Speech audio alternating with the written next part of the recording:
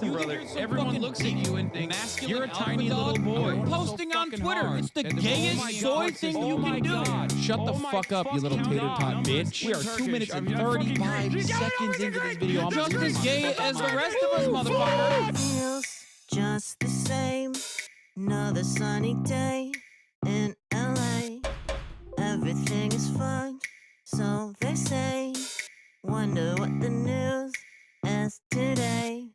Cause I know that every day I'm at this fucking job. Hasan is streaming. Watch him on the cloud.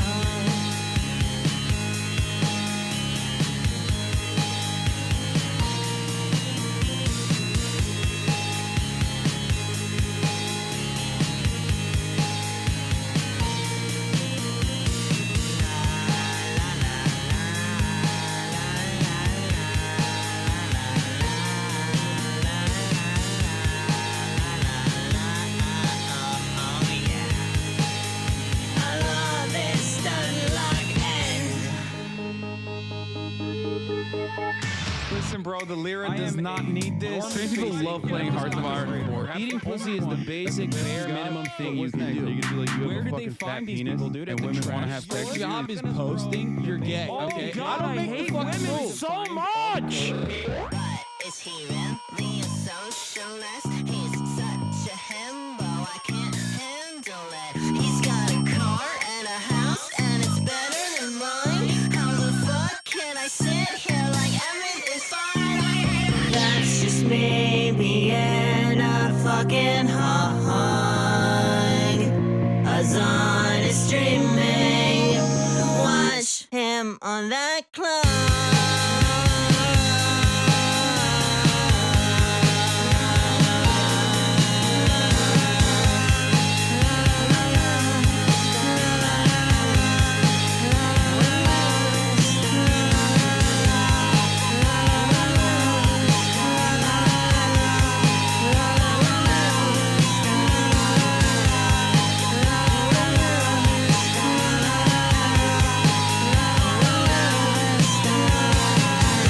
What's going on, everybody? I hope everyone's having a fantastic evening, fantastic afternoon, fantastic pre-noon, no matter where you are in the world. I'm Hasan Piker, and this is the HasanAbi broadcast coming to you live from sunny California, Los Angeles, folks. We're live and alive, and I hope all the boys, all the girls, and all the MBs are having a fantastic one, because today is a beautiful day. Today's a wonderful day. Today is Wednesday. That's right, folks. Today is Wednesday, February 26, 2025. We fucking did in a video game, whatever, hypothetically, politically. 11 a.m. on the dot, folks. I'm live, I'm alive, and I hope everyone's having a fantastic one. This is the part of the broadcast where I tell you about my personal news, about what's going on in the world of HasanAbi Piker in between the time period where I press the stop streaming button and pressed the start streaming button. Okay?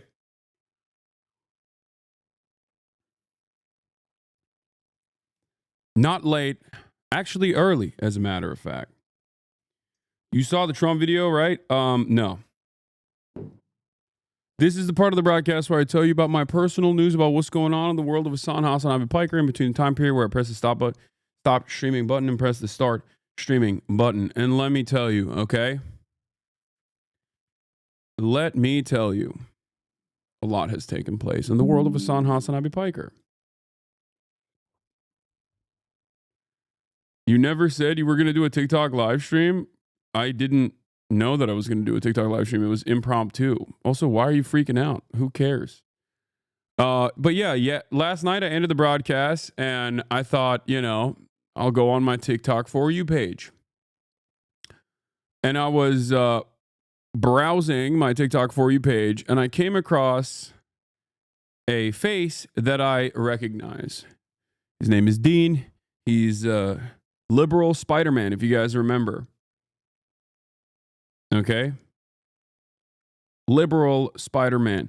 And it's funny because I was like literally as I was scrolling, he was like, oh yeah, I just watched the content nuke like that Ethan Klein had made on him, and you know, everybody thought that I hate Hasan, but like Hasan is actually very formative in my, you know, in my development, like in my understanding of like being an activist and all this stuff. And literally as I was scrolling, because he was right there, I was like, oh dude, this is hilarious. I'm right here.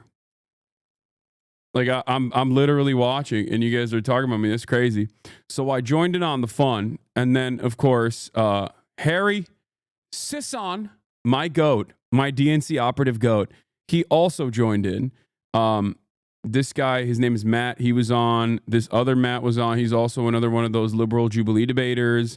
And I think Chris is also another guy that people say is like a DNC operative. And then Mason joined afterwards as well. But in any case, it was a great conversation. His name is Parker. Oh, sorry, Parker, not Matt. I don't know why it says Matt. Mason joined as well, as you guys know, this HasanAbi sleeper cell. And we just had a variety of different conversations. I tried to give him like some advice as a content creator, like an older content creator in this industry, you know, urging them to not hyper focus on just debates and what some of the trappings are. Okay. What some of the trappings are in terms of like what some of the issues are, Unk advice, basically. What some of the issues are.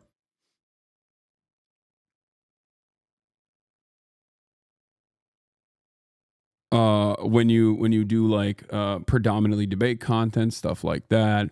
You know, talked a little bit about the way that people perceive me as well. People gave you money during it? Yeah. Apparently I made a cool $200 that I earned in the process. I didn't even know. From your supporters. But here's a piece of it. And I think even you called me way too libbed out for this when you were reacting to my Jubilee episode. I think it was the immigration stuff, maybe. Immigration policy. Yes, I wanted to ask you about that. So, in accordance with the stance... I really appreciate one thing, especially from Dean, and that is he is very open-minded.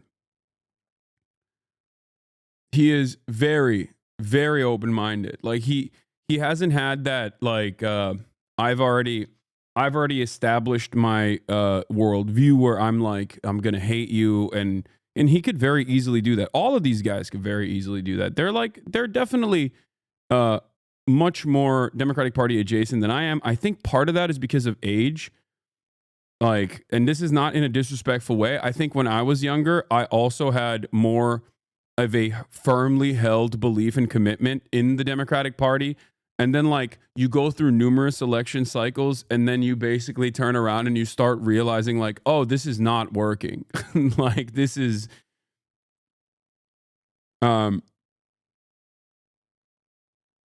truly disastrous. But it's nice to see them be open-minded. Stance that I either shared on the Jubilee episode, or I could just kind of reiterate my thoughts on immigration now. I'd love for you to tell me why I'm wrong. Okay, go ahead. Okay, first, I guess, okay, we'll start with border policy.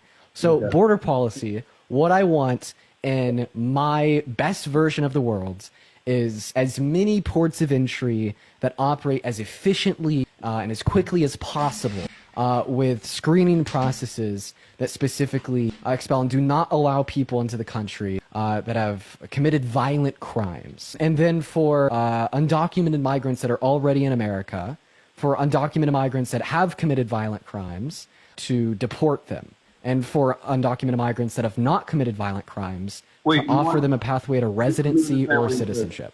Okay, so you don't want to deport undocumented migrants that haven't committed crimes, but undocumented migrants that have committed crimes, you want to deport them. Specifically violent crimes, yeah. No, specifically. By the way, TikTok debates are such a funny and such a deeply unserious way to do this, though, because the format itself, like, the format itself is so funny because they just keep slapping stuff on your face, like by gifting you emojis. They just like they kept putting like a cowboy hat on my head and a mustache. They had like a panda that just like kept kissing me. It was so funny. TikTok live UI is so unhinged. There's like corgis shaking asses all the time. Yeah, for my boomer ass. for my boomer ass, I was like, this is the most insane thing that I've ever encountered. Like, this is the most insane thing that I've ever done in my life. Megaphonics kept paying for a corgi that shaked its ass. It was weird. Yeah. And then he just comes in here and acts like this is something that, you know, randomly happened. I just want to know how we even knew to get set up for monetization on TikTok. Like, do we really think this guy knows how to set that up? I don't know if it might be Austinox that set it up, but if he did, it's probably going to his pocket, and more power to him if he did. But I don't think we monetize on TikTok at all. If we do, I have no idea how we do it.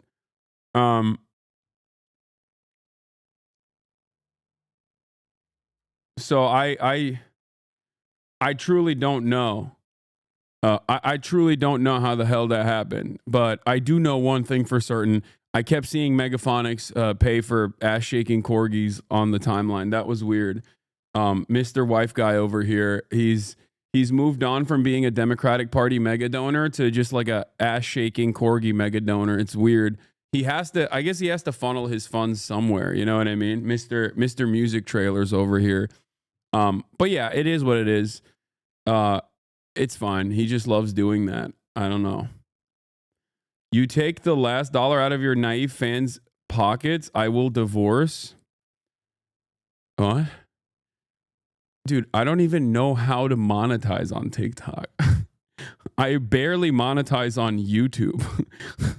All of my content is free. You can watch this for free. Okay, you're joking. All right. Well, regardless.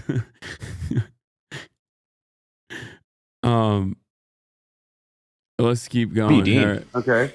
Because I had a good bar here. It's you guys are familiar with my counterpoint on this, but I got the debate bros to put some respect on it. You know, the old dog still got some tricks up his sleeve. All right, watch this. Specifically violent crimes, yeah. No, specifically W. Dean. Okay. So, well, I guess the only thing that I would disagree with is if an undocumented migrant has caused a violent crime, I would want the American court system to handle it and actually imprison that person rather than allowing them to be free. Like, I don't want this to get a trip back home. You know what I mean? And then just be like, all right. You know what? That's a good point. You know, if so if we would do like the deportation of undocumented migrants that have committed violent crimes, it'd be conditional given where they're deported would be where they land in a jail cell. Or I would rather house them in the American carceral structure to ensure that they are actually serving, like to ensure that they're just served. Here's a good debate pack. That's actually a great argument. That's a great point. Ask Republicans every time they say, I want undocumented migrants that have caused crimes to be deported. Ask them, why do you want rapists to roam free if they fucking did a rape? Why do you not? Let's say an undocumented migrant is like done a heinous. It's cooking with that one. I'm not gonna lie. Yeah. Why have I never thought of that? What the? I haven't thought about that either. Look at that, reaching the youth, giving them debate tactics. Okay, giving them debate bars. Look at that. But yeah, I elaborate. We talked about it. We talked about it more in terms of like how silly the underlying premise is for this argument as well, and how like what is this? This is you in that room when grandma realizes her pussy is the reason for everybody in the room. That's a crazy meme. That is a insane meme, dude.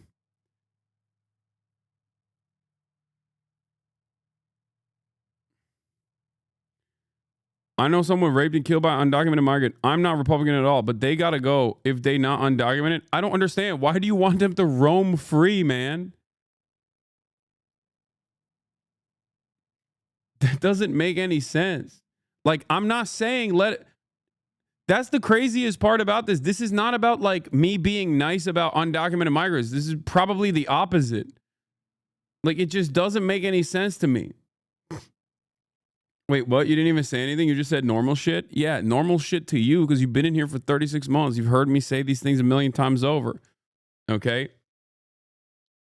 Like when a undocumented migrant does a heinous violent crime on U.S. soil to another undocumented migrant or to an American citizen, Okay? I don't think that they should get a free trip back home. I think they should go to prison. Like, what are we doing? I'm not that woke, okay? If you think I'm that woke, let me tell you, I'm not. I'm not that woke. I think if you do a rape, you should go to jail. maybe that's the maybe that's the appropriate thing here, you know? But I don't understand why like Republicans on the other side are basically, if Republicans on the other side are just advocating that like, nah, they got one for free. They should be released. You know what I mean? They should just be released. No, I know the argument is that America shouldn't be paying for the imprisonment, but I still agree with you. Except America is not paying for the imprisonment of that person for the sake of that person. America is paying for the imprisonment of that person for the sake of the victims. Okay? That's what doesn't, you know, that's what doesn't make any sense. I think people have just completely lost the plot in terms of what the criminal justice system is supposed to do. Okay? That is what's so weird about this process. Like, I don't want child sex offenders roaming free and getting a free trip back to whichever country they came from if they are a child sex offender and also an undocumented migrant. This is, of course, still a conversation that we're having on an established faulty premise. Two faulty premises. One, undocumented migrants are responsible for a larger share of crime per capita than natural-born U.S. citizens. This is wrong. It is the exact opposite. So that's the first faulty premise. The second faulty premise that Republicans operate on is the false notion that the previous administrations, Democrat or Republican alike, have not actually prosecuted severe crimes that undocumented migrants have committed. Okay? They have. You're out of your dang mind if you think that, like, the Biden administration, and I hate Brandon, right? He's a genocidaire. Fuck that guy. He was a carcass. But even that carcass's DOJ wasn't going around being like, oh, are you Guatemalan and you did a rape? Well, I guess you're free to go then, sir. Please, your first rape is free. Like, is that what you think? Like, that's what the Republicans think. They unironically think that that is what was going on. That is a completely psychotic way to operate.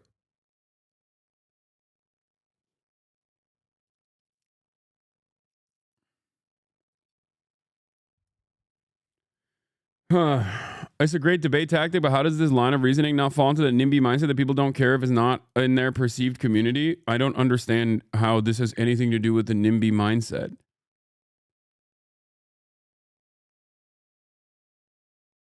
But you saw the new Al Gaza vid is AI Gaza vid is Trump like a dictator. Pretty gay video. Also, Asman said JD Vance is a fan of him. That is two incredibly insane things. I think everyone is going crazy over the AI Gaza video. I will talk about it. Yes, of course I will talk about it. Calm down. We're going to get there.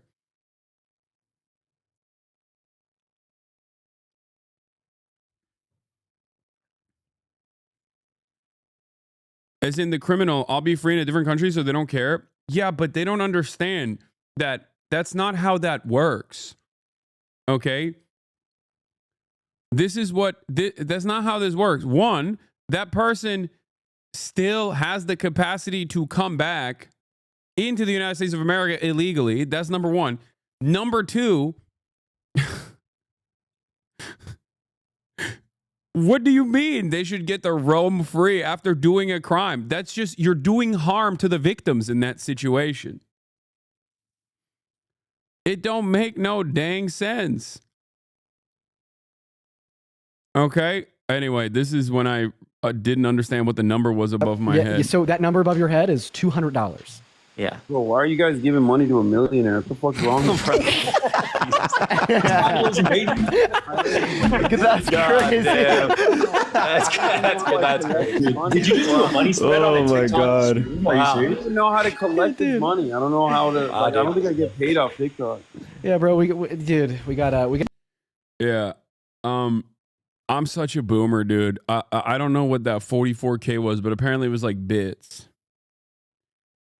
How do you explain to leftists that we don't need to reinvent leftism like the right does fascism to have a successful movement? I don't know. Who's trying to reinvent leftism? But yeah, that's it. And then look, I did that until late into the night, until like basically 11 p.m., which was bedtime for me. Went back to bed. Went to bed, passed out. Woke up early. You already know what I did. Woke up early.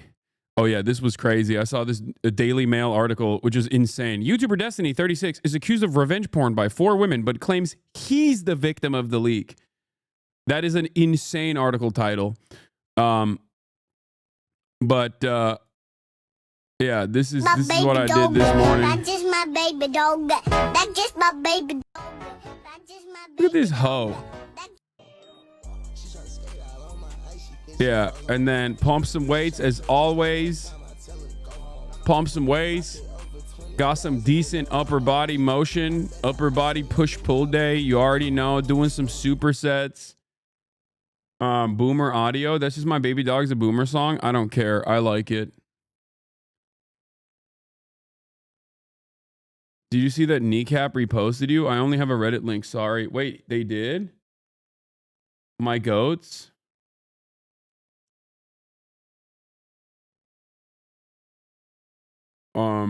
I watched some highlights of Luca from last night. I worked out. I did the damn thing. Hit the weights. Dripped up. And now we're here, okay? How's the shoulder doing with the barbells? It's actually pretty good. I do a bunch of activations beforehand, so it helps. If one more person sends me the fucking AI Gaza video, I'm done. I'm ending the broadcast. I can't. I'm losing it, dude. Here's the Kneecap Instagram of you. Oh shit. What is this? The EDL. This is the exact. Why is it so important? Why do they look like they could be in the EDL? This is the exact opposite of being in the EDL. Like, it's literally the diametrical opposite of being in the EDL. They would probably beat the shit out of you if you made an assertion such as that one. They're Irish, man. Bro, it's bad. It isn't just an AI vid. I know, dumbass. I know. I'm gonna get to it. I'm gonna fucking get to it. I know it's bad. My point is, stop fucking spamming it, dog. Stop. I know. You think I'm oblivious to the fucking AI Gaza vid that Donald Trump posted? We know. My point is, I'm gonna fucking get to it, dude. I'm not saying it wasn't that bad. It's gross as fuck.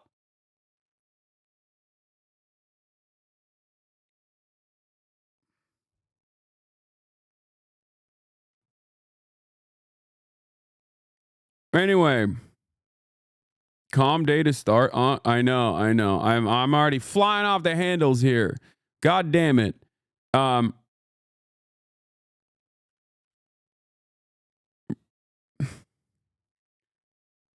If you open a PO box again, I'll send you a bobblehead of the U.S. Senator baby dog. Wait, really? Hell yeah. Okay, we got to do it. I got to blast off, man. I got to blast off.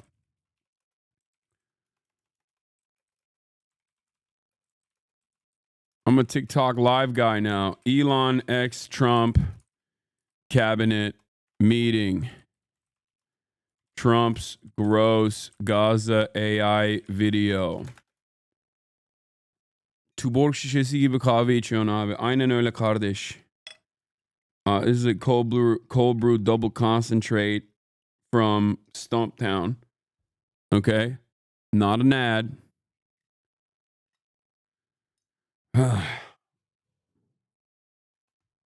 Zero sugar sodas and zins are like your hookah and beer. Yes, I'm powered by that shit.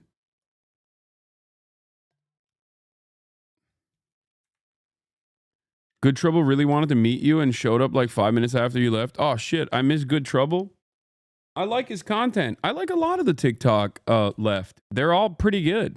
They're all pretty decent. I mean, I might have my disagreements, but look at this. Another person. Did he react to Trump's Instagram post?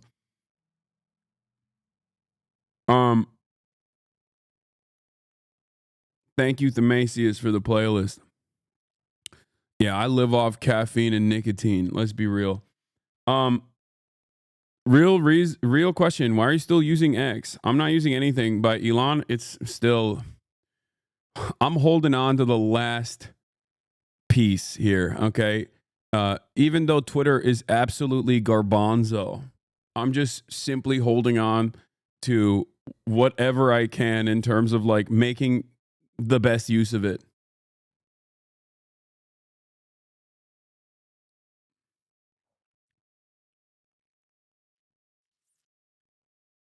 But yeah, drama. I'm a TikTok live guy now. Elon X Trump cabinet meeting, Trump's gross Gaza AI video.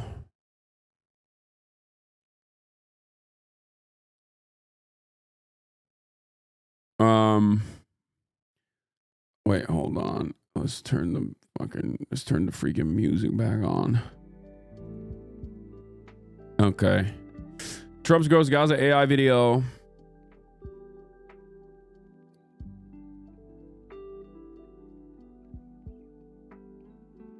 Unk discovers TikTok live gone sexual. Yes.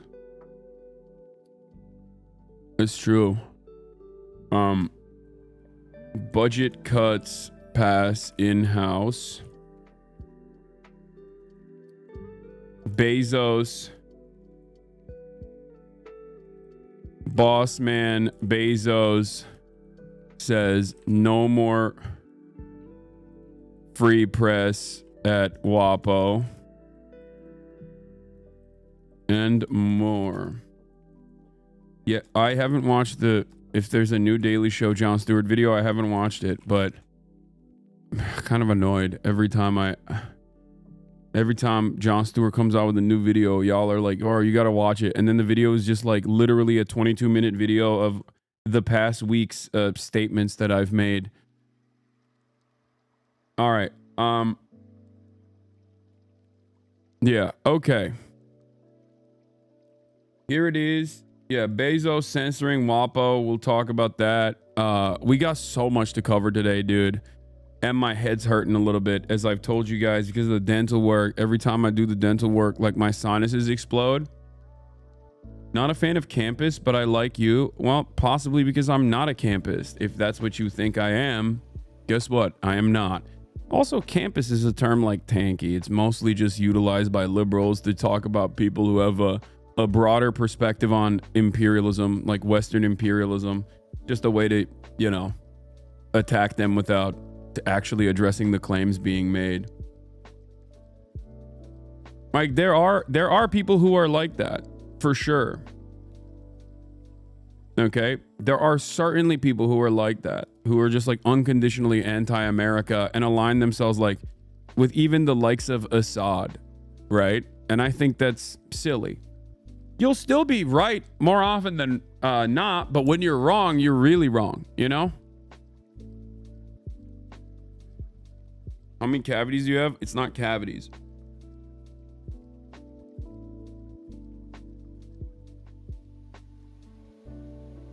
Isn't a campus someone who sucks at gaming and hides to get kills? No. A campus is a term kind of like tanky that liberals oftentimes apply to people who make criticisms of American empire, but it basically would be someone like Jackson Hinkle. Like that is like one of the only appropriate usages of the term, because Jackson Hinkle, albeit is all over the place, right? He's completely all over the place with his ideology, with his worldview. He's like a MAGA communist, but like he is always finding himself aligned with whoever the fuck is anti-America. And for that reason, he will be right in many instances, but when he's wrong, he's really wrong. Like he's pro-Russia, which is, you know, completely ridiculous. Yeah, old bullshit, mostly reserved for people still scared of the USSR despite it dying decades ago. Yeah. I like that we do bring back old terminology like that here in American discourse, though. We got to find new ways for the liberals to be like, the real fear, the real people you should be afraid of are the leftists. They're scary. Okay, dog. Like, have fun. Have fun with your fucking Social Security getting eradicated. You know what I mean? We're over here talking about the Trump administration, and they're like, you know who's the real problem? Not the growing fascist movement in America, but fucking leftists, dude. The real fear. You must fear leftists at every given point. Dumbasses. Anyway. Yeah, scary. Scary. Ooh, people that say we shouldn't do war. Those are the guys you should be afraid of. They're secretly pro more war, actually. Anyway. What is this? This is Sean the Black getting harassed? Is that what it is? You're a dumbass. Okay? I can say that. It's not slander. You're a fucking moron. I can say that and it's not slander. I can say that statistically your people are dumber than other people. And that's not slander either. Okay.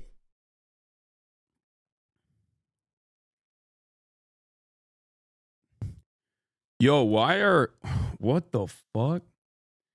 Yo, what happened? Like, did Ethan Kleiners become just like did they just go back to the old like N-word compilation? Is that what's happening? It's just edgy humor, dude. Yeah, why you gotta be mad?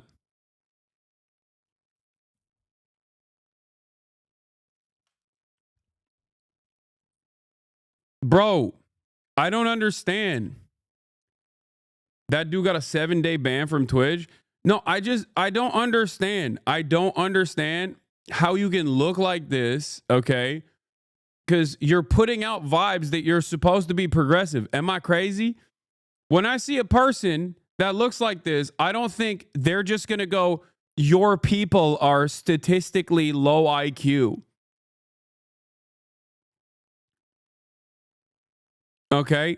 This is, you know, the Lord works in mysterious ways, okay? I don't understand. I don't understand how we got to a point in American political discourse where, like, a person that in the year 2016 would be yelling at you over a fucking microaggression, okay, is now being like, your people are statistically low IQ to a black content creator. That is crazy.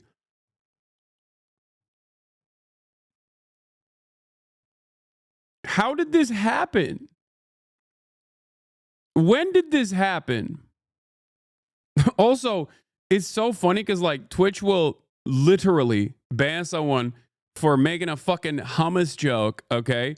And act like it's the most anti-Semitic thing for 30 goddamn days, capitulating to the ADL, which is an apartheid defense institution.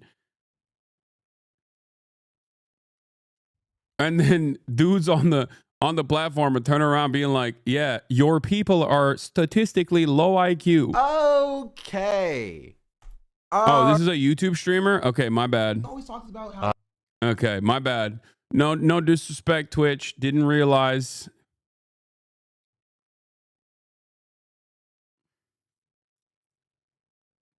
Americans are statistically low IQ too. Yeah. If I see black nail polish on a dude now, I know I'm about to be hate crime. No, this doesn't make sense. This doesn't make no damn sense. You can't look like this and then also say stuff like that. Okay? You can't. What the hell is going on? They are streaming on YouTube because they got banned on Twitch. Oh. He said today he is openly Islamophobic. Ay, ay, ay. I don't even know. I feel like we've officially arrived at a point where, you know, the ship has too many fucking holes in it. I don't know which hole to plug. Like, I don't know where to start with a conversation like this. Do I address the like obvious race science, like faulty race science that this person is engaging in? Okay. Do I try to address the fact that like this dude looks progressive? Like I think they're progressive, but all of a sudden they're saying some of the most like Nazi shit I've ever seen. They're also like a Ethan Klein head. Like, do I address the Islamophobia? Like, how did this happen? What is going on with like fucking progressive content creators? Like, what the hell is happening? Why are they like this?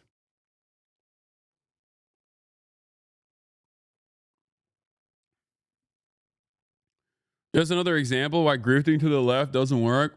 Yeah, I mean,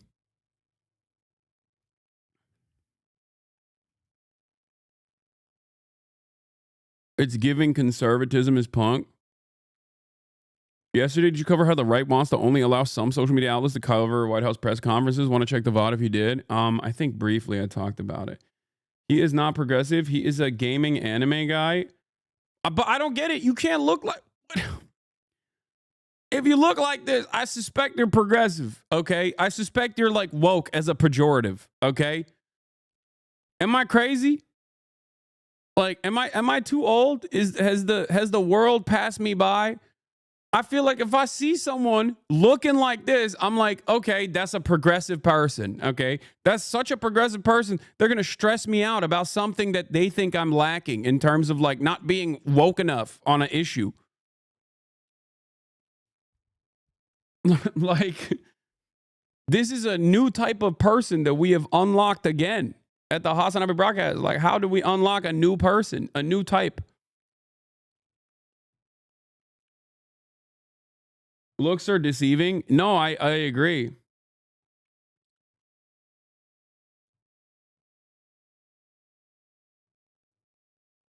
Nah, this is just thinking hippies all look woke. This is a very specific look, okay? This is a very specific, like, I have a non-binary roommate that doesn't clean the goddamn dishes type of look, okay? This is a very, like, I'm in a polyamorous relationship look. It's not like, this isn't just like, oh, this person's a hippie, so I assumed they were woke. Like, this is a, unironically, very specific type of look. I mean, if you can be an alpha male conservative looking leftist, why can't we have a fruity looking racist? Well, the reason why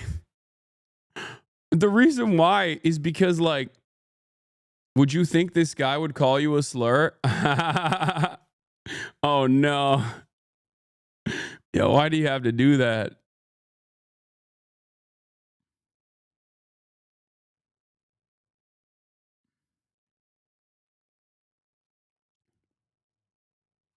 Nah, he looks libertarian. No.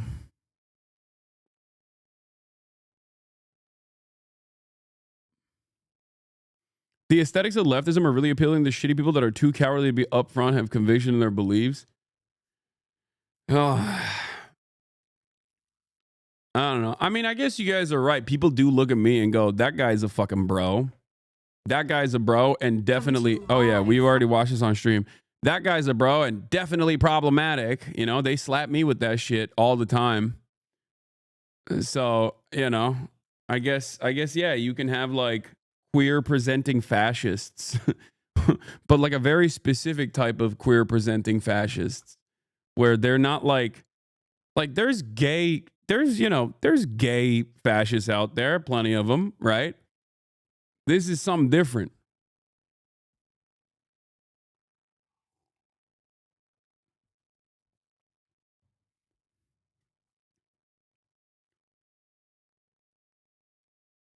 Yeah, we're going to get to Jeffrey Jebediah Bezos. Don't worry. All right. Don't you worry. This is your standard QAnon vape shop employee, Al-Qaeda QAnon in Texas. Wait, where is the post? I forgot. I missed it. There's some utility to having a bro aesthetic, but espousing leftist and progressive ideals. What the fuck does that person gain from giving they them fascist? Yeah, that's what I don't understand. Because like every other fascist person is gonna look at you and be like, "You're gay, dude. I don't want to listen to you. You're gay as fuck." You know? What do you got? Them neo pronouns? I don't give a fuck. Okay, my pronouns are I don't and give a fuck. That type of shit. He hit the same Hitler card as Fulcrum, apparently. Yo, I forgot to mention that the other day. Do you guys remember the Fulcrum kid who was like faded than a hoe, faded than a hoe? Like he would just like hit the vape. He would hit the pen. That dude apparently took an insane turn, dude. He got fucking full Nazi. He went full Nazi, dude. How did that happen? In such a short period of time.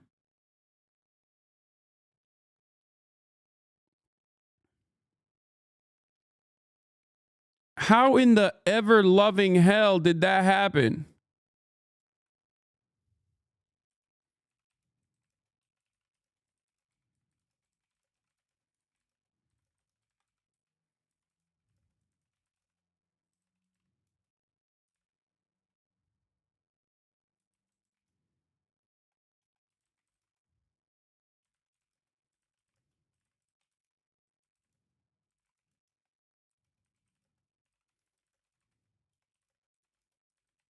Hold on.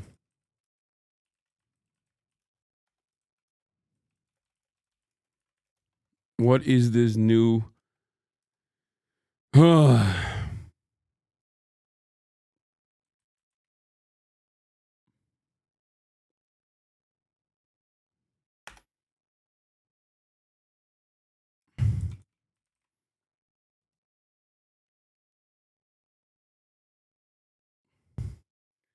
Amaranth also caught brainworms. Yeah, I saw that. I mean, that one is like pretty clear. Y'all give the right too much credit for when Fulcrum was already a weirdo and is starting into videos. I just hold on. I gotta show you this. Like he didn't just go like little bit Nazi. He was like posting the most insane shit. Oh, he got banned, I think, already. But he was basically saying the K word, the anti-Jewish K word, over and over again, and just like posting it over and over again until he gets like banned. And I didn't even understand. Like, and then I looked at his profile for a second, and I was shocked. I was horrified by like what had happened. And I think like no, I don't think he got laced. Okay. I don't think he got laced. I think he just hung out with Aiden Ross. Hasan, you are not tapped in at all. He's been racist. No, but I'm saying like when he was popping 2 to 3 years ago or whatever, he seemed like a relatively normal, like relatively kind dude. This, on the other hand, is just like, not only have you gone full Nazi, but you've literally like lost your mind. You're something above like Nazism. I don't know how to explain it. And I guess it was like 5 years ago when he was like, Yodi gang, like, oh, I'm just going to hit the vape pen or whatever the fuck. And then he just like, he hit too many blinkers. No, I think basically, I think basically what happened is like, he started linking up with like Aiden Ross and all of them and like went to kick. And then just like went crazy. I mean, but this is like schizo posting. You know what I mean? Andrew Tate, Aiden Ross has bricked the brains of an entire fucking generation. I swear to God, dude. I don't know how we will ever. I do not know how we are going to go back and try to fix these people. I think they've just, I think they've done unimaginable amounts of damage.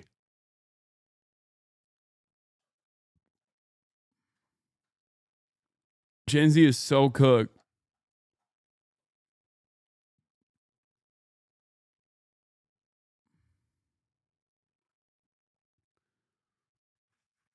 It's crazy.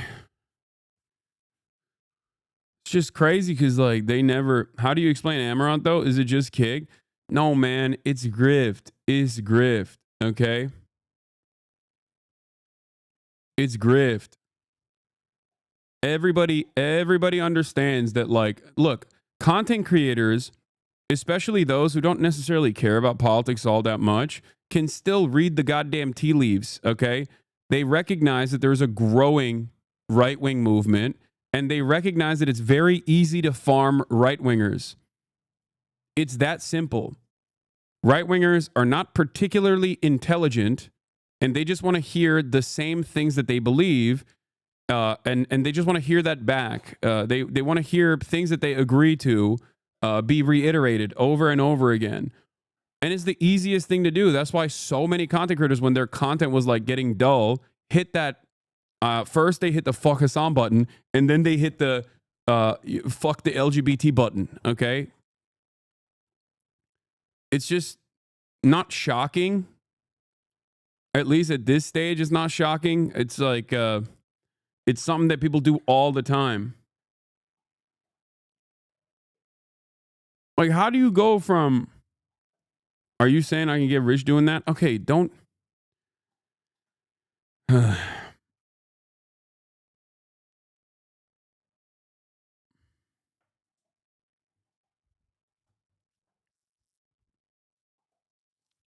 As a big fan from a long ago, it is kind of frustrating when chatters say that colleague of yours sucks ass and you insist on good faithing them and scream at us just for them down the line to show their true colors. Not saying it's the wrong approach, but that it feels weird, and I don't know what would be the sensible solution.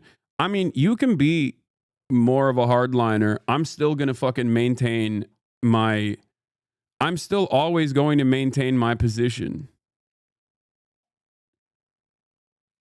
You know? I'm always going to try to be as charitable as possible to people until they just, you know, go completely insane. That's just how I do it, you know?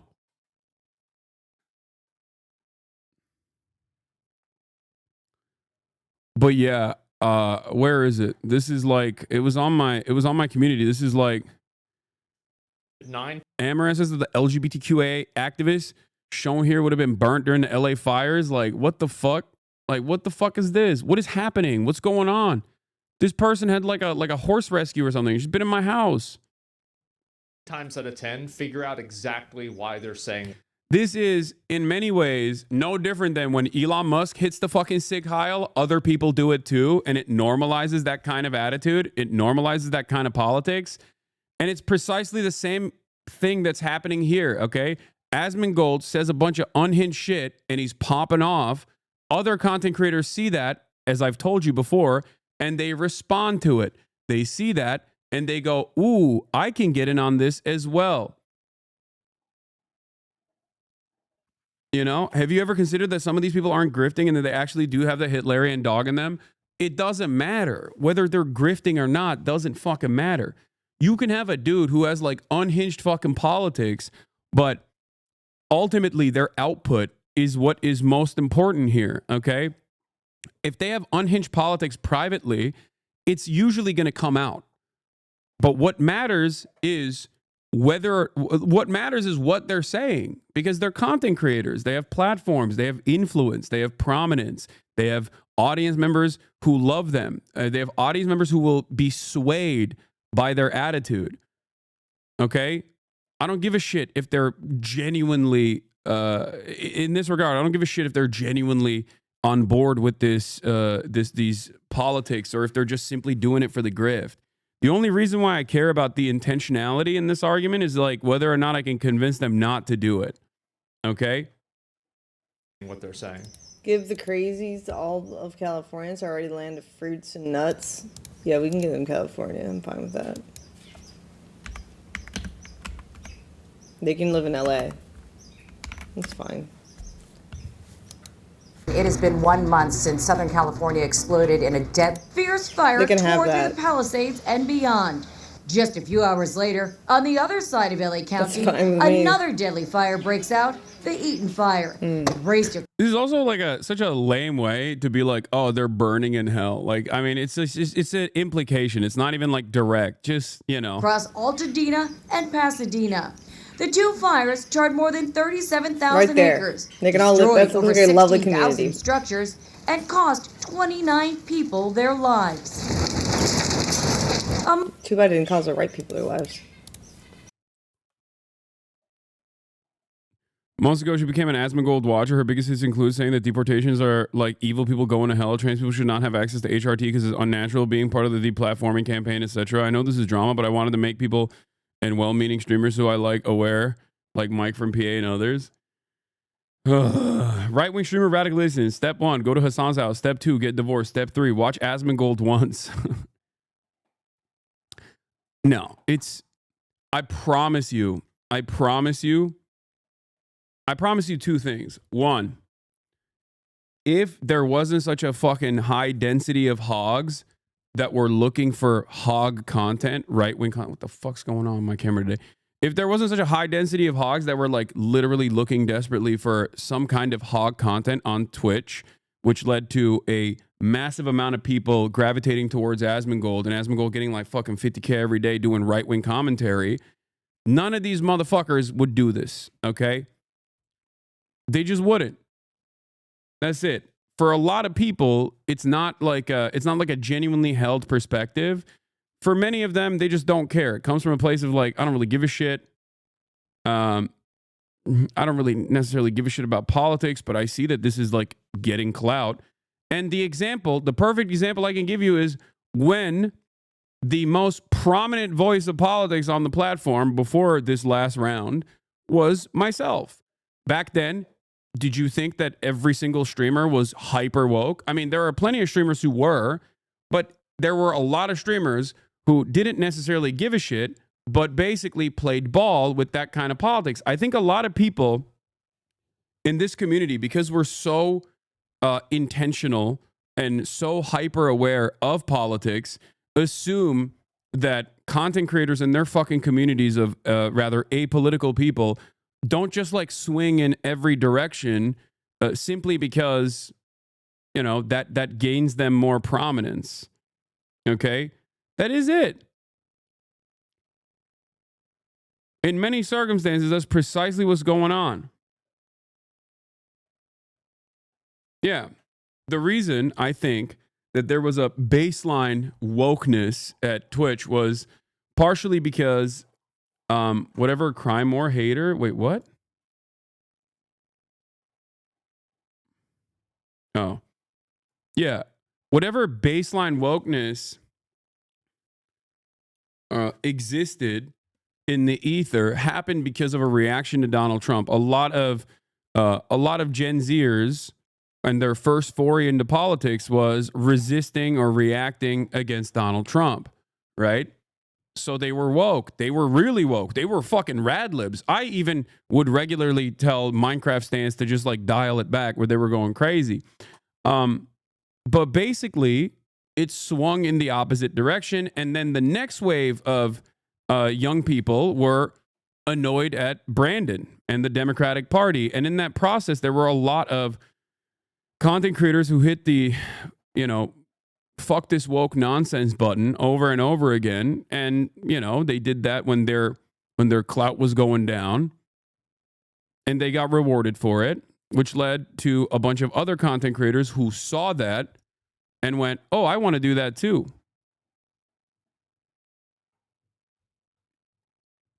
That's it. It will most likely swing back in the opposite direction again, but it's still annoying that there is there's a government that is also enforcing this kind of insane agenda, right? 2016 barely had any left streamers. I unfortunately fell down the conservative rabbit hole 12 years old because the amount of right-wingers there were on YouTube. Yeah, I know.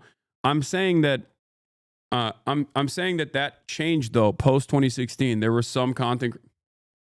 Bro, is it the hat? Is that what it is? What's going on? This fucking thing is, the camera is like busted today. I gotta take the hat off, I think. Ay, ay, ay. Annoying. Nope, I took the hat off and it's still having a hard time focusing. Out of nowhere, today is the day that it decides to break. The autofocus.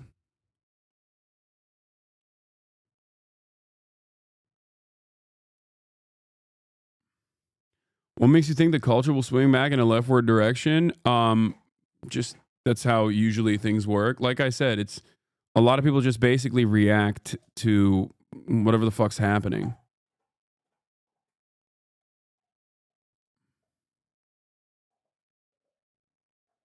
If I become a right-wing creator for money, will you not hate me? I will. I will despise you. Okay?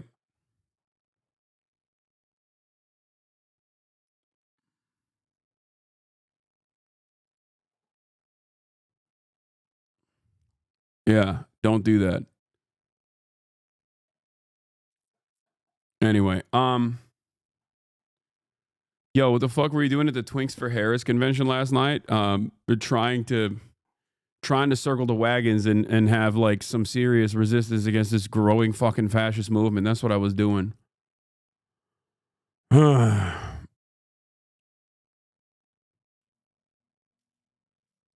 Anyway, there is no kids left content creator. I know.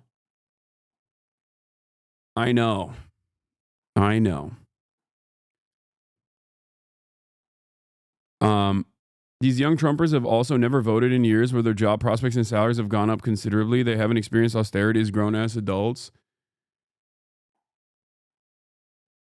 I saw a Majority Report defending Hakeem Jeffries and it made me sad. What? No, they didn't. Majority Report would never defend Hakeem Jeffries. I don't think Hakeem Jeffries has ever done anything that is defensible.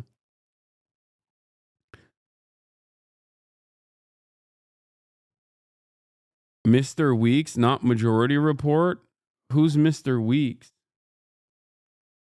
Oh, I saw MR and I didn't understand. Here's a full TikTok VOD. Yeah, they were probably clowning on Jeffries. Anyway, Donald Trump holds his first cabinet meeting of his second term, which streamed about an hour ago. We'll start there, of course. And, of course, Elon Musk, from what I understand, was also supposed to be present there. I don't know who the fuck Mr. Weeks is, but... We're going to solve a lot of problems. We're doing... Came in. They hadn't spoken to President Putin in 2 years. And so we'll start here. We'll keep you advised. I got to go pee first. Before we begin the cabinet, I'd like to have Scott and a couple of people say a few things, but most importantly, where are you? This is a gentleman who's going places, the head of HUD, and he's going to say, you all know him, and you're going to say grace, and then we'll have our meeting, right? Thank you very much. Thank you, Mr. President. Let's pray. Father, we thank you for this awesome privilege, Father, to be in your presence. God, thank you that you've allowed us to see this day. The Bible says that your mercies are new every morning. And Father God, we give you the glory and the honor. Thank you, God, for President Trump, Father, for appointing us. Father God, thank you for anointing us to do this job. Father, we pray you'll give the president, the vice president wisdom, Father God, as they lead. Father, I pray for all of my colleagues that are here around the table and in this room. Lord God, we pray that we would lead with a righteous clarity. Father God, that as we serve the people of this country in every prospective agency, every job that we have, Father, we would humble ourselves before you and we would lead in the manner that you've called us to lead and to serve. Father, the Bible says that blessed is the nation whose God is the Lord. Well, Father, we today honor you. And in your rightful place, Father, thank you for giving us this opportunity to restore faith in this country and be a blessing to the people of America. And Lord God, today in our meeting, we pray that you will be glorified in our conversation. In Jesus' name, amen.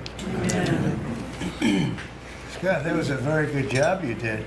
You've done that before, haven't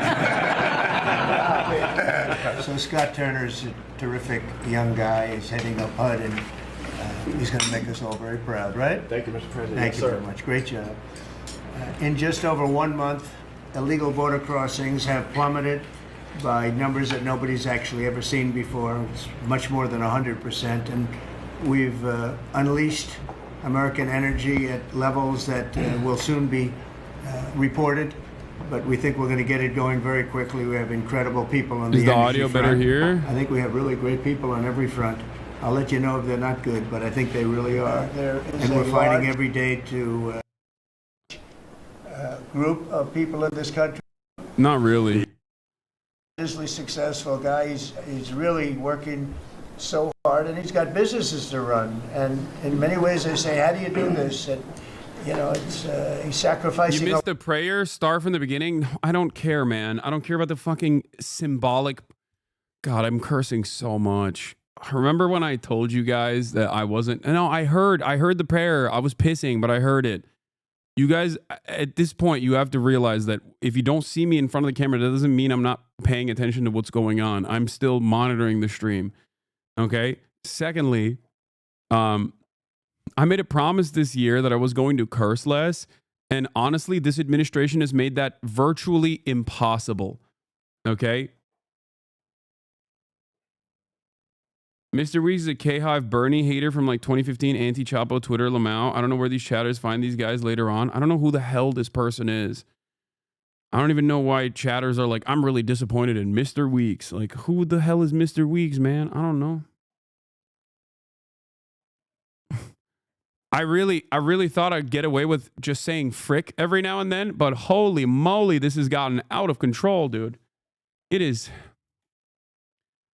crazy. Every damn day, there's a new insane thing that's going on. A lot, and getting a lot of praise, I'll tell you. But he's also getting hit, and we would expect that, and that's the way it works. So I'd like to have Elon Musk please say a few words. Okay, thank you, Elon. Please, Elon, say a few words. I actually just call myself a humble tech support here because this is actually. As crazy as it sounds, that is almost a literal description of the work that the Doge team is doing, is helping fix the government computer systems. Many of these systems are extremely old. They don't communicate. There are a lot of mistakes in the systems. The software doesn't work.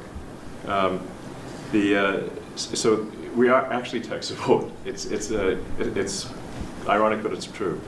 The overall goal here with the Doge team is to help address the enormous deficit. We simply cannot sustain as a country $2 trillion deficits.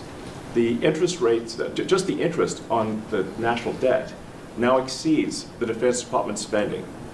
We spend a lot on the Defense Department, but we're spending like over $1 trillion on interest. If this continues, the country will become de facto bankrupt. It's not. I like that. First of all, why is that hat riding so goddamn high on this loser's head? That's number one. Okay, I'm sorry. Insane that is the way he's wearing that. This dude cannot behave like a human, cannot appear like a human, and he is the wealthiest person on the planet. It is shocking that he does not have a single person in his corner that goes, hey man, maybe take the dunce cap off. You look like a goddamn goon. Okay? That's number one. Number two, I also like that we have just taken the oldest conservative commentary that Donald Trump's first administration actually completely eviscerated. This whole notion of like deficit, we're budget hawks, we're deficit hawks. Like Donald Trump destroyed that. Okay. He destroyed that. He was like, I don't care about any of this stuff. And now he brought it back in a very fashionable way, in the corniest, most like technocratic, annoying ways possible, by having the world's most autistic man come up and be like, yeah, we have to cut the deficit. Yeah, because your grandparents, they're stealing too much money from Medicare. And yeah, it's just like, how the fuck is anybody responding to this positively? How? It doesn't make any sense. Like, how are you a guy in Arkansas sitting around watching Fox News on the television, okay, and this guy shows up with his hat about to fall off his dome and going, the deficit, yeah, we need to cut expenditures so I can make more money. I need more of your money. And the guy's like, hell yeah. That's right. That's my artist right there. I love him. What the hell?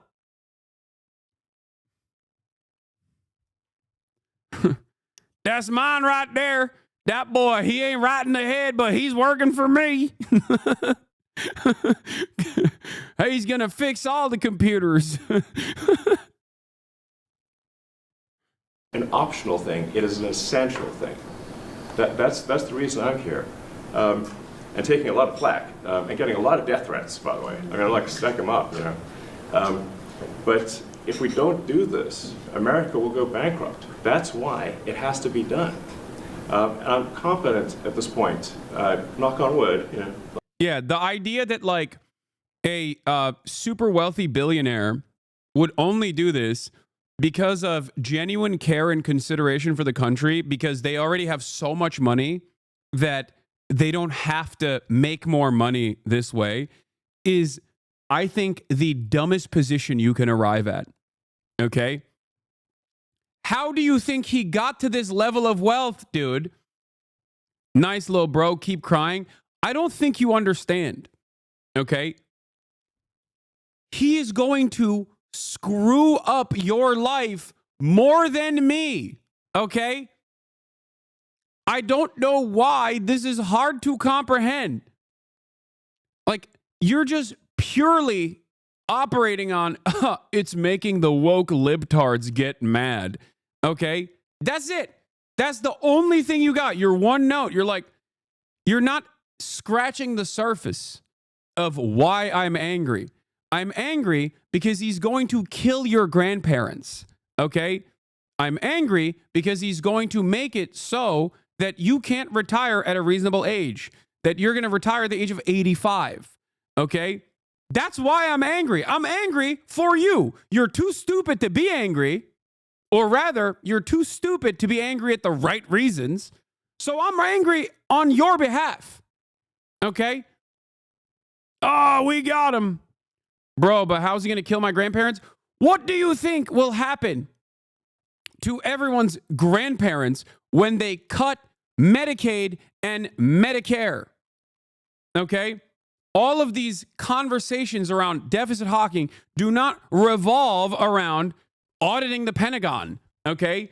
They're not looking at the actual insane amounts of money that we're just wasting away for corporations to get subsidies and then pump it directly back into stock buybacks so that the quarterly earnings report looks great for the shareholders. Okay? That's not what they're talking about. When they say we are going to cut Medicaid, okay, because we're cutting waste, fraud, and abuse in Medicaid, the real people that do the waste, fraud, and abuse are the providers on Medicaid. It's not random individuals that are doing it, but they're gutting Medicaid for random individuals by claiming there's waste, fraud, and abuse. Oh.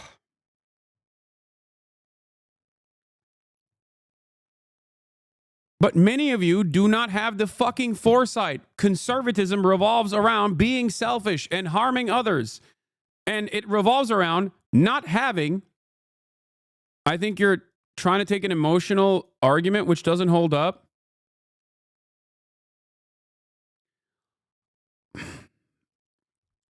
I think you're responding to the shapes and colors that you see on screen and not responding to the words that are coming out of my mouth. Okay? This is not an emotional argument. When Republicans say they want to cut Medicaid and Medicare, which is exactly what they're advocating for in the next round of budget cuts that they just pushed for, okay, that is going to harm your parents that rely on it, okay? By saying they're going to kill my grandparents, you are, though. First and foremost, cutting Medicaid and Medicare means cutting health insurance and health care for your grandparents. What do you think happens when they don't have health care? These are people who desperately need it. What do you think happens when they don't have it? This happens in America all the time. It's a thing that happens in America that doesn't happen elsewhere, as a matter of fact. There are people, for example, that say, hey, I have a wedding coming up, so I'm just not going to pay for insurance. Okay, I'm just not going to pay for my insulin. You know what happens when you don't pay for your insulin? You die. Okay? You die. It's that simple. Medicaid covers 21% of Americans nationally, 83 million low-income Americans, 4 in 10 children, 1 in 4 adults with disabilities, nearly 50% of kids with special needs, 41% of births nationwide, 5 in 8 nursing home residents, 32% of people in Mike Johnson's home state. Okay? This is all information from the KFF, the Kaiser Foundation. Kaiser Family Foundation, okay? This is not an emotional argument. This is just telling you what the truth is and understandably getting mad about the truth, okay? I'm getting upset for you. I'm getting upset for myself as well. But how do you think this works when you cut that?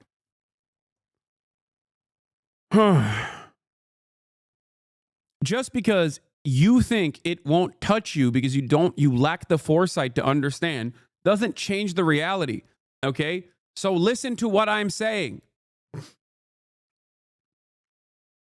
Me getting upset in the process because I worry about the future of American society does not change the actual things that I'm talking about. Like, focus on not the way I'm presenting this argument, but instead focus on the words that are coming out of my mouth. Some of you literally just want to hear a Ben Shapiro type, okay? That's right, I'm giving you a logical argument. That's all you want to hear. You're like, oh, you're being emotional, so it means you've lost the debate. That is not the case, okay? Yes, I'm a passionate person. It's so crazy how much dumb people exclusively focus on the optics of a situation and not the words that are coming out of the mouths of people, okay? Ironically enough, Ben Shapiro, who has consistently said facts don't care about your feelings, has never made a logical, factually based argument. He always talks about his feelings. But the reality of the matter is he presents it in this weird sociopathic, nerdy-ass way. So a lot of dumbasses who only respond to shapes and colors go, well, that guy's apparently very smart because he's logical. He seems logical. That is the problem.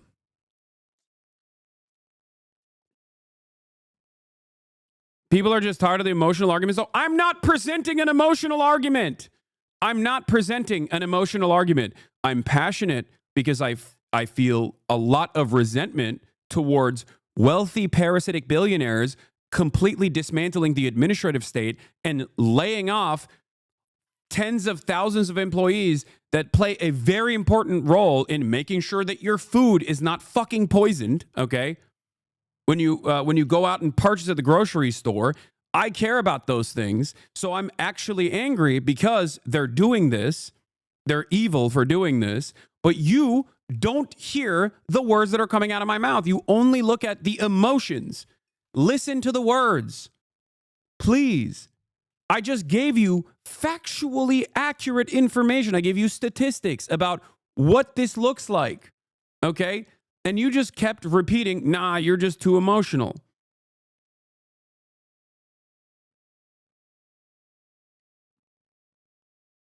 All these fucking losers love to rolling on the floor laughing emoji about all this shit like it will never hurt them. Just the libtards. Fast forward 6 months when their sickly built malnutrition wife can't stop vaping while pregnant and their son is born early and they end up not being able to hold him before he dies 3 weeks old and they're left with no kid and a bill for 113 grand. Hypothetically, of course. Yeah.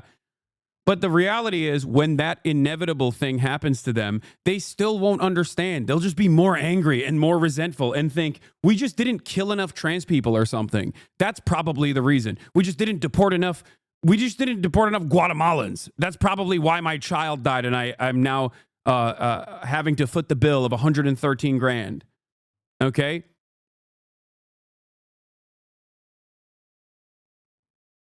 Yeah, I'm sorry that the reality that you are facing is impossible for you to comprehend, and you think you're just never going to be harmed by this system. And when you do inevitably get harmed by the system, you're probably too stupid to recognize who's doing the harm, because many years ago, you thought a guy was being emotional when he was trying to describe it to you. piece by piece, okay? Calm down, please.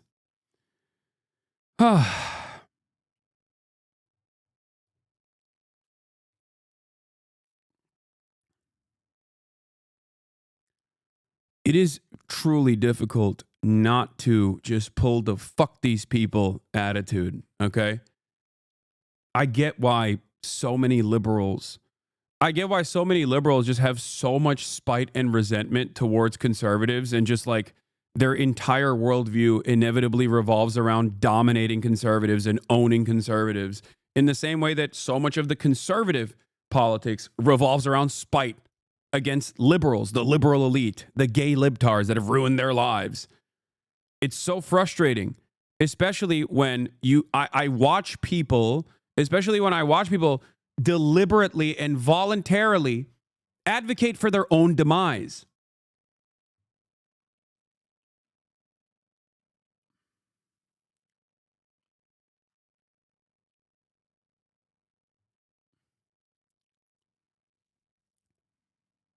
Look at my wooden head. It's got a lot of wood up there. That we can actually find $1 trillion in savings. That would be roughly 15% of the $7 trillion budget. And obviously that can only be done with the support of everyone in this room. And I'd like to thank everyone for your support. Thank you very much. This can only be done with your support. So it's really, DOGE is a support function for the president and for the agencies and departments to help achieve those savings. It's socialism or barbarism. Thank you for the 5 gifted subs. In reduction in fraud and waste. And we bring the receipts. So people say like, well, is this real?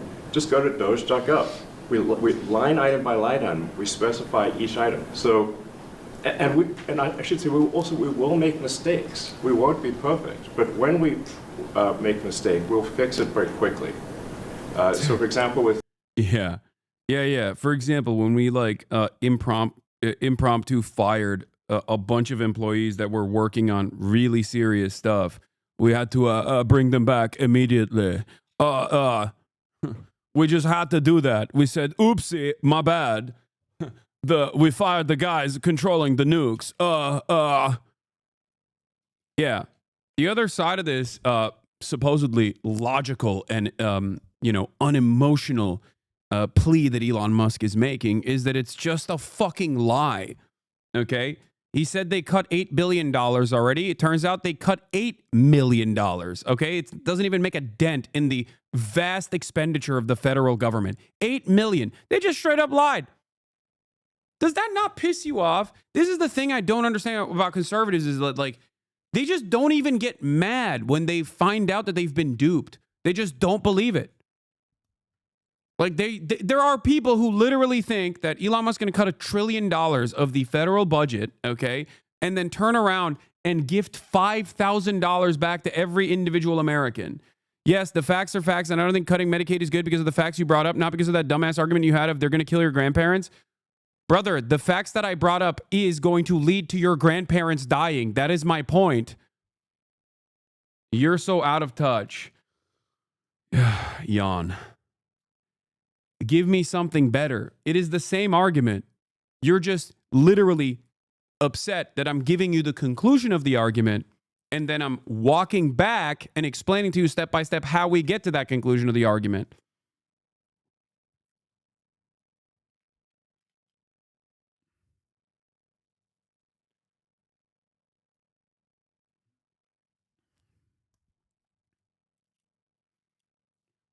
I think we truly do have a crisis.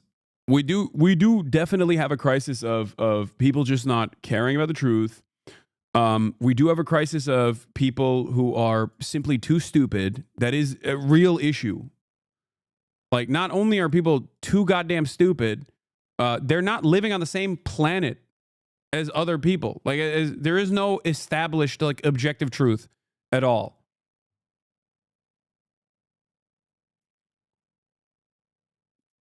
USAID, one of the things we accidentally canceled very briefly was Ebola, Ebola prevention. Is this the Houthi and the Hamas broadcast? Yes, Papa Vincent. This is the Houthi and the Hamas broadcast. Welcome. Okay? Yeah.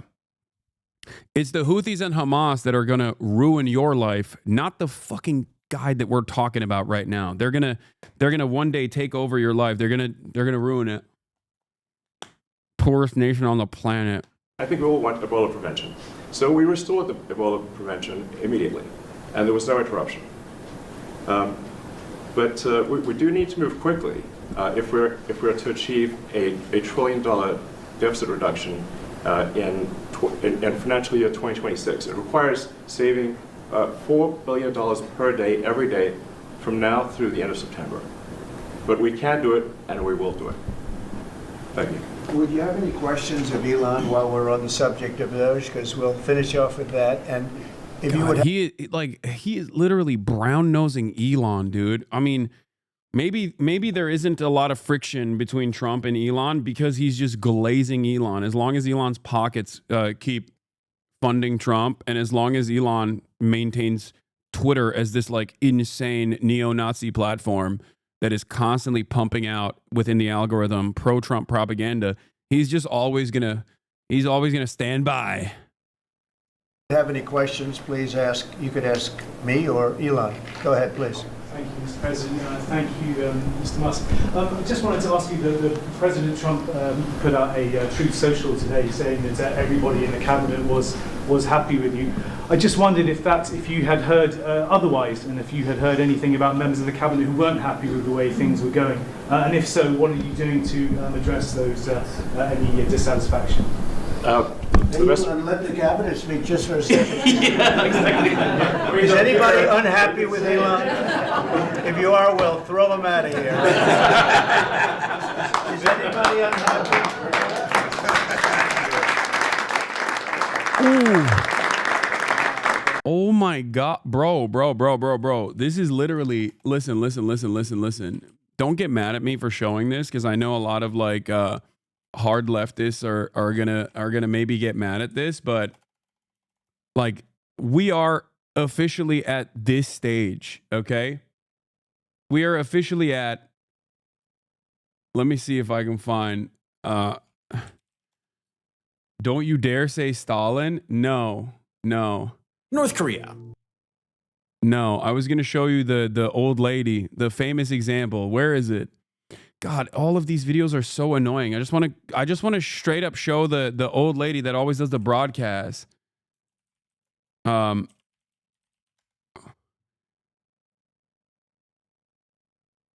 is impossible. Oh, here.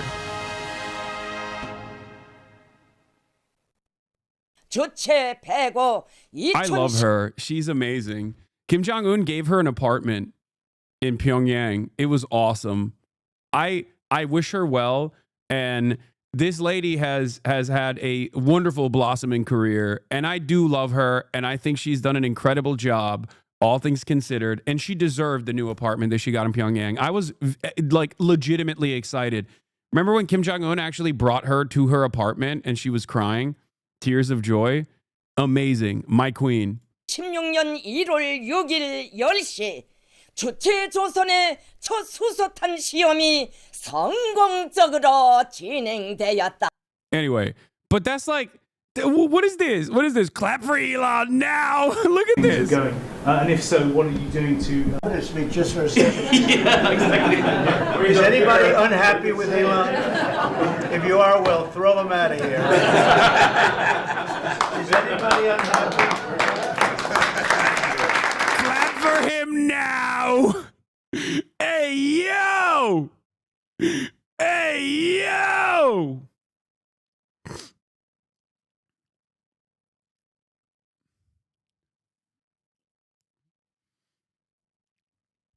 God damn, dude. God damn. This is crazy. How is this not ringing any alarm bells in the minds of conservatives? Like, are they just not paying attention? Like, if you're Asmongold and you're watching this, do you go based? yeah, that's based. Elon's pretty smart guy. Yeah, based. They have a lot of respect for Elon, and that he's doing this, and some disagree a little bit, but I will tell you, for the most part, I think everyone's not only happy, they're thrilled. So go ahead, Elon. And President Trump has put together, I think, the best cabinet ever. Literally. So, I do not give false praise. This is an incredible group of people. I don't think that such a talented team has actually ever been assembled. I think it's literally the best cabinet that the country has ever had. And we've already been forced to be this guy's test subjects by having to share the same roses as spontaneously exploding cars. Very awesome. This dynamic is now official government policy. Yeah, Musk, I should say we will make mistakes. We won't be perfect, but when we make a mistake, we fix it quickly. So, for example, with USAID, one of the things we accidentally canceled briefly was Ebola prevention.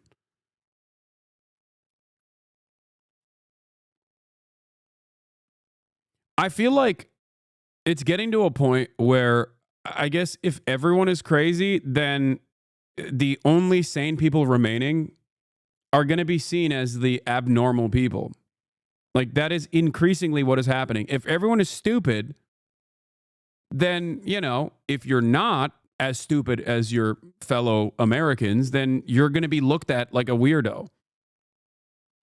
That is officially where we are. Like, the style of commentary, the things that people are saying, like, everything is just getting dumber and dumber. Oh.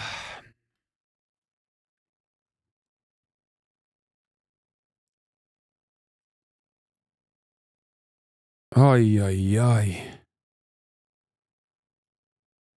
It's just sad to, I guess, see that. It's sad to see people. It's sad to see people just clap for their own demise, you know? That's what kills me about it. Like, so many people look at this and go, no, this is good. They're shaking things up. I think the company should be incredibly appreciative of the people in this room. Go ahead, please. Yeah, go ahead.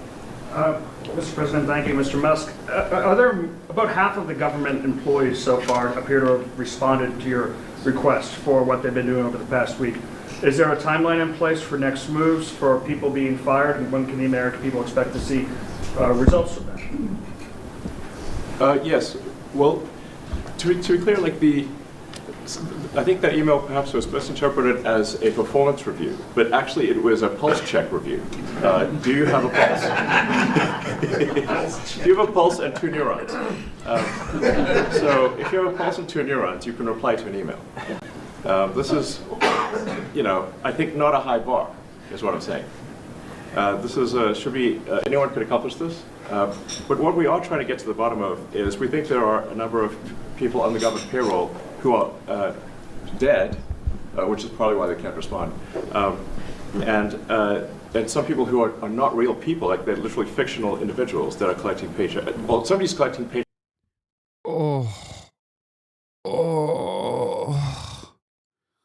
I'm dying, dude. It's just, again, I'm going to repeat this point, but lying is OP. Please nerf, okay? You can just straight up say whatever you want. Nobody's going to fact check you. What are you going to do? You're going to write an op-ed at the Washington Post? Nope, you can't do that. Jeff Bezos decided that is not allowed anymore, okay? New York Times is too busy eating Israeli propaganda on a daily basis, okay? Doing as much Hasbara as they possibly can. Where are you going to go? Who is going to correct the record on this? Okay?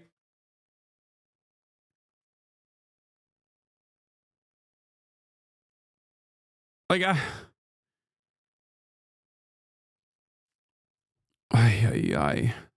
does he know he's lying, or does he believe this? I don't know. He's probably too stupid to know the truth, but it doesn't matter.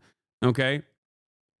Like, the notion that there are, you know, tens of thousands of people that are working at the federal government and getting paychecks that are just simply dead is insane. If that was the case, they wouldn't have mass fired probationary employees. Okay? They would have immediately hired people, because that's how you're supposed to do this.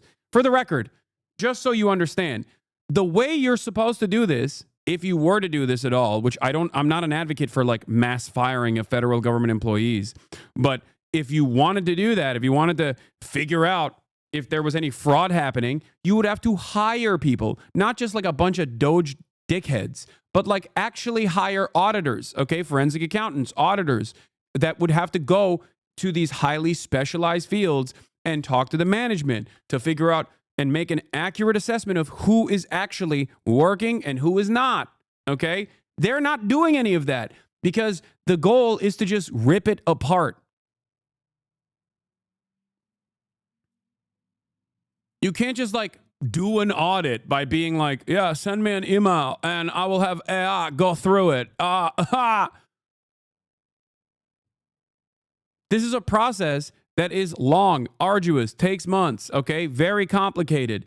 It's not just something you break, because when you break the federal government, when you break the regulatory agencies, when you break the administrative state, the impact of that is far more vast than you think, okay?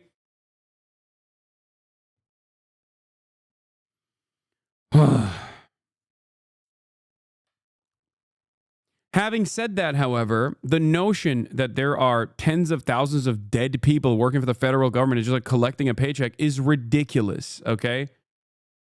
It is ridiculous. Ridiculous. It's just made up. He's just making it up, okay? It is just as made up as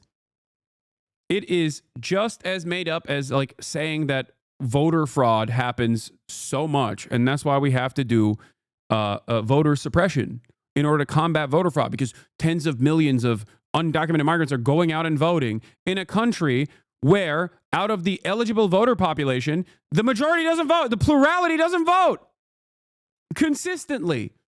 Like, what do you mean too many people are voting? We got to dial it back. It's just made up. They just made it up and they keep lying about it over and over and over again. And then sometimes those lies turn into January 6th. It's a logical extension of the lies told by average Republicans as well, for the record. Do you think they actually believe their own lies? I don't care. I don't care if they believe their own lies or not. What I care about is the dumbass Americans who eat this up and they think, no, this is great. I actually do believe it.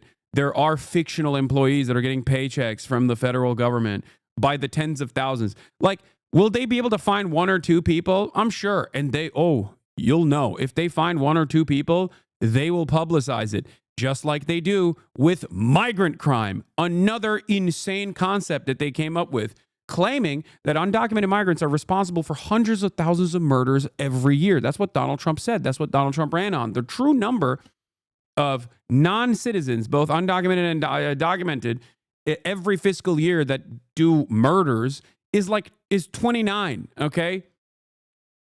It's 29. The idea that they're like the idea that they're doing a large share of these like murders is so insane. It's just made up, okay? Not percent, not 1,000, 29.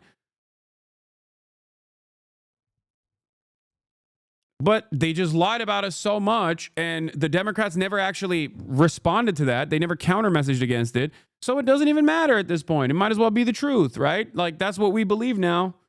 Sorry. That's just what we believe now. Paychecks on a fictional individual. So we're just literally trying to figure out, are these people real? Are they alive? And can they write an email? Which I think is a reasonable expectation for the American public would have at least that expectation of someone in the public sector.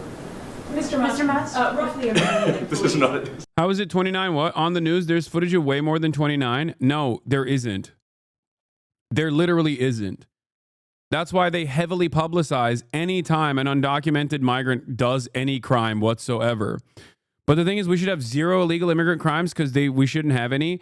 Brother, there are 20 million migrants, undocumented migrants from all around the world living on U.S. soil, okay? The notion that they are all of one mind. Oh, this guy has a One Piece logo on his profile, too. What the hell is going on? If your house is on fire and you're trying to put it out, do you focus on the candles Or do you focus on the rest of the house? Do you focus on the guy lighting a match? Or do you focus on the rest of the house that's on fire?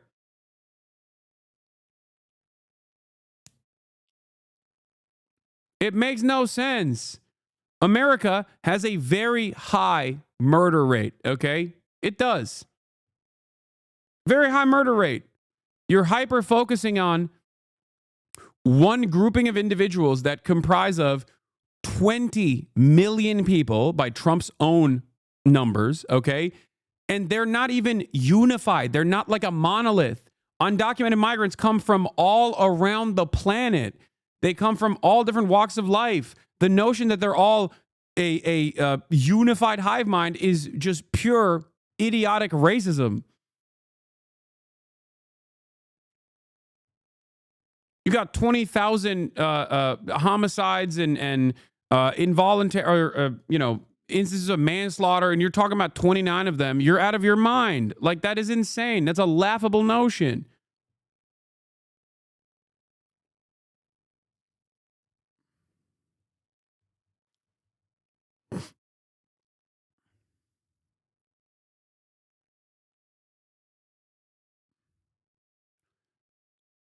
Ay, ay, ay.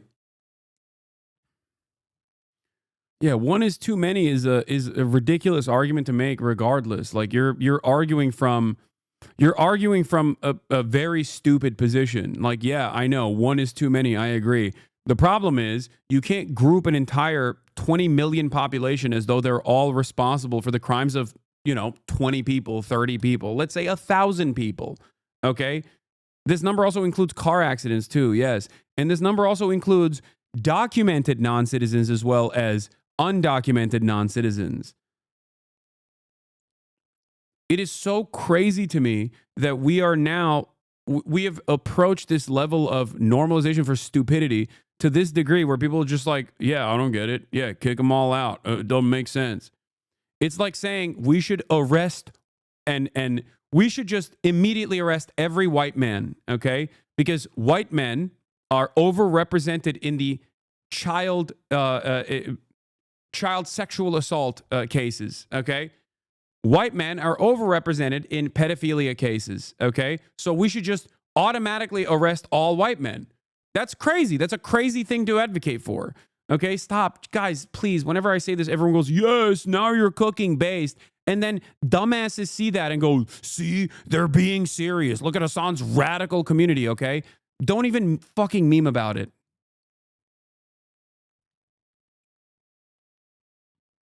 Gives me black crime statistic vibes. That is what it is. It is the same thing. Ironically enough, they do that for black people too, so...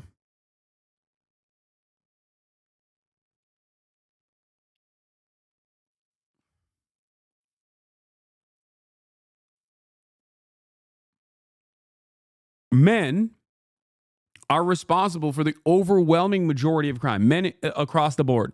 Not just white men, but men across the board. I guess we have to jail all men, okay? It's ridiculous. It's not a high bar, guys. Come on. 1 million employees have responded so far to this email. Does that mean that the remaining 1 million or so federal employees now risk being terminated? And is it your understanding and expectation when you post a directive on X that the cabinet secretaries will follow that order? Because several agencies have instructed employees that this is voluntary or not to respond. Yeah, well, I mean, so I guess there was like last week, the president encouraged me via Truth Social and also via phone call to be more aggressive. And I was like, okay, yes, sir, Mr. President, we will indeed do that. The president is the commander-in-chief. I do what the president asks. And I said, can we send out an email to everyone just saying, what did you get done last week? And the president said yes, so it did that. We got a partial response. We're going to send another email. But our goal is not to be capricious or unfair. We want to give people every opportunity to send an email. And the email could simply be, what I'm working on is too sensitive or classified to describe. Like literally just, that would be sufficient. I think this is just common sense. And what is your target number for how many workers, employees you're looking to cut total? We wish to keep everyone who is doing a job that is essential and doing that job well. But if the job is not essential or they're not doing the job well, they obviously should not be on the public payroll. Mr. Musk, I'd like to add, wait. I'd like to add that those million people that haven't responded, though, Elon, they are on the bubble. You know, I wouldn't say that we're thrilled about it. You know, they haven't responded. Now, maybe they don't exist. Maybe we're paying people that don't exist. Don't forget, we just got here. This group just got here. But those people are on the bubble, as they say. You know, maybe they're going to be gone. Maybe they're not around. Maybe they have other jobs. Maybe they moved and they're not where they're supposed to be. A lot of things could have happened. I wouldn't say that Biden ran a very tight administration. They spent money like nobody's ever spent money before, wasted money. The Green New Scam, all of the different things they spent money on. And you've seen that. You've seen that with some of the things that I read in speeches. I read them and people can't believe when I read them. 20 million here, 30 million here for, you know, a little educational course on something. Circumcision, right? Circumcision. What? $20 million to inform the people of such and such a country on other things and other things other than that. So, yeah, those people are, right now we're trying to find out who those people are that haven't responded. Now, there'll be some age. Bro, this country is run by the stupidest people. Oh, my God. This country is run by absolute dumbasses and a sea of absolute dumbasses who love these absolute dumbasses and are just going, hell yeah, king. Hell yeah, king. Do the damn thing. Own those libtards. Hell yeah, brother. Oops, I lost my job. Probably because of trans people and woke. Oh, man. If only there were no trans people, then I wouldn't have lost my federal government job. Agencies like Marco has people within state that are right now doing very classified, very confidential work, and we understand that. We've talked, and you know, we're being a little more surgical. And Marco's doing a lot of things himself. He's and some of the secretaries are. We're going to be going to them. We're going to be talking about it today. We're going to ask them to do their own Doge. In other words, they'll look in their group, and I spoke with Lee Zeldin, and he thinks he's going to be cutting 65% or so of the people from environmental. And we're going to speed up the process, too, at the same time. You had a lot of people that weren't doing their job. They were just obstructionists, and a lot of people that didn't exist, I guess, Lee, too. You found a lot of empty spots that the people weren't there. They didn't exist. And I think education is going to be one of those. You go around Washington, you see all these buildings for the Department of Education. We want to move education back to the states where it belongs. Iowa should have education. Indiana should run their own education. You're going to see education go way up. Right now, we're ranked at the very bottom of the list, but we're at the top of the list in one thing: the cost per pupil. Cost per pupil. Yeah, we're at the bottom of the list, which is true, which is why we should not move in the direction of what those other countries are doing. You know, robust, expansive public education across the board, but instead move in the direction that made our education worse to begin with, which is rampant privatization, budget cuts, charter schools that are unaccountable. Okay? Incredible stuff. We are, once again, advocating for our own demise over and over again, and people clap for this like seals, dude.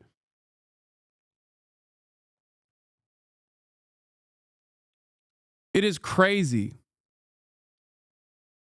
Spend more money per pupil than any other country in the world, and yet it's Denmark and Norway, Sweden, and I hate to say this, and you hate to say it, and you know we're going to get along very well with China, but it's a competitor.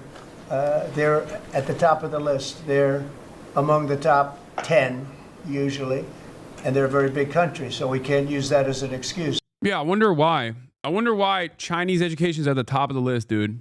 What could it be? I wonder what it is.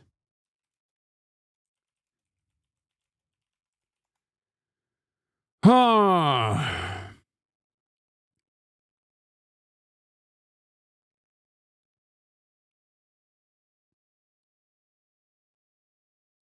Why did China ban after-school tutoring? China has announced an outright ban on for-profit tutoring services for core school subjects. Xi Jinping's government also reveals strict new rules for governing how non-profit tutoring can be carried out. But why has China taken this step? While nothing is certain, the regulations are probably due to a combination of factors, according to reports from various sources. To alleviate the pressure on young people, to increase the birth rate, to protect the country's interests. It's also to ensure that everyone is getting the appropriate amount of education from public schooling. And that there isn't like anyone that can, by spending more money, anyone can. Preply isn't a credible news source. This is a thing that isn't from just Preply. Preply is just the first article that came up. Okay.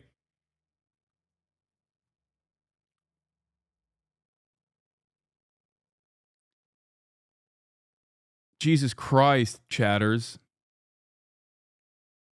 And I know that they are now doing a black market for private tutoring, which I am certain that the Chinese government inevitably will crack down on as well, okay? Before you bring this up. Yeah. China doesn't want to do pay-to-win education.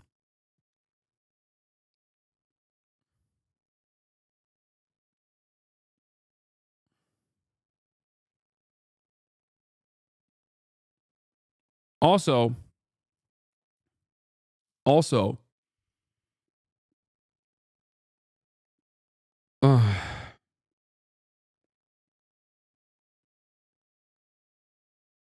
not only that, but even outside of private tutoring services, the Chinese education structure is still hyper-focused on having a robust public education system.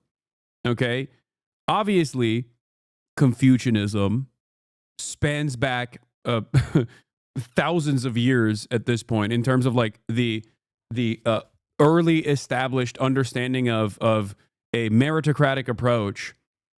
Okay, in some ways that has not changed, and I'm sure that there is a cultural argument that many people will make, but ultimately they have an underlying robust public education structure. And it's not just China. I don't like using China as an example because a lot of people immediately hit xenophobic notes on it. Okay? Look at Norway. Look at Finland. Okay? If you want to understand, look at the white nations. Okay? Look at European nations that consistently outperform the United States of America. Even if there are private education alternatives in these countries, okay, they're very rare, or the ones that do have a private-public partnership are heavily regulated. Heavily. And of course, those countries are also suffering from the same austerity and the same privatization initiatives that have taken root in the United States of America in this cancerous way many, many decades prior. Right? Because we're a very big country too, but we were ranked last time under Biden. We were ranked 40 out of 40. They do the 40 certain nations that they've done for a long time. It seems to be 40 for whatever reason. And we were ranked number 40. A year ago we were 38, then we were 39. We hit 40. And so we're last in that, and we're first in cost per pupil. So I would say that's unacceptable. Lawrence, you have something? Go ahead. Mr. President, I know you like competition, and I know it's early, so which department are you most impressed with? And then to this that's the first one. Which department have you received the most resistance from? Well, I think both of those questions are a little bit, well, you're a pretty controversial guy. Look, it's very early. Right now, I think I'm impressed with everybody. So far, everybody. If I wasn't in the first month, and some of them just got here. They just got approved 2 days ago, right? But I think I'm very impressed with everybody. So far, I'm very happy with all of the choices. I think that Elon has done incredibly with some groups, and some groups are much easier than others. It is true. State is a, very difficult situation. We're right now negotiating very successfully, I think, with Russia and with Ukraine, and we have a lot of countries involved, and we have to be a little bit careful what we do and who we're terminating. But Marco is doing that I think he's going to be very precise. It's going to be, we're cutting down government. We're cutting down the size of government. We have to. We're bloated. We're sloppy. We have a lot of people that aren't doing their job. We have a lot of people that don't exist. You look at Social Security as an example. I mean, you have so many people in Social Security where, if you believe it, they're 200 years old. And what we're doing is finding out a check. If we have the highest cost per student, why is ours worse? It's the same as healthcare. Literally, every social service that the American government offers is not only more expensive than it should be because of costly middlemen, okay, and private public partnerships that also rely on government subsidies, but also partially because, obviously, in comparison to other countries, American salaries are higher as well. Doesn't matter because the cost of living is also significantly higher, and the government doesn't make up for any of those needs that the people have with any sort of social safety nets whatsoever. Like, one of the greatest examples I can give you is transportation, right? Most competent governments will have public transit as an alternative. It's a infinitely more affordable alternative. Most of these countries that we're talking about have walkable cities and public transit. In America, you got to have a car, okay? We don't have, here, another example. We don't have childcare, like government-provided childcare at all, okay? So you have to pay for daycare. That's, again, an additional cost. If you're a teacher with a child, you now have to also have this additional cost.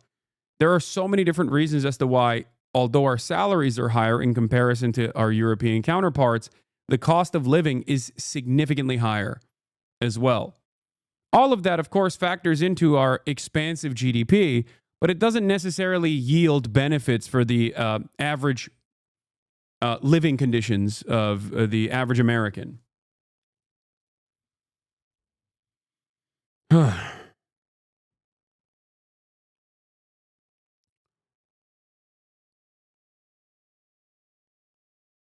Can you explain something I'm missing? Where the fuck did there are people missing, people are not there, or fake people that don't exist talking point come from? I feel like this came out of nowhere and suddenly is an accepted thing. Is it just lying is overpowered? Yes.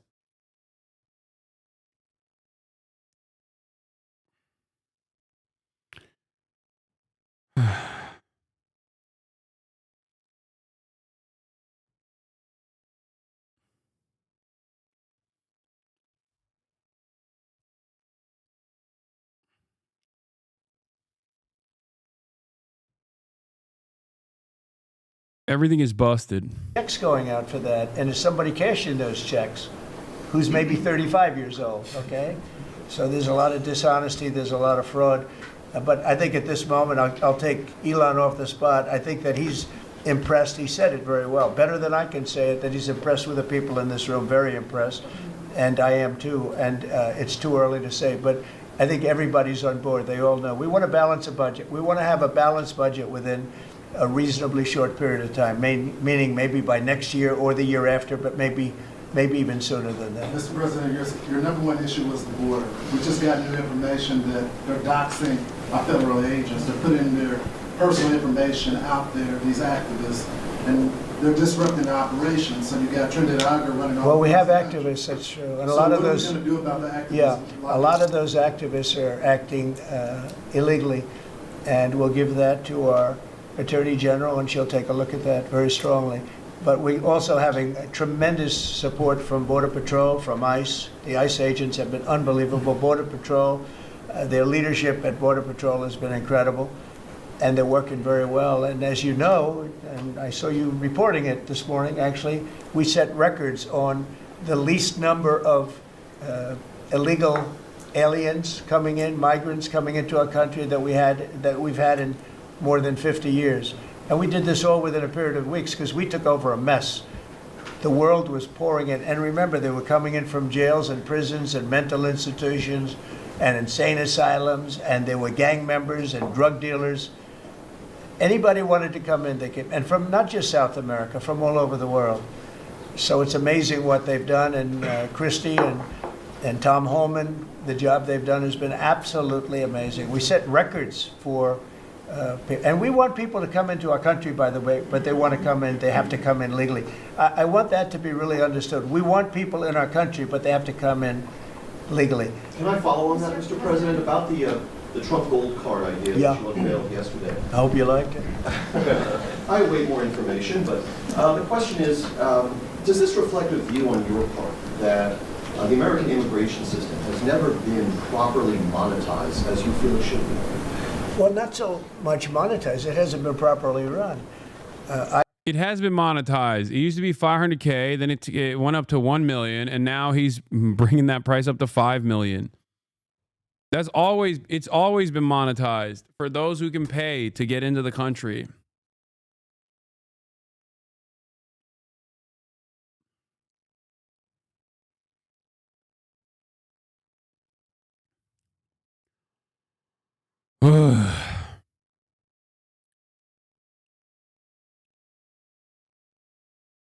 He was talking about education. No, he's now talking about the Trump Gold Card, which is another initiative that they unveiled yesterday. Instead of the pre-existing EB1 structure, they are now going to be gold cards because it's Trump. But for those of you who don't know, it's always been pay to win. Immigration has always been pay to win. Okay? I get calls from, as an example, companies where they want to hire. It wasn't 500K. It's 500K for select location or 1 million other locations per EB5. The 500K ones weren't as widely available. Both were offered simultaneously. Yeah, well, don't worry. Trump is 10x that cost. The number one student at a school, a person comes from India, China, Japan, lots of different places, and they go to Harvard, the Wharton School of Finance, they go to Yale, they go to all great schools, and they graduate number one in their class, and they're made job offers, but the offer is immediately rescinded because you have no idea whether or not that person can stay in the country. I want to be able to have that person stay in the country.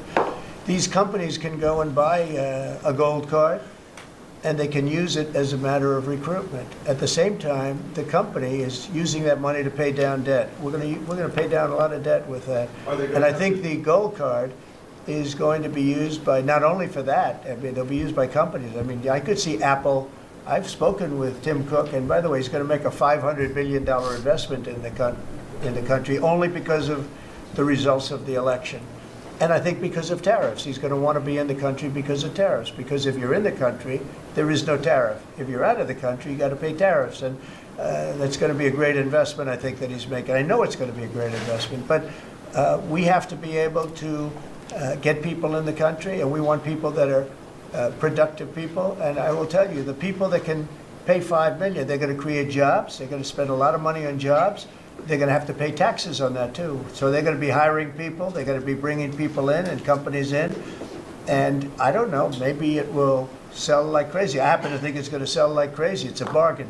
But we'll know fairly soon. I think. Not going to lie, if I was a wealthy person from a different country, I would not be spending $5 million to come to America right now. Like, I think this is... America has always been the number one place for brain drain. And I would say that, at least in this upcoming decade, it's probably not the best place to go to. And I say this as someone who came here at the age of 18, okay?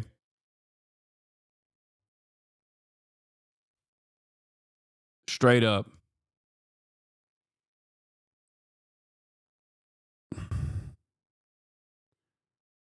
$5 million is way too much. Yeah, I mean, this is for select few, like, very wealthy individuals, dude. That's what it is. Very wealthy families. You know, like Russian oligarchs and stuff. There's a reverse brain drain of Chinese scientists. Yeah. Yeah, the brain drain situation is so bad for America that, like, from what I understand, even Japanese scientists are going to China. Wake up. No, I'm sick. I'm sick to my stomach, fam. Ay, ay, ay. I think Howard and Scott, a few of you really are responsible for it, but Howard, if you want to discuss that for a couple of minutes, I think I'd like to have you. I think it's going to be a very successful program. This is commerce. So the EB5 program, which has been around for many years, had investment of $1 million into projects in America. And those projects were often suspect, they didn't really work out, there wasn't any oversight of it.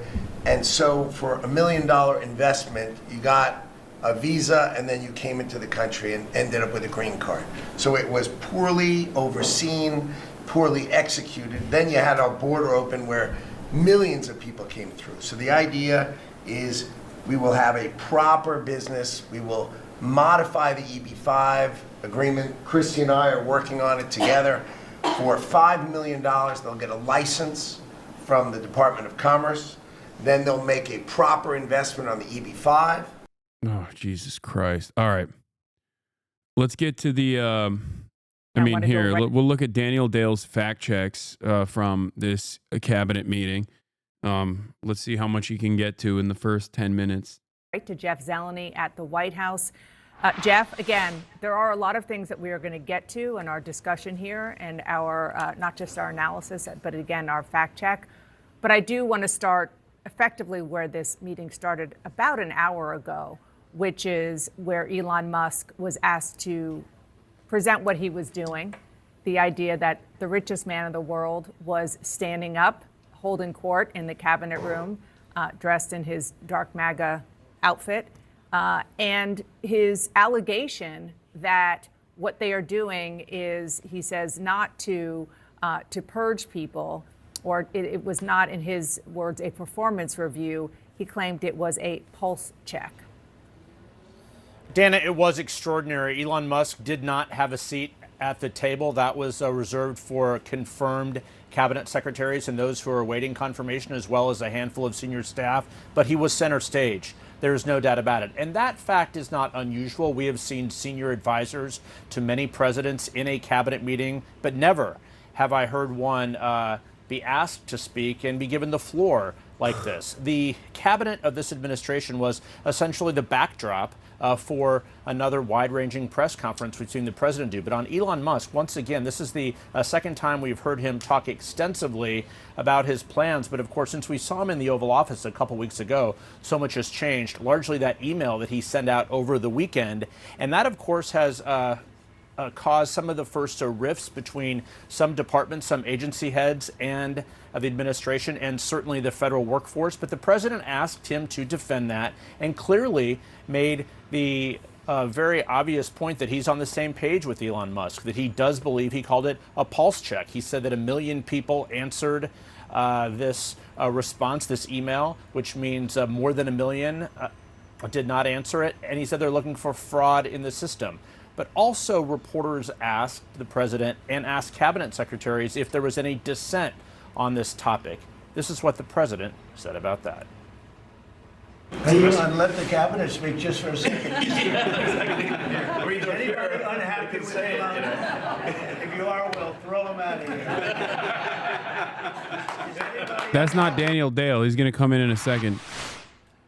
So that laughter there belied the obvious point that cabinet secretaries, of course, work for the president. So there is no one going to be voicing dissent, at least in that room. It's unclear how long this cabinet meeting will actually last, if it is a question and answer session with reporters the entire time, or if the president's actually going to hear advice from members of his cabinet. Certainly in nearly an hour, it was about 4 minutes short of an hour before we dipped out, there was no room for dissent. The vice president spoke at the very end there, but the president went on to say that the 1 million people who did not respond to those emails may be on the bubble. And we do know that mass layoffs are coming. As we speak, agencies are reviewing plans. But one other separate piece of news, the president, at the very beginning, he said that Ukrainian President Volodymyr Zelensky will be coming here to the White House on Friday.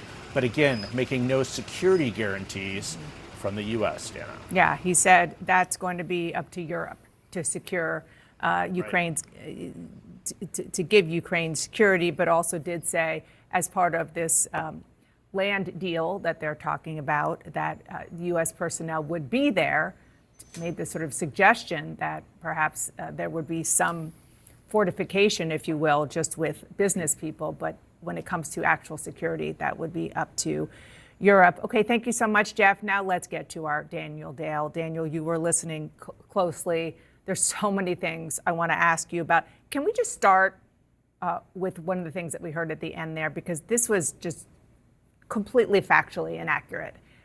Saying point blank, and I'm pulling it up here, that CBS... Did you imagine it would be like this when Trump won? Yes, I did.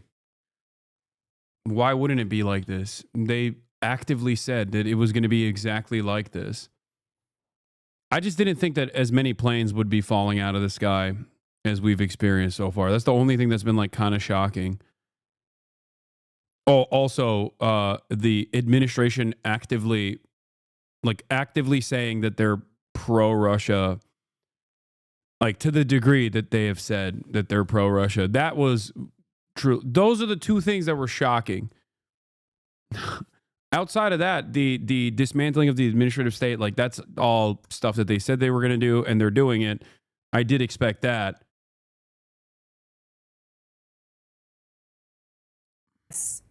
Completely took her answers, Kamala Harris's answers, in the 60 Minutes interview that Donald Trump is suing over, and changed them.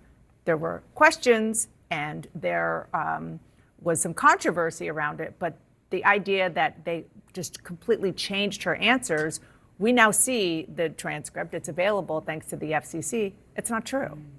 Yeah, that's a good fact check, Dana. There was just so much in this cabinet meeting, so let me run through some of the big ones. We heard this claim again from the president. He's been saying it over and over in the past week that the U.S. has provided Ukraine with $350 billion worth of aid, and that this is about 3 times what Europe collectively has provided. That is not true. The $350 billion number is not true, nor is the idea that the U.S. has provided way more than Europe. So according to a think tank in Germany that closely tracks this aid, it is Europe that is collectively provided more aid to Ukraine than the U.S. has. In terms of aid committed, it's about double, about $260 billion for Europe to about $125 billion for the U.S. In terms of aid allocated, it's narrower, but Europe still leads. The president also repeated this claim he's been saying over and over, that the U.S. ranks 40th out of 40 in some education rankings. I specifically asked the White House what those rankings were. They were not able to point to any of them. It appears not to exist. In fact, the U.S. is above average in reading and science, and below average, though far from last, in math rankings, even of wealthy countries. He said the U.S. is the only country with mail-in voting. It simply isn't. He said the U.S. took in hundreds of billions of dollars from China in the tariffs he imposed in the first term. In fact, Americans paid those tariffs. Americans make those tariff payments, and it's not true that Trump was the first president to impose tariffs on China. He said that we lose 300,000 people to fentanyl deaths every year. In fact, it's about 60,000 deaths per year. Still a tragedy, of course, horrible, but nowhere close to what he's saying. He said the European Union does not take American farm products. In fact, it is the 4th biggest market for U.S. agricultural exports of $13 billion per year. He offered another alternate history of the European Union's formation, saying it was formed to take advantage of the U.S. In fact, it was formed with U.S. support, so not even close to correct. And so I don't even know where to go from here. He said there was no inflation when he left office. It was low, but it existed, about 1.4%. He said a lot of the U.S. fentanyl comes from Canada. In fact, 0.2%, about 43 pounds worth, came from Canada, so just a tiny number. And he repeated this claim we heard a lot during his presidency, saying that President Obama merely provided Ukraine with sheets. He used to say pillows in sheets rather than actual military. I feel like CNN ends up hyper-focused, like missing the forest for the trees, and like ends up hyper-focusing on some of the silly shit that he says, and not the broader strokes of like some of the most damaging lies that Donald Trump pushes on a regular basis. Like it kind of doesn't matter. I still appreciate that there's at least like some kind of fact checking taking place. I guess. I mean, it's virtually impossible to deal with the faucet of misinformation coming out of the Trump administration. But having said that, I mean, yeah, it's better than nothing. But even then, I feel like the fact checks are entirely focused on like minor shit. Like, oh, he said Obama sent pillows. Like, I don't think that is the most significant part of the Trump Elon admin's lies. Like, I would say some of the most significant things that they've talked about would be like talking about the federal government, right? Claiming that there are a ton of fake employees. There's just no evidence for this whatsoever. And then going beyond simply saying that this is a lie, but demonstrating an alternative vision for why this lie is damaging. I think that's more informative than simply saying, here's why it's wrong. Okay? Here's a fact check. Like, this person actually said it was 35%, but it was 33%.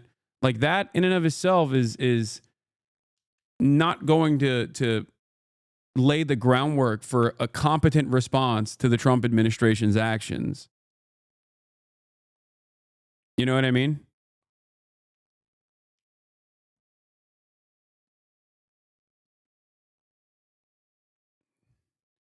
You have evidence that that is not true, though? Does Trump, have they shown any evidence? They both lied. Nobody got the numbers. More than likely, they all full of shit. Like, what do you mean? How am I supposed to disprove a false claim that they're presenting? They're supposed to show you evidence at least. There's no evidence on their, like, yeah, the burden of proof is on Trump's side in this regard. Like, what? It's like, here, I call you a pedophile, right? No evidence whatsoever is presented in the process. I just simply say you're a pedophile. Okay, is it up to you now to disprove it? Are you going to be able to show me an assessment of all of the moments in your throughout your day where you haven't engaged in pedophilia? Do you understand how this works?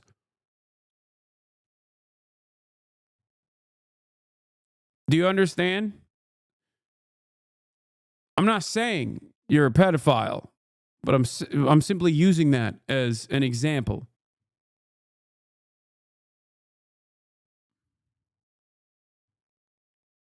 How would you disprove that?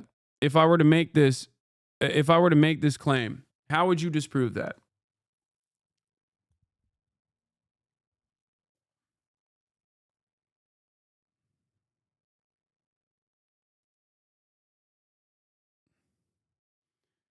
But can you prove you're not? No, you can't. If I'm making a factless, baseless accusation, okay, then what are you supposed to point to undermine the argument that I'm making? You literally, it is impossible for you to disprove this argument because there is no argument. It's just a claim that I'm making.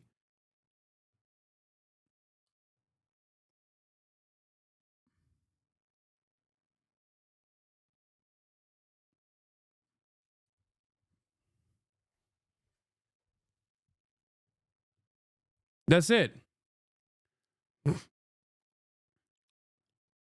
At least there was a point in time where these guys would have the decency. These guys would have the decency to like bring false statements and false assertions alongside their claims. Now they don't even do that. And because there is no audience that goes, hey, is there any evidence for this claim that you just brought forth? Because there's no audience demanding that, it doesn't matter. Military aid. In fact, the Obama administration provided things like counter-mortar radars, armored Humvees, tactical drones. So it was not simply pillows and sheets. And I'll give you one more. He said that, the million people who didn't respond to this email, this 5 things. I mean, things that are unfalsifiable seem to be effective on normies, so it was a good strategy. Okay, but you're basically just going back to the same thing that I mentioned. which is lying is OP. Yes, normies now totally love people lying. Okay? It's OP. It's super, super overpowered.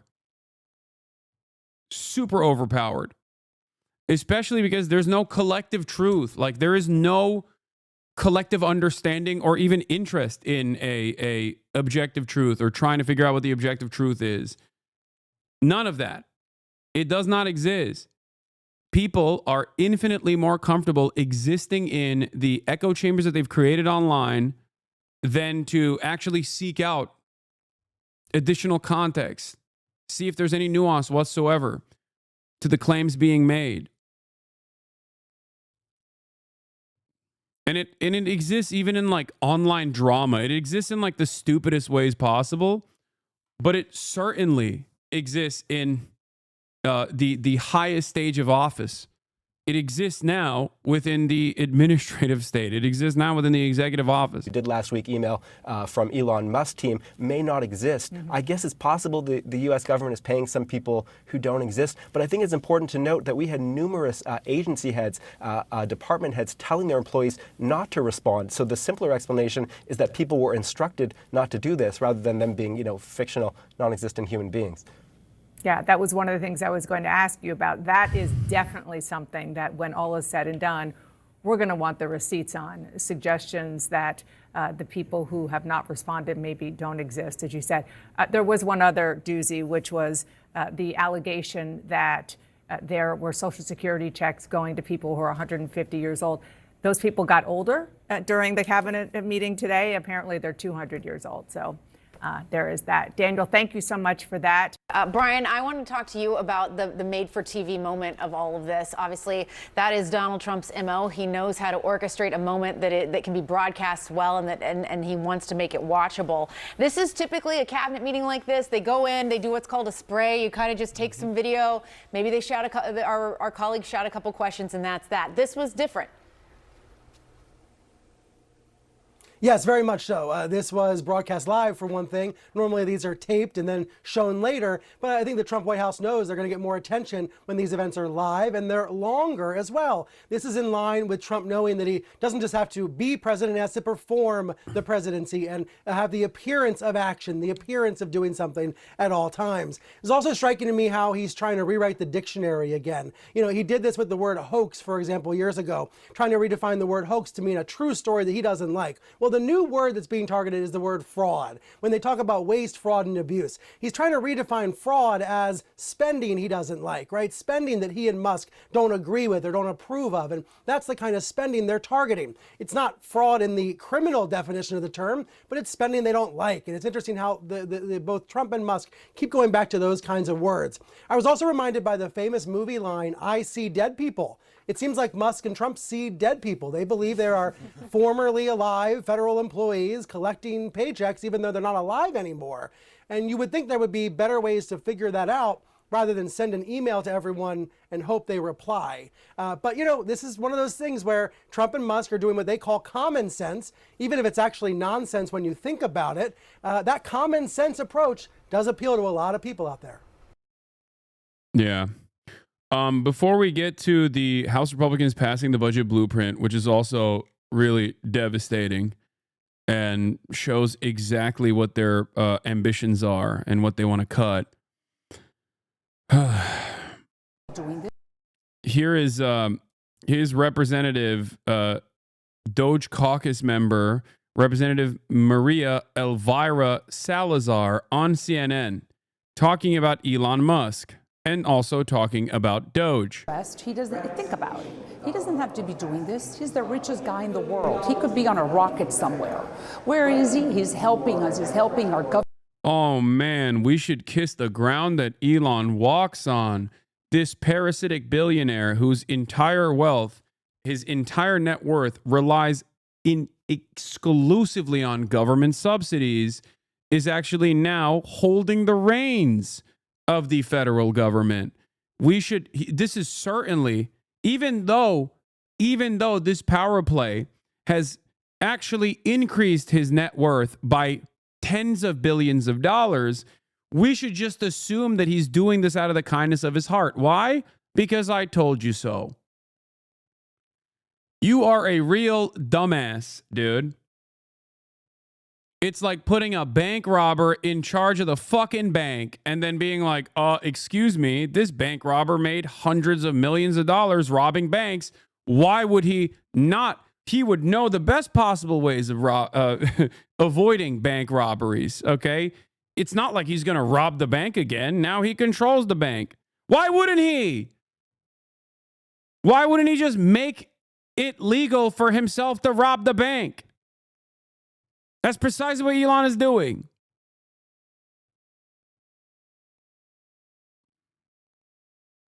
Yeah, America's youth has been brainwashed on the horrors. Demands education on the horrors of communism. This freak. Government get better and get leaner. So we do have to appreciate that. He is bringing dozens of his best minds to find all this out, to help with the algorithms, to understand where the waste, the fraud, and... So is he a bank robber? It's worse. Elon Musk is a billionaire, okay? Worse than a bank robber. He is a fucking parasite. And now, this parasitic force, like RFK Jr.'s brainworm, has captured the brain of the executive office and is just like controlling it like a puppet. And the abuse is in all these different federal programs. So we appreciate what he's doing. I don't think that he's going to profit. He has contracts with a DOJ or DOD. He has government contracts. He doesn't need to be doing what he's doing in order to make more money that he doesn't need. Dude, if this argument probably works on your coworkers, dude. This is such a coworker ass argument. Oh God, it's like, it is truly too stupid to even tackle. You know what I mean? Like, what do you, I think less of you if you think this is a good argument. I'm sorry. Oh, he doesn't need the money. He's a billionaire. How did he get there? How did he get there? Elon Musk has not had a singular initiative in his life that has not required tremendous amounts of government subsidies. He also has been heavily scrutinized and prosecuted by virtually every single federal regulatory agency, from OSHA all the way to the SEC. Okay, now he controls all of those government regulatory agencies. Why wouldn't he want this power? Why wouldn't he want absolute power over the American federal government, especially when there's a dude who will let you do it? Donald Trump will let you have that power. Clearly, we're working through the process right now. Yeah, it's like putting a fox in charge of guarding the hen house. That is what's going on. It's like, you don't understand. The fox is very full. The fox has had so many of the hens. Why would they eat these hens now? Thanks.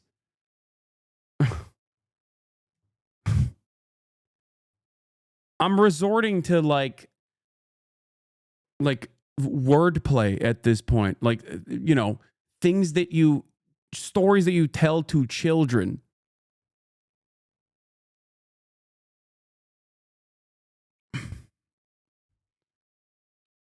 So I think it's the other way around. We got to be very grateful that he's wanting to do this and investing his time, energy, and money into it. Yeah, we got to go back to La Fontaine, dude. We got to go back to child's stories, to children's stories.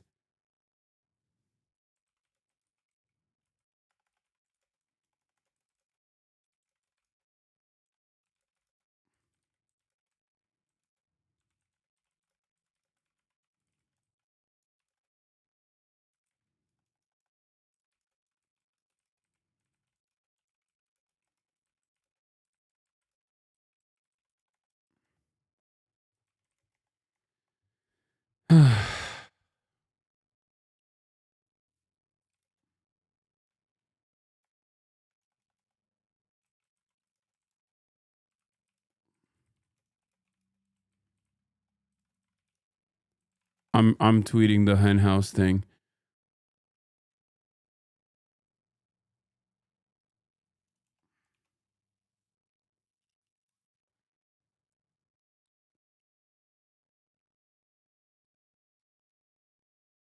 You're never getting a seat on the rocket with his attitude? Yeah, dude, I definitely want to be on an Elon Musk rocket. Rise today to urge the passage of my bill, H.R. 5349. Because America's youth has been brainwashed by media and academia for the last 30 years to believe that communism is good. What a travesty. What a horror. Ask my parents and my community if that is true. And I'm just going to bring you some proof. Nearly 40% of Gen Z and millennials think that the Communist Manifesto, written by Karl Marx, is better, and it's more of a defense of freedom than the Declaration of Independence written by Thomas Jefferson. Awesome.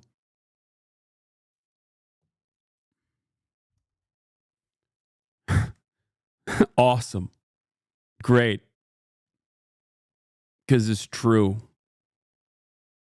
I'm not going to watch this. The Vuvuzela eating rats, communism. Karl Marx killed 17 gorillion people or whatever. 1,700 gorillion, quintillion people. Ugh.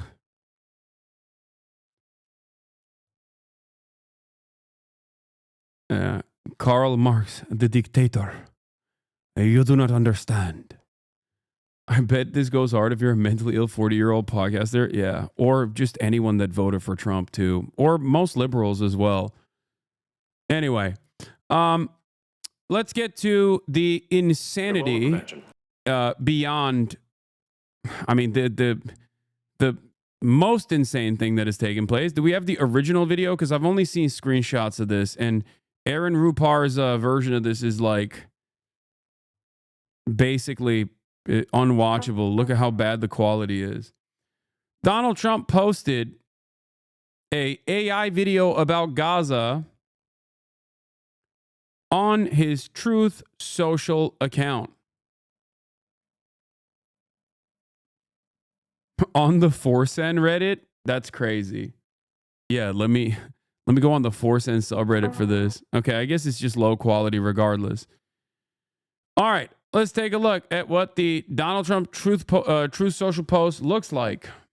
Surely this will be good and normal. Oh my God. Conservatives absolutely love AI art. That is besides the point, I know, but I don't know what it is that in the minds of conservatives, they're like, oh, thank God there's such a thing as AI art, because now all of my unhinged, hysterical, schizophrenic fantasies, I can engage in make-believe. Okay? I can engage in make-believe for all of my schizo fantasies that I've cultivated in my mind. And I don't even have to pay an artist to make it.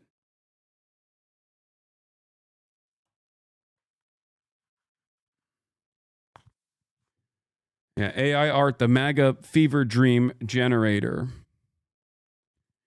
There has got to be a study at some point conducted on like reactionary tendencies and your proclivity towards leaning into AI art.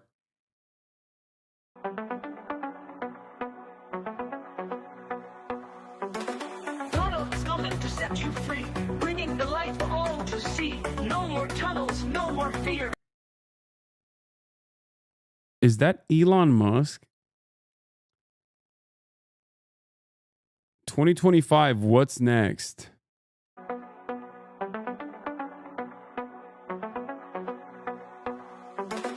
Donald's coming to set you free, bringing the light for all to see. No more tunnels, no more fear.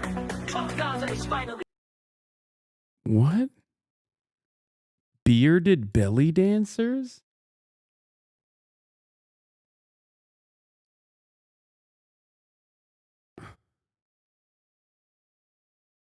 It's AI music from Suno too. Just every part of this is so cooked. Trump Gaza is finally here. Trump Gaza shining bright. Trump Gaza is finally here.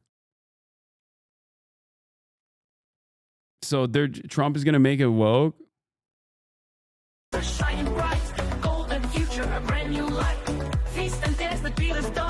Wait, what? Is Donald Trump dancing with a belly dancer here? Uh-oh. AI art made him still look fat. That's crazy. Ay, ay, ay, ay, ay. Little kids on the beach, on the Gaza Riviera, dancing with dollar bills falling on top of them. In a Trump Gaza tower, of course. Why is Elon Musk constantly eating? Is that hummus? Is he eating hummus? But then it has like, it's like hummus, but it has the consistency of a soup bowl in between. Why is Elon Musk always eating? Who is this for?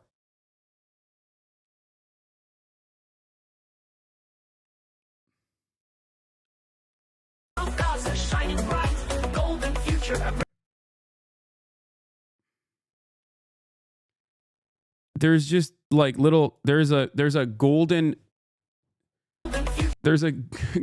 Donald Trump statue that they're going to build in the middle of Gaza.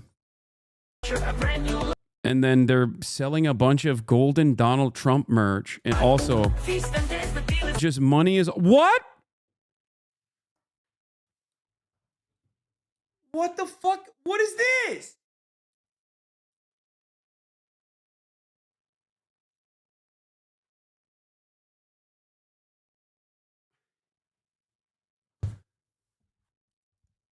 Did Trump not watch this before posting it? Like, I'm so confused. Why would anybody make this? Why would Donald Trump post it?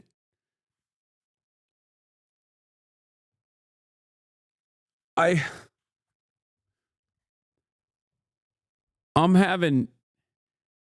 having a very hard time understanding what is going on here. Like, what is the intention behind this?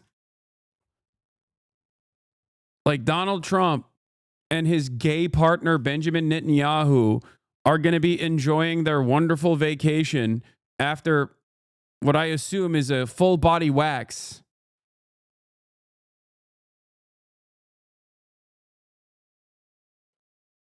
Like, even, from what I understand, even MAGA, the most loyalist MAGA supporters have been like, what the fuck is this shit, dude? What are you doing?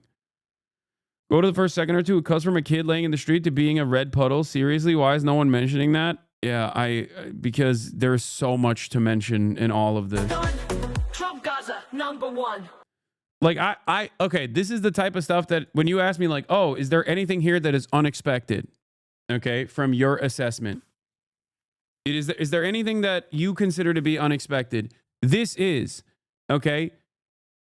This is like the Nazi government making the equivalent of like the Nazi government doing the AI slop, whatever the AI slop equivalent of that art would be at the time, to justify not only Lebensraum, but also the final solution.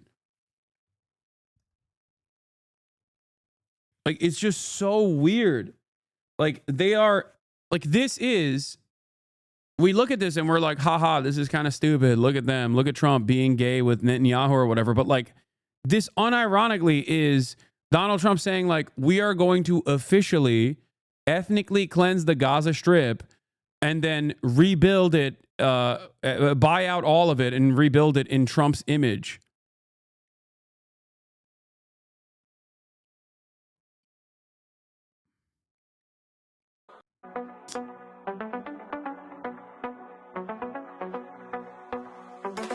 Donald is coming to set you free, bringing the light for all to see. No more tunnels, no more fear. No more tunnels, no more fear.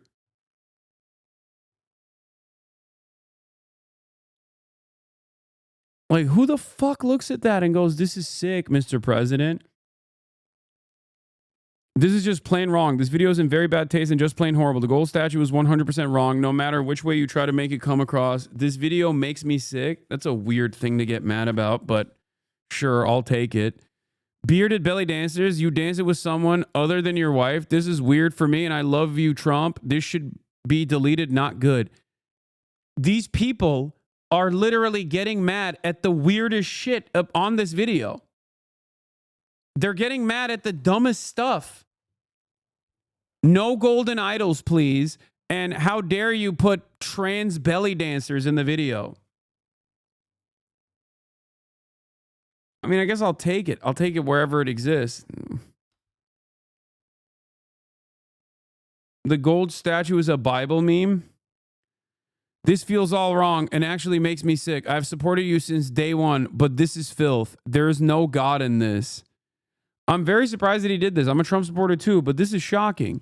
I could not be a bigger supporter of President Trump, but this particular video is in very poor taste indeed.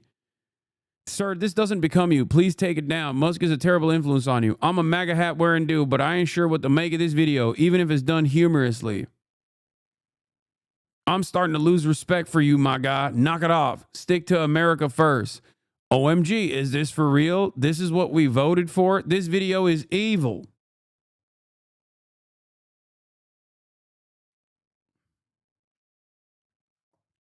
I don't think these are real comments. I think it's very hard to discern. It's very hard to figure out what is a bot online and what is a real, honest-to-God conservative online. Because the conservatives, I believe, from interacting too much with bots, almost exclusively, have basically become bots. They have bot-like attitudes in general, and also the way they speak also resembles bots. But it very well could be bots. Yes, Francesca Albanese says, what the new U.S. administration is doing is very clear and strategic. It's called psychological overwhelming, hitting us every day with XXL doses of baffling rhetoric and erratic policies serves to control the script, distracting and disorienting us, normalizing the absurd, all while disrupting global stability and consolidating U.S. control. Good news, there is a way out, but we need to stay calm, not panic, and feed into any grotesque moves. The antidote is the very system they seek to dismantle, the human rights movement, the one now active on Palestine and other converging struggles, from environment to indigenous peoples, LGBTQI+, and more. We must continue growing, keep awakening, uniting, and resisting to protect all our freedoms, not our privileges, alas. This is the essence of human rights. I mean, it is rage bait, yes. It's just like rage bait that is shockingly gross. It's rage bait that is shockingly gross. I don't know. I don't know how else to describe it. It's just like, it's very lame and very gross. There is something to how lame conservatives are and how they kind of carry that as a badge of honor, where it almost feels like they're saying, like, what are you going to do about it? Yeah, we're fucking lame. We're lame as shit. And now we're the cool guys. And if you don't think we're cool, we'll put you in jail. That's what it feels like every time I see Elon Musk try to attempt to make a joke. We went from vice signaling to just like lame signaling. Anyway, here's some more stuff that we got to talk about. Trump posting an AI video that depicts him slobbing out with Netanyahu while Elon is made out like this is also wild. Elon is also eating a lot in the video, though, to be fair. I don't know what that even means, but I don't know what to make of that, but that's the case. We have the House Republicans passing the budget blueprint while all this stuff is happening, so I'm going to obviously cover that as well. This is some pretty damning stuff in general. Let's take a look. Capitol Hill now in the House, narrowly passing a budget plan last night. It was a major test for House Speaker Mike Johnson and President Trump's agenda. Jay O'Brien checking the latest on Capitol Hill. Good morning, Jay. Good morning, George. Republicans celebrating this morning, narrowly getting their budget blueprint through the House, fulfilling a key promise to President Trump, but only after drama up here on the Hill. Overnight chaos in Congress as the vote to pass the House Republicans' budget blueprint was on, then off, then on again. Republican leaders stalling for more than an hour, wrangling holdout votes, then appearing to cancel the vote, members heading home, only to be told to rush back. House Republicans ultimately adopting the budget resolution along party lines, the first step toward passing President Donald Trump's sweeping legislative agenda. It was a major test for Speaker Mike Johnson and his razor-thin majority. Trump personally pressuring some of the 4 holdout votes and 3 finally flipping. Were you worried about defying him by voting no? No, not at all. But Kentucky Congressman Thomas Massie not budging, concerned about the overall costs. We are cutting taxes and we're not going to cut spending to match it, so the deficit's going to go up. That's what this bill does. The budget resolution aims to cut at least $2 trillion in federal spending over 10 years, includes at least 4.5. I thought these guys were deficit hogs. So weird. Hey, guess what's not getting a cut? The military. $10 billion in additional funds year over year, chat, for a decade to the tune of $100 billion. Wonderful stuff. $1 trillion in tax cuts, hoping to extend Trump's 2017 cuts, which expire at the end of the year, and raises the debt limit by $4 trillion. Aware of the slim margins, Democrats rushing in missing members to vote. Congressman Kevin Mullen from California jumping on a plane just after being discharged from spending the last 10 days in the hospital for a blood clot. And Representative Brittany Peterson, who is on maternity leave, speaking after voting no while holding her 1-month-old baby. Unfortunately, I wasn't given the opportunity to vote remotely after giving birth, but I wasn't going to let that stop me from being here to represent my constituents and vote no on this disastrous Republican budget proposal. While specific budget cuts haven't been determined, Democrats warning It's so sick that the Republicans are one, engaging in mass layoffs for the administrative state, okay, for the federal government, also actively offering permanent tax cuts for the super wealthy and corporations, okay, deep tax cuts. You might get a crumb. You might get a crumb in the process. Make no mistake, you'll get like $5 back. Don't worry, okay? And also, while they're talking about cutting wasteful government spending, they're increasing government spending on the military. Fantastic.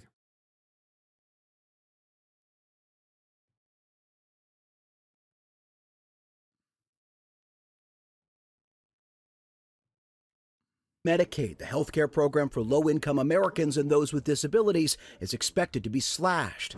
The reckless Republican budget will cut taxes up to $4.5 trillion for the wealthy, the well-off, and the well-connected, and then they are sticking working-class Americans, middle-class Americans, and everyday Americans with the bill. This is just the first step in a months-long budget process in both the House and Senate, but the chaos just to clear this vote spells trouble for other legislative fights ahead, including averting a government shutdown next month. Robin. More to come, as you said, Jay. Thank you. Right. Can you guarantee that? Okay. Let's get to David Dane, okay, who will describe to us what just took place. You know, before we get to the Trump response to Medicare and Medicaid. This is who let this shit pass. The absence is Grijalva, AZ, missing votes as he fights cancer. Mullen, California knee surgery. Peterson, Colorado maternity leave. Wilson, Florida, age 82, hasn't voted all month. 4 Dem absences on the budget rule vote. 1 Republican absence. I mean, I don't really care about how old they are and how sick they are and how they can't do their jobs because of that reason. Ultimately, you know, Mike Johnson was able to put together Mike Johnson was able to whip the votes for this, okay?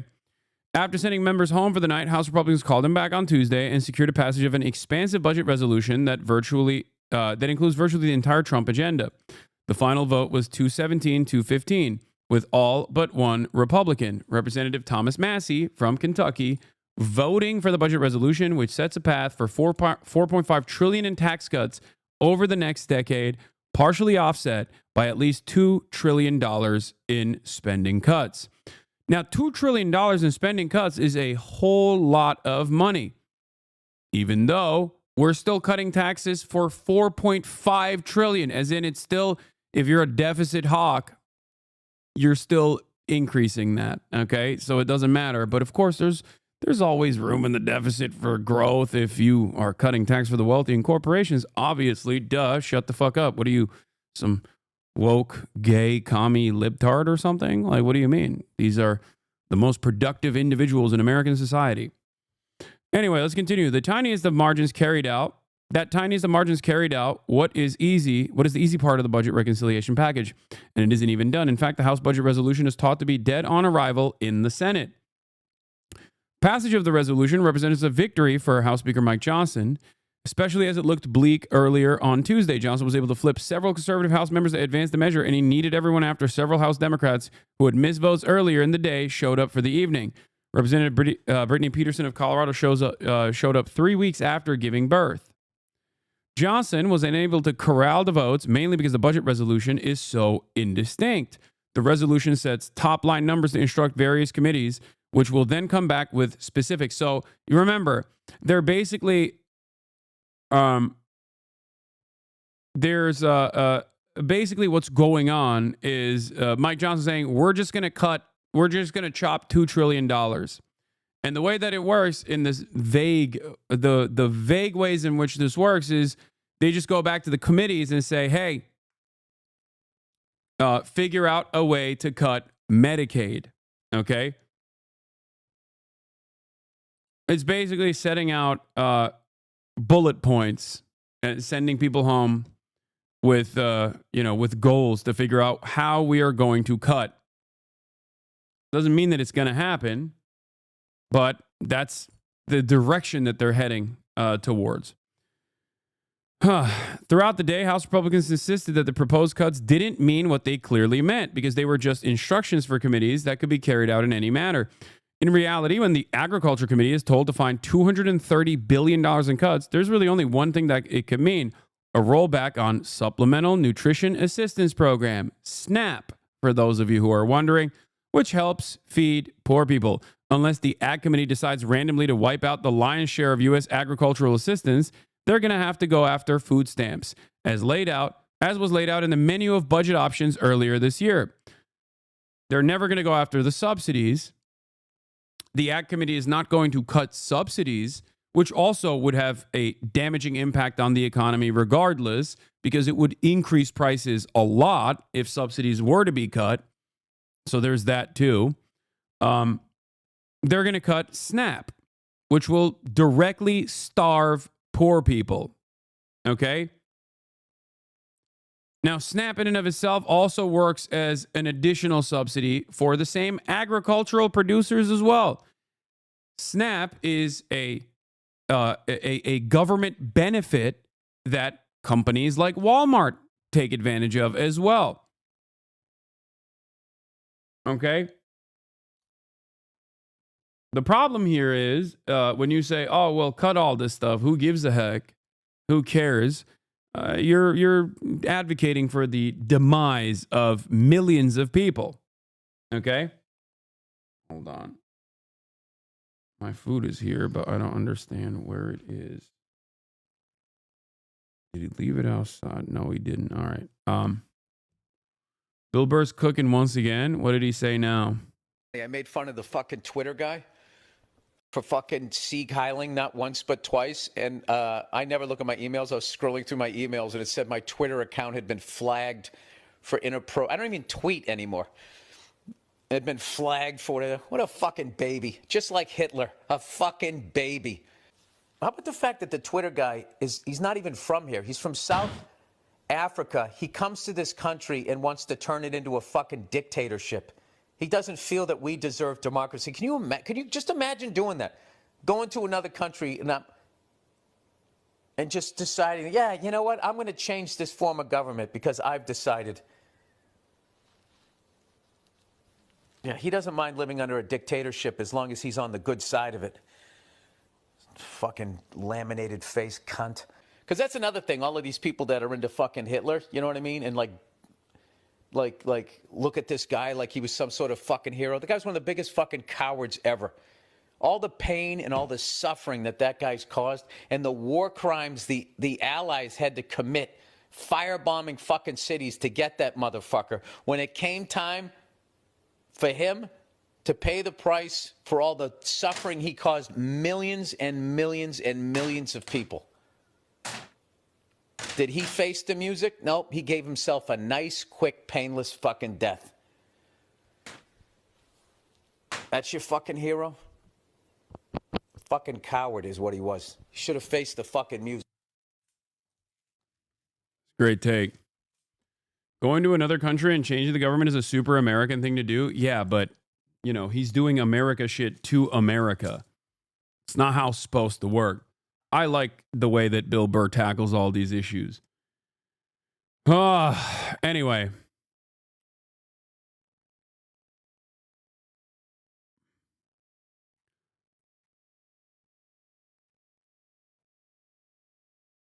Yeah, he is. Bill Burr is the closest to Carlin. Bill Burr is our Carlin, our generation's Carlin, for sure. Thank God. Thank God there's someone out there that has like some kind of goddamn common sense. You know? He is the coworker annihilator, okay? He is exactly the type of guy who has a no-nonsense attitude that your coworkers will respond to positively. Your coworkers will look to someone like myself and say, oh, that guy is woke, libtarded, gay, uses too many academic words. But Bill Burr, on the other hand, can say the exact same things, but in a much more eloquent way, in a way that your coworkers will respond to positively. Significantly better than even Jon Stewart. Okay? Understand. Wait, hold on. What is happening here? Grams, pounds, ounces. Okay. All right, let's weigh this chicken. Jon Stewart is also way too polished and has a long track record. A lot of people like him because of the Zadroga bill. A lot of people like him because of the Zadroga bill. But again, Bill Burr is, I think, the voice of the hard hat wearing Americans who don't like what's going on. Time to listen to Hasan eat again? Yeah, I'm sorry. I don't want to die. I have to eat food.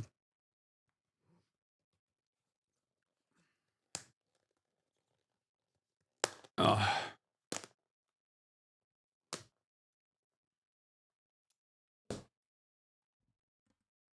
No, but eat properly, please. I don't know what you mean by that. Didn't you just eat yesterday? I know. Yeah, it's pretty crazy, but I got to do it every day. What kind of chick is that, dude? The same chick I have pretty much every day. It's either Mediterranean or increasingly in my post-Japan experience, I've also switched it up just a little bit, where I sometimes have teriyaki chicken, but it's usually just Mediterranean chicken. I will not be leaking where I got it from. I gatekeep this restaurant, even though people already know. So don't ask.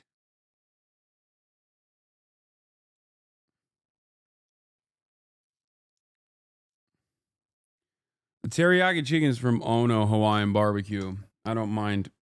I'm not going to gatekeep Ono Hawaiian Barbecue.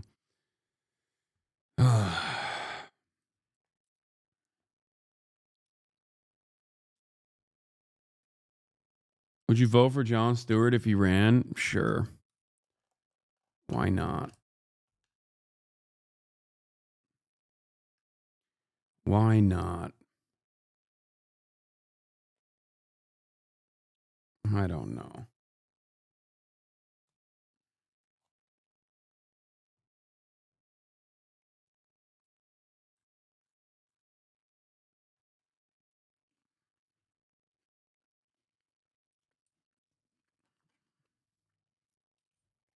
Anyway. Let's continue. I thought you loved Jon Stewart. I do, but... All right, let's just keep going. Medicaid, Social Security will not be touched. Yeah, I mean, I have said it so many times, you shouldn't be asking me that question, okay? This will not be read my lips. There won't be read my lips anymore. We're not going to touch it. Now, we are going to look for fraud. I'm sure you're okay with that, like people that shouldn't be on, people that are illegal aliens and others, criminals in many cases. And that's with Social Security. We have a lot of people. You see that immediately when you see people that are 200 years old that are being sent checks for Social Security. Some of them are actually being sent checks. So we're tracing that down, and I have a feeling that Pam is going to do a very good job with that. But you have a lot of fraud. But no, we're not doing anything on this. Now with our GMA cover story, the growing concerns at America's national parks after federal job. Yeah, they're saying they're not going to cut it, but they are. They're just going after fraud. Yeah. Okay. Arrest Rick Scott. Okay. Oh, you want to go after Medicare fraud? You want to go after Medicaid fraud? Arrest Rick Scott. Fraud in Social Security or fraud in Medicare and Medicaid do not happen at the point of individuals. Okay. They're not fraudulently like stealing more healthcare than they deserve or something, okay? It happens at the point of providers. Except the problem is you're not going to tackle those providers. You're not going to go after those providers because they're your wealthy benefactors, okay? That's it. Job cuts and how they could impact upcoming vacations, especially during the busy spring break and summer seasons. El Rush back with the story. Hey, Ariel. Hey there, George. Hundreds of millions of tourists visit our national parks each year, and spring break is really one of the most popular times to take in their majestic beauty. But with more than 1,000 park employees terminated in a recent wave of government job cuts, experts say you may be in for a rockier vacation.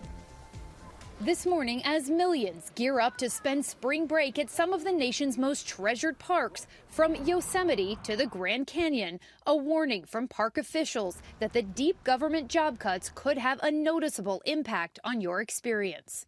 The visitors are not going to be able to do the things they want. You know, if you want to bring your family to Yosemite and can't camp, or it takes 4 hours to get into the park, what kind of experience is that? Nearly 1,000 park employees were laid off on Valentine's Day, and some ripple effects are already being felt, from longer lines to cut hours, to closed visitor centers and canceled tours. We had an experience for 10 options. We only did like 4. The National Park Service says more than 325 million people visited these sites in 2023, up 4% from the year prior. But now officials say the staffing shortages will make keeping the areas pristine and visits running smoothly more challenging. In my mind, it's a crisis. This is good. Let's talk about Medicaid. Let's go back to the House budget cuts, because this is very important. Here's Ryan Grimm talking about what the House budget resolution passes mean for Medicaid in its future. I think they can't do it, and it's because they don't like the program. Yes, fundamentally, yes. And in a lot of cases, they don't like the people on the program. And in fact, Steve Bannon on his show had to remind his audience and Republican lawmakers with them that there are MAGAs, as he says. There are MAGAs on Medicaid. Implicit in that. He said a lot. Yeah. And that's right. Implicit in that is it's just not those poor Democrats that you think about, poor black Democrats that you think about. Like in your head, when you think about, when a Republican's thinking about Medicaid, and a lot of people think about Medicaid, that's what they think about. So he's telling them, okay, if that's what you think about, I understand why you want to cut it, but it's not just them. It's also MAGAs that are on it. So you start from that premise, that they don't actually like the program, and they don't like the people who are on the program. So the way that they want to cut the program is to reduce the number of people that get the program. And the way they do that is they throw up a bunch of paperwork requirements, and also this work requirement, which would say you have to work 20 hours in order to get Medicaid. And if you can't find work, you basically have to come to some community center and sit there with on a computer or something, and just wasting your time, so that they can feel good about making you feel bad about getting the assistance that they're giving you. And so they tried this in Georgia, and they spent like $70 million on this like pilot program, and it ended up just having 6,500 people in it. So it costs an enormous amount of money to set up these projects and programs to monitor all of these people, and then you don't actually you're spending enormous amounts of money per individual, when it would be so much easier to just say, hey, if you're under this threshold, you get this money. Now, the other way that you could cut spending on this program is to go after the businesses and the scam artists that are ripping it off. There is an enormous amount of waste in Medicaid and Medicare. It's one of them in the Senate, isn't it? On that front, every aspect of government expenditures that are far too costly, the point of fraud and waste does not happen at the point of the individual consumer, at the individual civilian that is getting these entitlements. It happens at the point of the provider. It happens at the public partnership, the public-private partnership level. It's private enterprise that causes the wasteful expenditures. Okay? But of course, yeah, it's medical device salesmen, okay? It's nursing homes. It's not the recipients that are doing fraud. It's the providers that are doing fraud.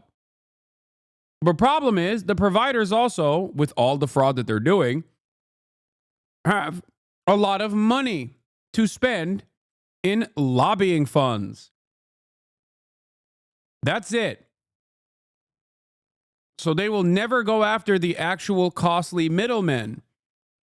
They will only go after random invisible enemies that they have hallucinated.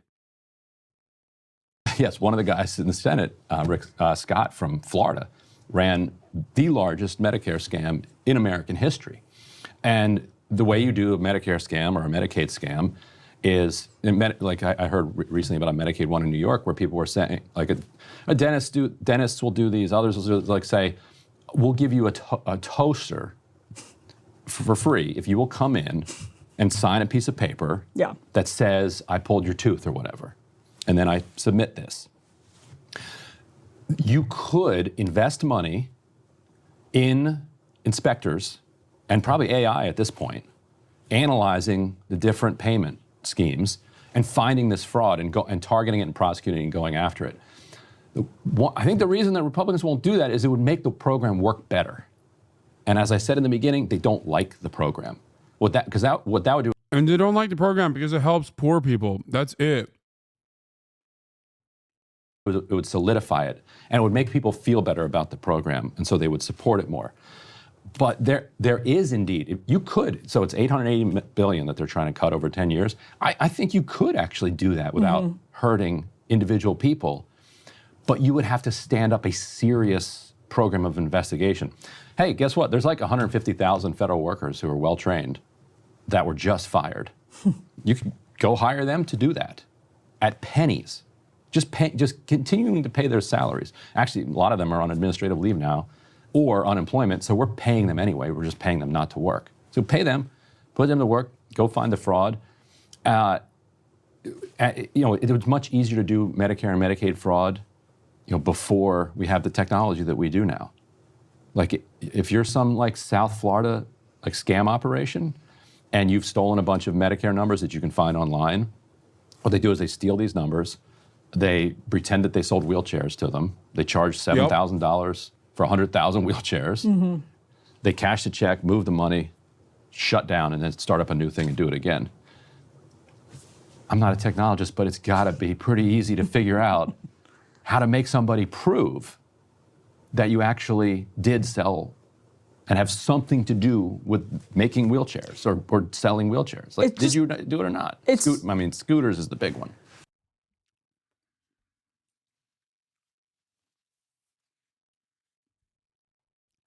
That's it. But the problem is, those guys are the ones who have the money. Do you understand? So they're not going to go after the people who actually have the money.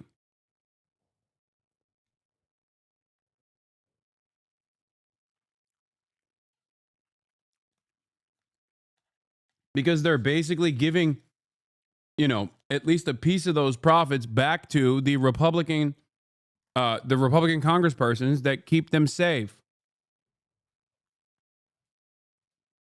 If it's the employees that are gone, I'm not sure how the park could stay open. Some travelers and local businesses are bracing for a spring shakeup. Businesses that are here in Baker certainly rely on tourism and travelers. So we're unsure what that's going to look like this season. I was on lunch on February 14th and got a call from my supervisor and just had to be out and done by 5 p.m. And so it was a mad dash. Ben Shreves is one of the park employees who recently lost his job. People were working overtime to provide the best experience, and they were already struggling to do that.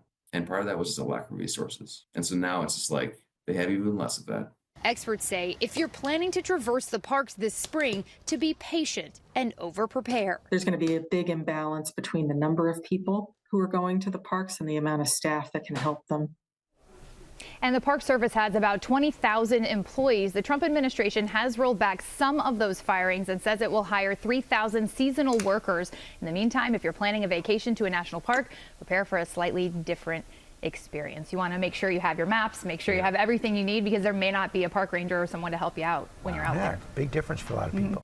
Speaking of Elon Musk, he will be at Donald Trump's first cabinet meeting today, even though, of course, Musk is not part of the cabinet.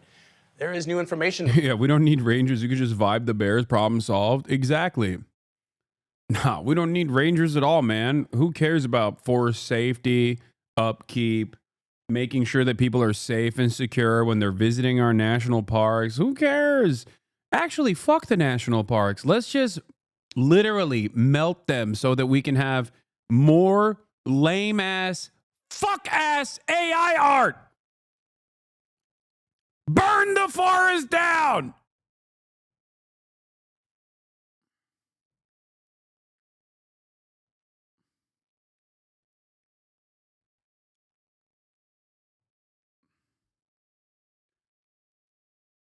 A la Bobby! 505s, thank you for the 100 gifted subs. This morning about Musk's effort to cut back on the federal workforce. Weijia Jiang is at the White House. So, Weijia, what are we learning about this? Good morning, Vlad. Good morning, everybody. Sources tell CBS News the administration plans to issue a new memo in the coming days directing agencies to prepare for large-scale firings, adding to the existing anxiety over directives from Musk to federal workers that continue to create more questions than answers.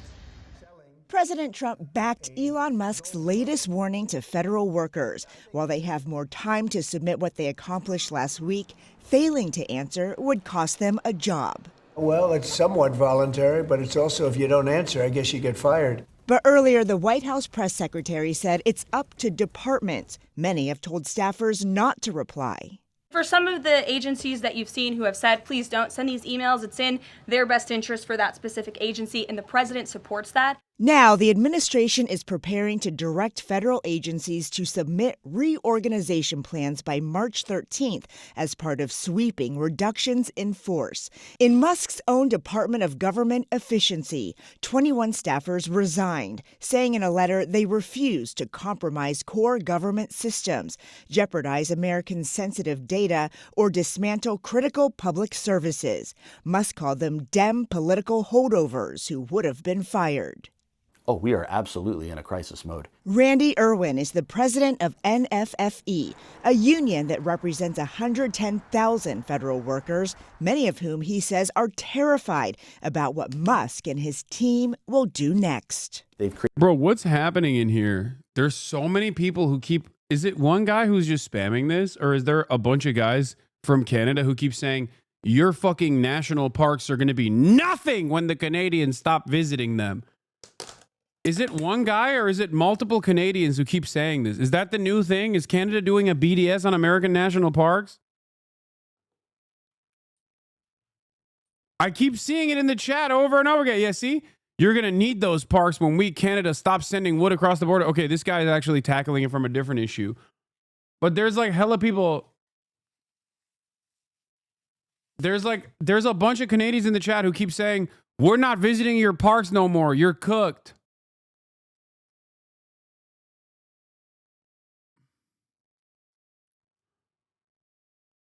Damn, bro, love the anti-Semitic shirt. the anti-Semitic shirt. Yeah. Also, Going back to the Canadians, 100% on board with you. We deserve BDS. Please, if you can do it, okay?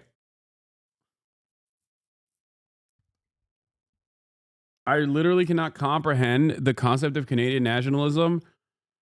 I can't either, but they deserve it. They deserve to have a little bit of emancipatory nationalism against the KKK rats, okay?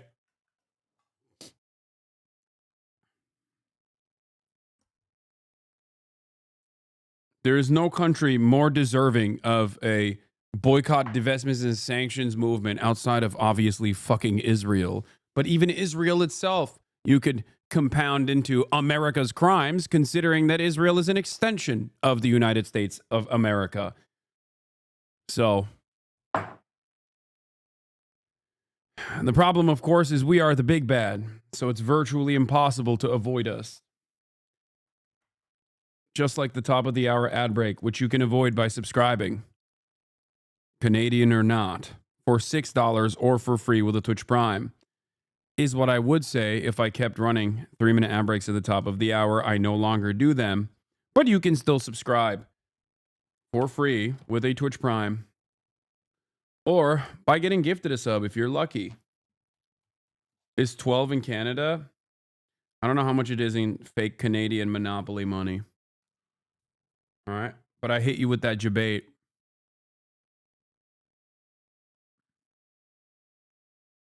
It's kind of funny. I thought this guy was just like memeing, but I think they were being serious when they said, nice anti-Semitic shirt. Never mind. Maybe not. Have the Turks invented anything? I can't tell if he's being serious or memeing. All right, let's keep going. Created a toxic work environment, and nobody wants to work under those conditions. It's not worth it. They don't pay federal employees enough to put up with this garbage. Well, after reporters asked repeated questions about who's actually leading the Department of Government Efficiency yesterday, a White House official told CBS News that person is Amy Gleason, a veteran of the first Trump administration, and she is the acting administrator right now. When reached by phone yesterday, Gleason told us she was in Mexico and declined to further comment. Vlad? Remarkable. Ouija, we also heard there are some changes to how the press is going to cover the White House. Can you explain that a bit for us? Sure, Vlad. So first, let me explain how coverage of the president works a little bit. So whether he is in the Oval Office or traveling abroad, there is always a group of journalists called the press pool that covers his every move, then shares notes, video, and sound with colleagues who can't be there. You can't have 100 people in the Oval. So since 1914, the White House Correspondents Association has organized that pool, which rotates every day. It is a nonpartisan group that came up with professional standards over decades that everyone has to adhere to. But yesterday, the White House announced that its officials will now decide who gets to be in that pool, which also means it will decide who covers the president up close and holds him accountable. That includes print, television, wire services, and radio journalists. Vlad. Wow. All right, Ouija, thank you very much. Appreciate it.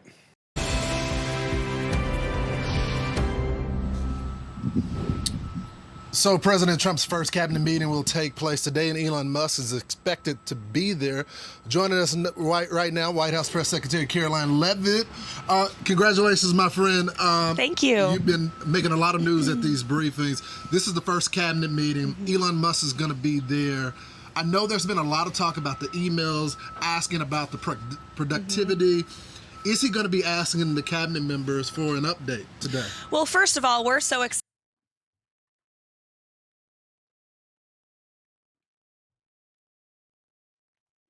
Why is their response always wow with no further comments?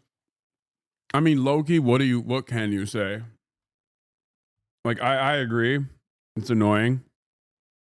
But like, sometimes even I do that because there's just like nothing I can, like, I look at the situation, I'm like, oh, I don't know what to fucking say about this, you know?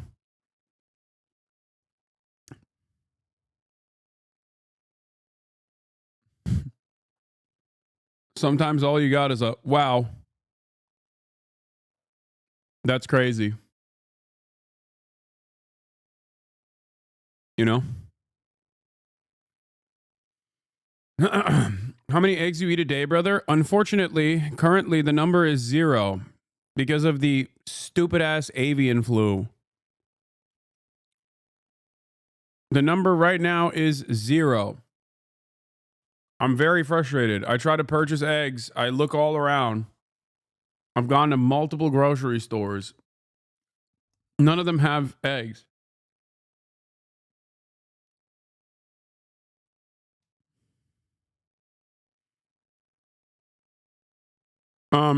Doge quietly deleted 5 of his biggest spending cuts as celebrated last week. An $8 billion cut at ICE was actually for $8 million. 655 million U.S. aid cuts were actually a single cut erroneously counted 3 times. A $232 million cut at the Social Security Administration was actually just for $556,000. I'm shocked. I'm shocked at these dipshits. I'm shocked that these dipshits are not actually cutting anything at all. For the president that goes against what he says, he has a right to fire them. So thank you. Absolutely. I now recognize the gentleman from Texas, Mr. Kassar, for 5 minutes. I'm going to do something that I've never done in a congressional hearing before, and that is plead for help from the American people, plead for help from my Republican colleagues on something that we actually all agree on, because lives are at stake right now. I'm going to start by describing the facts on the ground. Millions of people are at risk of dying of starvation in areas of the world where Democrats and Republicans have already agreed and committed to feeding them with American-grown food for humanitarian reasons and for global stability. But yesterday, I spoke with people in charge of warehouses in Sudan and Ethiopia, warehouses full of food, but because of Doge, that food is trapped in the warehouse out of reach of starving and dying moms and kids. In those 2 countries alone, 150,000 children and moms are at risk of dying this month if that food is not delivered from the warehouse to them right up the road. Everyone agrees that's not supposed to happen. Republicans voted for this food, and Democrats voted for this food to get out. Secretary of State Marco Rubio says the food should go out as part of his life-saving waiver. Doge Chairwoman Marjorie Taylor Greene started this hearing by saying that life-saving food programs should still be running. We have paid for the food, and we have shipped it, and it is sitting trapped in the warehouse because Doge is blocking the payments needed to get the food out to the people who need it. So here's what that means. It means that kids are dying, and more will die tomorrow, of severe acute malnutrition. If you want nightmares, just Google severe acute malnutrition and look at the photos. The way that healthcare workers determine if a kid is dying of this is they measure their bicep. And if their bicep is less than 4.5 inches around, then that means you could die of starvation tomorrow. Think of a kid's arm fitting through this hole. Think of your kid's arm fitting through this hole. These kids could die tomorrow. You've heard today about the waiver for life-saving humanitarian assistance. And bro, I want to... Hola, Bobby! 505. Thank you for another 100 gifted subs. I mean this with all sincerity. I think if you were to tell the average Republican all of this, like the average Republican voter, they would say, fuck them.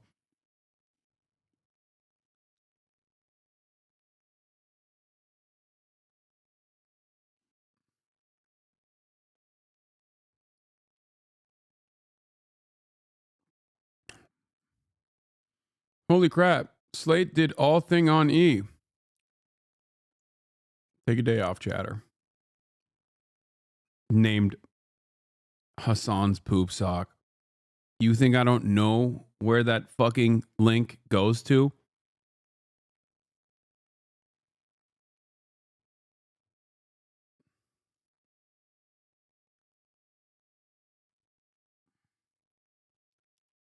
Your name is literally Hassan's poop sock.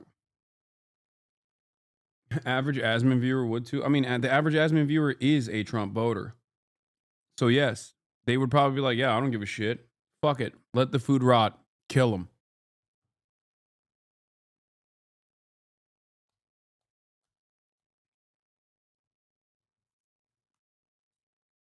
And all I'm asking is for Rubio's waiver to be made real.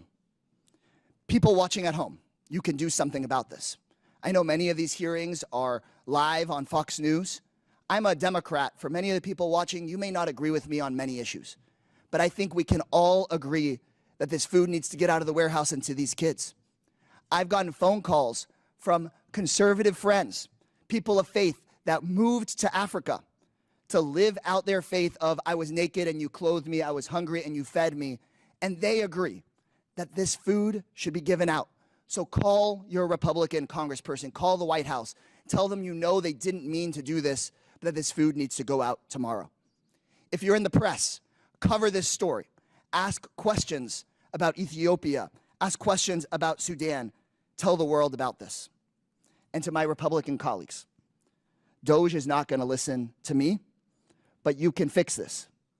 Pick up the phone, make a phone call. Y'all could save lives today. Send an email. Please, put politics aside, get the food out of the warehouse, save these kids' lives.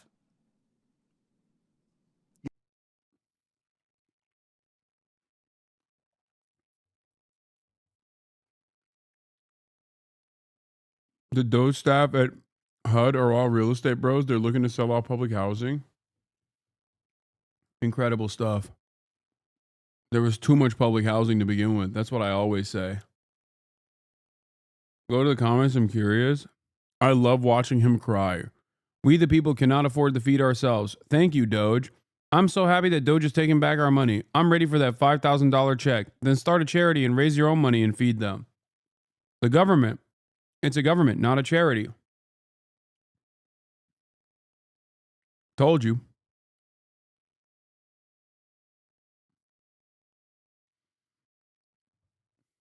Told you.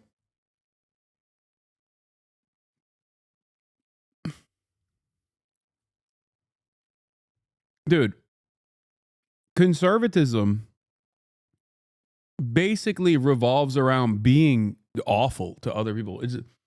The ideology is held together by vice signaling. A U.S. initiative to increase electricity supply in Africa has been dismantled by the Trump administration after more than a decade of work.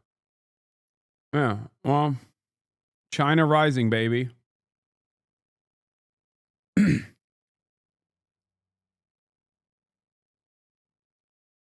They have a term for it. It's called rugged individualism, which is basically a misunderstanding of being a selfish fucking asshole. Okay? This is at the heart of Republican policy. This is at the heart of Republican ideology.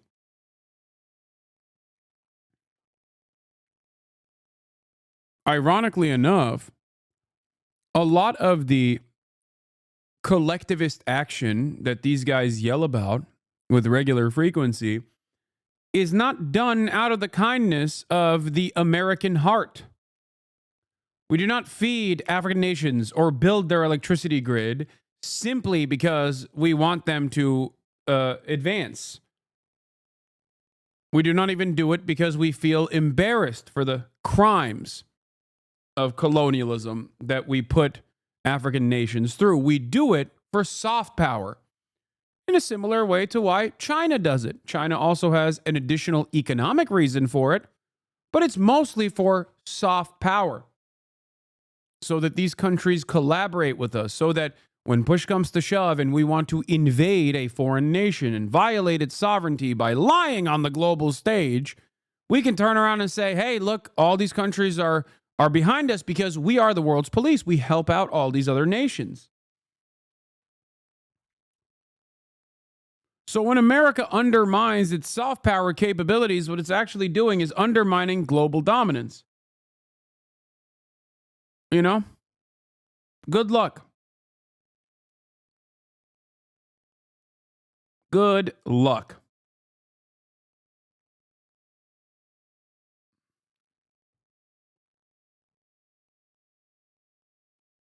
The invention of individual responsibility. Then and now. Wait, I've watched this video? I don't think I've watched this video.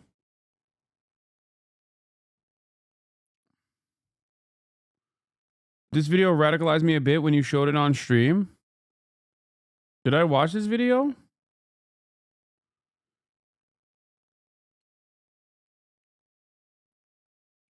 I don't remember it.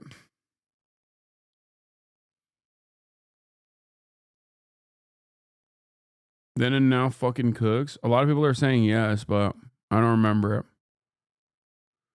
All right, let's watch what Donald Trump had to say about the EU. It says it was formed to screw the United States. On the EU tariffs, Mr. President, have you just made a decision on what level you will seek on tariffs in the European Union? We have made a decision. We'll be announcing it very soon, and it'll be 25%, generally speaking, and that'll be on cars and all other things. And European Union is a different case than Canada, different kind of case. They've really taken advantage of us in a different way. They don't accept our cars. They don't accept essentially our farm products. They use all sorts of reasons why not, and we accept everything of them. Okay, hear me out.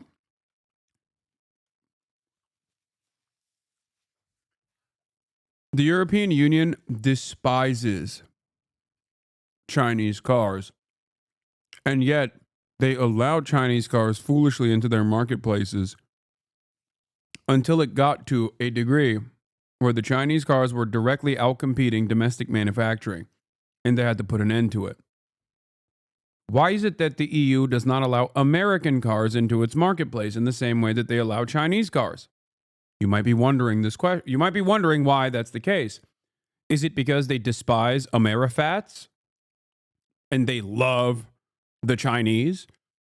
No, it's because American cars are heavily deregulated. It is either illegal. Okay, I'll explain it to you this way.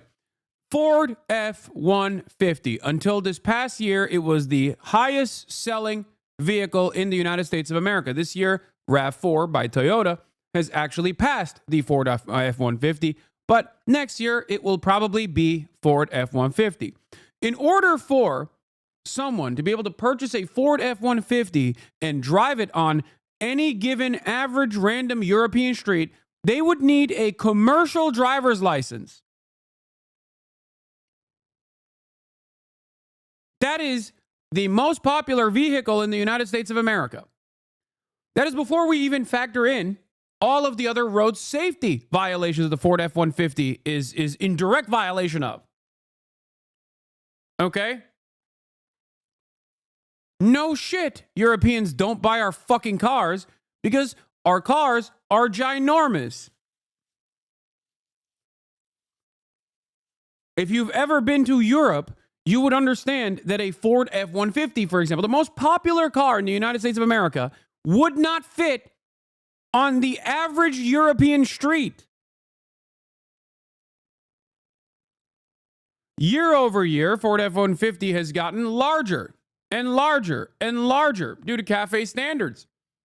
To avoid pre-existing regulations, the Ford Motor Company has made the cars into ginormous trucks. And then we complain about why Europe won't buy our shit. And the same goes for food. Our health and safety standards are not up to par with the European Union. I was listening to NPR this morning where they were talking about how we're going to fix the poultry situation, the avian flu situation. We have to vaccinate the chicken. Okay? Guess what? Ain't nobody wants to buy vaccinated, gay, autistic chicken, okay?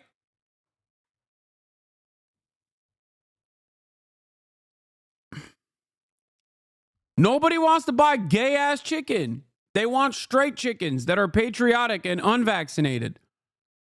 Okay, the second part of what I'm talking about, the gay and autistic stuff, is a joke, obviously. But like that literally is a thing that the American government is currently thinking about in order to combat, the further spread of avian flu, and it's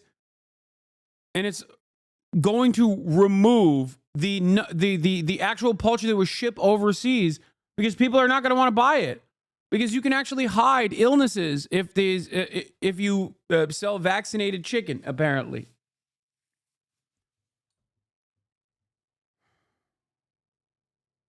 Anyway,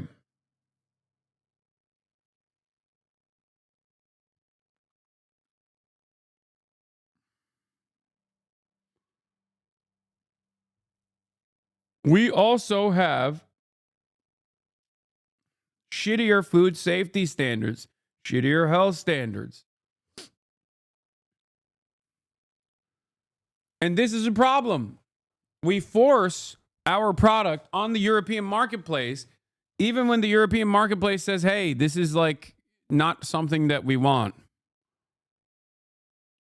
All of it is born out of deregulation. If we held our regulatory agencies to the same standard as the European marketplace, we could create more competitive products.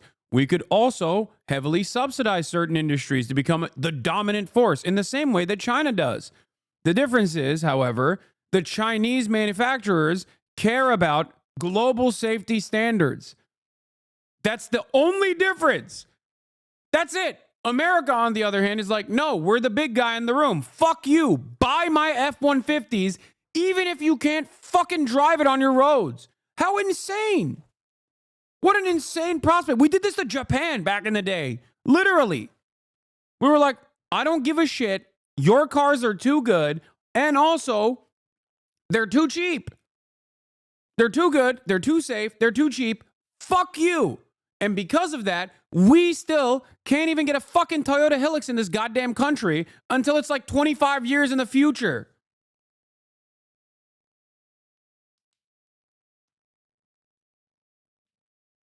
And in that process, we literally, basically made it illegal for some of these vehicles to enter the American marketplace. And then also sold Japan a bunch of fucking F-150s they can't even use. Isn't that crazy?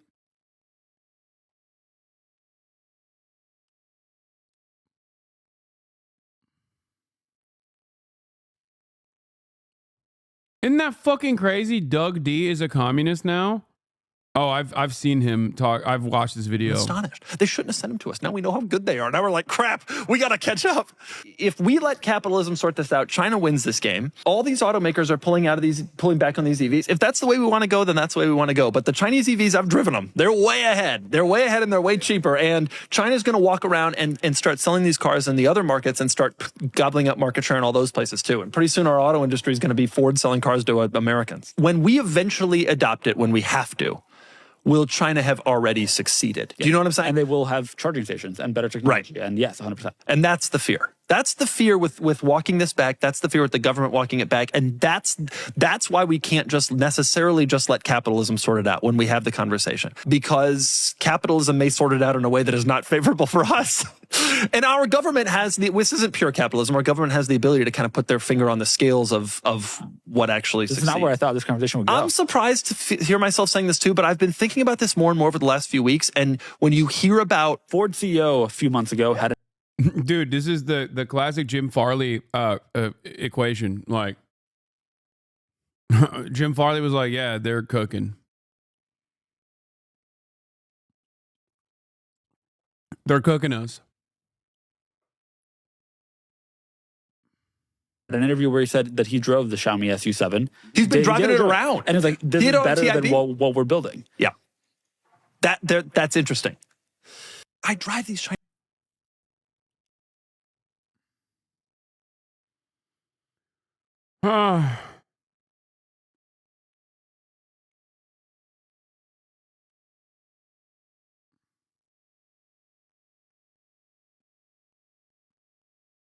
Living on the border, you sometimes see Mexican people crossing with Chinese EVs and Hiluxes like they're trying to flex. Oh my God. America failing is good, though? Not necessarily, because it causes a lot of heartache to Americans. It's not like it's failing and taking out the billionaires and millionaires and then fixing inequality in the United States of America or significantly reducing our military presence around the globe. It's not doing any of the good things. America is basically collapsing, and while it's collapsing, it's going to take out the entire world with it. We are we're the spoiled kid on the block who goes, oh, I lost this board game. I'm flipping the fucking table. Empires don't die quietly.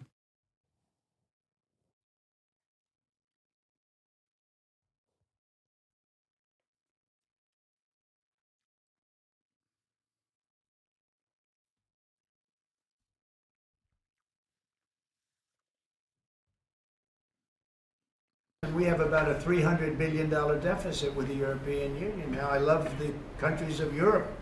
I guess I'm from there at some point a long time ago, right? But indirectly, pretty directly too, I guess.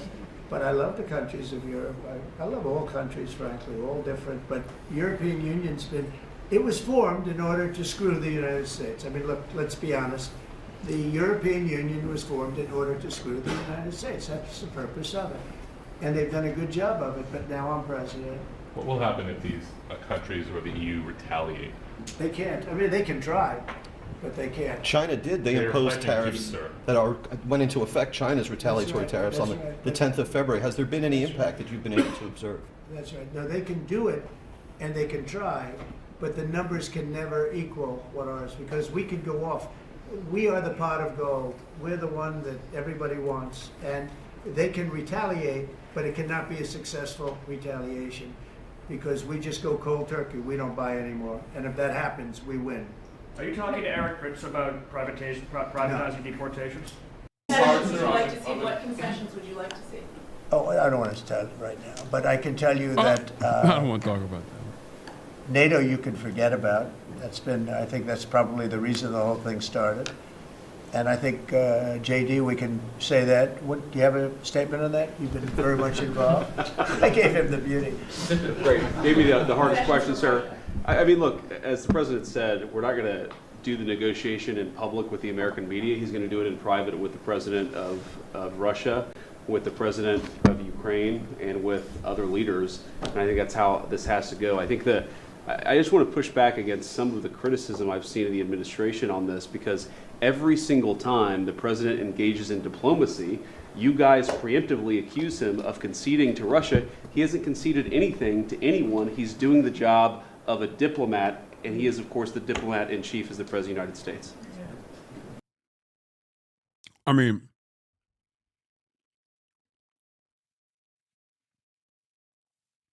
as a long-standing advocate for demanding that the Biden administration come to the table with Russia and implement a ceasefire, conditional ceasefire agreement, I have to admit, Donald Trump is definitely going a little bit above and beyond in terms of concessions.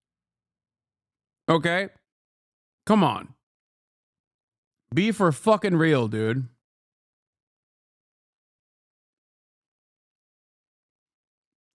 Donald Trump has all the power to control Israel, and I feel like he's in the beginning when they were forcing for a ceasefire, he was more critical of Israel than he is with Russia. And we know his ass loves Israel.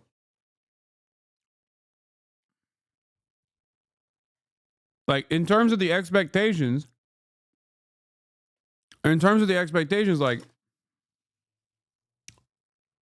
him forcing Israel's hand into a conditional ceasefire agreement was unironically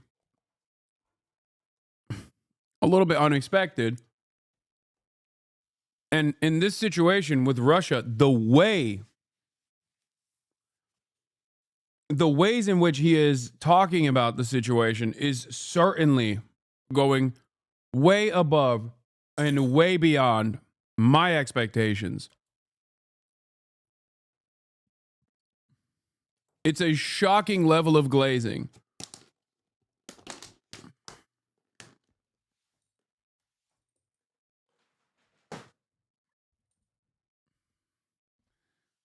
Krasnov proof in the article, by the way. I can't tell if chatters are memeing when they say the Krasnov proof or whatever, or if they're being like, I don't know what that's about.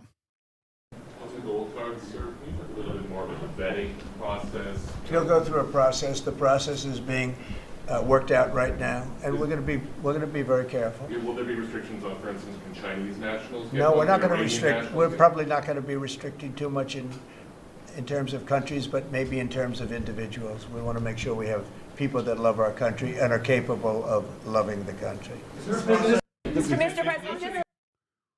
President, Top G popped off in the chat, but I missed it. Wait, I have to find what he said. Hold on. Let's see what Top G had to bring us. I mean, he is truly a poet. The USSR collapsed without firing a single one of its 5,000 nukes or sending a single one of its 30,000 tanks into another country. You will fall the same way, not with a bang, but with a whimper. We will make sure it doesn't hurt too bad, for we are kind.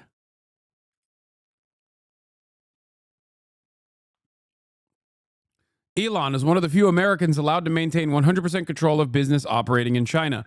Premier Li Qiang saw a potential asset. 6 years later, he is in the Oval Office while Sun picks his nose, and the U.S. government applauds him.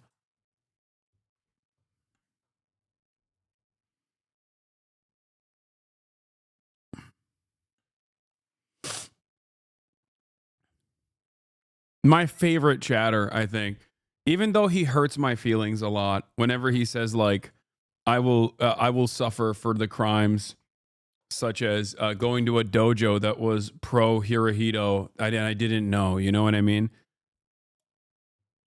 Like when he says, I'm too cowardly to ever visit the beautiful nation state of China.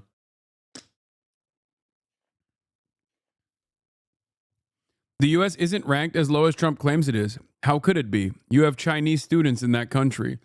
The roads have no traffic markings, but there are moving vehicles. This video makes me sick. The West has a fundamental belief that they have the most moral of all cultures, and they are the apex of human progress and development. They believe this is inherent to them alone. In their mind, in order for any nation to modernize, they must first westernize. First thing he says this on this beautiful day, he says, this stream is overrated. Classic fake socialist, posts on social media owned by a fascist, doesn't use Blue Sky or Xiaohongshu, traitorous Turk. And this is how you know this motherfucker's not really Chinese. Okay? He went a little too far. Okay? He went a little too far and said, why don't you post on Blue Sky? That's how you know this motherfucker's not Chinese. And he is just like us, white Chinese, okay? White guys who are Chinese. It's called RCTA, race change to Asian. Okay, some might say it's race change to another. I say race change to Asian. Okay, specifically Chinese. That is what this community is about, and that's precisely what Top G is as well.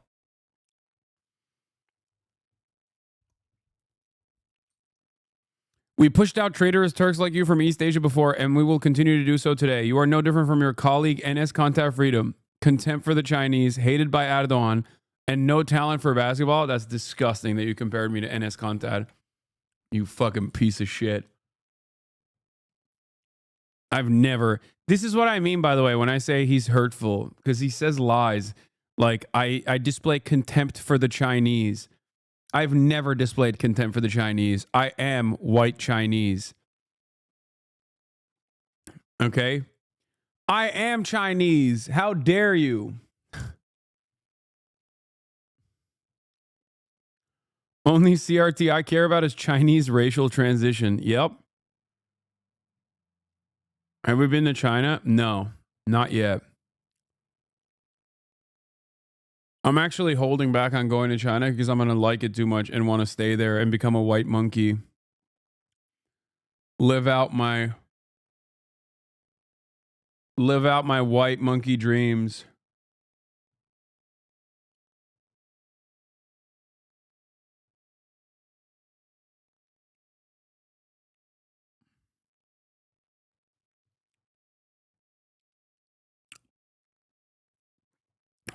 What could have been. Until you get cut off in line waiting for something.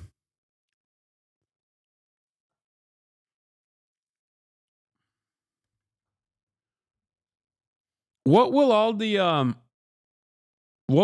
of the USA people do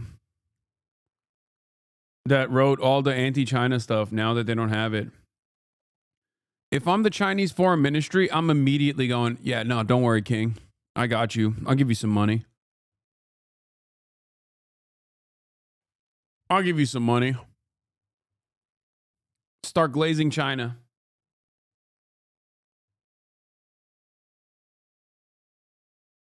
Your mother's maiden name is literally Uyghur. How can they claim you're not Chinese? True. Literally so true. So true. My mother's maiden name is literally Uyghur, okay? That's right. And guess what? I am not an East Turkestan separatist.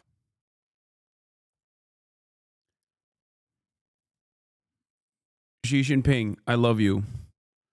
I am basically white Chinese, low key. All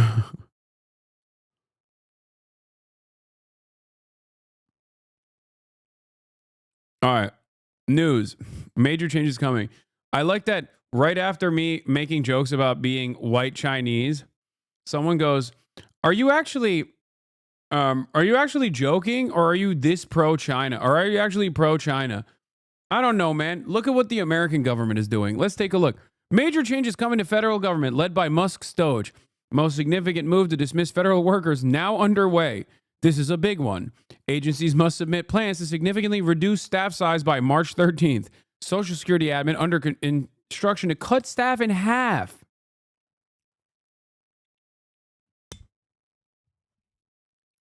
Labor Department eyes gutting the EEOC office by 90%. Mass lease cancellations of federal buildings underway. 100 plus IRS leases to be nixed per records. Helps make sense why Musk and Trump wanted unified front today with the cabinet secretaries.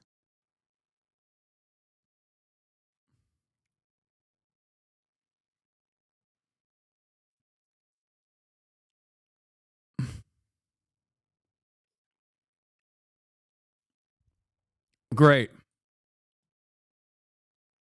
What is this? Oh boy.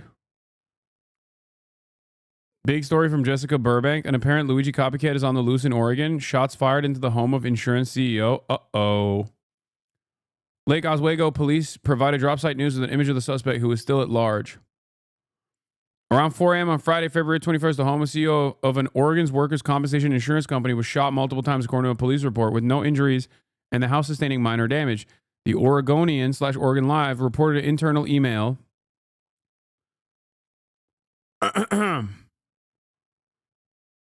At around 4 a.m., I heard what I thought were rocks thrown at my house, but discovered they were gunshots, he reportedly wrote in the email. An investigation is underway, and we don't know if this was specifically targeted to me. Okay. We don't know if it's a potential Luigi copycat or not. We don't know anything. So. And chat, do not fucking Fed post, you dumbasses. I swear to God, under this new administration, I think a lot of y'all don't understand that your social media footprint will get you imprisoned. Like, there is a likelihood that your social media footprint could get you imprisoned. Okay?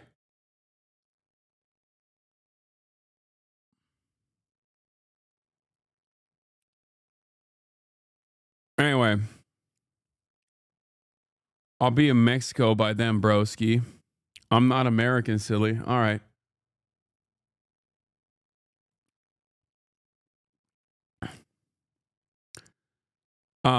Let's get to after this. After Trump talking about Zelensky, I'm going to talk about what the Democratic leadership is doing across the board. Is loosening of sanctions on Russia a potential option as part of an overall deal? We have sanctions on Russia. No, I want to see if we make a deal first, but I think we will. But is it a bargaining chip, I'm asking? I've had very good conversations with President Putin. I've had very good conversations with President Zelensky. And until 4 weeks ago, nobody had conversations with anybody. It wasn't even a consideration. Nobody thought you could make peace. I think you can. But if Mr. Putin gets to keep the land that was claimed by force, if the Russians get to keep the territory that they claim by force, doesn't that send a dangerous message, let's say, to China about Taiwan? You try and take it away, right? We're gonna do the best we can. We're gonna do the best we can to make the best deal we can for both sides, but for Ukraine, we're gonna try very hard to make a good deal so that they can get as much back as possible. We want to get as much back as possible. Mr. President, just to bring this full... We'll cut it out after maybe this question. Go ahead. To bring this full circle back to a question. You always like to finish on a good one. Sir, they wish you to negotiate with him instead of with President Putin. Back to a question about these... Peacekeepers.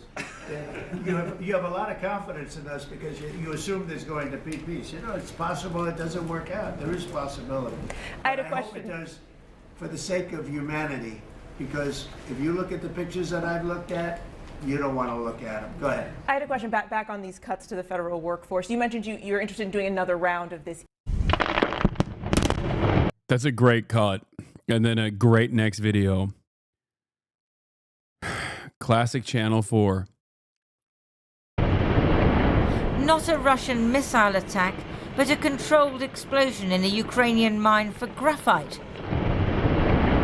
A mineral used in lithium-ion batteries and nuclear reactors. Ukraine also has titanium used in the aerospace industry. But the draft deal doesn't surrender control over Ukraine's mineral resources to the US, as President Trump initially demanded. Rather, it's an attempt to ensure that both countries benefit. Today, President Zelensky was posing with a map of Ukraine's mineral. Look how quickly Big Homie played ball, by the way. Am I crazy? I feel like last week he was talking about, Mr. President, you are living in world of lies. Mr. President Donald Trump, you are living in Vladimir Putin's lies. Next week he's like, look at my mineral map. I love Mr. President. I love these minerals. Please help us extract, Mr. President. Trump is out here being like, dude, you're a fucking dictator. You suck. You're the reason why your country got invaded. You ain't shit. Your comedy's got horrible letterbox reviews. Okay?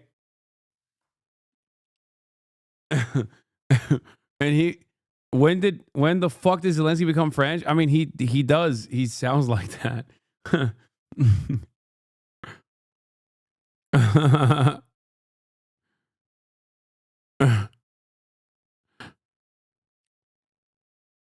What happened? I thought Ukrainian sovereignty, Ukrainian autonomy.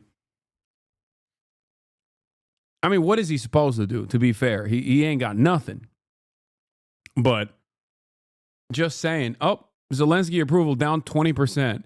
Last week, Republicans were about evenly split on Zelensky, unfavorable to 38% favorable. Today, after Trump's attacks, Republicans dislike Zelensky 56% to 20%. Yeah. I think part of it is that Trump let slip yesterday when talking about Zelensky coming to D.C. on Friday that they were going to provide another $350 billion in support. Mentioned Zelensky could fight as long as he wants. Oh my God.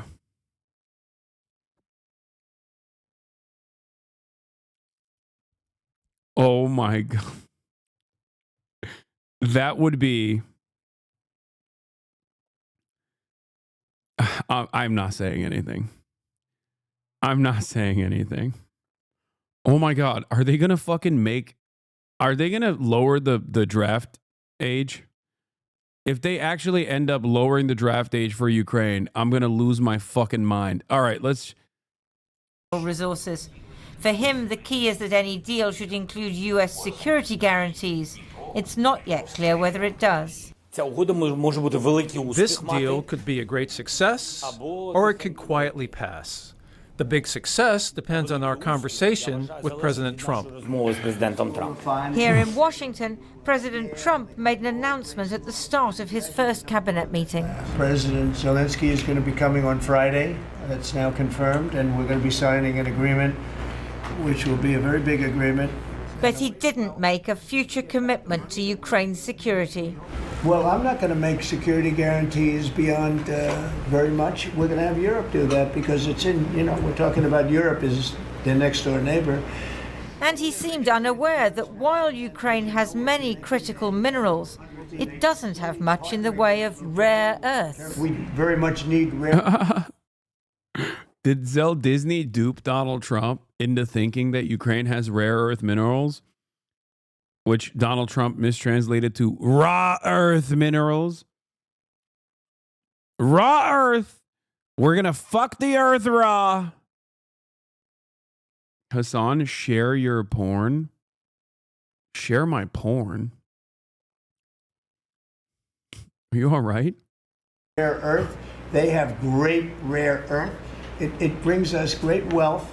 We get back the money that we spent, and we hope that we're going to be able to settle this up. In fact, the US extracts rare earths, elements essential for new green technologies such as wind turbines, from a mine at Mountain. Yeah, bro thought we were on Kig. He's like, bro, porn reacts, please. Porn reacts when? Pago? Porn reacts, please. Pass in California. The problem is that 90% of rare earths are processed in China, even when mined in the US. The bottleneck isn't finding more rare earth deposits. It's China's domination of processing, and the Ukraine deal isn't going to solve that. President Putin, today meeting the president of Guinea-Bissau, may be less happy. On Monday, coincidentally, he was telling his officials that Russia has far more rare earths than Ukraine, and America would be welcome to exploit them. In Kyiv, a few people were protesting against the deal.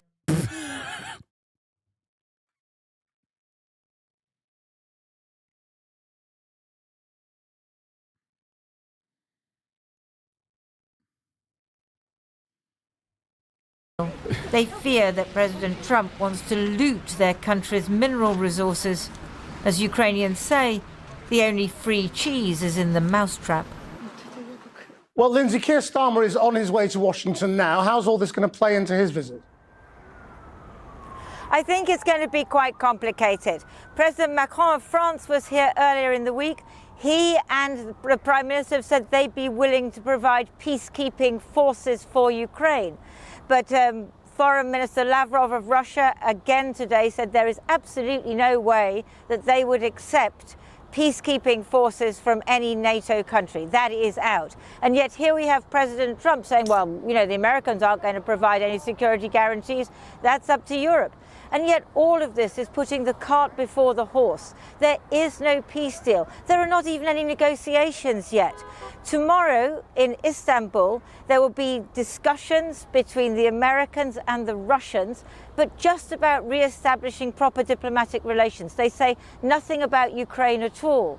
So all of this stuff about the This was a deal from day one. They should have known this happens all the time with America. Then again, it's either be invaded by Russia or be an indentured slave of America. Pick your poison. I don't know if it would have been an invasion of Russia. I think it would have been an overtaking by Russia. And then Russia would still end up most likely taking advantage of your natural resources.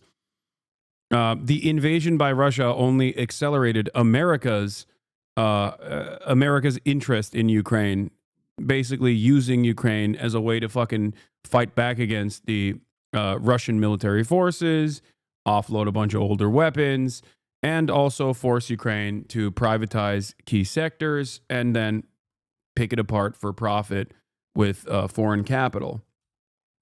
Now we're also taking the minerals too. It was fucked no matter what. Like, Ukraine was screwed no matter what, since they didn't have nukes. Don't give up the nukes. What do I say to people who say they are the same people anyway? What do you mean they are the same people? Like, dude, all jokes aside, okay, I'm not going to say this is like anti-Slavic racism or whatever, but like, it's like when Israelis say, oh, well, what's the difference? They're all Arabs. Like, come on. Like, I think people have a right to sovereignty, you know? Like, it's kind of the whole reason why nation states were developed. That's crazy. This is just a joint U.S.-Russia invasion on different fronts. Yeah. People call him Krasnov, not just for his alignment with Russian interests, but because ex-KGB officials alleged he was cultivated as an asset in the 80s. No, I know. I love that one.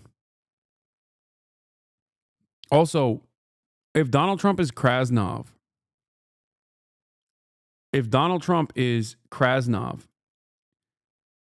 then was Biden also Krasnov? Was he also a Russian asset? Because apparently Biden was also quietly trying to cut the same mineral extraction deal with Ukraine while he was also in charge. This is why I say American foreign policy is uniparty. Do you believe the Russian asset claims? No, I don't believe the Russian asset claims.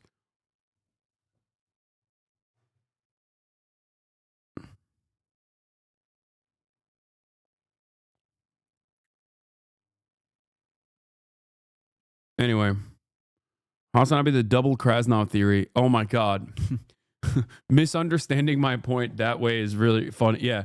Brandonovsky and Krasnov are both KGB assets. Is there anything you like about Trump and or his admin? Yes, I like that he is the real Manchurian candidate and that he actually is not a Russian asset, but a Chinese one. And he is literally undermining American hegemonic superpower status every day of the fucking week, dismantling KKK's U.S. aid soft power capabilities. Wait until he sells the vassal state of Australia to Chinese protectorate.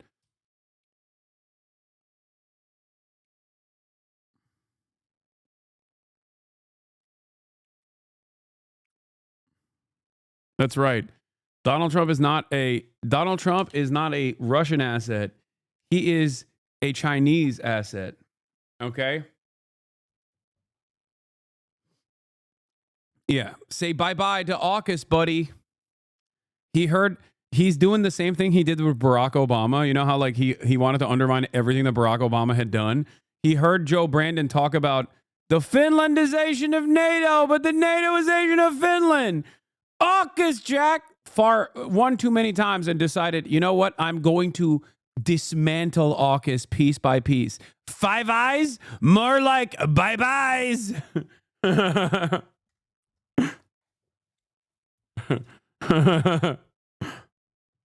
Agent Orange, dude. Don't lie, Hasan. He's our big, beautiful Russian Ollie baby.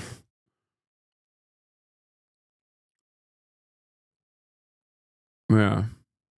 Mineral resources and about the peacekeeping forces. It's all way in the future. What Prime Minister Starmer is going to have to do is try and persuade President Trump that there has to be a serious negotiation that doesn't give Russia all that it wants. Yeah, bro, he's dismantling AFRICOM. He closed up, didn't he? I think he closed a Greek base. Like he closed an American base in Greece. White House officials pushes to axe Canada from the Five Eyes. Oh my God, he literally, the mad lad. Five Eyes, bye-byes. Oh my God. We need to find a Chinese name for Donald Trump. JD Pondon, dude, the absolute mad lad. He said, nah, no more American global dominance. Okay. Yeah, it's Four Eyes now. Five Eyes, bye-byes. It's Four Eyes. Oh my God. I feel dumb as fuck. What even is this and what does it mean? Five Eyes is, as the title suggests, a intelligence group of 5 nations, Canada being one of them. America seemingly is interested in taking Canada out of the equation. A top White House official has proposed expelling Canada from the Five Eyes intelligence sharing network as Donald Trump increases pressure on the country. He talks about turning into the 51st state. Peter Navarro, one of U.S. president's closest advisors. You know what's really funny about Peter Navarro? He is like the OG China hawk. Like, is Peter Navarro the original Chinese asset?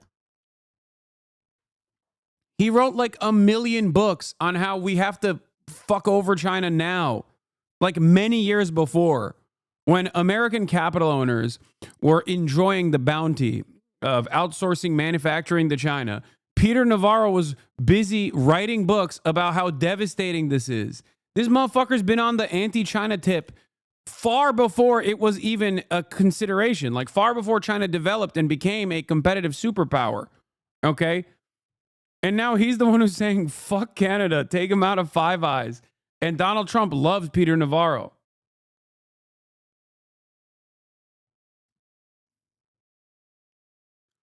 Yes, China was the great sleeping dragon we had to go to economic war with. My dad ate that shit up. Yeah, it turns out he was saying all of that specifically to gain favor and make Americans think that he wasn't a Chinese asset.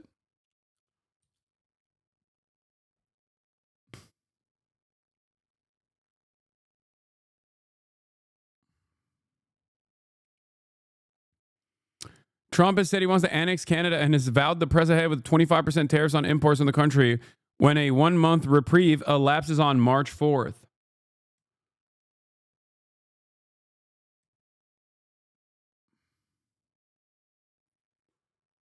I truly don't know. I mean, I do think that they're going to increase militancy against China. I think a lot of this stuff that they're doing is because they want to increase militancy against China, including the stuff that they're doing with Russia. Partially because like they did something, they do a lot of like aesthetic things. Okay. They do a lot of aesthetic shit that I think basically show their hand. Like they eliminated from the State Department website a statement that has existed in perpetuity that the United States would not defend Taiwan. I think they deleted that because, you know, they're basically gearing up for that. I suspect they increase pressure on the Philippines and use the Philippines to dismantle any sort of security partnership that China tries to create in the South China Sea in an effort to no longer have the, you know, boat ramming operations that happen all the time, or like the fucking water cannons that they spray the Filipino boats with. And then they also increasingly apply pressure through Taiwan. That's what I think. All jokes aside, I don't think that Donald Trump is dismantling America, like America's hegemonic superpower status. I think that this is, I think he's going to increase the pressure and go hard power only. Even though, ironically enough, in the interim, it seems like he's just isolating our allies.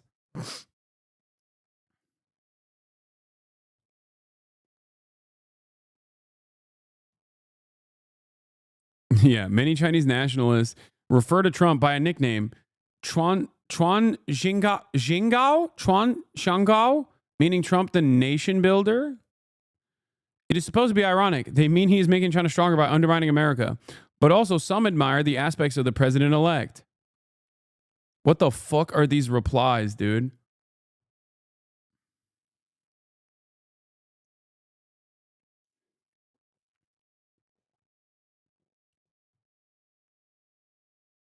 To be honest, I don't think there was ever any question that they would defend Taiwan just for the chip manufacturing alone. Okay. Let's say you are going to defend Taiwan because of the chip manufacturing. Why the fuck did Donald Trump float tariffing Taiwan in order to force them to move chip manufacturing to the United States of America?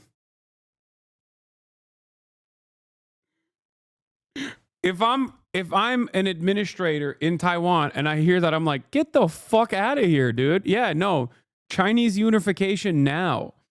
Peaceful reunification tomorrow. Peaceful reunification yesterday. The fuck? America is the least reliable ally of all time, dude.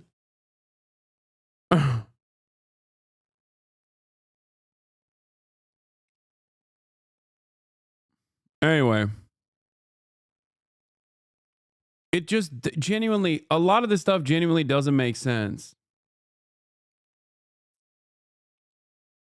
Okay.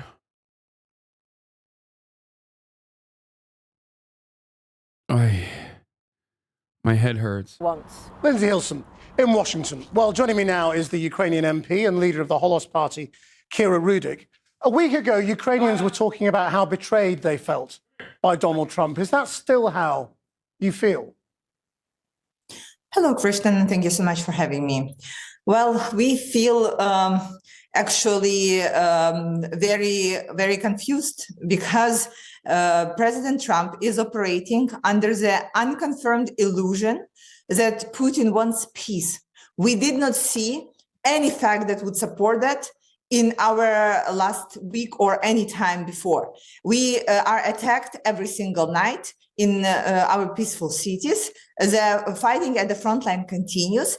And for some reason, there are discussions about rare minerals, which is a very far-fetched shot, while Europe holds 300 billion of Russian assets that can be much easily taken and used if there is a need for it. So what is President Zelensky up to, going to Washington on Friday to sign a deal that, as you say, seems, well, it kind of seems not worth the paper it's not written on?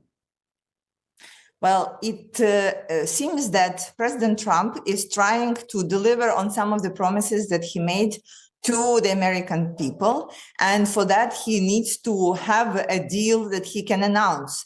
But the way that we have seen this deal is just like a framework. It's not clear that is it a deal about the past or is it a deal about the future? And if there is any more details there, it will have to get into the Ukrainian parliament and be ratified by the parliament. So we will have to know all the details. So right now, it is very hard to see how the deal that's being signed is going to lead us into having the ceasefire or peace deal, because it's not linked at all. So if Zelensky goes ahead and signs something, which you say he can't do because it needs to be ratified by the Ukrainian parliament, I mean, is he risking his own presidency by doing this?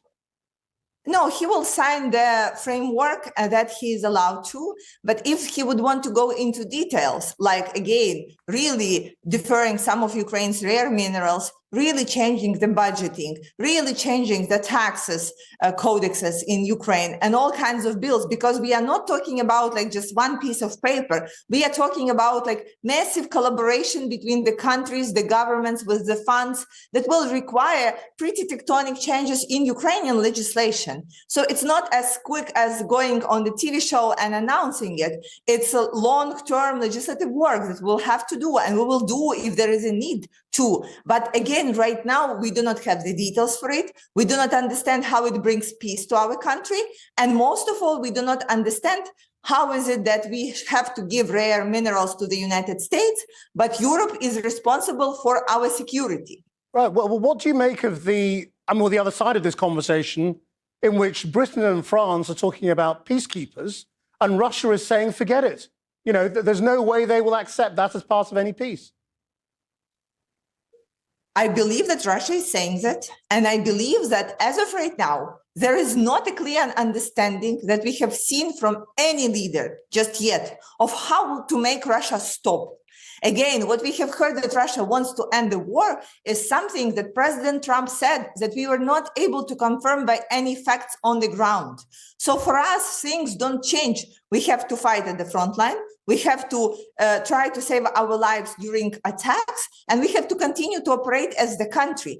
And everything else right now has no influence on Putin's actions. And we appreciate what Keir Starmer and President Macron are doing. We really appreciate that. But it needs to be a complex solution that is just not there yet.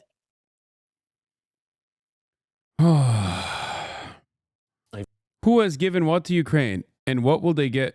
And will they get their cash back? This right here, by the way, explains two different things. Okay. One, that Donald Trump is basically accelerating certain things that were already in motion in terms of like American foreign policy being uniparty and simply saying the quiet part out loud. And two, it proves once again that when Donald Trump says something, okay, people inevitably play catch up after he says it. At first, people resist it. Okay. At first, people turn around and they resist it. They're like, what the fuck do you mean? Zelensky comes out and is like, what do you mean? We're going to give you minerals. Get the fuck out of here. That's crazy. Why are you promoting Russia? And then lo and behold, a week later, Zelensky is signing the mineral deal. And now you got our European allies and their state broadcasters, their private broadcasters, basically talking about like what this process is going to look like.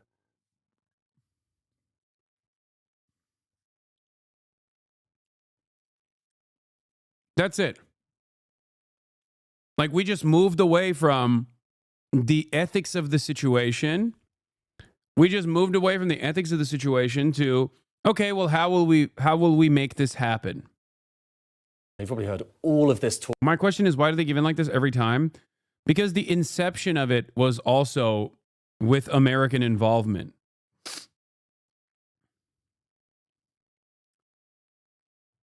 Because what are you going to do about it? Might is right politics is what dominates the world. Okay? And America is still, at this stage, the #1 global superpower.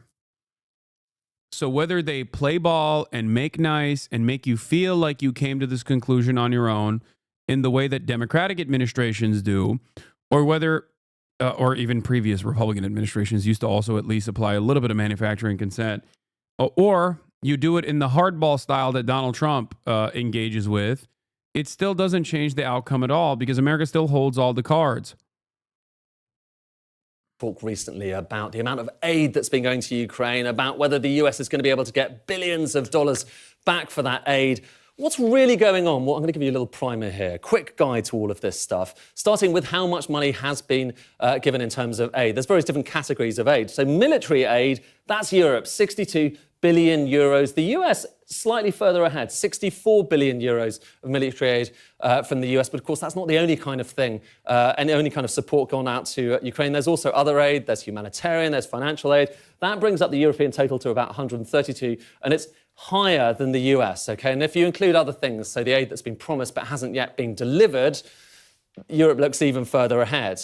And interestingly, if you look back through the kind of history of this conflict and just how much that aid has crept up, that's European aid, and how much it's crept up since 2022, that's Europe. It's gone up relatively steadily. Look at the US. That's gone up. It was steady for a while. Then it was flatlining, and then when it went up again, what was going on there? It was that when Congress was blocking the new support. So you really see it there kind of visually in terms of the aid that was handed over or wasn't handed over to Ukraine. But kind of back to this, the big picture here, okay? So this includes a lot of different countries. So if we want to get a better sense of comparing different countries and how much they've given, you really need to divide it by every single individual nation. And we can do that here, okay? So this is individual countries, not just Europe as a whole, individual countries. And it's clear the US is comfortably the single biggest donor in cash terms. There you've got the UK down there, and Germany are kind of among the biggest donors, but nowhere near where the US is. But that's the key point, cash terms, okay? Now do it as a percentage of the size of the economy, and it's a different picture, okay? So same data, but as a percentage of GDP, and look, it's different, okay? So the US and the UK, about 0.5% of their GDP, which is a better way of comparing it, really, whereas it's countries like Estonia and Denmark, the Baltics, Finland, Sweden, places like that, which are giving much more of their national income to support Ukraine, and then places like Germany even further down because it's got a bigger GDP. So quite striking there. Worth saying, though, to get a bit of a historical context here, let's compare how much aid has been given this time around with previous conflicts. So this is specifically US aid to Ukraine this time around. That bar is there. It's 0.3 because it's just that's the annual figure rather than for the entire period. This is World War II. So World War II Lend-Lease, far more. US and Korea, far more. Vietnam, far more. Gulf War, far more. Ukraine is tiny in comparison to all of those things. Yeah, because this is a proxy war. These are America instances of conquest. Yeah, no shit. Yeah, ultimately when you compare it to instances where you literally deployed the military, yeah, it's going to be fucking way more expensive. It's still, sizable in cash terms, but compared with those, really quite small. And it's not just the US. So take the Gulf War. Yeah, no, World War II is not what I'm talking about. World War II is not, obviously. I didn't even bring up World War II because that's a fucking stupid ass comparison to make in comparison to US and Korea. Okay? Like, that's a totally different thing. Says an actual terrorist. I don't support America. I don't support Israel. It's so funny to be like, says the actual terrorist. Meanwhile, we're literally covering how America is currently fucking over an entire nation with 40 million people and just completely eviscerating their sovereignty and nakedly extracting the remainder of their natural resources. And you're like, "Pah! You fucking terrorist. Why am I a terrorist? Because I think Israel shouldn't do a genocide." Which America also is, funding and facilitating. Like, how can you not respond to anything that you are seeing on screen? How are all these guys who turn around and say, Hasan doesn't have any analysis whatsoever, he just says America bad and moves on, when, in fact, I do actually explain why I say America bad in most circumstances, with notable exceptions. And this is one of the very glaringly obvious instances where America is, as a matter of fact, very bad. Okay? We are doing very bad things to Ukraine. We are doing very, very bad things to Ukraine. And you're still like, nah, you don't understand, dude. America good. Shut up. And look at how much different countries paid for the Gulf War in terms of support, particularly for Kuwait. US, Germany, UK, Japan. That's Gulf War, those bars. Now compare it to Ukraine. Look, this guy goes, yeah, you actually support terrorists. It's on video. Yes, dude. Anyone and everyone that engages in any sort of emancipatory act against America and their allies are terrorists. You cannot fight back against being dominated. You will be branded a terrorist. You got me. Okay? The IRA, Nelson Mandela, the Algerian Liberation Movement, all terrorists. I know. Everyone's a terrorist, except for the people who are terrorizing the largest percentages of the population. Okay? Anyway. Yeah. The Viet Cong are terrorists. I'll bring up those bars. So it was smaller. So less money going to support Ukraine this time around than went for the Gulf War from basically all of those major economies. Quite striking, really, isn't it? However, okay, every country can contribute more. Worth just saying, okay? So when gotta love these downstream effects of your former podcast co-host constantly broadcasting you with a Photoshop Qassam headband and calling you a literal terrorist for the past 6 months to his baby-brained audience that can't put together a single thought without the help of a slob video. I know. And the thoughts themselves are not particularly interesting, unique, or clever. Okay? Terrorist. You are terrorist. You are terrorist. You want terror. Okay? You like terror. You support terrorists 100%. Same with the echo chamber chat. You are doing terror. Have you seen the quilts at the United Nations? Have you seen the children and the quilts that they've made? They are doing terror quilts.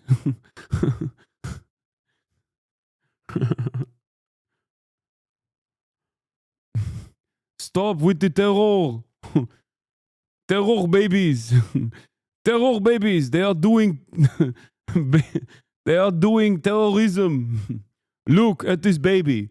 This baby that we destroyed with GBU-39 Boeing rockets actually was on his way to reading the copy of Mein Kampf. This baby, as you can see in this pile of blood, was reading this perfectly annotated copy of Mein Kampf that is somehow in English. That's right. It is okay to kill this baby. When it comes to these bars, there's been so much debate recently, particularly from Donald Trump, a bit of a conversation with Emmanuel Macron about this, about how much of this European money was actually a loan, so it's going to come back.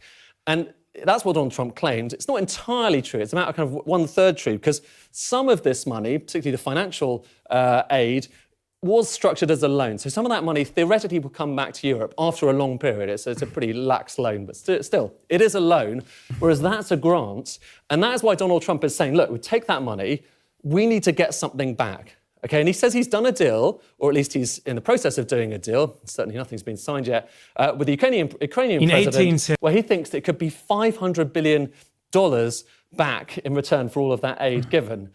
You're probably wondering at this stage, how on earth do you get $500 billion out of Ukraine? Well, the answer, he says, is rare earths. What are rare earths?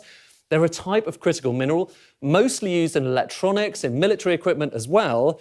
And there are some rare earths deposits in Ukraine. I like that the entire piece revolves around, actually, there might not be any rare earth minerals at all. Okay? Raw earth!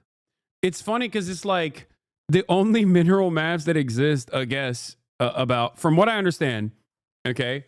I'm not the most knowledgeable about Ukrainian minerals, I will admit. I am not the talented crackhead Hunter Biden who knows all about the energy dominance of Ukraine. That's why he got 80 grand a month or $200,000 a month in pay from Burisma. But from what I understand, the only evidence that there is a lot of minerals in Ukraine also comes from like USSR maps, which could be true. I just don't know when this became like the major thing. They have a lot of stuff that China produces. Heroin made RFK good at school. Crack made Hunter good at energy. Yeah, he knows. Right, and this is a kind of mineral map of the country. If we zoom into this area here, it's in actually the occupied territory, which is, I think, part of the point here. And the Ukrainians were suggesting this. Old Soviet deposit here supposedly has lots of rare earths. The issue, though, but the reason, of course, obviously, that Donald Trump wants to do this is when you look at total rare earth production around the world, and you need rare earths for like electric cars, for the magnets in those cars, for all of those wind turbines, it's magnets, it's military equipment. China is massively dominant when it comes to mining rare earths. It's massively dominant when it comes to refining rare earths, which is really the hardest thing to do when it comes to rare earths, because it's really expensive, it's really energy intensive. Totally dominant. So you can see, again, the geopolitical reasons why Donald Trump might want to think Ukraine might kill two birds with one stone here. However, look at the actual data, and it's not altogether obvious that there are many rare earths in Ukraine, even if you take account of that mine, which, like I say, it's been around for a long time. No one's entirely sure if you can get those rare earths out of it. It's still China way in the lead. Brazil, India, Russia, Vietnam, the US. Actually, Ukraine doesn't even show up in the most definitive measures of how much rare earths there are around the world. So some people have wondered, was he not really talking about critical minerals in general? Maybe he was talking not about rare earths, but about lithium, which, technically speaking, is a different part of the periodic table. Well, if that's the case, yes, there's a big lithium deposit in Ukraine, potentially the biggest in Europe. But here's the thing, Europe doesn't have that much lithium. And compare this with other deposits around the world. I've put it over here. And that, by the way, is a best-case scenario. And Ukraine is still a minnow. It's smaller than Canada. It's smaller than the US when it comes to lithium, even bearing that in mind. And so perhaps it just might be, there are lots of minerals in Ukraine, but for the most part, it's the old-fashioned stuff. It's coal, it's iron ore. There's lots of iron ore around around there. And it's also things like titanium. And so probably the most plausible explanation is that the president maybe thinks he can make some money out of those things, but I would still question. So we're just like picking apart a carcass. This is fake news. Show the raw Earth's graph. All right, what? Like, is there a lot? I don't know.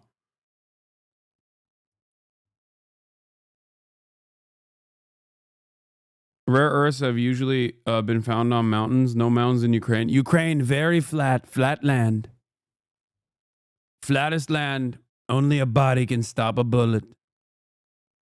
Oh, the chatter was joking about raw earth. Oh. Raw earth, which is the new kind of earth that Trump is.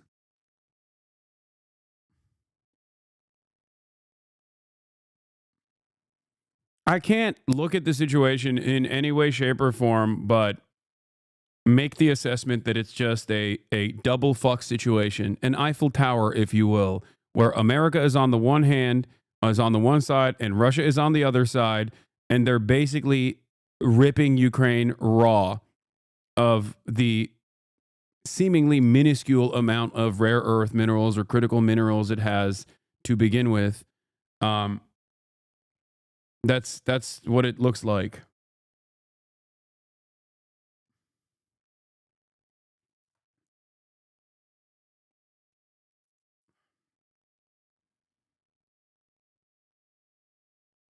So I don't know.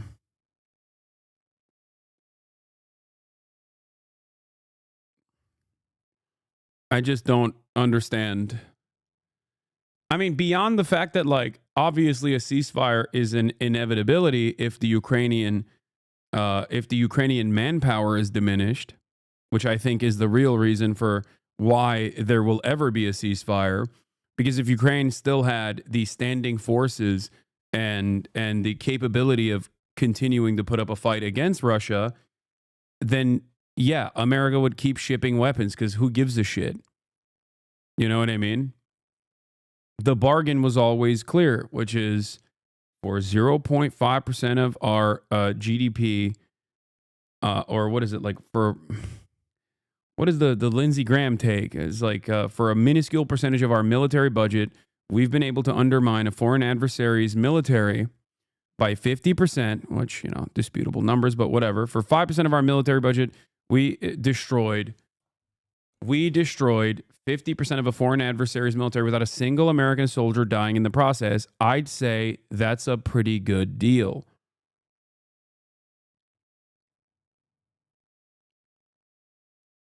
Even bearing all of that in mind, it's going to be very difficult to get to that $500 billion total.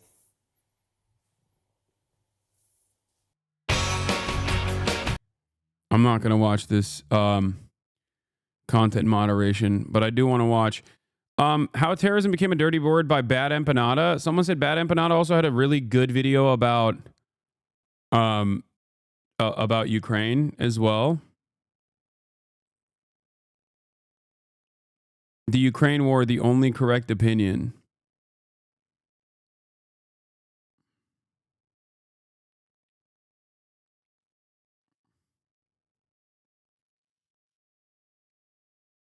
That's what Bad Empanada looks like. Not as ugly as Ethan said. I mean, why would you ever trust Ethan with anything? Can we watch the content Tsar Bomba, please? No, because it is fucking 4 hours and 30 minutes long, dude. Are you crazy? Instead of watching the content Tsar Bomba, I would rather just simply make my own. I would rather make my own content nuke response at that point.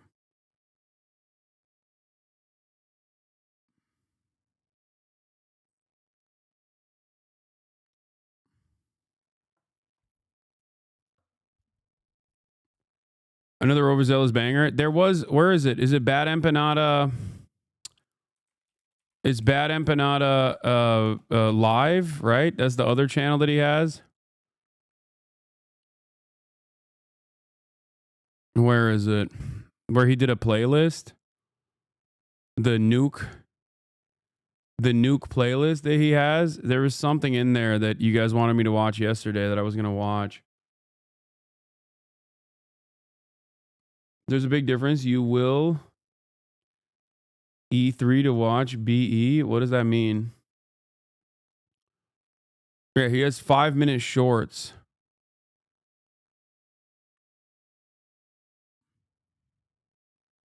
Let's look at this playlist.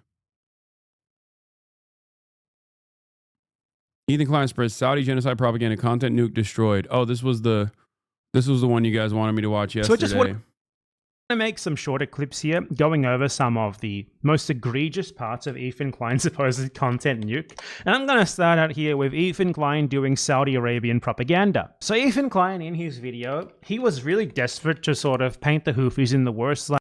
Bad Amp and I would also hate the stealing of labor that you reacting to the Czar nuke content.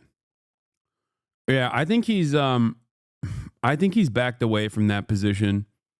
I don't think he cares as much about me reacting to his videos. Hello. I think, ironically enough, when I did react to his videos, he saw an increase of support. And I think initially he was a big, like, anti-react guy. I think, you know what's really funny about this? Initially, the reason why Bad Empanada and I were not on good terms, regardless of the fact that I had actually enjoyed some of his older videos in the past and thought that he was, brilliant in terms of like all the historical analysis that he puts into his long, oftentimes convoluted, history videos that he does. But what's interesting is the major fissure that we had was over Reactgate, because at the time when everyone was yelling at me about like reacting to videos and whatnot, at the time when everybody was fucking yelling at me, he was like, yeah, you are stealing the labor of like other YouTubers. It's really fucked up. And he was like, I don't want, I think it's disgusting that you're doing this. Not realizing that, like, when a community such as this one does react to his videos, it probably does promote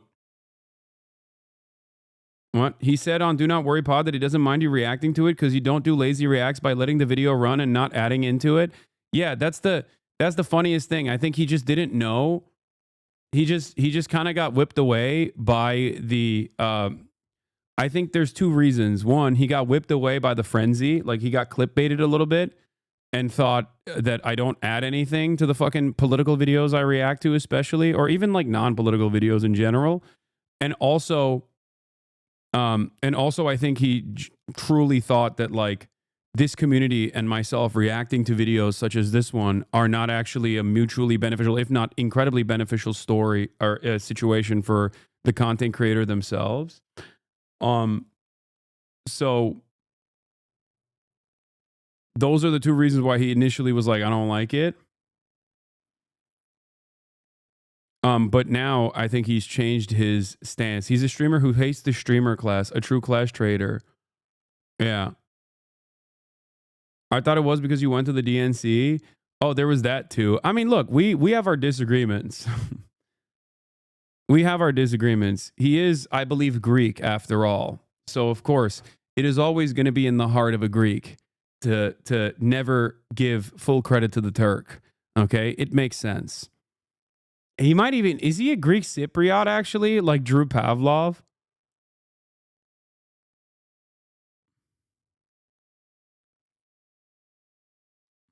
It is natural for there to be some fissure.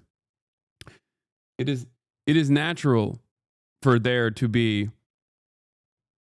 Yeah, he's a, oh, he's going to hate you now. Yeah, he's a Greek Australian who now lives, he is a Greek Australian who now lives in Argentina. It is natural, considering what my people have done, both to Australians and also the Greeks. Much worse to the Greeks. The Australian one is, kind of nobody's fault except for the British Empire. But so there is epigenetic trauma there. Okay, bro, you're not Ottoman. How dare you say such lies? I will ban you.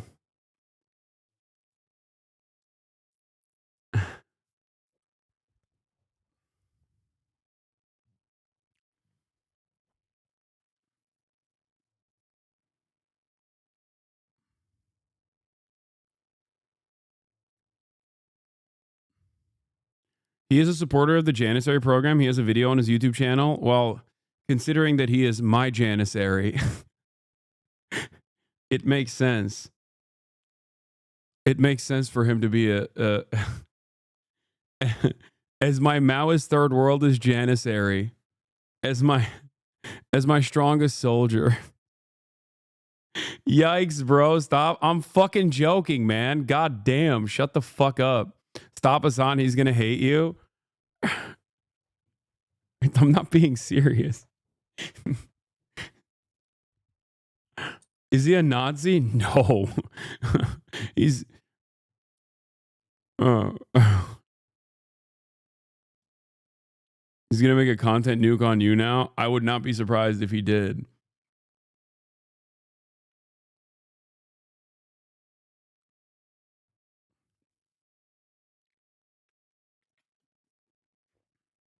No, I will maintain the position that Bad Empanada, especially on his main channel, has phenomenal work in general. Like it is very good. He is very well read. He puts a lot of thought and effort into his content, and I think that, I think that he might be.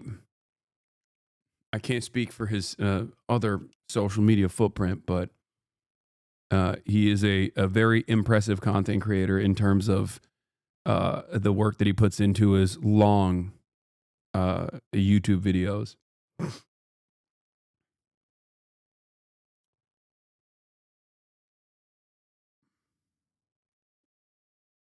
Like possible. And in doing so, he cited outright like Saudi propaganda they created to legitimize them massacring, maiming, and starving the people of Yemen in their decade plus. He called you unintelligent in the content czar bomba. Well, he can have his opinions. Long US-backed assault on the country. So if you don't know, the Saudi Arabians intervened in Yemen. A lot of the tweets people show are fake. He has a video about it. No, I'm not talking about the very obviously fake tweets, okay? Shut the fuck up. I'm not talking about the very obviously fake tweets, chat. I'm talking about the very obviously real ones, okay? He definitely goes a little too far when it, you know. Anyway, just against the Houthi-led anti-government rebellion, which started during the Arab Spring, and they have just been like wantonly bombing. Yet he still has defended you so much. No, one thing that you guys have to understand is if I said something that Bad Empanada truly disagreed with, or if I said something ahistoric, okay, if I said something that was incorrect, okay, in terms of historical analysis, he would fucking rip my asshole apart. The only difference is Bad Empanada does not defend me. He defends the truth. He understands that he understands what the history of Israel looks like. He sometimes even has more aggressive stances than I do, certainly in terms of my commentary around Israel and Palestine. But overall, he would be just as ruthless if I were engaging in some kind of bullshit. If I was saying some kind of fucking bullshit and that was just incorrect. Yeah, he doesn't care about the drama necessarily, but I think he understands that drama causes people to watch stuff. And he cares more so about the history. The country the whole time. They have been blockading it, starving it. They have been responsible for the deaths of hundreds of thousands of people minimum. And all this time, they have been supported by the US and to a lesser extent by Israel. And Ethan Klein, in all of his wisdom, in his desperation to try and make the Houthis look horrible, he ended up just uncritically citing propaganda as well as misciting 10-year-old articles to claim that they reintroduced slavery. So I want to show you that. There are two articles in particular that he cited that are just directly Saudi state propaganda. It's ironic as well that throughout the supposed content nuke, he claims that Hasan Piker was being paid to make it by like the Houthis, you know, the government of... Wait, that's pretty funny. Okay, that's insane. I didn't know this. Ain't no fucking way. One of the poorest countries on the planet was funding me. Like USA, they got Houthi aid. Like what Houthi money, man? They got like one F-15, don't they? Or not even. They got like one fucking plane that they bust out for ceremonies. They got fiber, bro. You were poor. No, that's Hezbollah. Houthi does not have. The Houthis do not have fiber. No, not an F-15, an F-5. Sorry. Yeah, they got Yemen aid. One of the poorest countries in the world are apparently paying like a millionaire in Los Angeles to do propaganda for them, which, you know, doesn't really square when you consider the reason to suspect Ethan Klein of being paid to do that for the Saudi government, given that the Saudis are well known for doing precisely that. You know, things like sports washing, paying celebrities to like go to their country and like talk about how great it is and stuff like that. Like The Rock does that, for example. Cristiano Ronaldo does that. I think even Lionel Messi does it. Plenty of celebrities who do that, who they pay to do that for them. And now we have Ethan Klein suddenly just citing like Saudi government made up propaganda to which they use to like justify them massacring the Yemeni people over the last 10 years. So let me show you what I mean. The first direct Saudi propaganda that he cites, and he might have even cited more. I want to make clear here, I suspect that he cited more. I did not check literally every single headline, because his whole thing is that he flashes a headline on the screen for like a half a second, just like rapid fire 20 in a row, just hoping that no one actually looks them up. So let me show you. They've also set up landmines in agricultural spots, making the fields virtually worthless. Women have... Landmines in agricultural spots making the fields virtually worthless. That's an interesting claim, isn't it? So let's check that out. So the headline here is Yemen Army removes 300,000 Houthi landmines in liberated areas. Now, you can immediately tell that... Like, a lot of this stuff that that Human Rights Watch and many other NGOs talk about in fucking Yemen, and especially the like even stuff like slavery and all these other things that are happening in terms of like Yemeni domestic affairs. If you don't have an understanding of what it looks like to be... Hasan just got caught in 4K. Wait, what? You laughed at dead kids. There's no way Hasan is watching this lunatic, Lamafao. You laughed at dead kids. Yeah. I'm sorry, chatters. I can't keep responding to your hallucinations, okay? In any case, what I was saying is, when we talk about like what happens in the countries, like Iran is a great example of this, because it's a nation state that has like developed outside of the sphere of Western influence after the Iranian Revolution, and a big part of this, like a big part of the fundamentalist approach that they have, is directly born out of American and Western intervention. You know what I mean? This is one of the major issues when you... this is one of the major issues when you look at countries that have just been ravaged by war. Okay? When you look at countries that have been absolutely eviscerated, ravaged by war, and the ways in which their governments are trying to rebuild, and oftentimes are rebuilt directly by some of the more fundamentalist elements, it happens as a direct consequence of their material realities. So we judge it as though, you know, the fucking country that has been under a man-made blockade with Western forces and Western weapons by Saudi Arabia and the UAE is we judge them on the metrics of America, basically. Like, why won't the average Yemeni have the same exact attitude as like an American living in New York City?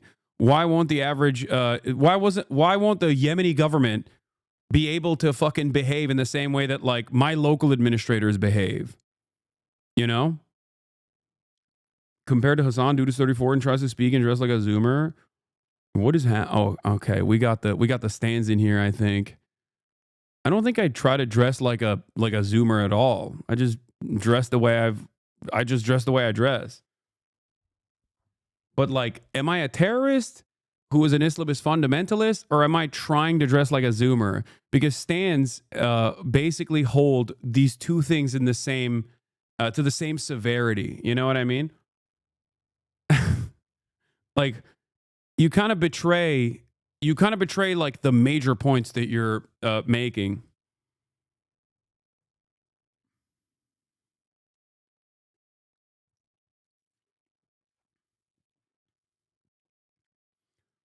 It's also funny whenever Ethan Klein fans say, I dress like a Zoomer, like I dress bad. Come on, dude.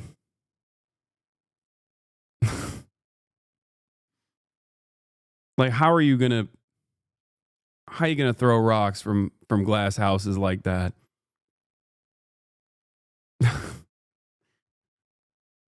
That's crazy.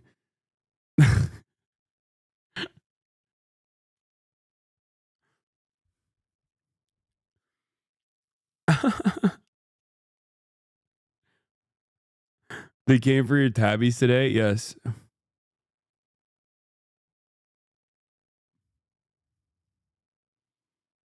Ethan spent a good 30 minutes going over your outfit and how a socialist shouldn't dress nice, but then called your style whack. Yeah, it also kind of doesn't make sense.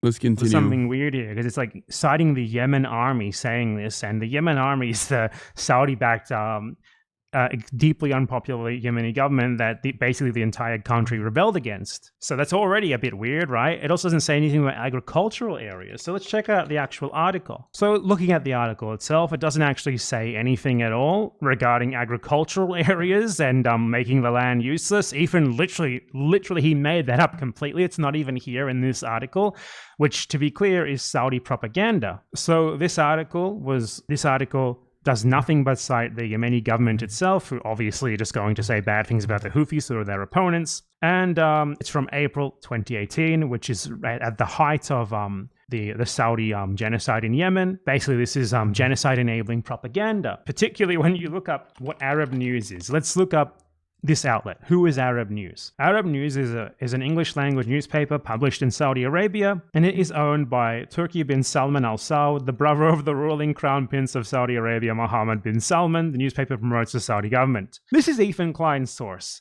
I assume Ethan Klein is talking about me because his foot soldier stands are in here going, Empanada isn't reliable. Empanada isn't reliable. Please turn off this video right now.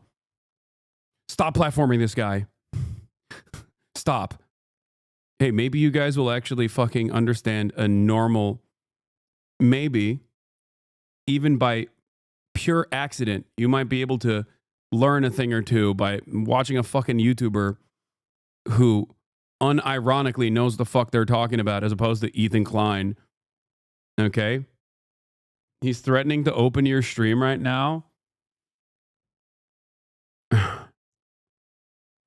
Saudi government propaganda outlet just printing anti-Houthi propaganda that based on nothing but the government of the people who the Houthis are fighting against said so. This is one of the greatest minds of our time, clearly.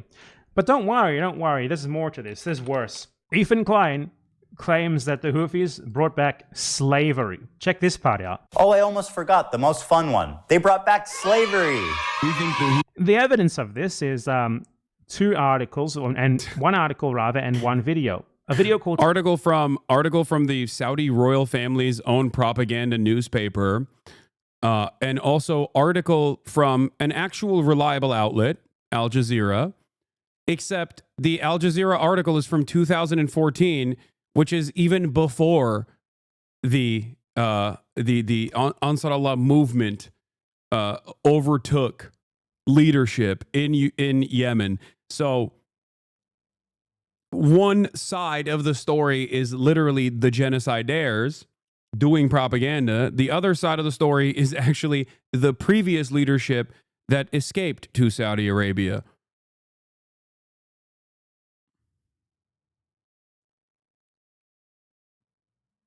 Also, what's funny about the process in terms of like, I will click on your stream right now and I'll show you the truth to your audience. What's funny about that is like, well, for once, they'll actually see the full context. You know, for once, they'll actually see the full context, maybe recognize that seeing me in 2-second to 10-second clips is probably not going to help them arrive at the appropriate conclusion. And also simultaneously, the only way to make sure that there aren't things that are clipped out of context would be to talk to me face to face instead of just watching me on a 30-second delay on your stream.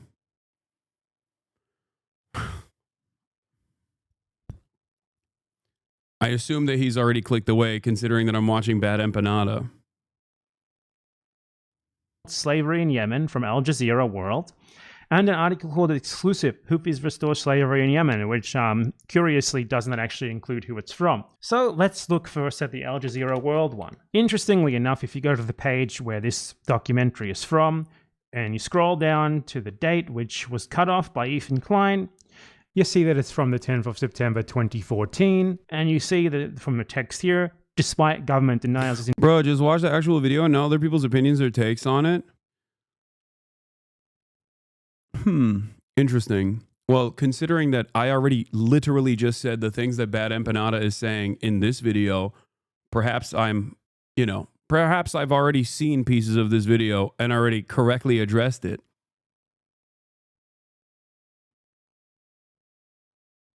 He's just saying you won't watch the nuke because he would cook you? That's interesting. Why won't he actually talk to me where he can't clip me out of fucking context? Is he too afraid? This is fact checking, by the way. This isn't like someone else's opinions on the nuke. We can talk right now if he wanted to.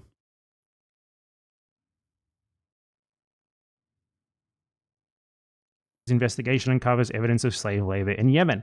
Now, we might ask the question, who was the government of Yemen in 2014? Was it the Houthis? I even said I would watch the nuke with him, side by side.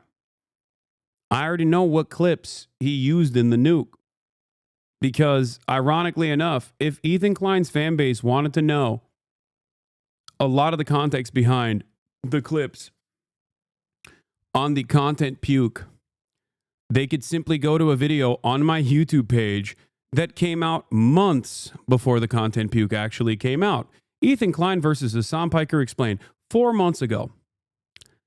I promise you, if you are in Ethan Klein's fan base and actually went in and watched Ethan Klein versus Hasan Piker Explained, you'd be shocked at how much of the content puke was addressed already months prior.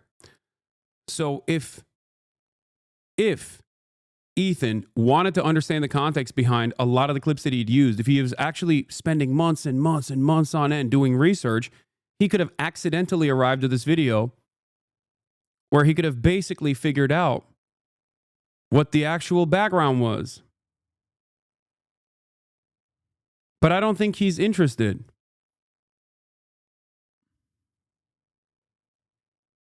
I don't think he's interested in the context behind the clips that he used. I think he just wanted to do Hasbara.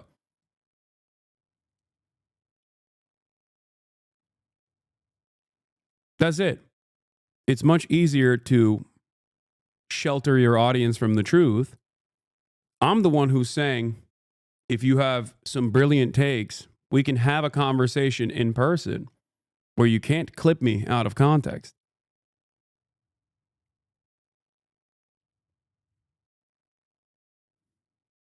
I made this video before the content puke. It's out there for everyone. It's out there for everyone to see. And maybe if they watch this video, they'll come to the conclusion, they'll come to an interesting conclusion where they'll go, wait a minute, if there was all of this extra additional context to a lot of the clips that I saw on the content puke, why didn't Ethan do his research? Perhaps he doesn't care about the truth at all. Perhaps he doesn't know about the history of Israel at all.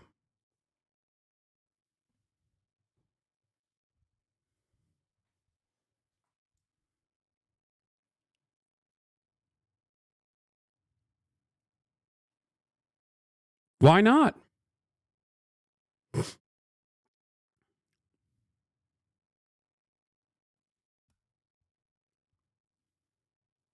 He's not watching anymore.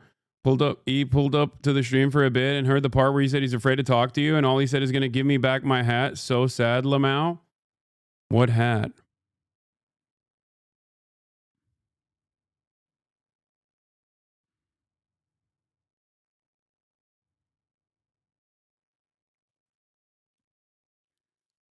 The irony, of course, is that there's also literally conversations that we had face to face that people can go back and watch.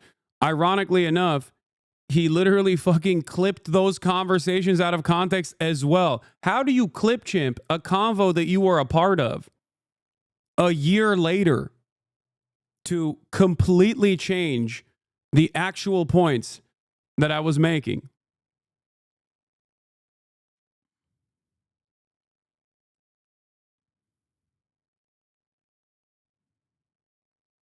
He said you're a psycho for having this video pinned. He thinks you have it pinned all the time. No, one of the things I learned from the unethical Reactgate that I participated in was better standards and practices. One of those better standards and practices was to pin the video that I'm reacting to. No. It was the I don't understand. He wanted my attention for the longest time, and I gave him a crumb of it back, and now he's saying he doesn't want my attention? I'm confused. Like, it doesn't make any sense. It truly does not make any sense. Saudi-backed government. This article is not about the Houthis. It's about the Saudi-backed government. If anything, this is pro-Houthi propaganda because these are the people who the Houthis fought against. But if you thought that was bad, just wait for this. Exclusive. Houthis restore slavery in Yemen. So this is an article by Arshak Al-Awsat. Exclusive. Houthis restore slavery in Yemen. Modern slavery is prevalent in Yemeni regions under the control of Iran-backed Houthi militias.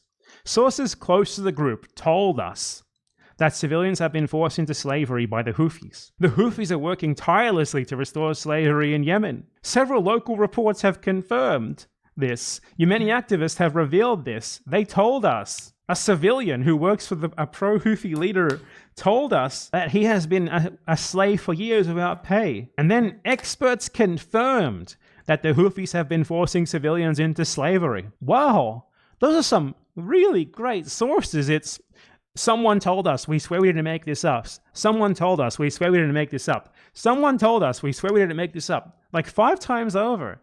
That's interesting sourcing there. Even despite any sort of bias of the newspaper, that's obviously just a complete nothing burger. I can't believe I said that. I wonder why. Someone is cleaning up his IG comments on his latest post like crazy. Oh yeah. Wait, I saw that. Wasn't that on his own subreddit, H3H3? People were complaining about, please just stop fucking talking about Hasan. Like, we get it, bro. We get it. We get it.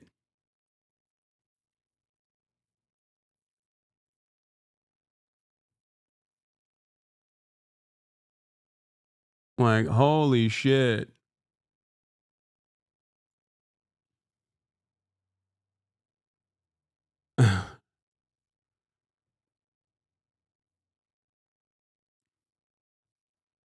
Bro, just dial this grown, sad man up and end this. If he doesn't want to answer, he's proven a loser. I'm not going to harass him.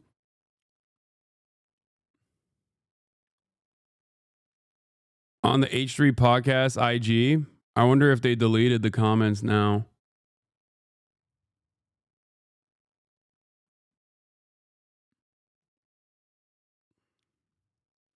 No, I'm not going to harass him. I've already made my stance known.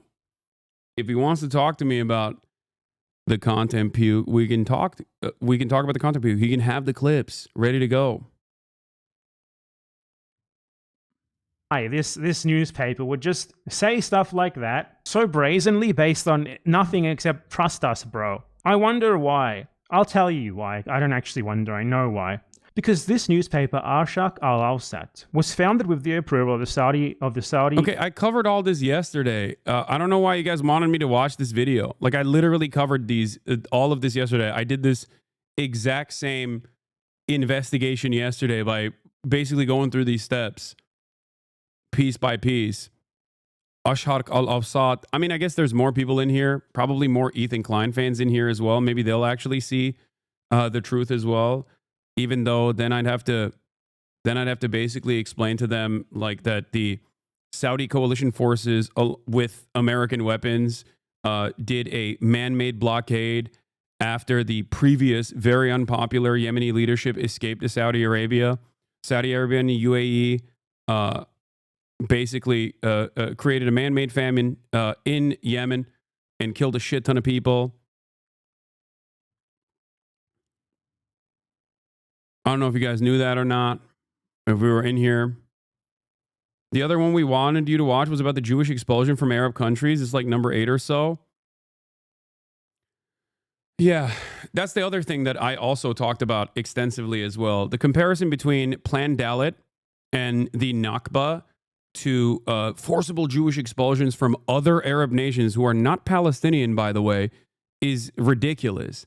The fact that he had the audacity to say that 1 million Jews were forcibly expelled from surrounding Arab regions as though it was the same as the ethnic cleansing that the Palestinians experienced during the Nakba from 1947 all the way to 1949, okay, with untold amounts of planned violence. Like that is truly, truly... He's playing videos of you explaining the context part and just stopped on it. Yeah, I don't think he wants to see the truth. I don't think he wants to understand the truth. Because, once again, those are fucking random, those are different Arab countries, okay? Even if they all militarily were trying to expel their Jewish populations, okay?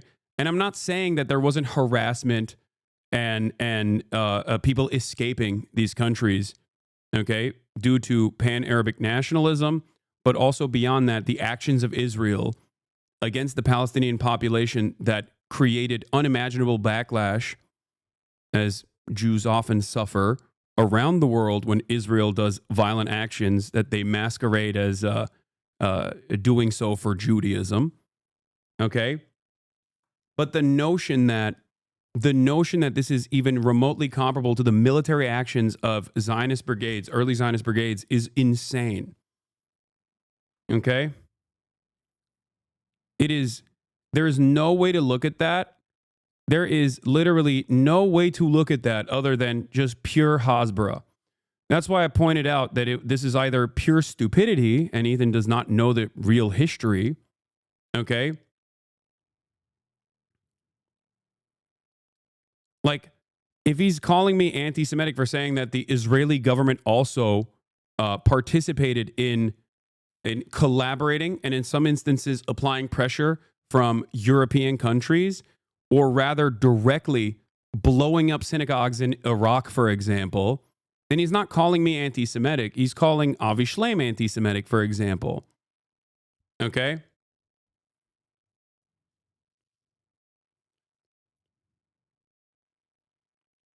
Except for Hasan viewers, every action that Hamas does can be justified because of the apartheid. No. This is completely incorrect. Okay? It's completely incorrect. And the only reason why you're saying that is because you're trying to cope, but you unfortunately are not clever enough to come up with a better Hasbara talking point. You're attacking a straw man that you made up in your mind. My argument is never that everything that Hamas is infallible and everything that Hamas does is good. That has never been my argument at all. My argument is that the standard of violence is set by the colonial entity. Okay?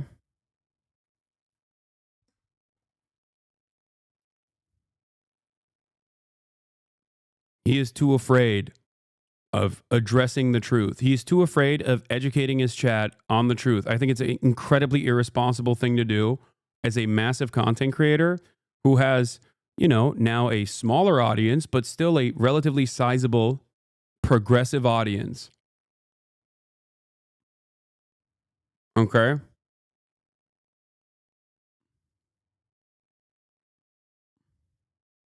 Ethan showed the context, but said it changes nothing about his point.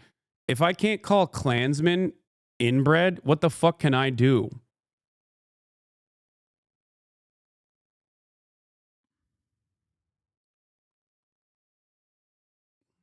Where is the Oh, here. Ethan Hello, Klein everyone. denies Welcome the to another Nakba. debunking of Ethan Klein's supposed content nuke. So at one point in his supposed content nuke, Ethan Klein attempts to justify the Israeli settler colonial state and its expulsion of Palestinians by glossing over the Nakba and that basically the Arab world just randomly, crazily became full anti-Semitic, not reacting to anything in particular at all, and expelled and forced out and pogromed all of the Jews. And we're going to go over all of the examples that he uses here to justify this claim. So firstly, let's watch him gloss over the Nakba here. To think that Jews as an ethnic minority in Israel would not be safe? After all, Israel is a... You're getting his arguments wrong. Watch the video. I mean, I watched bits and pieces of the video at this point. Like the inbred argument is completely wrong. One must ask the question, how did Ethan Klein do so much research and get this so unimaginably wrong? One must also doubly ask this question to Ethan Klein himself directly. Why did he, after getting it wrong, refuse to learn the true context of the situation? I've tweeted about this. I've used this as an obvious example of Ethan clipping me out of context. Why did it take 4 attempts for Ethan to even see the rest of the context and then still continue saying, no, it doesn't matter. I think you're still anti-Semitic. And not only that, but also, why is it appropriate for Ethan to fucking clip me out of context all the goddamn time, but then you're like, you're taking him out of context. You're taking him out of context over and over again. Okay? If I am losing some of this context and nuance because I'm looking at clips, I think the best solution here would be to have a direct face-to-face conversation instead of him clicking on my stream and trying to find clippable moments from my stream. That's all I'm stating. A country of refugees. If the Jews didn't come from... It's so funny. Does he think he's a refugee or Helix Line are a refugee? You guys aren't refugees. You make refugees. Palestinians are refugees because of you. Get it. I think another gross part of this was him saying that him using me saying that rapes happening on October 7 does not change the dynamic for me one bit, and that this does not justify genocide. Him consistently using that over and over again in a malicious way, I think is completely inappropriate.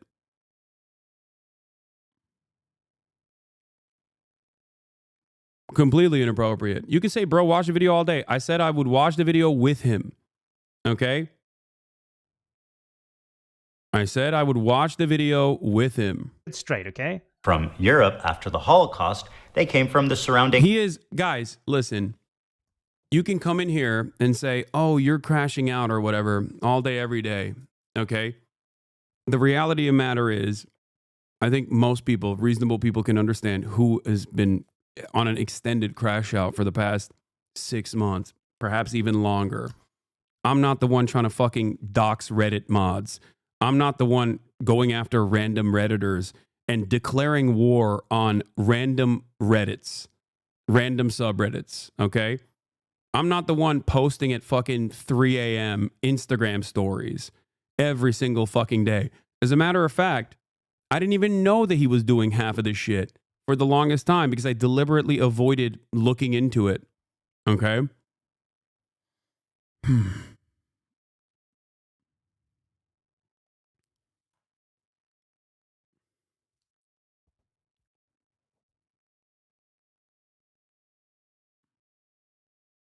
I'm not the one trying to send my send my audience after journalists that have written articles about me far before he even chose to do this weird Hasbara thing where he's like, I'm pro-Palestinian, but no one is defending Palestine in the way that I want to. You know? There's a clip of him saying how he fully understands what you meant by rapes not changing the dynamic months before the content nuke, but he's so disingenuous that he shifted his stance to support his narrative. I have not seen it, but that would not be surprising.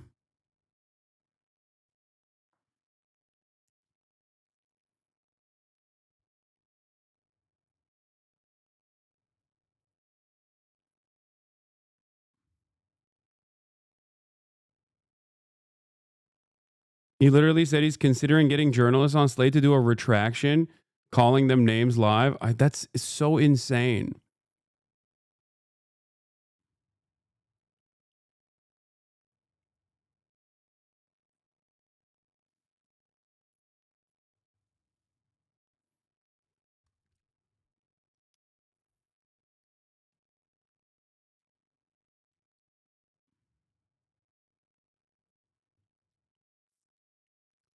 I didn't even... Yeah, I'm not the one who joined forces with the ADL to get people deplatformed and celebrated that over and over again. Okay. And I'm certainly not the one who is saying that they want to go to Israel and show how multifaceted and multicultural and how free of a society it is. You know? That's it. There's a reason why everyone that is not completely trapped in the fuck Hasan, trapped in the fuck Hasan brigades is looking at this from the outside going, I don't even fucking like Hasan. And I thought he was a real piece of shit, but Ethan has made me reconsider him in a totally different light. That's it. I think being pro-genocide kind of hurts your soul a little bit. What was the final straw that made you respond to this stuff? When I saw wait, what? Ethan Klein? Get the injury special at McDonald's now. Let's break it down. Ethan, wait. Slate did a podcast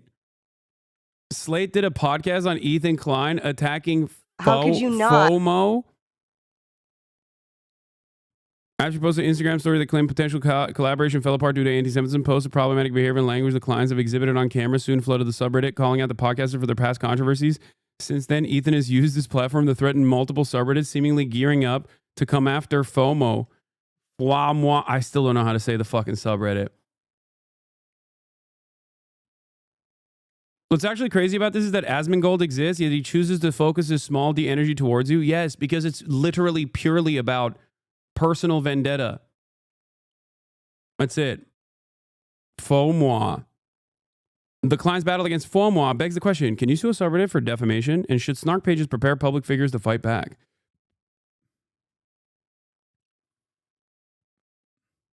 Wait, was Hasan's poop sock actually linking this? Oh my God, and I banned him for the day? Shut the fuck up. I'm going to click on this link now. Hold on. I'm going to click on his link. Oh my God. I'm so sorry. I'm issuing a retraction. I'm unbanning Hasan's poop sock. I'm issuing a fucking retraction and unbanning Hasan's poop sock. I apologize. Justice served. Justice delayed is justice denied. But yet, justice is still served on this day, okay? Wow. Vindicated. Hasan is a woman.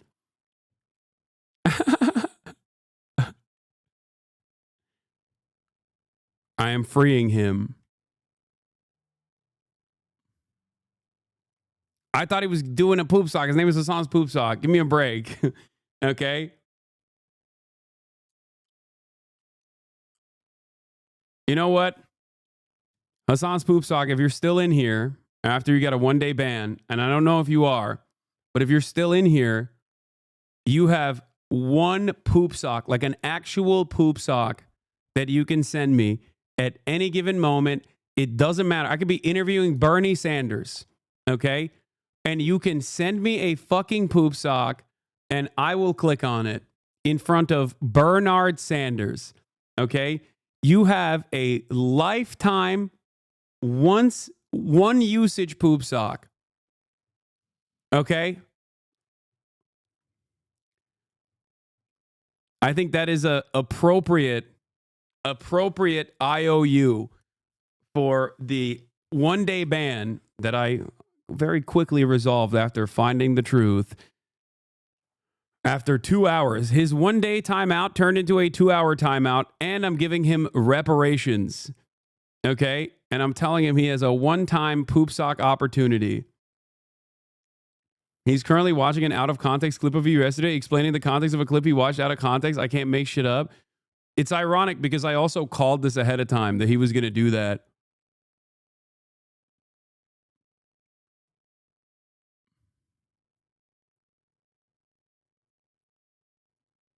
Bro, why is this subreddit claiming you're behind the Slate video, Lamau? I didn't even know it fucking existed. I literally banned a chatter for linking it, thinking that it wasn't a real thing.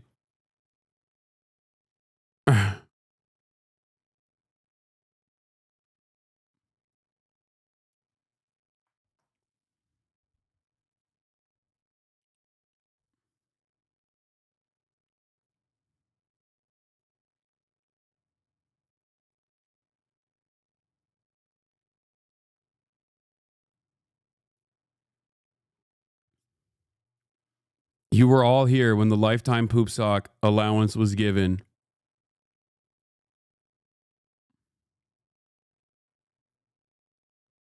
I wonder why there's a major difference in the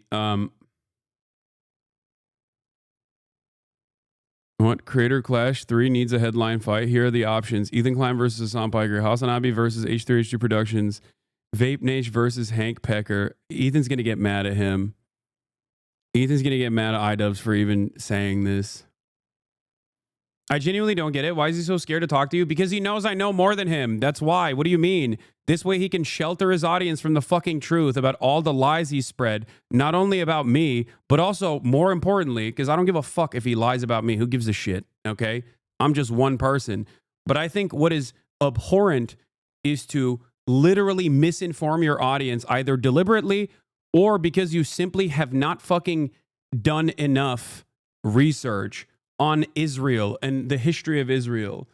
Ethan plays devil's advocate agreeing with Hasan. Hila doesn't like it and puts words in Hasan's mouth. What is this? For sexual violence and savage R words on October 7th. Doesn't matter if R words happen on October 7th. It doesn't change the dynamic for me. What's interesting about that quote specifically is that I get what he means in that one. Like, I felt like he said worse stuff than that. Because he's saying, like, he's saying even if the R words happened, well, I think the way he phrases it is fucked up. Even if it happened, they did happen. Yes. But he's saying, even if they did happen, it wouldn't change the calculus for him, which I understand what he's saying. But I guess the way he's saying it is, even if it didn't happen, is fucked up. Yeah, because I was debating a person who was saying, why do you not deny that sexual assaults have happened? That's interesting. Hasan's poop sock. Not only did you get untimed out because you were correct, but you also got a lifetime poop sock opportunity. Stop pretending there's even an iota of chance it's not deliberate. His rhetoric is extremely careful and shut up out of the Ruth Wise playbook on how to do Hasbara. Yeah, no, it's just like, yeah, He knows what's up. Like he has to. Yeah, I would not argue that. I'm just trying to play out. Oh, so they agree with me. Wait, do they both agree with me that like genocide is completely unjustifiable, even if sexual assaults happen on October 7? Because I think that's a pretty normal position to have. Devil's advocate here. It's just a devil take, not devil advocate. I don't even think this, but just to play devil's advocate for a second. I mean, just imagine to the girls that did survive, somebody's saying, That's a very I don't callous. care if it happened. You know? Well, so like the ones that I the last guess thing that I would want to hear. the ones that jumped out to me as more offensive when he's just like, basically he was like, what rapes? Like, Yeah, he's yeah. just straight up saying like it. So No. like all of it combined is problematic. Yeah, all of it combined, definitely. That's not what I said. For the record, I think I was probably responding to a chatter when I was talking about the rapes that were committed by Israeli concentration camp guards at Sde Taiman when there was a pro-rape riot that took place in Israel that successfully took out the concentration guards from the grips of prosecution. And then the main rapist became a fucking television personality. It doesn't change the dynamic for me. Mr. Spiker declares before finally admitting that Palestinian resistance is not perfect, a euphemism for terrorism. Okay. I get the context of one of the clips, but all the out of context combined is bad.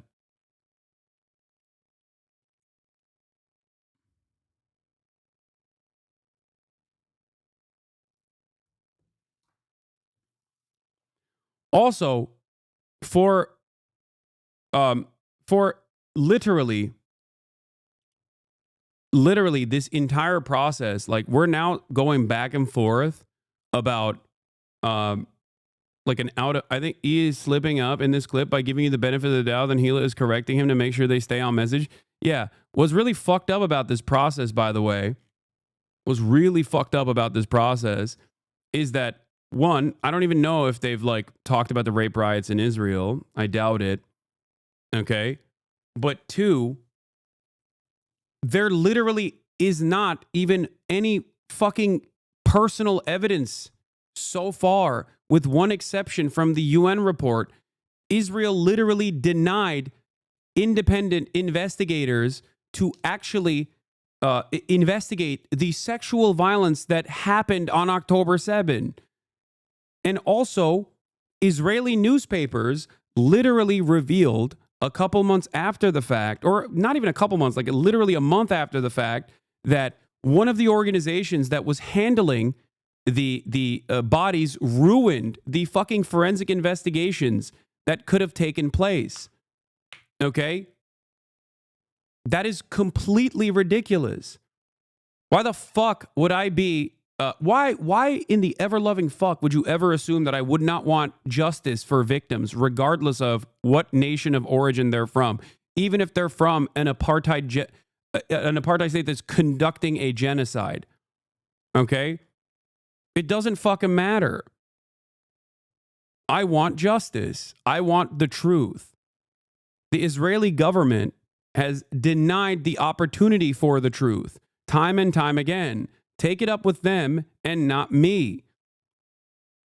That is fucking insane.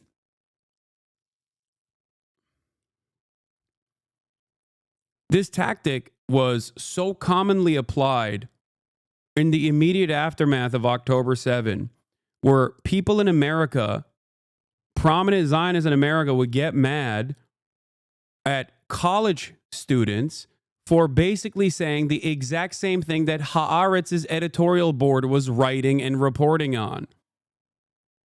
Like they would say, this is the most anti-Semitic thing that has ever happened in the history of mankind, is what the attitude was for college students that were basically saying verbatim the exact same thing that the fucking Haaretz editorial board was saying.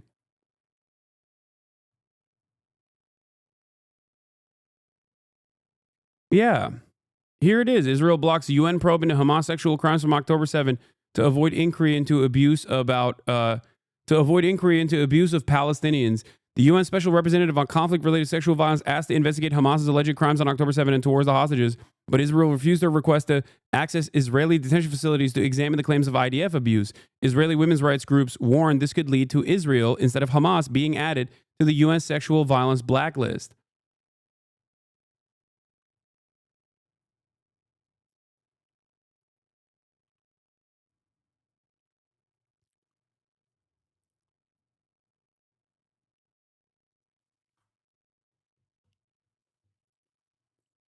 No, he won't call Haaretz anti-Semitic. He's hitting a liberal Zionist position, which implies that every pro-Palestinian is actually doing it wrong, and they're not actually pro-Palestine in the right way. Okay, that's it. It's a very specific type of defending Israel for a very specific audience. That's how you try to capture the attention of progressives, because you can't just outright fucking pull a Michael Rappaport and be like, oh yeah, I'm going to, fuck every Palestinian. They should all die. If you say that, your audience is going to be like, what the fuck are you saying? You're a monster. Okay. So you hit a very different line where you're like, I'm pro-Palestine, but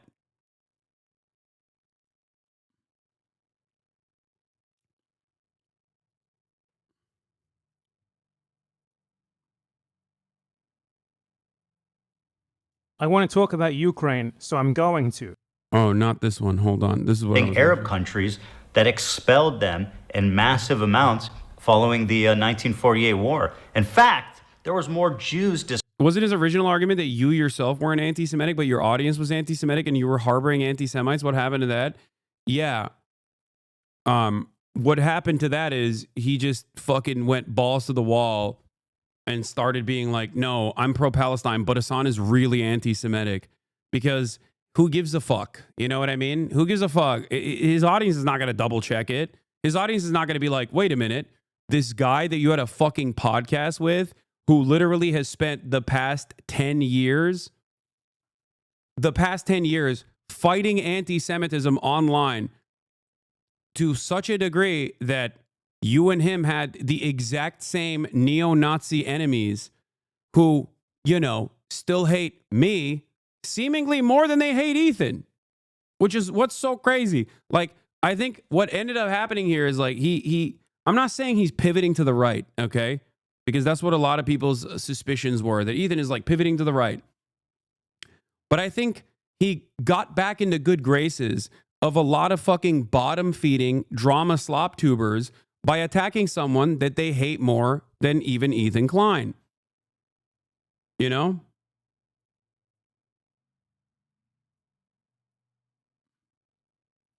Again, goes into what I was saying with clip farming. Everyone desensitizes each other, so when you hear heinous shit, you don't feel bad for it. That's what it is.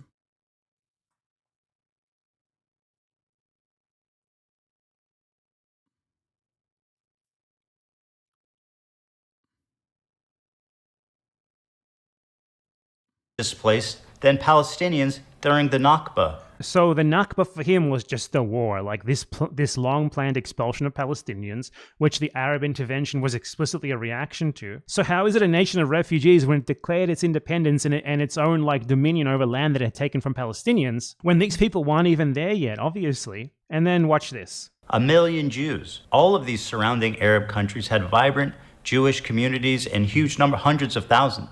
Now, if you look at them, you're looking at close to, if not literally, 0 Jews left in these countries. Just to give you an Now let's go over his examples of this, okay? Let's go over his justifications for this, and let's see how much this lines up with his narrative of expulsion. Idea. Here's a visual representation of the Jewish refugees after 1948. Morocco had 265,000 Jews. Now it has 2,000. Okay, so Morocco at this time was not self-ruling. It was still a French colonial possession. What happened in Morocco is that the Jewish Agency, which was one of the leading organizations advocating for forming a colonial state in Palestine and trying to further such ends, struck an agreement with the French governor of Morocco to force Moroccan Jews to immigrate. So what this was Israelis working in tandem with the French colonial power to force the Jews out of Morocco. Morocco did not expel them. Israel sent ships there specifically to pick these people up. Israel was an active participant in this expulsion. And the reason why they did this is obviously because it's to Israel's advantage. If Jews are forced out of other places, they want it to happen. That's why they actively participated in doing it here. Because a Jew elsewhere is not useful to Israel, but a Jew who moves to Israel is. His next example. Algeria had 140,000. Now it has about 50. Algeria. What happened in Algeria? One. Well, Algeria was also a French colony. And when the French colonized Algeria, they murdered about 3 to 4 million. By the way, literally said almost verbatim the exact same things that Bad Empanada's talking about right here yesterday when I heard Ethan for the first time on pieces of his content puke talk about how like 1 million Jews were ethnically deported from their ancestral homelands in surrounding Arab nations. You know? Algerian Muslims who were the majority population. And in an effort to divide and conquer, they attempted to divide the Jewish population of Algeria from the Muslim population of Algeria when they colonized it by passing something called the Crémeau Decree, which afforded French citizenship to all Jews in Algeria. This turned Algerian Jews into French citizens, and soon after this, they integrated into the French settler society, which was oppressing the Algerian Muslims and Christians. Thus, the French Jews became French, both culturally and by citizenship. And unfortunately, most of them decided to collaborate with the colonial power. Effectively, they were French at this point. Then, once Algeria won its independence from France, the French settlers and the French Jews were given an ultimatum. Either renounce their French citizenship or leave the country. This was not specifically aimed at Jews, it was for everyone. This was not specifically aimed at Jews, it was for all French. And almost all of the Jews chose to go to France. So this was not an expulsion. Nor did these people even go to Israel. They went to France. Again, French colonialism's fault, not the Algerians' fault. Also, not the Palestinians' fault, once again. Like, even if every single surrounding MENA country, all the way to the fucking Levant, decided independently to forcibly expel their Jewish populations, that still would not be the fault of the fucking Palestinians. Because guess what? Arabs are not a fucking monolith, okay? They're not one blob of inferior peoples. That's what's so frustrating about this. That's why it's such a fucking classic Hasbara line, okay? To just turn around and attribute the suspected crimes of all Arab nations, like different Arab nations with different cultures, different languages that they speak, to the fucking Palestinians that were ethnically displaced from their indigenous homelands. How insane is that? If you scratch the surface of that commentary, you immediately fucking recognize how unimaginably racist that is. So why is it that a supposedly progressive person who has the audacity to claim that they're pro-Palestine engaging in this kind of sentiment, engaging in this kind of monolithizing that you hear from fucking Trump supporters when they talk about all undocumented immigrants? Why? It's because that's how Zionism works. That's why even if you're a liberal Zionist, you still are lapping up a metric ton of fascist, ethno-religious supremacist propaganda. That's it. It's fucking racism through and through. Same as in Morocco. His next example is Iraq.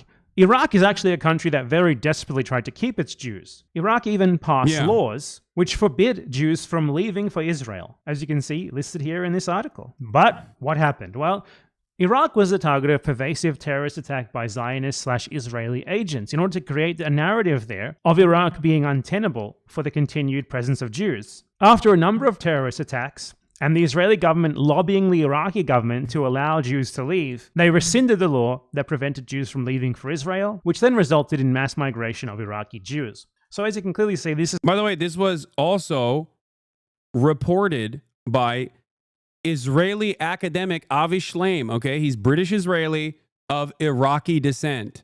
Avi Shlaim extensively wrote about this, okay?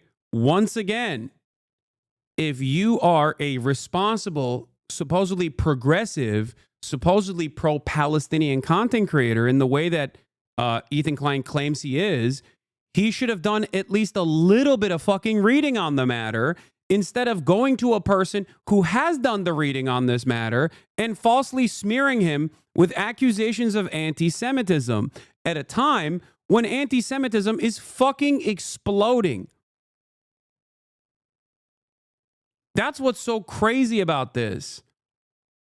Like, you're attacking the wrong person, okay? And you're also fucking lying. You're lying about the history of the genocidal apartheid state that you're trying to desperately fucking defend. This is nowhere near as black and white as just people being expelled to Israel. The Zionists wanted the Jews to leave. They wanted them to leave by any means necessary, to the point they started bombing synagogues in order to create this sort of fear among the Jews there so that they would want to leave. And then they exerted government pressure, and then they exerted diplomatic pressure on the Iraqi government to that end as well. Iraq had 150,000 Jews, now 10. And I want to give a special shout out to my boy over in Afghanistan, one known Jew. We know him, we love him. So now he brings up Afghanistan. I think it's pretty clear that Ethan Klein doesn't actually know what the fuck is even going on here, because Afghanistan is not Arab. Afghanistan is in Central Asia. Yeah. So it's like Afghanistan is not Middle Eastern, it's not Arab, it's in Central Asia. They don't speak Arabic there. That's also, ironically, Amera brain rot right there. That is like perfect Amerifat. That's like perfect Amerifat sentiment. You know what I mean? They're all fucking, what are they, like Muslim or Pashtun, but that's like a different kind, you know what I mean? They're all the same. They're not Arab at all. Just because they're Muslim, he thinks they're Arab. Afghanistan did not expel anyone in reaction to the creation of Israel. Nothing like that happened. It was essentially neutral during the whole thing. No one there. I just tuned in and he said, you didn't think the Holocaust, you think the Holocaust didn't happen? Yeah, okay, dude. Yeah, good luck. I don't even believe that. I think this person is just fucking drama baiting. I don't think Ethan is that brain broken to lie about such a severe thing. Yeah, I think this person is baiting to try to like extend the back and forth. Nah, he literally just did. If you clip it, I will only believe you if you clip exactly what he said. There is 0% chance that Ethan fucking Klein is saying that I am a Holocaust denier.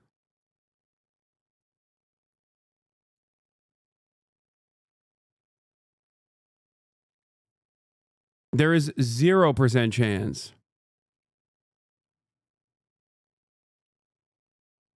They really cared about it. It was not a part of the coalition that responded to the Nakba by attacking Israel or anything like that. So this simply does not fit into your narrative here. It's outside of it. You citing it is incredibly stupid. He's the one Afghan Jew. They were forced to leave their homes, their lives, their property, and migrate to the only place in the world that would accept them, which was Israel. The irony of this whole situation. He said that's like Holocaust denial. The process in which Jewish people voluntarily migrated to Israel, okay, or migrated to Israel in the ways that Bad Empanada also here correctly explained, including Mossad operations to create a sense of panic and uncertainty and instability in the Iraqi Jewish population. To compare that to the fucking Holocaust is literally Holocaust revisionism, okay? That is unironically akin to Holocaust denial, okay? That is shockingly anti-Semitic. Is that after the 1948 war, when Israel won. He keeps calling Israel. Yeah, the Nakba, the 1948 war. That's another telltale sign that you're just also doing pro-Israeli propaganda. Like, you can't just call the Nakba as a pro-Palestine person, okay? As a pro-Palestine person, calling the Nakba, which was the ethnic displacement of 750,000 Palestinians from their indigenous land after untold amounts of violence and atrocities, including the ones in Deir Yassin, okay, very famously, horrifying shit that the Zionist brigades did initially, okay? Calling that the 1948 war is straight up a fucking dog whistle. Okay? It's also interesting because if it was a war, why the fuck did the Israeli Zionist brigades, after the Israeli state was developed, why the fuck did they not let the Palestinian civilians back to their villages? Why did they famously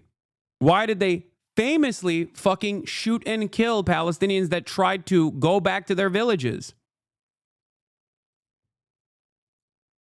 Why can Ethan Klein, an American man born in, I think, California, if I'm not mistaken, go and visit Israel, but the people that were fucking displaced from their ancestral homelands cannot visit Israel and don't have that freedom? We have American congresspersons that are Palestinian that don't have the same freedom of fucking travel that Ethan Klein has in Israel, let alone the fucking West Bank. How do people not understand that this is a fucking completely unacceptable situation?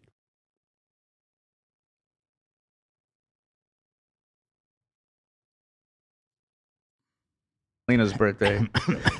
By the way, let's not forget that Hasan just straight up lied about Jews not being massively fucking expelled from Arab countries. Like, what? What? That's like Holocaust denial. I don't deny the Nakba. I fucking fully acknowledge the realness and the fucked upness and the terribleness of it, you know? And that. Why'd you keep calling it 1948 war then in your content puke? He just goes back and forth on his position. Sometimes he calls it a genocide. Other times he calls it not a genocide. Sometimes he calls it an apartheid. Other times he doesn't know. Sometimes he understands what I mean when I say that sexual assaults happening, the likelihood of sexual assaults happening does not change the dynamic of doing a genocide upon the entire Palestinian population.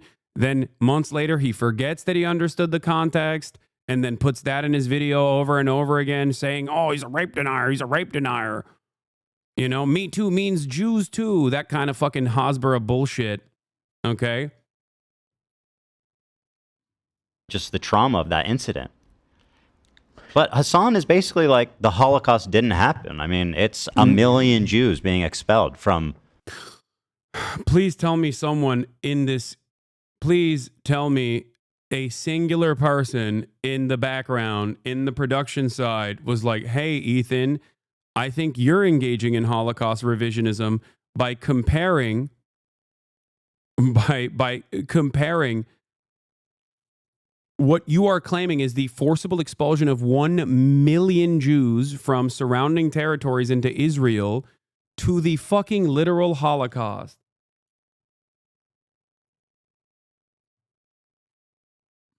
Expelling and genociding Palestinians to steal its country from them, just a war that they won. Won the war to declare its independence, the Arab countries got super anti-Semitic against their own Jewish citizenry that had nothing to do with Israel.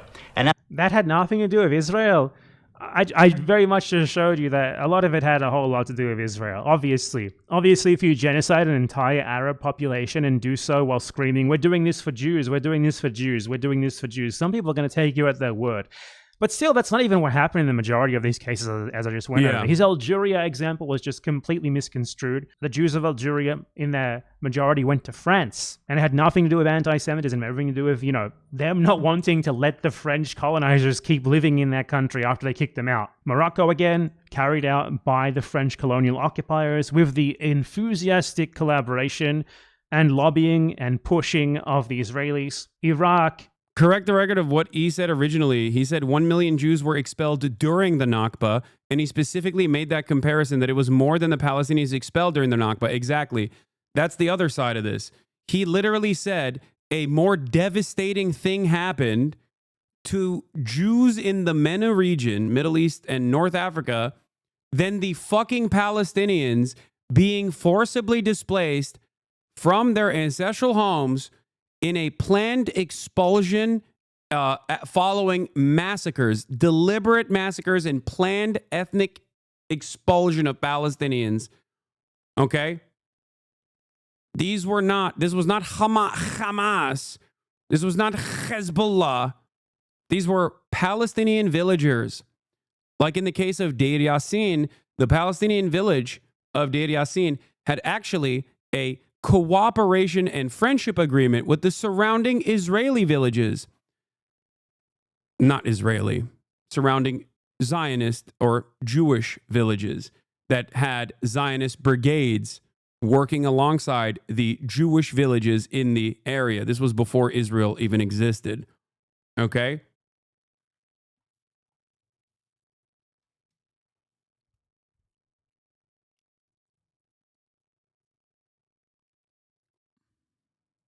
Zionist terrorists helped that process quite a bit, didn't they? And the Israeli government literally lobbied them for it to happen. Afghanistan, nothing to do with any of this. So he erases the Nakba and slyly tries to justify the Israeli settler colonization of Palestine by just calling a complete ethnic cleansing of as many Palestinians as they could get their hands on in order to steal their land. Nothing more than a war which Israel rightfully won. And then he tries to justify this land being colonized by saying that, well, the people who came were refugees, all of them were just randomly expelled, when in literally all of the examples that he chose, in only one of them was anyone actually even remotely expelled as a result of that, which was Iraq. And that was only after massive Zionist pressure, both diplomatic and literal terrorist attacks being carried out in synagogues. Ethan Klein is basically attempting to justify settler colonialism by reframing the colonizers who came there and stole Palestinian land and homes as victims themselves, which, I don't know, in his logic seems to justify it, which not only wouldn't justify it in the first place, but which also just isn't true. So yeah, just another one of Ethan Klein's many ridiculous lies. Oh, and apart from all of that, I'd just like to note as well, this is something very important that most people don't know. But in 1975, there was a joint declaration from the governments of Morocco, Yemen, Libya, Sudan, Iraq, and Egypt that any Jew who had left post-Israeli independence... the PLO demanded there be reparations for any Jewish person from any of these surrounding countries that was harmed. Okay? These countries would pay reparations to Jewish people that left these surrounding Arab nations. You know who didn't like that at all? Fucking Israel, obviously. And once again, it's not like this is the fault of the PLO or the Palestinians anyway. They were the victims in this situation. Okay? Independence could return and have their property returned. So whatever... Yeah, he needs to read one book. Just read 10 myths. Read one Elon Pape book, okay? Read 10 myths. That's all you need to do. It's probably the easiest one to just dissolve all this nonsensical, ahistorical, Hasbara pro-Israel propaganda. Listen to the fucking audiobook. Watch one Elon Pape video discussing the history of Israel. Wrong happened to them here. The countries in question were willing to right this wrong. But Israel wouldn't even let them take them up on this offer if they wanted, because the whole reason why Ethan Klein and other Zionists mention this talking point is not honestly. It's because they just use it to weaponize against the Palestinian right of return, because the Palestinians actually want to return to their homes. The Israelis don't.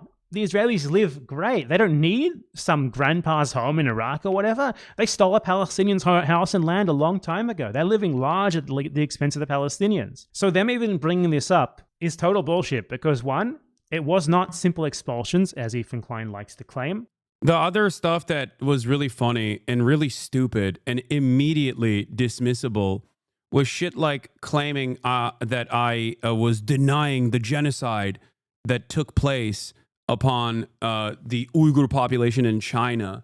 And it's literally clips that are directly from our conversations with one another where he's like, that's when I started realizing he was a radical, scary man. Okay? And then he fucking falsely claims that there is no article that I was talking about literally in that conversation. Of course that article fucking exists. He just didn't put it in the fucking video. So either he is stupid and didn't even fucking realize that this article doesn't exist, or he knew that the article existed and deliberately removed it from his video, omitted that key detail to make it seem like I was fucking lying to him. Every part of this video, and I cannot stress this enough, literally every single minutia in this video is false. I've never seen anything like this before. It's somehow worse than fucking Willie Slop Show. It's shocking how bad it is. Like, you can misunderstand my positions, okay? But how the fuck do you do it this bad? Also, you didn't even say death camps during that. You just put that word in your mouth. Yeah, no, I very specifically said it's not death camps. It's concentration camps. It's re-education camps. That's what I said, because that is the truth, okay?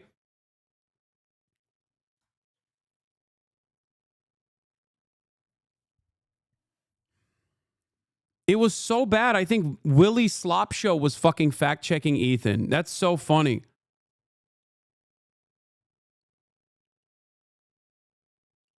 And obviously all other Zionists like to claim. 2, the countries in question have offered. They have invited these people back, while Israel has never done that for their Palestinian victims, has it? And they invited them back literally 50 years ago. 50 years ago. In many of these cases, that was like only a few years after they left, like 5-10 years after they left. The Palestinians have been exiled for 80 years by Israel.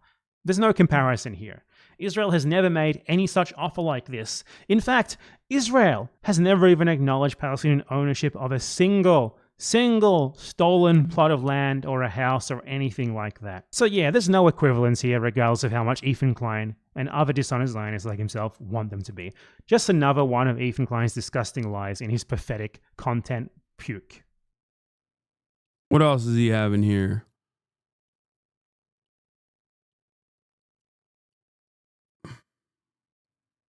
Ethan Klein paid off by Zionist billionaire? I don't know about that. Watch 5. Ethan Klein's insane Islamophobic conspiracy everyone. Welcome theory. back to another episode of Ethan Klein's content nuke being destroyed. In this one, I want to cover really quickly Ethan Klein spreading a far-right Islamophobic conspiracy. Which Elon Pape book would you recommend first? 10 Myths. 10 Myths is it's the easiest to read. Theory regarding a made-up holiday, which they call International Jihad Day or International Day of Jihad. No. And Ethan Klein saw someone else, an Israeli Zionist, say that this day existed, and he just took this guy at his word at face value and included that in his video in like this conspiracy theory regarding Twitch like anti-Semitically blocking Israelis because they're Jewish, which was his claim. So the context of this is that Ethan Klein claimed in this segment that Twitch blocked new signups from Israel on the 13th of October 2023, which is not true because they actually blocked signups from Israel and Palestine, and mentioning the Palestine part destroys his entire argument. So as you can very clearly see in this article right here, Israel and Palestine, something that he leaves out of his article to try and frame it as like an anti-Semitic ban of Jews. And the reason for this, according to Twitch, was that they temporarily disabled signups with email verifications because they were getting a lot of new accounts that were posting like combat footage and like Gaza atrocities and stuff, which they didn't know how to deal with. So they just temporarily assigned signups of new accounts from both Israel and Palestine, not just Israel. So his whole anti-Semitism narrative ruined there, obviously. Not that it would be bad for a website to boycott Israel. That would be good. Israel should be boycotted by everyone all over the world. But in this case, unfortunately, that wasn't the case. It was just a strategic moderation decision to try and control the amount of like, obviously not allowed on the platform, like material showing violence and stuff that was being uploaded from these two places. And Ethan Klein lied about that being an anti-Semitic ban on Israel. But aside from that, he literally claimed that this ban happened because, I shit you not, according to him. Yeah, this part is also crazy because like this part is also crazy because straight up, okay, all of the stuff that he did that I didn't even fucking address in terms of like coming after every pro-Palestinian person, linking alongside, linking up with like the ADL and also Sex Pestany and his Brigadier General Dan Diddy G Saltman, okay, to say that like, to literally go along with his lies, by the way. Like Dan Saltman straight up fucking lied to every news outlet and the thousands of emails that he sent saying that Twitch had fucking banned every Israeli account or some shit. Then they realized that they fucking lied to every goddamn person. And they try to be like, oh, all right, well, you know, oopsie, I guess it's fine. 60-year-old fucking weirdo, too.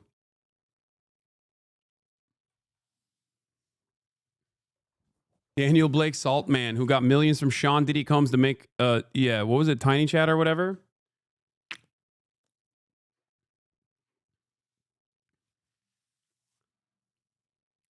Right, he was like, delete this part of the VOD. Yeah, Dan Saltman was trying to get Tom Cotton to pull me in front of Congress. Tom Cotton, these guys are liberals, by the way. Remember, they're liberals. He tried to get Tom Cotton to call me in front of fucking Congress to investigate the anti-Semitism of my chat. That's what he was trying to do. Can you imagine how fucking insane you have to be to on the one hand, claim that you're a fucking liberal, and then on the other hand, using a fucking fascist like Tom Cotton to investigate a petty beef that not you, but your sex pest daddy had with another content creator. That's what's so shocking. The well of depravity, dude. It is psychotic. Wonderful people Ethan aligned with here. Wonderful people Ethan Klein aligned with. Such a fantastic time. What a fucking, this is what I was talking about when I said, like, there's a literal fucking genocide going on, and that's what Ethan Klein was spending all of his time on whenever he addressed Israel or Palestine.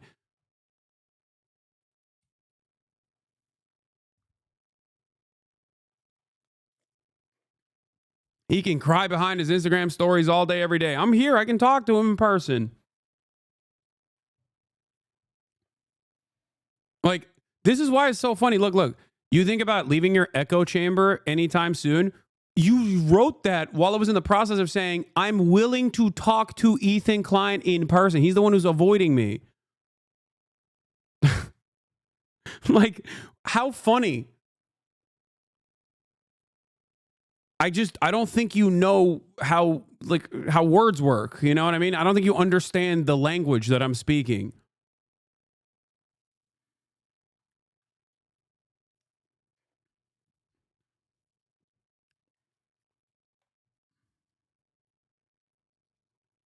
I don't have a sub-only chat. I don't have a members-only chat. I don't fucking ban paid members for having disagreements with me to this degree. The disagreements do exist, and I have banned paid members in the past. Some of those instances, ironically and very famously, have been plastered all over the internet to declare me the top transphobe. Okay, if you guys remember. Those paid members are still here. I don't fucking remove comments meticulously from every single one of my videos because they are showcasing my depravity for all to see.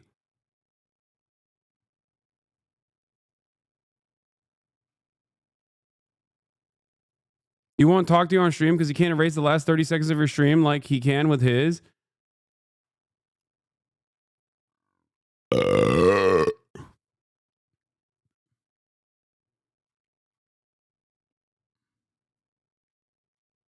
I did bring back Hasan's poop sock. I brought his ass back. Twitch observes a holiday which according to him and this guy who is uncritically citing is called the International Global Day of Jihad or something. Just watch. Israeli and American media started to pick up the story, which finally forced Twitch to respond. He also explains the block started on October 13th, which happens to be Global Jihad Day, when Islamic terrorists call on others globally to act, which he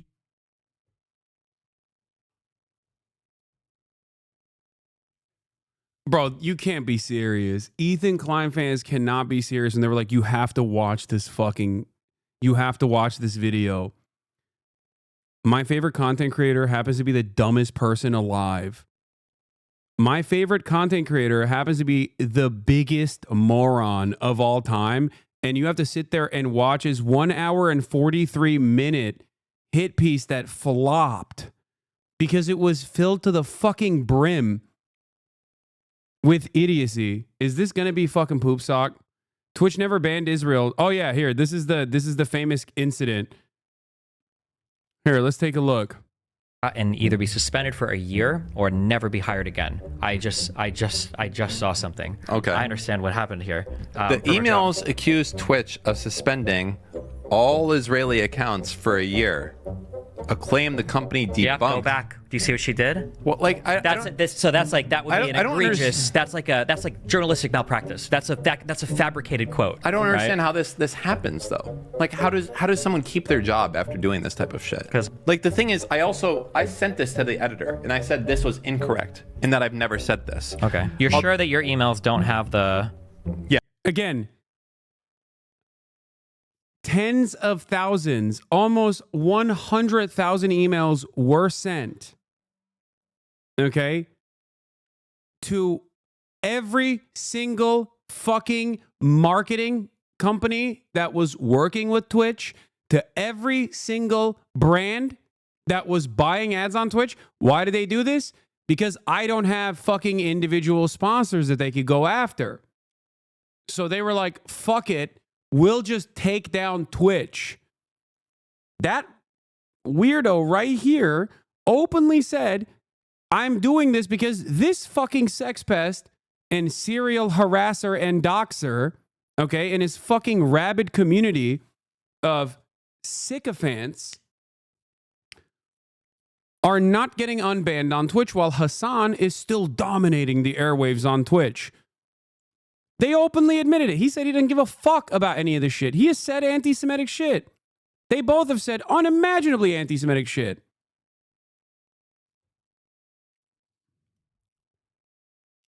They were just simply trying to apply pressure to Twitch so that Twitch would ban me before the election. That's it. And in the process, they literally doxed random people that work at Twitch. Okay? And aggressively pursued them. Just like this fan base goes after every fucking journalist that dares to write a positive article about me, not realizing that this kind of behavior is abnormal and under normal circumstances would probably be illegal.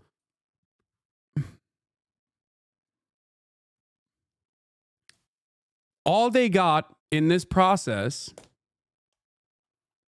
was for me to be shadow banned by Twitch. Okay?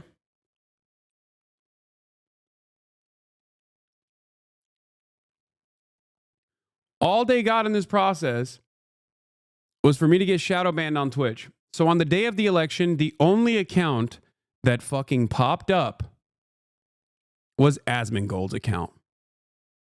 And even then, I still had 314,000 people watching live on the day of the election.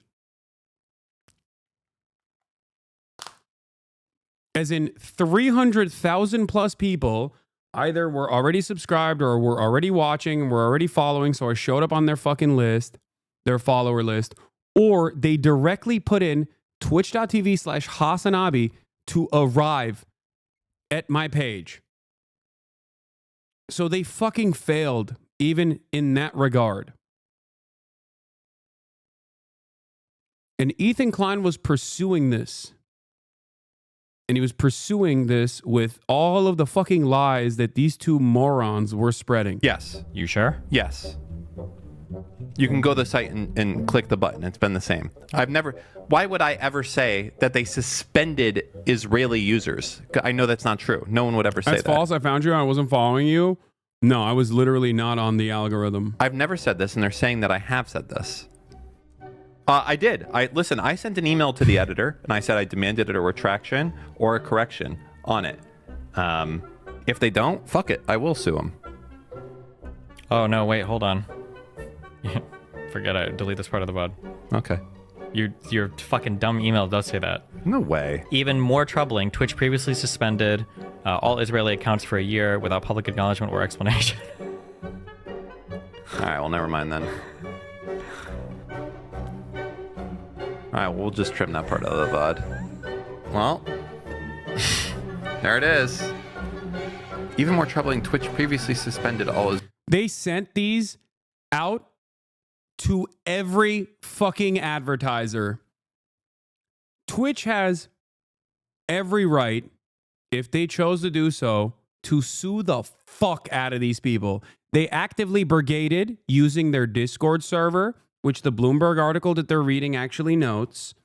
Okay? They had to delete all of the Hasan posts from their subreddit for the time period because they were worried that their subreddit was going to get banned for also actively brigading and literally sending out botted fucking emails to every advertiser saying that I was the arch anti-Semite. They're already posting the socials of the Slate hosts on Reddit. Yeah, I don't think these guys understand. You cannot behave like a cyber terrorist like this, okay? Inevitably, you're going to piss off the wrong people.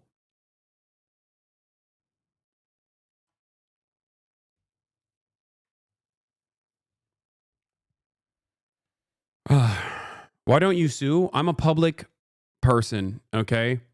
You guys are delusional. You don't understand how litigation in America, especially for slander and things like this, work.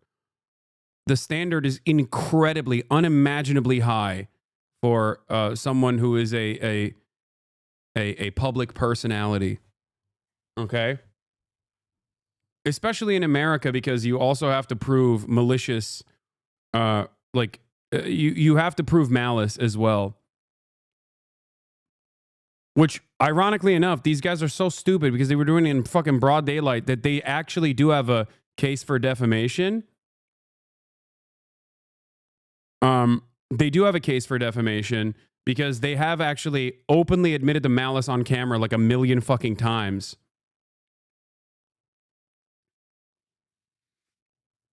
What is this? You spooked Ethan live? Let me just out of context would be to talk to me face to face instead of just watching me on a 30-second delay on your stream. Wait, that's what I'm... Wait. How does he know I'm watching already?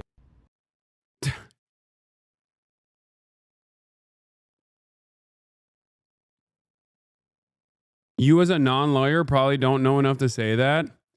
No, man, you have to prove intent. Like you have to prove that this person is willingly and knowingly misrepresenting the truth. And then also on top of that, you have to show damages. It's a very complicated process. And the standards are unimaginably high for a public person.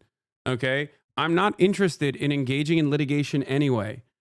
Like, I'm not going to fucking sit here and show like a direct, try to compile exactly how I have been wronged and harmed.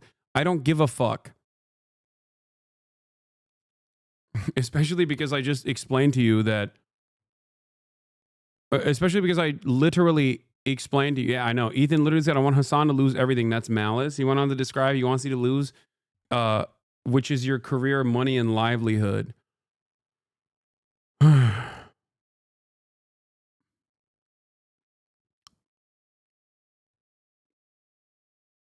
Yeah. Also, I do think it's kind of loser shit. I mean, I haven't done it to fucking Sex Pestiny.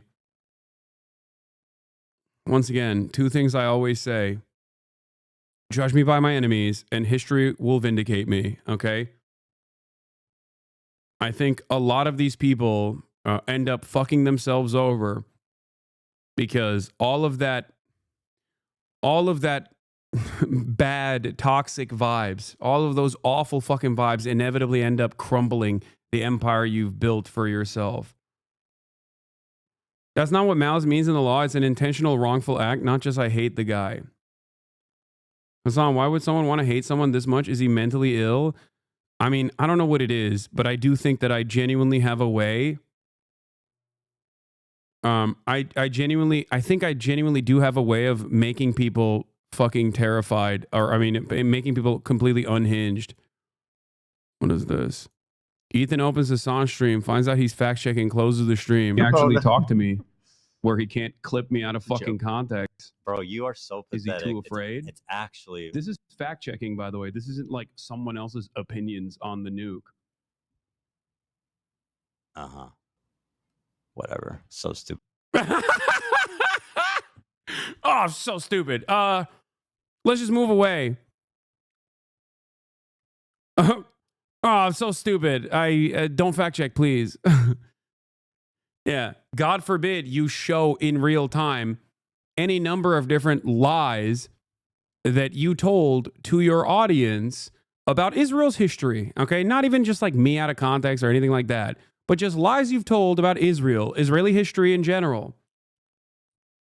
Oh no. They might accidentally fucking learn something. They might accidentally learn the truth.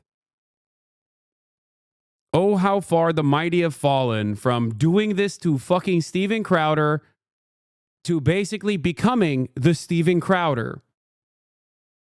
Thinks is an odd coincidence. They were never. Global Jihad Day! Twitch banned all Jews in the world on Global Jihad Day. It's everyone's favorite holiday, you know, Global Jihad Day. So what actually happened? According to this article, what happened is Khaled Mashal, the former political bureau chairman of Hamas, called for what he called a day of jihad, which was not a day of calling for terrorism or something. He said a day of general mobilization in the Arab and Islamic world. And I used to be a fan of both of you, and the longer it's been, the more I'm realizing that you're right and Ethan is just lying. I felt very gaslit at first. Yeah. So the problem here is there are still plenty of people in Ethan's camp that are literally progressive people, wonderful people. They're just completely duped by the very carefully crafted echo chamber that Ethan has cultivated in a way where he is basically presenting complete falsehoods, not only about myself, but more importantly about Israeli history. Okay? And I think the second part of that is significantly more important than just him being like, you're a fucking anti-Semite, blah, blah, blah. I've heard that a million times over. There are thousands of people out there who legitimately think I am the arch terrorist. Okay? There are thousands of people who, I mean, I've gotten fucking targeted by the ADL. They still target me. I've gotten targeted by Apex attack dog, Richie Torres. Okay?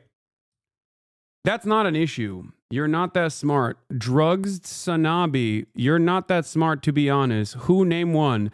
I like that you said you're not that smart, to be honest, and then immediately went, who? Name one, while I was in the process of telling you one institution that has, you know, some institutional legitimacy, the Apartheid Defense League, ADL, and also Richie Torres, who is an American Democratic Party congressperson.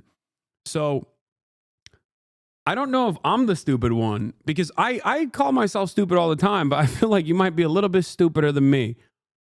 Okay?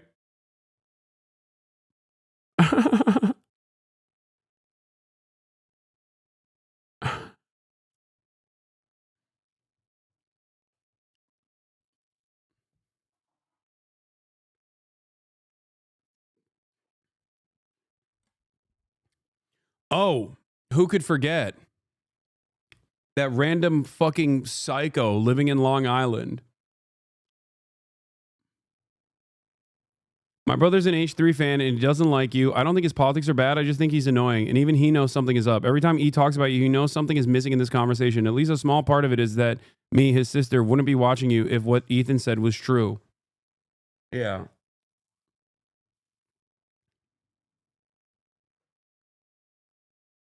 Chat, please report one hawk using dirty words. This channel should be called Legion of F Words.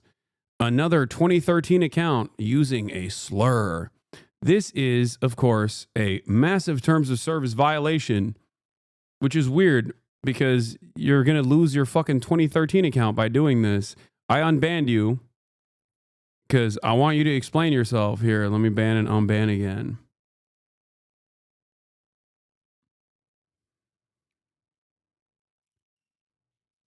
Oh shit, hold on. And among the free people of the world, a day to rally support, off-raid, and participate actively. It is a day to demonstrate our love for Palestine, Jerusalem, and Al-Aqsa. He also appealed for donations to assist Gaza, which was currently experiencing an Israeli military incursion. Now, this was spun by far-right Zionist genocidal conspiracy theorists into being like a yearly holiday in which Global Jihad Day is celebrated and which like everyone does terrorist attacks to celebrate it or something. And this conspiracy theory took the words of someone calling for protests, pro-Palestine protests, and they spun that into being like a global day. Kaya was crying and clawing at the door because I think she needed to go out and poop. Day of jihad, a phrase that he did not use, and then this led to real life attacks and threats against Muslims, and then this led to this Zionist idiot who Ethan Klein just uncritically cites, claiming that there exists a global day of jihad that Twitch apparently. I can't believe he put Global Day of Jihad on there. That's crazy. Like that I didn't even know he did that.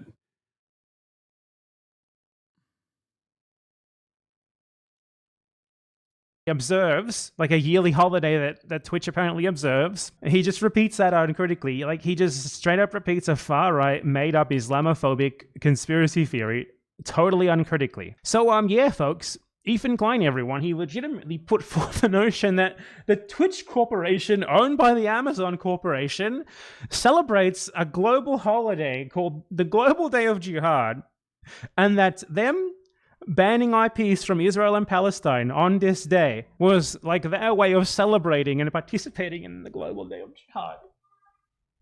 This guy legitimately believes that no one can respond to him. He legitimately believes that he's like the smartest guy in the world, and like his opponents just can't possibly deal with his incredible arguments. Oh no, the F slur guy got his shit pushed. And that's the sort of thing that he says.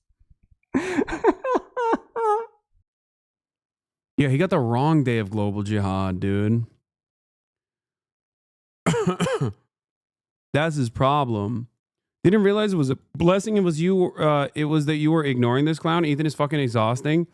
I mean, the reason why I ignored it is not because he had anything fucking brilliant to say.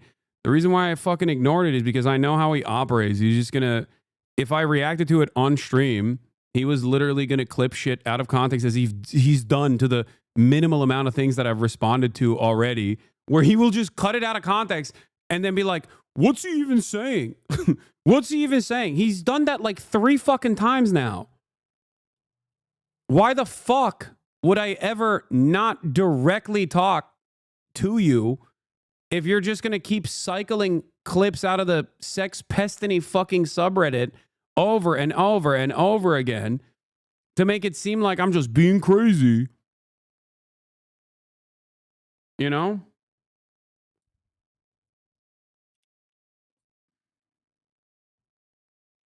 You seem most pissed the general public doesn't agree with him at all. Yeah, he literally reacted to a clip that was cut maliciously and went, I don't understand. What is he even saying? This doesn't make sense.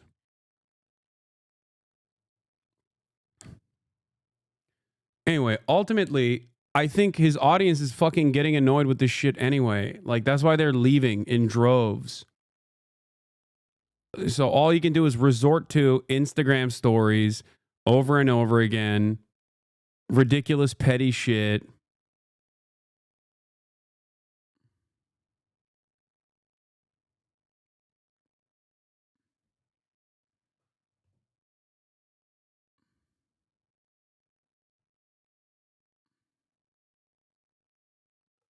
I just don't think that... I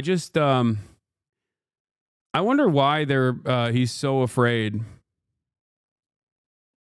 When the title changed from Justin Bieber to a Hasan thumbnail, yeah. His audience doesn't like this shit either. They probably think it's fucking annoying. Please watch his Anne Frank one, because that's the grossest one that he did. Okay, you guys are literally making me slowly but surely watch every piece of this fucking content puke. By... making me watch different bad empanada videos of him covering it. And I'd just like to go over another ridiculous talking point from Ethan Klein's content puke. Haha, I'm very funny, aren't I? Oh. What started the hate with you and him? I don't hate Ethan, even after all this shit. I don't. I mean this sincerely. I hope he gets help. I'm not joking when I say this. I want him to get better.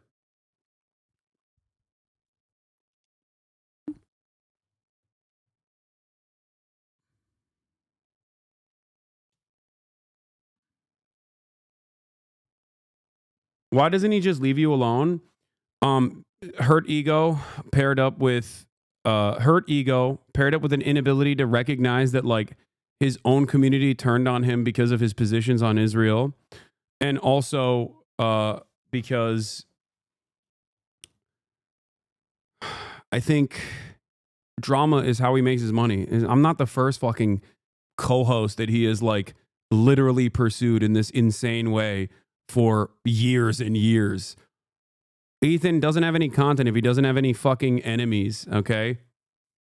And for the most part, I think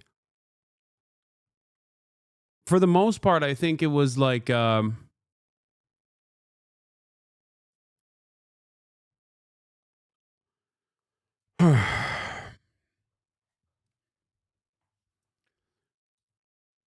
usually a lot of his villains in his universe were objectively bad people.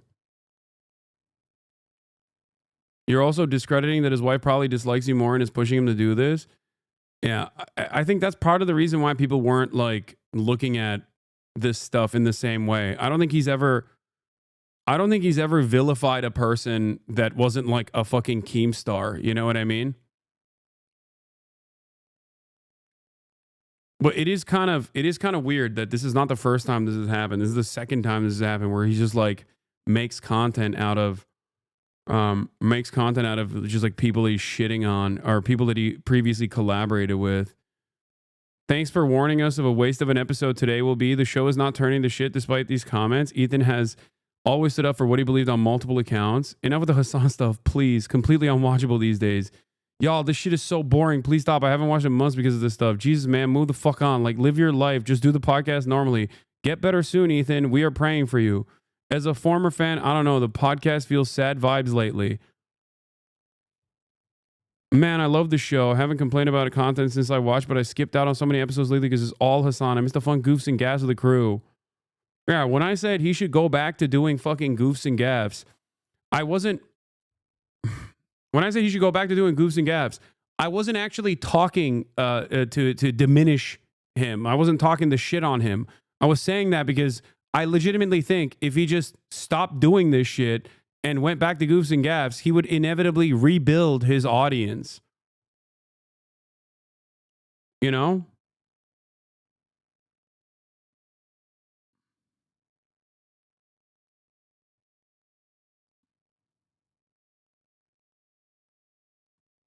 And it's funny because like all the stuff that he did to Ryan Kavanaugh, he has basically become Ryan Kavanaugh.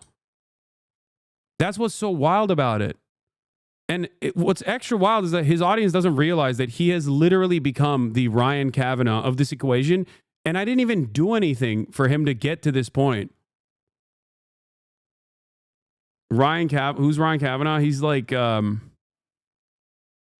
also, what is this fucking photoshopping, dude? I know Cam would have never done some shit like this. That is crazy. Ryan Kavanaugh's some fucking super wealthy guy that Ethan hated.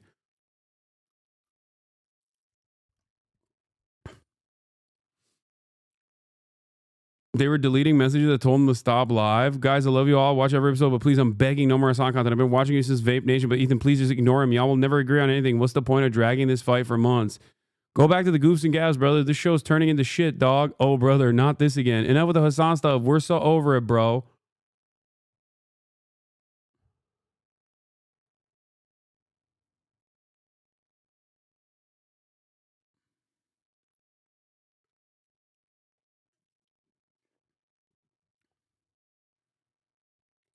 This shit is so embarrassing. At some point, production has to see that this is going to hurt their livelihoods down the line if Ethan keeps rehashing this shit.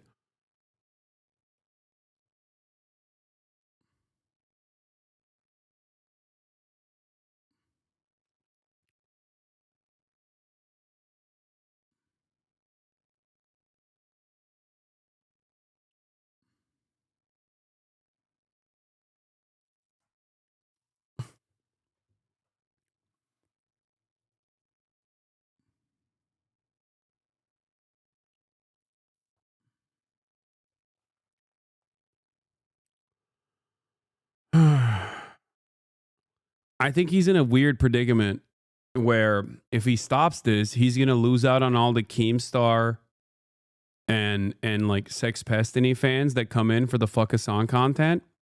Okay, if he does anything else, because he's like already hemorrhaged a lot of his base of support, he's gonna experience even more loss. But ironically, the remaining like foot soldier fan base that's like somewhat progressive and still believes that Ethan is actually doing this because it's valid, because like I'm the number one anti-Semite on the planet or something. Those people are slowly but surely going, okay, dude, like, sure, we get it. Hasan is the most evil person on the planet, but Jesus Christ.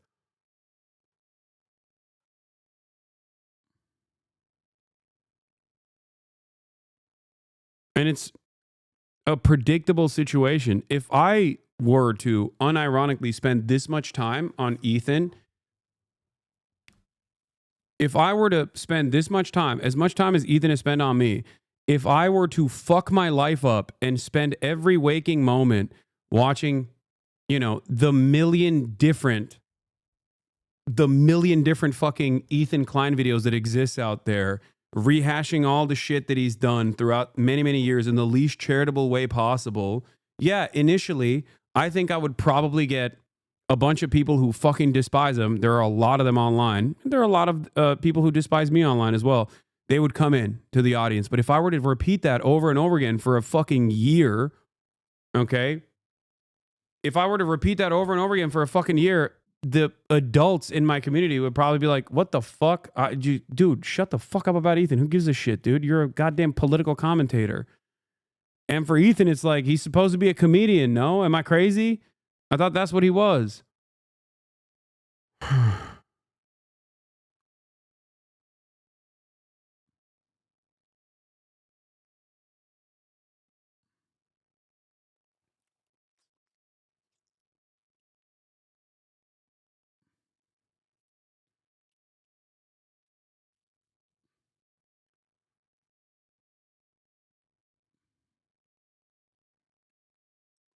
Anyway. Yeah, people would unironically leave after like the 8th time I did it.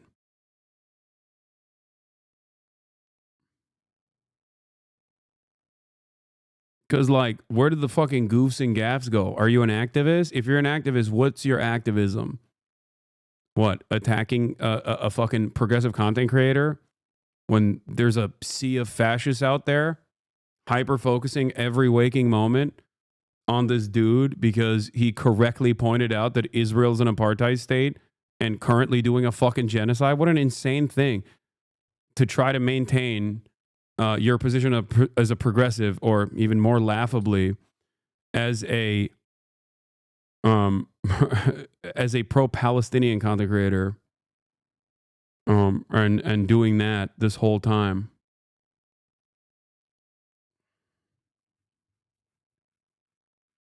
Goofs and gaffs. Chat is brigading Ethan posts now. I thought you were above that. What do you mean brigading Ethan posts? These are from 4 fucking hours ago, dumbass.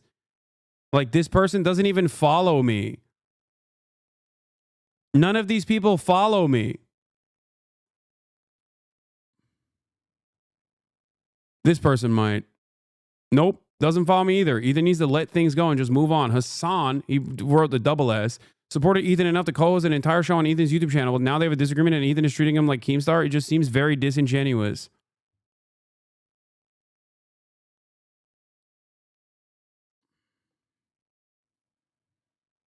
Those are just his fans. Just like initially, I think Ethan pushed a lot of his fans into this community because they were like, what the fuck are you doing with this Israel shit? Like, the way that he was talking about Israel,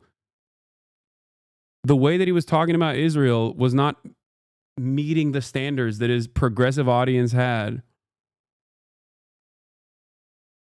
I've never watched Leftovers. I deadass thought Ethan did like celebrity content and stuff like that. Yeah.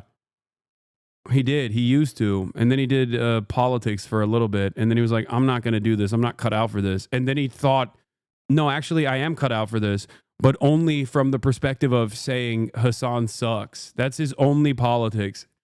Is just like actively spitting out whatever the fuck he gets from the Sex Pestiny subreddit. in my defense, that is at least a better joke than any joke Ethan Klein has ever made. So in this video, Ethan Klein claims that the reason why Anne Frank is admired and like thought of and like mourned so much is because she didn't do violence in response to being genocided. Let's watch. Withstood genocide, right? Like he is a person whose only experience is like, it's literally like talking to fucking Anne Frank, basically. Okay, being able to talk to Anne Frank in real time. To quote Anne Frank, I keep my ideals because in spite of everything, I still believe that people are really good at heart. Anne Frank... I'd just like to be clear, Anne Frank is wrong there. The Nazis who massacred her and her family were not good at heart. continues to inspire generations of people because in the face of a genocide that eventually took her... That's crazy, dude. What do you mean? He was making fun of your hoof shoes? That was the most valid shit I've heard only? Okay. First of all, Margiela Tabby's, that's wearable art. Okay? And her entire family's life, except for her dad. She refused to give in to hate, malice, and violence. And then there's this guy. So I want to be very clear here that what Ethan Klein is implying there is that what is like important about Anne Frank's story is not that she was like this little... We didn't leave on a bad note. I was actually a fan of Leftovers, and as someone who stopped watching Ethan's content after it ended, I didn't even think you guys had left on that bad of a note. No, we didn't. This shit popped off like a year later because I think he never gave up on basically talking about Israel every now and then whenever like shit was popping off. And his audience, every time he talked about it, would understandably push back and be like, what the fuck are you saying, dude?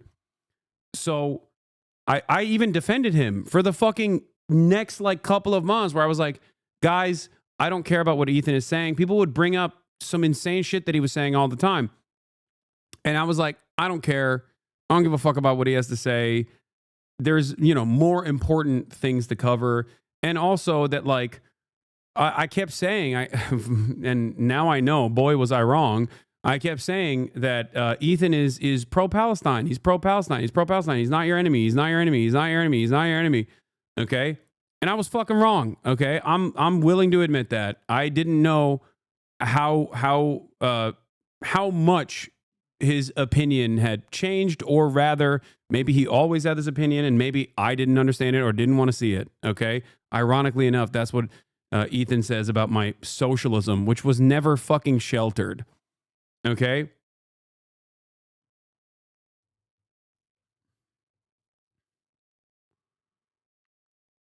And yeah, the 13-year-old Anne Frank should have taken up arms and gone and fought the entire Nazi army. Reasonable take.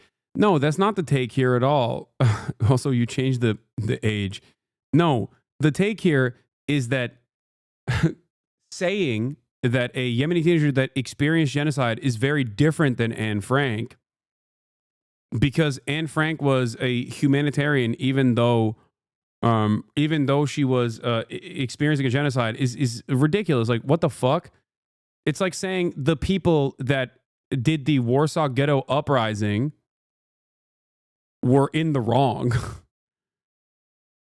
Do you see what I mean? Like, can you imagine Ethan being like, the people that are in the Warsaw Ghetto Uprising were in the wrong for fighting against the Nazi occupation, fighting against their Nazi concentration camp guards? Like, that's insane. Little child who tried to hide from a genocide and was eventually found and tragically massacred by genocidal Nazis for nothing more than her race. But it seems that Ethan Klein legitimately is implying here that if Anne Frank had actually fought back, if she had hated the people who were trying to massacre her and everyone who happened to share an ethnicity with her, that would have delegitimized her, that she would not be famous or anything, that would have delegitimized her, that she would not have merited being famous or anything, and that it's delegitimizing for people who are victims but who do hate their oppressors and who do want to fight back against them to do so. So basically the implication is that if Anne Frank had fought back, then she would have deserved it. Do you not watch the original video because you don't know how to refute the misinfo presented in it? Do you, as a 7-month subscriber who's given me a total of $35, genuinely think that I am incapable of refuting the misinformation created by Ethan fucking Klein? You've been following me since 2020. How many times have I talked about Israeli history? How many times have I talked about Palestinian history? How many times have I actually pulled in academics to directly refute all of these fucking things that Ethan Klein is bringing up in his goddamn content puke? No, I think you can. That's why I want you to. Yeah, well, the reason why I didn't do it deliberately is because, do you not watch the original video? Because you can, what? Good Epstein video by Willie Mack. Ew, dude.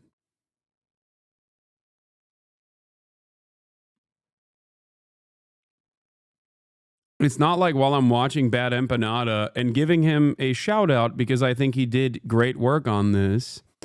I'm not refuting in real time what the many different instances of misinformation Ethan has presented.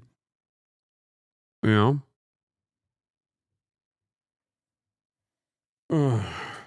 Willie Sloptube voluntarily posting a Willie Sloptube fucking video in the chat. Jesus Christ. That resistance to racial genocide is bad, and the only virtuous thing to do in the face of it is to not fight back and just sort of hide or kind of lie down and just hope they don't come for you. I guess he really hated resistance groups who fought back against the Nazis who didn't lie down. That seems to be his mentality anyway. And that really sums it up, and I think it explains really well why he hates people who fight back against Israel in any way, whether it's protest, donations, blockades, or actual resistance, so much. That's his mentality. Summarized perfectly. All right. I think that's good enough. I don't know. I don't know what else he's like refuted in his video, and I also don't know what else Ethan has said in his video, with the exception of these clips that I have seen. But I will consistently repeat my position that I'm not watching it, but I will watch it with Ethan, alongside Ethan, if he would like me to do so. Okay?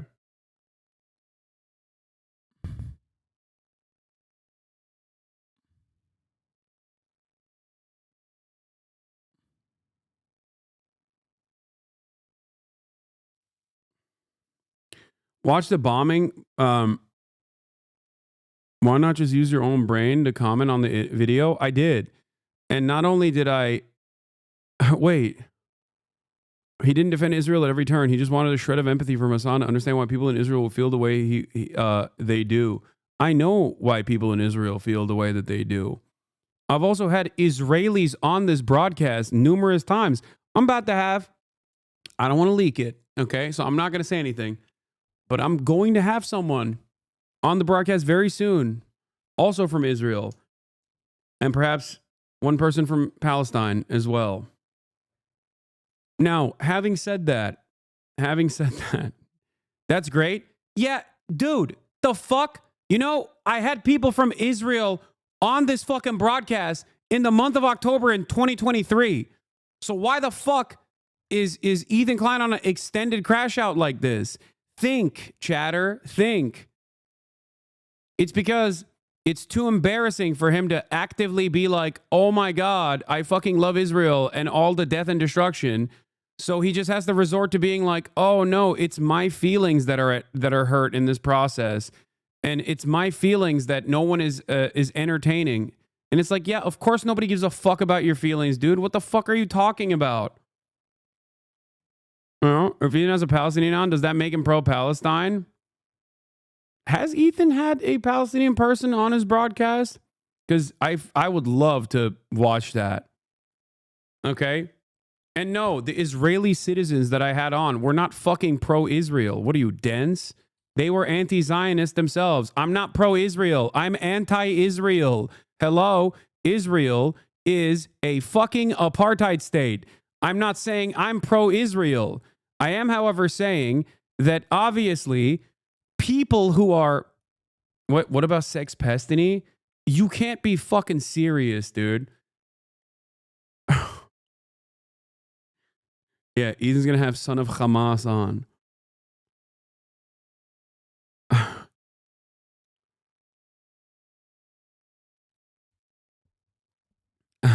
He has talked to both sides.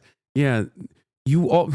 I like that you already know he's done sex crimes, okay? And you're still using him as a talking point here. You're like, what about my favorite content creator who is a fucking sex pest? Like, you should be a little bit more embarrassed than to bring this up. Yeah. Anyway, in terms of the refutation, yes, there are plenty of people. There are plenty of people you can talk to make it seem as though you're approaching this. Why dodge it then? Dodge what? What are you talking about? What am I dodging? I'm the one who says I want to literally talk to. I am the one who is saying I want to talk to Ethan. He's the one who is running away because he cannot fucking take any pushback whatsoever because Ethan is a fucking coward. The only people that he can get highs off of is dunking on random TikTok kids that are super fucking dumb, okay, or just pearly things. And when he actually talks to a person who is knowledgeable on the issues that he wants to debate on, he looks like a fucking fool. Even when that person was his friend and tried to very gently explain to him what was up.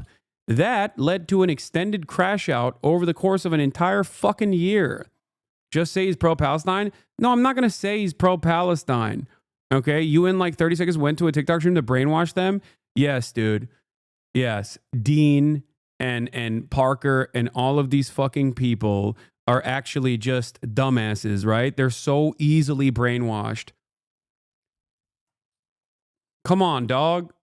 You really think so? I'm not talking about people like Dean, dumbass. I'm talking about that one random fucking TikToker that he had on that he was shitting on.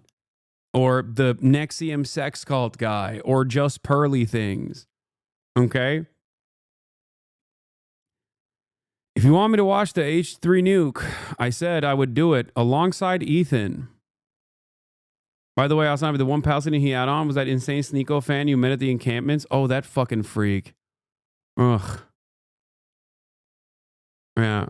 That he also literally said was a fan of mine when the dude himself didn't know who the fuck I was and realized I had clout. So he acted like he was a fan and then called me the F slur like literally a month ago. Yeah, real fan that guy was.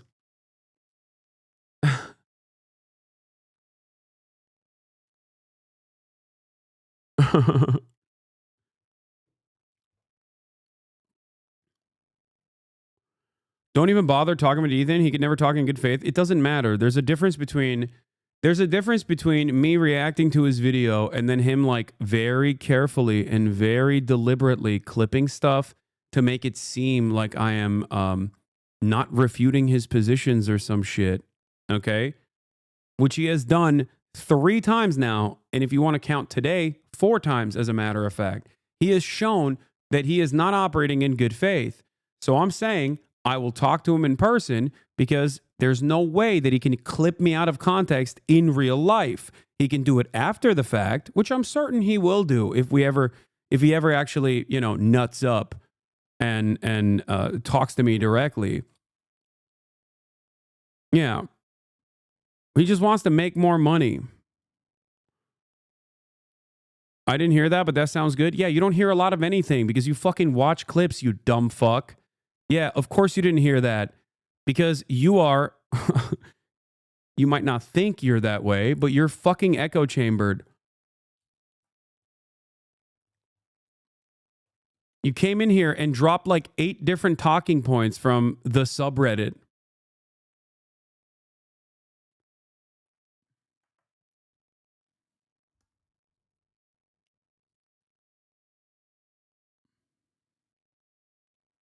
He said maybe at this point I'll talk to him just to debate why he isn't watching the video. That would be funny.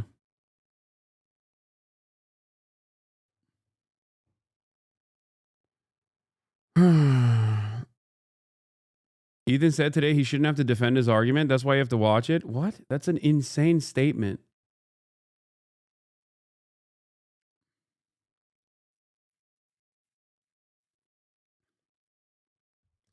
It's got to be real sad because he can't even fucking, oh my God, what a nightmare, Sam Cedar me with Sex Pestiny because he was outed as a fucking sex criminal.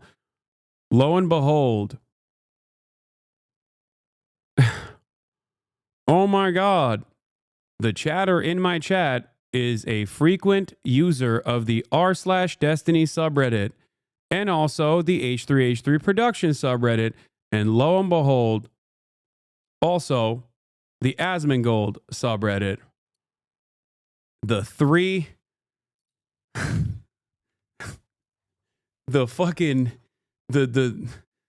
heads on Mount Rushmore, dude.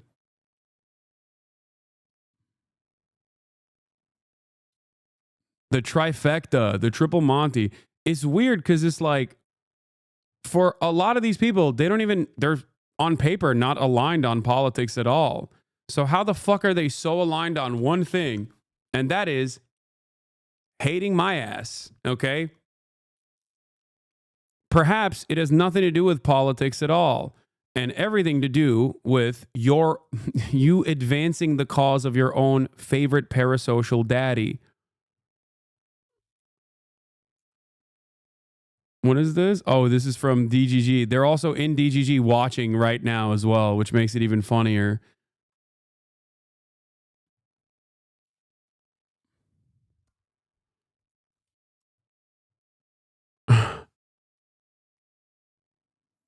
I watch most of Asmon's perspective. I would generally agree, but it doesn't seem like Asmon's audience does. I feel like rather than commenting on Pierre's version of the debate, Asmon's react video of it is up. If D-Man could get good favor with Asmon, could be a lot of good crossover there.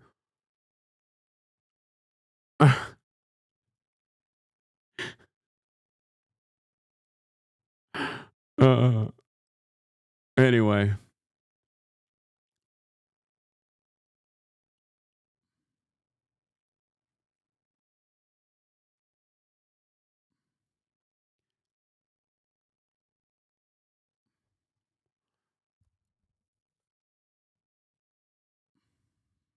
I reckon he would still bring Destiny on despite allegations. Honestly, don't ever rule that out. I think it's fine. Even if he does that, that's just I think that's the one group of people that his fan base still understandably despises, despite his attempts to make it seem as though I've poisoned the well against Destiny.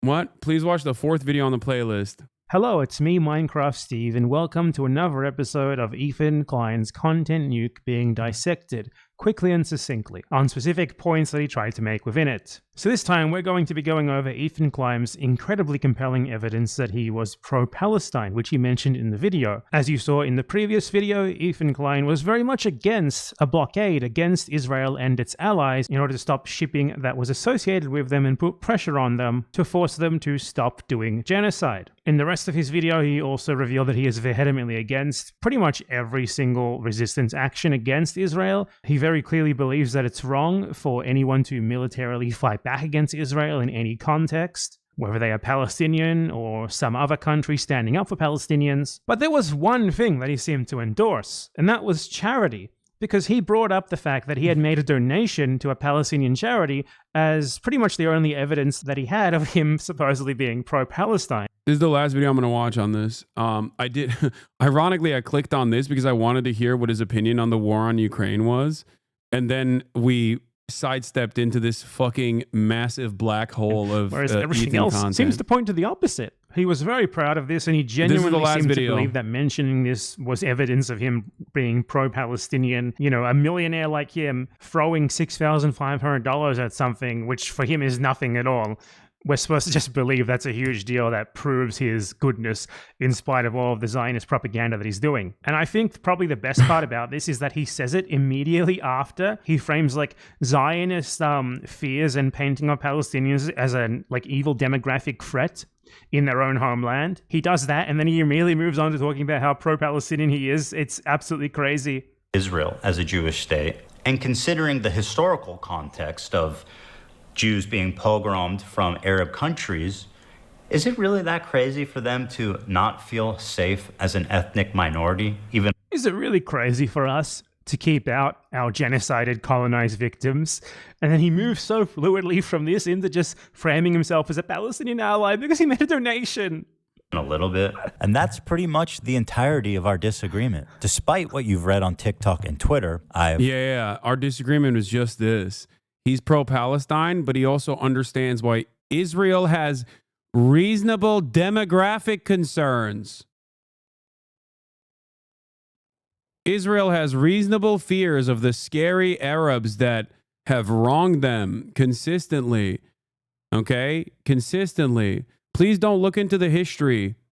Please. Please don't look into the fact that I personally said 1 million Jews were forcibly expelled from other Arab nations, not Palestinian, other Arab nations. Okay? Even though that part of the story is also not completely correct, and made it seem as though that was worse than the fucking Nakba.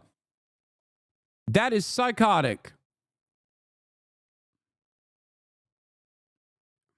donated $6,500 to a Palestinian charity after the war started. Hey, Ethan Klein, thank you for the dono. Ethan Klein gave $6,500. My goat. Thank you, Ethan. Okay, he donated $6,500. So let's see what Ethan actually thinks about donations. Much bigger donations, in fact. That's Creators for Palestine raised $1.6 million. That's fantastic. Literally negligible. They've received billions of fucking dollars. It's a good thing. Has $1.6 million had an outcome on anything happening in Gaza? Absolutely fucking not. Has it helped people? Sure. Has it helped fucking the actual, like, movement? No. Like, what the fuck? Wait.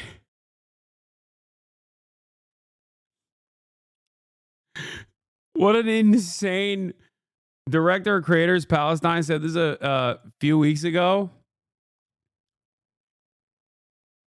To Ethan Klein, you are Creators misguided in every conceivable way. Get offline and seek help. Oh, you guys didn't do shit for Palestine. Me, on the other hand, I give $6,500. That's so funny, yeah. Where are all the chatters now who are like, why won't you say Ethan is pro-Palestinian? I don't know, because I don't want to fucking lie to my audience, dude. What the fuck? Raise money. That's good. That's the easiest fucking thing you can do is just give money, right? Good. Let's talk about real activism. Let's talk about enacting meaningful change. Total fucking failures. And to address your point... So $6,500 proves that he is a virtuous pro-Palestinian saint. $1.6 million, negligible, nothing, does nothing at all, totally useless to the movement. Don't forget he tweeted once too, very important. Yeah, also, he tweeted a lot more before he had to fucking shut off his Twitter account because he was tweeting about how, you know, gay Iranian sex workers who are pro-Palestinian would be fucking murdered by Hamas. They would throw you off of a roof. Hamas would throw you off of a roof. I'm pro-Palestine. If you're asking, you know, well, what is it that Ethan Klein thinks is actually useful to the movement? Yeah. Monetary support for Palestinian aid groups that are working on the ground, not real pro-Palestinian activism. Okay? Protesting on college campuses to divest from the apartheid state of Israel, not real pro-Palestinian activism. What is real pro-Palestinian activism? Saying Joe Biden is actually a great president after he was directly responsible for the ethnic cleansing of Palestinians. And then also, using all of your time shitting on people who are pro-Palestinian and then actively trying to get them fucking deplatformed. This is how you do pro-Palestine. Well, he's against everything else as well. He's against literally everything. He thinks actual meaningful action, such as blockading Israeli and allied ships in order to put actual material pressure on them, oh yeah, is I wrong. forgot. That's terrorism. Yeah, that's right. Doing a blockade on the Red Sea in order to cripple Israel economically as it continues doing its genocide is terrorism and completely unacceptable. He thinks fighting back against Israel, whether you are Palestinian, Iranian, Lebanese, literally anyone, he thinks that's wrong as well. In fact, he even argued. He argued in this video that wanting to blockade Israel, to put pressure on Israel and its population, to force the government to stop doing genocide in Gaza, he argued that's the same as supporting the Holocaust. Look, I'm not kidding. I know it sounds unbelievable. I know it sounds like I'm making it up. But he literally goes from Hasan Piker like talking about how the intention of the blockade is to put pressure on Israel to cause discontent among the population, so they stop doing genocide, they leave Israel or some stuff like that because they can't get their frivolous little treats anymore like their Amazon Prime deliveries. And Ethan Klein's reaction is to straight up say, oh, you want them to be in death camps, don't you? That's what you're saying. This is like a hostile... They're streaming this? Yeah. Yeah. They're flexing. What? And they're coming in hot with guns. Yeah, but you have to understand, this is a deterrence. Israeli society is going to start getting upset. They're going to be like, I can't get my treats. I can't get my Amazon Prime deliveries. What the fuck is going on? I hate this. Israel sucks. I'm leaving Israel. That's the goal. I find it disturbing that Hasan thinks that a slowdown of imports is going to cause Jews to flee Israel. He says Jews. Like, he's so excited to say the word Jews every time. 80% of Israelis were born there and do not have citizenship anywhere else. So where do you want them to go, Hasan? Back to Poland or back? By the way, unironically, a thing that I've never said, a thing that I've never advocated for, and something that Bad Empanada probably disagrees with me on. That is like the entire point of why I'm an advocate for the one-state solution. So he's just like making shit up. And he knows that that's not my position. Okay? He knows that that is not my position at all because I've had this conversation with him. I've directly had this conversation with him about why I believe a one-state solution. Okay? Flexing. You're saying or some pressure like that because they can't get their frivolous little treats anymore like their Amazon Prime deliveries. And Ethan Klein's reaction is to straight up say, oh, you want them to be in death camps, don't you? That's what you're saying. This is like a hostile... They're streaming this? Yeah. Yeah. They're flexing. What? And they're coming in hot with guns. Yeah, but you have to understand, this is a deterrence. Israeli society is going to start getting upset. They're going to be like, I can't get my treats. I can't get my Amazon Prime deliveries. What the fuck is going on? I hate this. Israel sucks. I'm leaving Israel. That's the goal. I find it disturbing that Hasan thinks that a slowdown of imports is going to cause Jews to flee Israel. He says Jews. Wait, first of all, that did happen. That literally did happen. That straight up happened. Yes.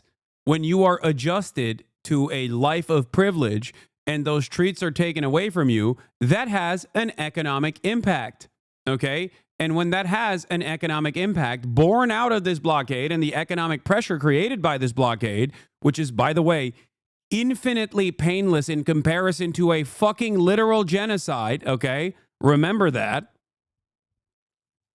Then yeah, you actually cause pressure on the country to change trajectory. Jews, like he's so excited to say the word Jews every time. 80% of Israelis were born there and do not have citizenship anywhere else. So where do you want them to go, Hasan? Back to Poland or back? Yeah, that's what I meant. Yeah, that's what I said. Shut up. That's so fucking stupid. Bro, oh my God. I forget how stupid the average American is. I feel like the dumbest motherfucker you know. The dumbest motherfucker you know is watching this and going, yeah, this guy is a bad guy. This is a song guy.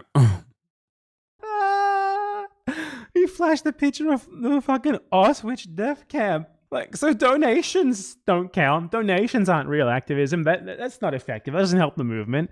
Also, you can't do a blockade against a country actively doing genocide because that might cause some of the people there to want to immigrate when they can't get their treats anymore, and that's tantamount to the Holocaust. Also, he's against literally any military action or resistance against Israel, no matter what, no matter who. He's just against all of it. Let's take a look at what Ethan and Hila Klein, his terrorist wife, think about protests for Palestine, like just normal protests, you know, nothing else. Like, don't forget that he says BDS is also anti-Semitic, so that's not appropriate activism either.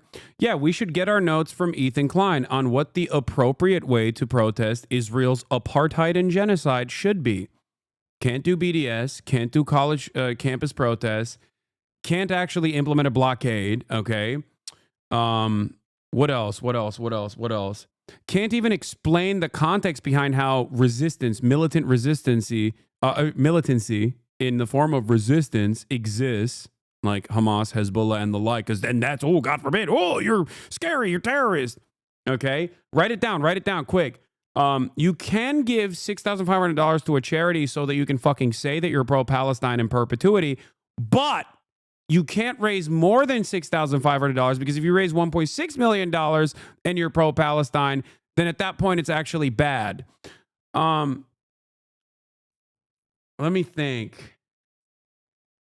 It doesn't seem like there's any option. Can't say from the river to the sea, Palestine will be free as well, by the way. What's on my shirt? That's anti-Semitic. Remember how Ethan and I had this argument? I forgot. He actually said that. He said that that was, you have to understand why Israelis think this is a scary slogan. Yeah. I guess the only way to protest Israel is to just be silent and talk about how, wonderful and multicultural Israel is.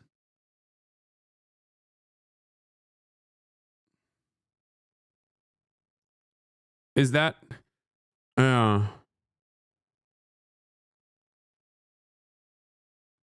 He also made sure to mention on the pod where he bragged about donating that he's scared about donating because the money could go to Hamas.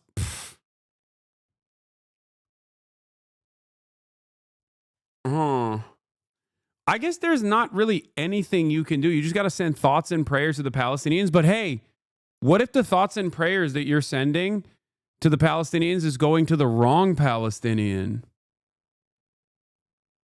Like, what if that Palestinian has had a mean thought about the fucking state that has eviscerated his parents at some point in his life, or definitely blew the school that he used to go to? What if that Palestinian child now has a mean opinion about Israel? Then you can't do that either. No, I don't think you can do thoughts and prayers either. I've decided that's also anti-Semitic.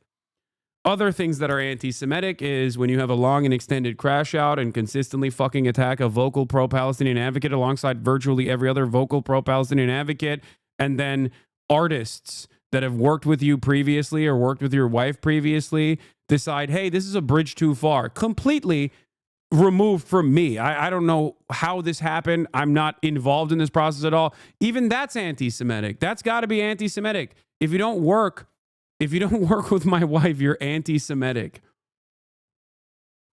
How could this have happened?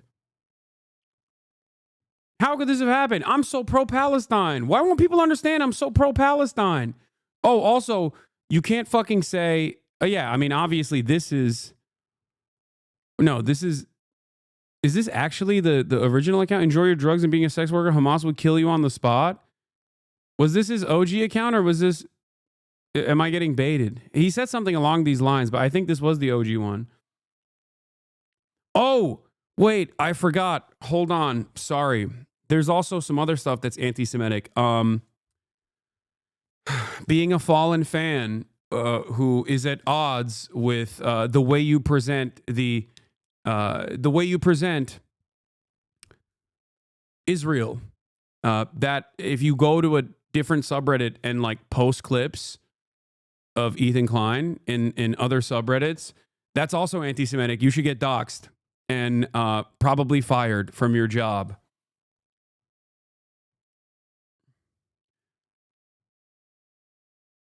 Being mean to Ethan, anti-Semitism. Oh, there was another one. Remember when I personally sent Ethan a text message when he was like a couple months ago? And I was like, listen, it's obvious that you don't respect me, but I know you respect Sam Cedar. I think you should privately talk to Sam Cedar about this stuff. And he also outed that I sent him that text message and then fucking said that that was anti-Semitic. Because I said, hey, you can talk to someone who you respect, who also has like life experience that's comparable, okay? Because clearly you don't fucking trust anything I'm saying because I'm a dirty Muslim terror lover which, oh, fuck, that's right. He compared me to Osama bin Laden playing that game that Sex Pestini's community had made. That's true. Is Sam Jewish? Yes. He said, telling me to talk to another Jew, that's anti-Semitic. That's what he said.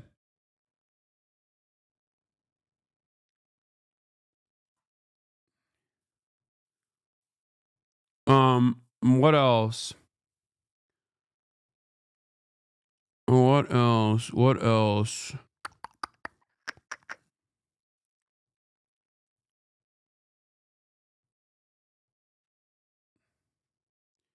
Yeah, there's just a lot of stuff that's anti-Semitic, man. It seems like virtually every position you have is anti-Semitic.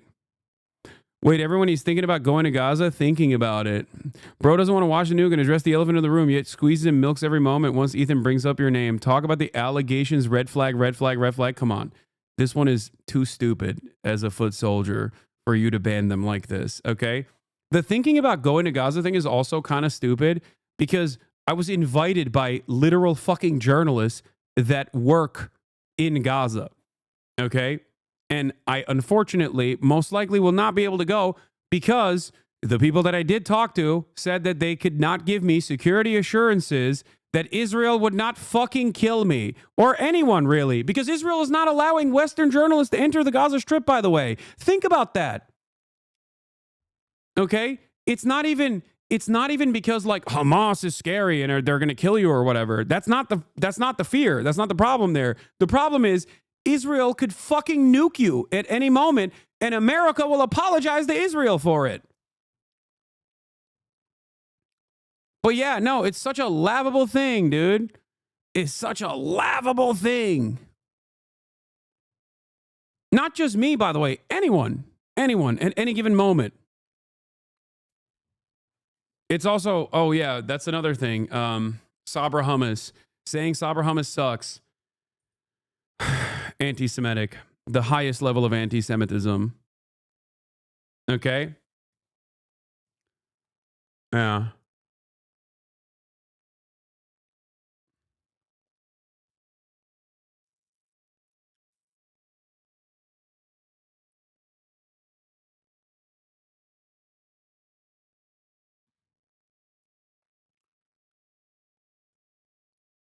Huh.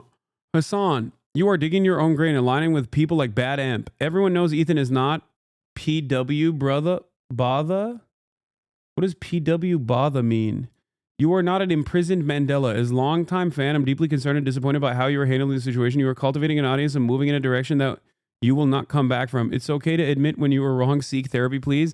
I like that things that Ethan's own fan base have told him, Ethan's fan base now is trying to tell me.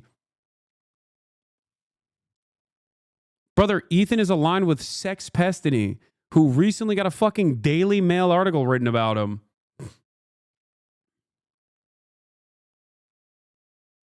The fuck? As a longtime fan, by the way. Literally not donating, not actually fighting back against Israeli genocide, not blockading Israeli ships so they can't get the thinking about going to Gaza clip that they keep trying is mostly a soundbite from another YouTube critic who chastised E for going after someone who's literally thinking of going to Gaza. That's the soundbite they all love. It's not even from you. Oh, I don't know. I don't watch the fucking show. And neither do many of his old fans, actually.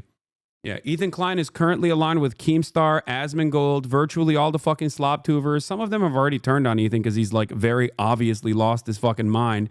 And who else? Sex Pestiny, the ADL.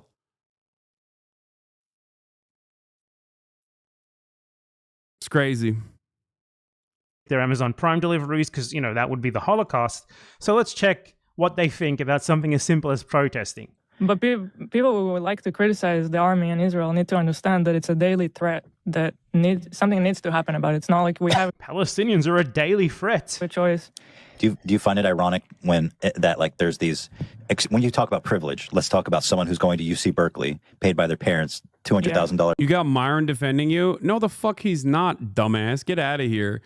The notion that Myron is defending me is so funny because every time he literally, in between calling me the F slur or telling everyone that I'm bought by the Jews, he will literally reply to every single one of my fucking tweets to be like, oh, it's time to admit you're bought by the Jews, or it's time to admit that Jews are the problem. I wonder why I don't fucking voluntarily align myself with Myron in the way that fucking Ethan Klein has aligned himself with the likes of Keemstar, as a matter of fact. Perhaps it's because I despise him and I'm not a fucking anti-Semite.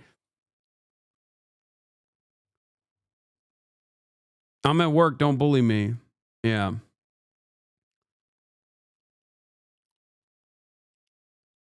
That's the other side. That's the other side of this fucking story, is that if Ethan was even remotely honest or decent about this, he would show the 7 million different instances where I have routinely talked about the charlatans that utilize, okay, that actually fucking utilize what Israel is doing to the Palestinians to actually spread their nefarious anti-Semitic propaganda.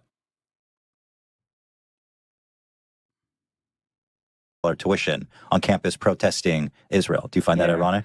So privilege is not being an Israeli who lives at the expense, especially like Ethan, who chose to move to Israel, who lives at the expense of Palestinians every single day on their land, massacring them, oppressing them for your benefit. No. Privilege is protesting for those people. I do. When I lived in Israel, these are millionaires, by the way. I used to criticize Israel a lot. Yeah, like, me too, as an actually. Israeli. Yeah. As an Israeli. Only the people who benefit from the settler colonial project are allowed to criticize. I'm sorry for interjecting so much. It's just so bad.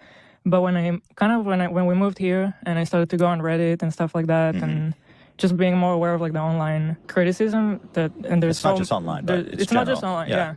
I just became more aware of like the criticism here of Israel and in general around the world. And it's really, I personally think it's so ironic. It's just like, I don't know, it's kids sitting here in like beautiful California criticizing, like you don't even know what you're talking about. Right. Yeah, totally. And I mean, it's easy to reduce. It's funny because, like you said, when you're in Israel, you're super critical of the government. You're like, dude, no, you fucking aren't. You're expanding the West Bank. That's bullshit. You know, the government is turning off water and Gaza doing weird shit to control, make land grabs and stuff. Yeah. And that kind of stuff is like, yo, what are you guys doing? But when you come to Israel and then what you hear is people criticize. They genuinely think the only people who should be allowed to say anything negative about their settler colonial project made for their racial benefit, Ethan even chose to move there. Again, I have to emphasize that he chose to move there and receive racial benefits just for an accident of his birth at the expense of Palestinians. They genuinely think the only people who should be allowed to criticize that are themselves. Criticizing national security and calling Israel like apartheid, and that they shouldn't have fences, or that Israel should be. You mean when you come here and you're here? Fences to keep your victims out. Fences to keep the people you stole your land from out. So they are against donations. 1.6 million is nothing, but $6,500, that's a lot when you need to leverage it to pretend that you're pro-Palestine for the purposes of making a Zionist propaganda video. Protests? That's the definition of privilege, buddy. Protesting for Palestine. Posting on the internet, criticizing Israel, that's also out. That's also, the definition of privilege, the definition of irony as well. Blockades, that's definitely out. Blockading Israel, boycotting it, sanctioning it, anything like that. That's tantamount to Auschwitz. It's like wanting to put Jews into concentration camps all over again. It's the Holocaust. And you better believe actually fighting back against Israel is even worse. The fighting back against Israel is like 10 Holocausts, basically. Ethan Klein has not seen a single pro-Palestinian act that he supports, but it's especially ironic that the only thing that he has to point to him apparently being pro-Palestinian is a little token donation that he made once being a millionaire, an amount of money that's nothing for him, and then he comes out and belittles others who donated 246 times more than him. So yeah, what else is there to say? Hello. Yeah. If any of his viewers are still here, maybe cap it off with the Boston Marathon video. There might be too depressing. No, I'm not going to fucking use that video. That is disgusting. No, the only way you can criticize Israel is by talking about Benjamin Netanyahu being bad. I forgot. That is appropriate. But like not so much. You know what I mean?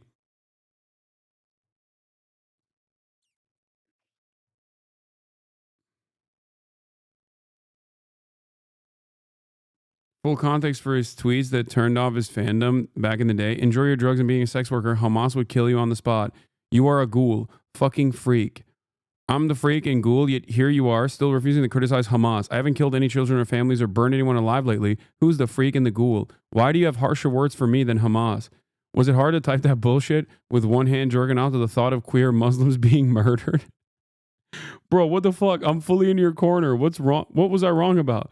This is the revolution you're supporting, right? Just don't go anywhere near Hamas because your life would 100% be in danger. Am I wrong, genuinely?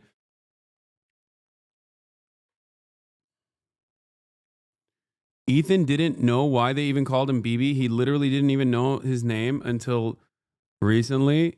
Shut up. Oh, also, while we're having this conversation, here's the real fucking impact that this shit is having. I tweeted about another version of this that took place earlier today with Governor Kathy Hochul. But an important exchange of faculty facilitators who presented Dean Greenidge's counterproposal. Students pushed back, especially on the point about ID checks and fear-mongering around outside agitators. They also demanded transparency around whether or not the dean is collaborating with the pigs. They haven't used outside agitator narrative to call the police onto campus before. The students at Barnard are, I think, participating in a sit-in right now because they're fucking expelling students.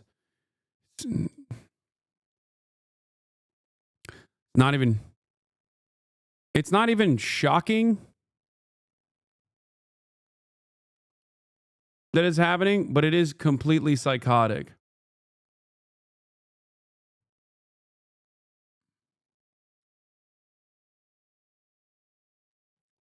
Hochul, sorry, not Hochul.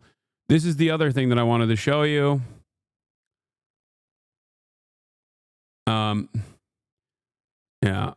The mayor of New York City is currently collaborating with the Trump admin in a quid pro quo scheme, allowing ICE to operate in New York City because Trump's DOJ dropped his previous quid pro quo scheme charges. Meanwhile, this is what the liberal governor is busy with, eliminating education. Governor Hochul orders CUNY, City University of New York, to remove Hunter College Palestinian Studies job posting, calls for probe into anti-Semitic theories. You can't learn about genocide any longer because if you learn about genocide, if you learn about like Palestinians, okay, then you might actually become anti-Semitic, which is, of course, not actually anti-Semitic, but anti-Israel, which is way worse than being anti-Semitic.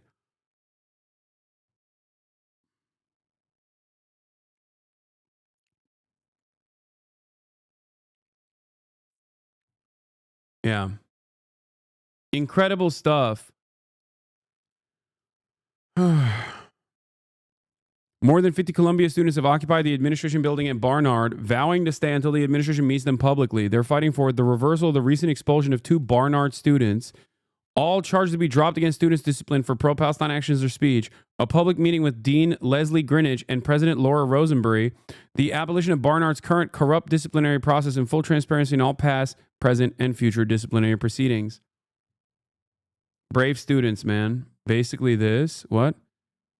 Not to be anti-Semitic, but I'm Palestinian. Yeah.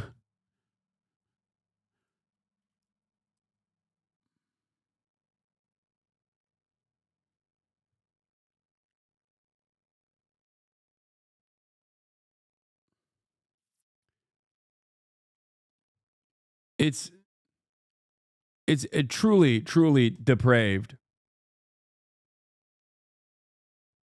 Truly fucking depraved. Like,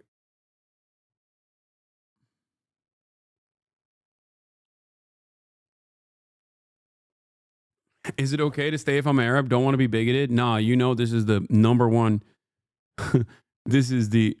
How is anti-Israel worse? I'm being sarcastic, my friend. I'm not even being sarcastic. Like, this is literally what a lot of Zionists believe. They believe that being anti-Israel is far more dangerous than being actually anti-Semitic. That's why so many fucking people... Bad Empanada's recent IG video saying he controls you. He's trolling so hard right now. He does. He's given... You know what he's doing? He's coping, okay? He's coping for the ancestral carnage that took place. Of course a Greek would say that. Typical. He is my janissary, and he knows it.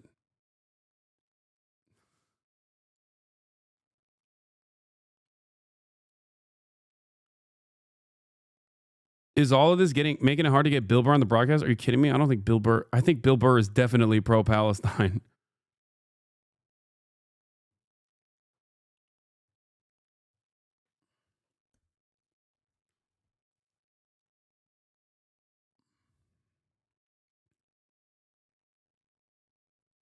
Yes, I know that Gavin Newsom is doing a podcast, and yes, I will go on his podcast.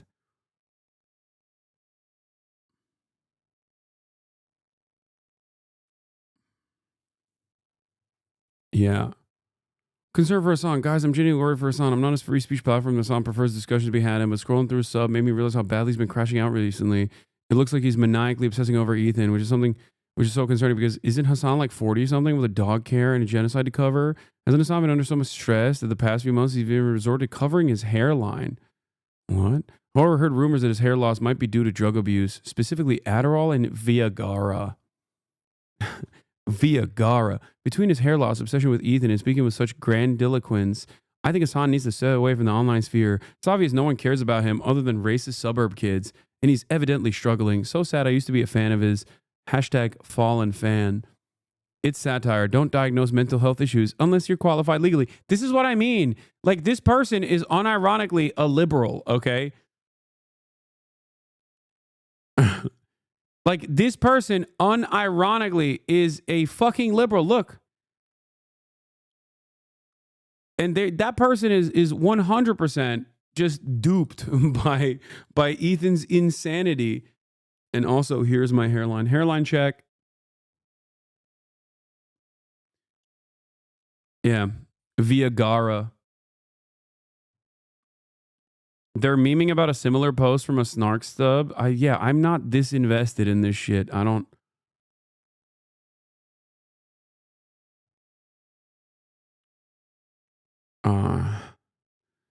Anyway, we're fucking done with the extended crash out for the day. Holy fuck. Turkey did wonders on that hairline. I didn't even talk about this. Dr. I think Nick Merckx. Dr. fucking Kid Inspect apparently had a long and extended crash out as well, ranting on stream saying all of his peers that abandoned him for admitting that he was trying to fuck a minor were actually the fake and phony ones.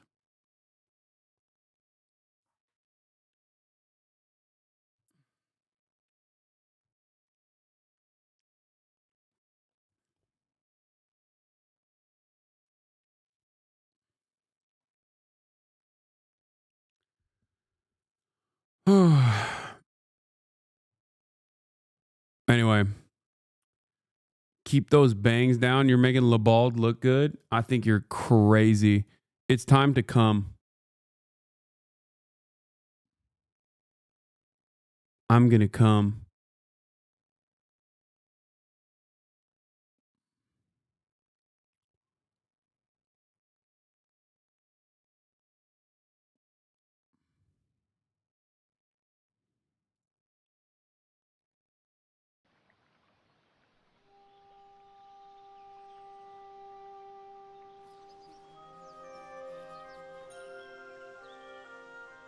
Here it is.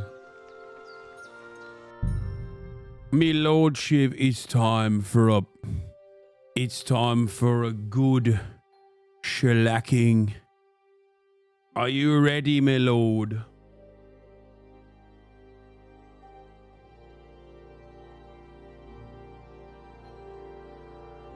Aye, coming right up. All right then. Hands. What do you mean? Steal. One day. Wait, I can talk to all these random people? Holy shit.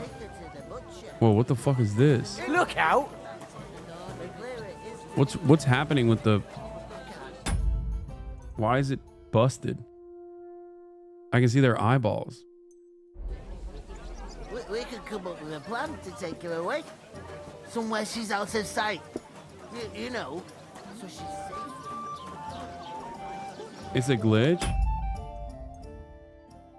Reload, it'll probably fix itself.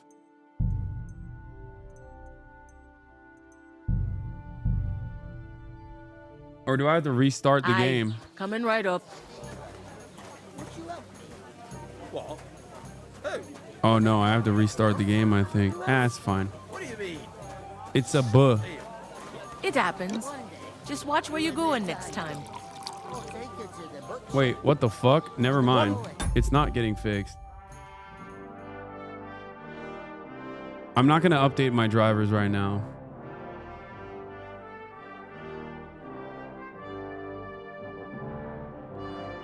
Next loading screen should fix it. Exit menu and come back. Let's just restart the game. Fuck it.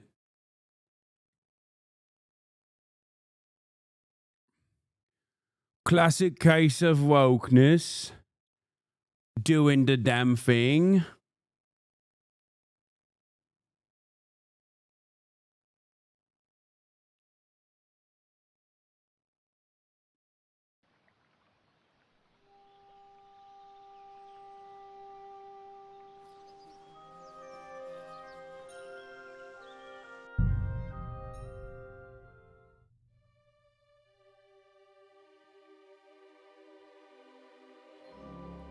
Gaming is busted because not enough woke, yeah?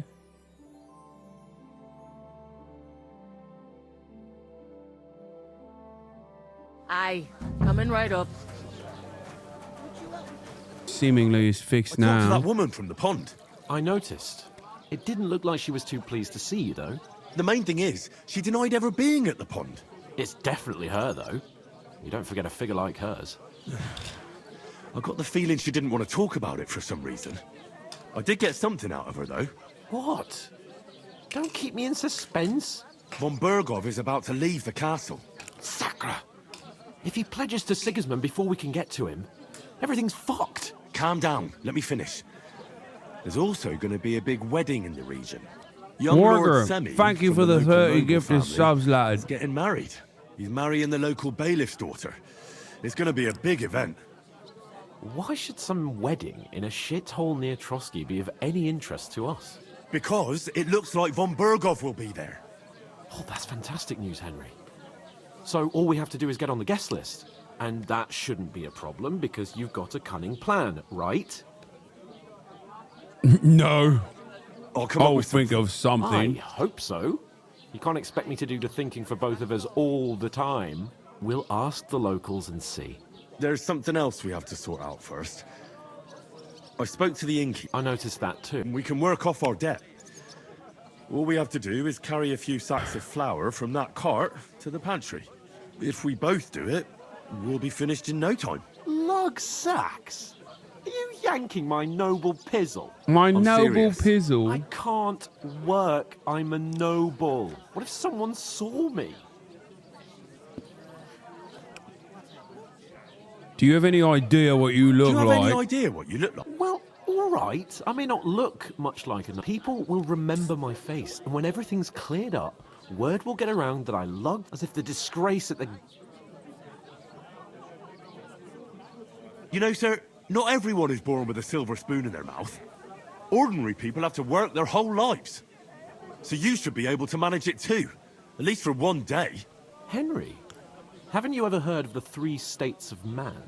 Would that be some aristocratic Reputation gain. excuse? Not so fast. It's God's law.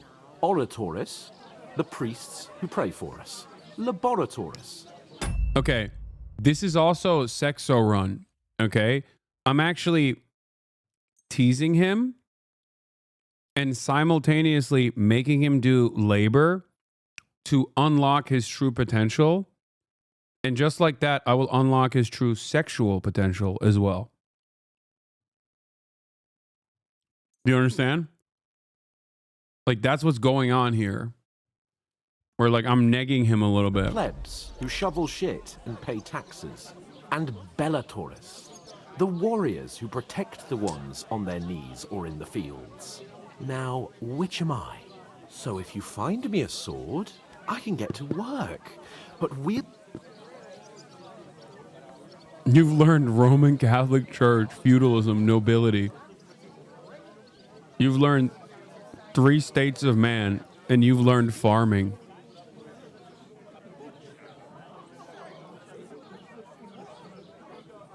Where do I fit in? So, which do... Good question. But it turned out that you're a noble's bastard. And you're pretty handy with a sword. And you've even been in a monastery. You're a bit of everything. But if you get your hands dirty with labour, it wouldn't be such an offence against divine order as in my case. Pure blood, noble status and that. In short, be so kind as to get to work. I promise I'll make it up to you. Are you really not going to help me? Are you really not going to help? Come now, Henry. What did I tell you about I simply can't... Should I keep pushing him, or is that too much? They say clothes maketh the man. And you don't look... What do you know about a nobleman? It's not long since I had to drag one sack reputation through the lost! night, and if I hadn't, that sack wouldn't be here now. So I think I've done my fair I mean it, Henry. Stop trying to push... Suit yourself, then. Right. Well, if it makes you feel better, I'll scratch your back later. Oh! How? Gay! Well, giving me a large Gay estate. sex! That too, of course. Maybe 2 estates. But above all, once we're out of the worst, I'll help you find your dog. As soon as we have at He least means some gear, having we'll sexual head into the forest and intercourse. find mutt in a trice. Although, if you think about the 3 states of man, looking for lost dogs is more like a huntsman's work. But let's pay no mind to that. How generous of you, Lord Capon. I know, my dear Henry. Such is my nature. Me lord, I deserve all the labour. What did I do to you? I am but a mere peasant, me lordship. Alright, where the frick is the fucking... Where are the sacks, yeah? God, I'm bored shitless. Christ, what a day. Oh, this will be good later. Poppy seeds. Where is that I bloody feel I killer? could use that for a concoction. I'm supposed to move the sacks. Are you guarding them? Aye. Thank God someone's bothered to come at last. The quicker sacks are moved, the better. You'll have your work cut out on your own. But don't look at me. I ain't gonna help you. I'll move each sack so you can get a better grip on it. But don't expect no more from me. Alright, I You're get supposed to it. carry the sacks, are you? Oof. That isn't half heavy. Oh. Where's the pantry?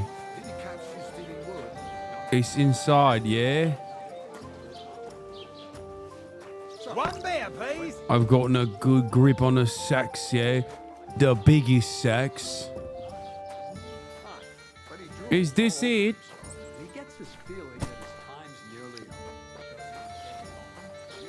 Oi, fucking hell. Good day to you. Once old folks start getting soft in the head, bad news. Exactly. Let me tell you, I'd rather die. To your health, my friend. Riveting gameplay? Dude, this is a ultra realistic medieval simulator.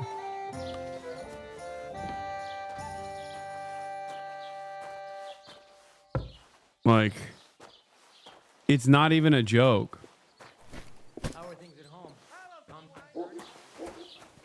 Laboring like a good peasant, as our Lord God intended. I heard that going to cut down the old oak at the crossroads. The 2 of us managed to get away. Again. Why? Maybe I can get the drunkard to move the sex for me. That's just it. Some noble must rest everything. Not for shade, to understand. Once it was pissing down. All the more reason to leave it be.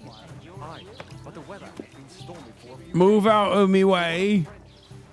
I'm doing the work that me lordship refuses to. You're a noble bastard, not a peasant.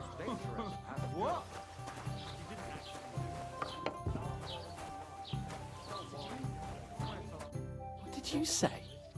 Say it again. Oh, I will have to defend. Fault. What do you mean? They attacked themselves? What the fuck are you trying to say? Everyone knows it's dangerous around Trotsky.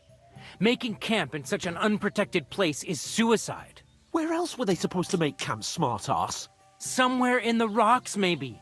Not out in the open by the pond. Only a fool would do that.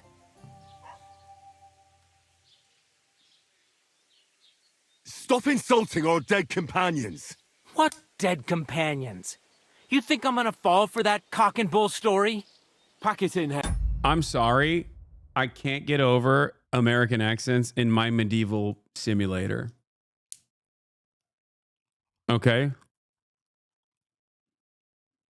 Like, when I hear an American accent, it just is like nails to a chalkboard. DEI gone mad, me lordship. There's no point in arguing with this yokel. He fancies himself as a military strategist. I don't believe a word you're saying.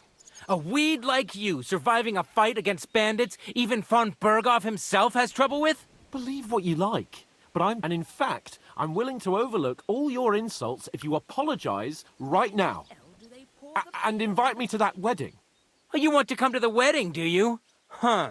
I'll give you a piece of advice, pal. If you can make yourself useful for the blacksmith or the miller, you'll get to the wedding. You'll see the glorious occasion, at least from a distance. And you can stop spouting. I am Sir Hans Capon, Lord of Perkstein, and I demand your immediate apology. I am Sir Hans Capon, Lord of Perkstein. Sir Hans Capon, Lord of Perkstein. You're starting to bore me. You and... No apology, then. Oh, I'm so scared. He's going to teach him a lesson. I'm a bit peckish. Didn't you hear? Apologize to him. I'm a dick rider. No. Reinforcements. I'm so... Take your numbskull friend and get out of... I give you a chance to apologize, and you keep insulting me. Get ready to pick up your broken teeth with broken fingers. Oh, I'd like to see that. Come on, then. You scum!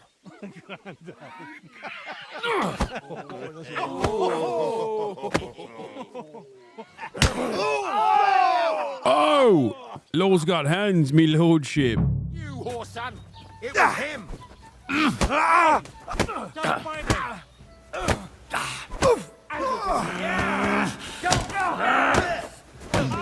Oh shit. Oh shit. Fucking hell! Christ! There's so many of You're them! facing a nobleman, so make an effort! Oh!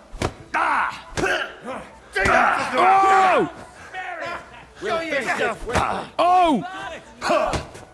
I have no fucking... Good! This is unbelievable! I have no stamina! You want to try me? Wake it!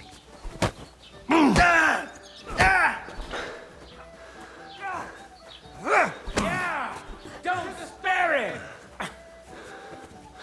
Oh my god, how am I supposed to fight all these guys? You're no match for us, fucker!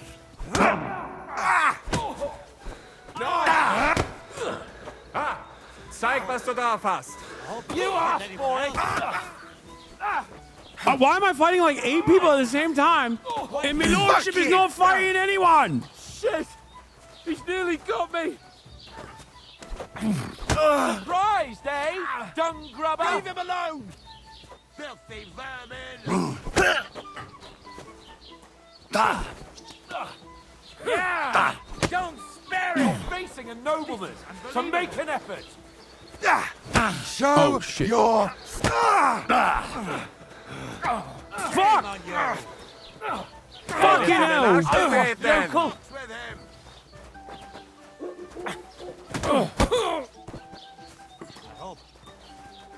Come on, then!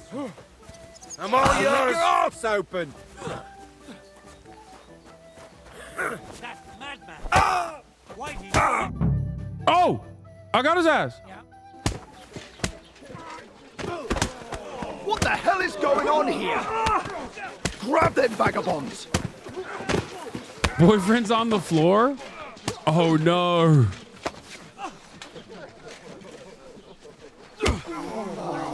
Wait, oh no, he hit the fucking soldier.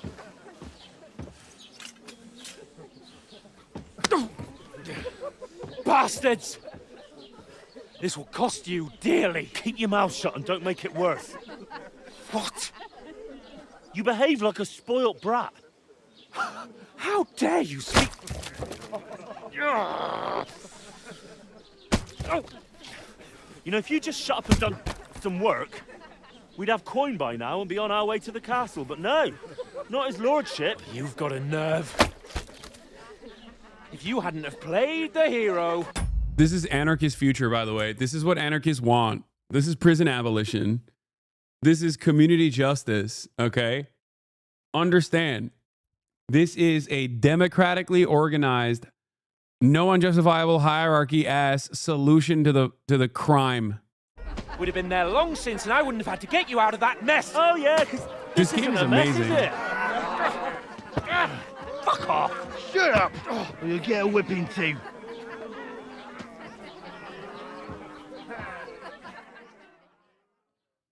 Just who the hell do you think you are? I'm the only one of us with any sense.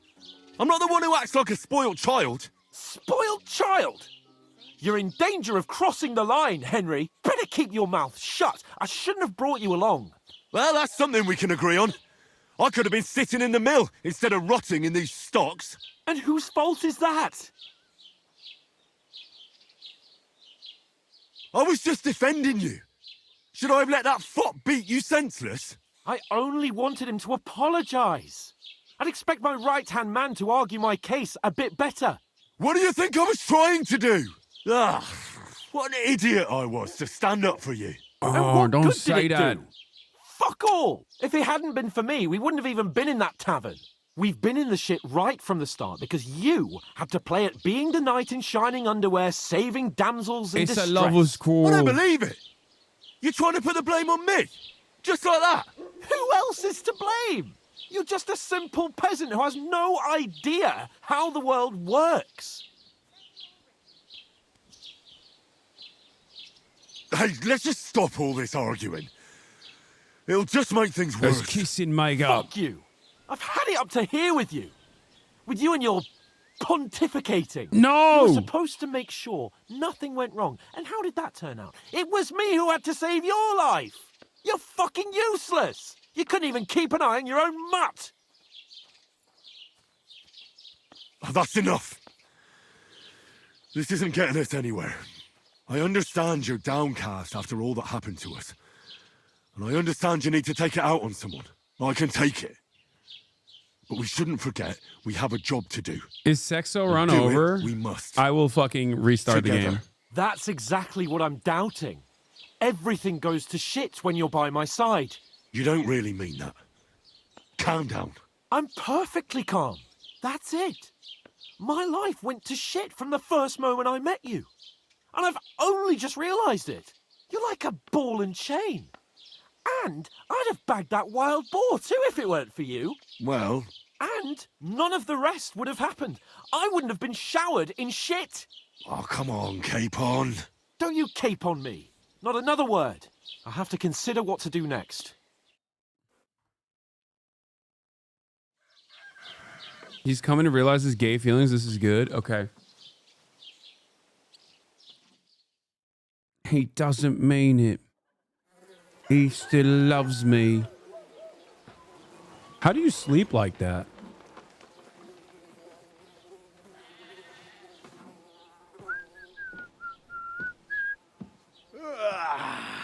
Right, ladies. Time to go home. But I swear to Christ, if I catch you again, I'm gonna skin you both alive. No! Gonna skin us both alive.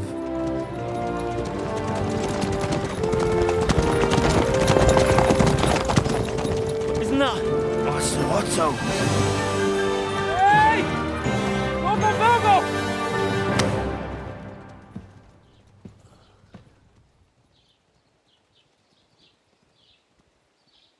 Oh, shit.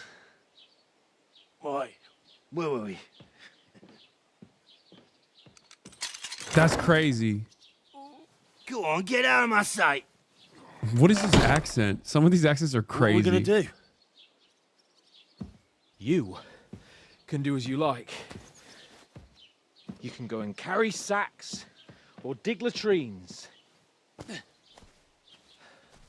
I'll look after myself. I'll go and see Lord von Berghoff at the wedding. I bid you farewell. Tutorial over, finally. Alright. Yeah. If I were in your shoes, I'd be glad to be rid of the good for nothing, eh?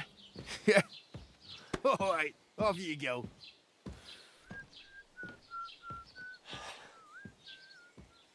I gotta chase after him, right?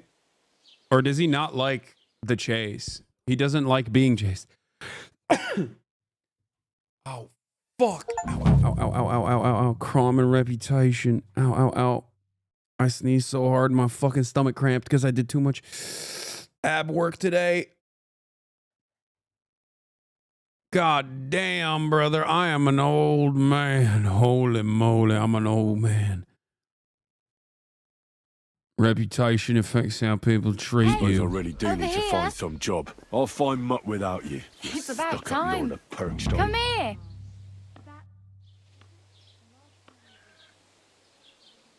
What do you want from me? I don't want anything from you.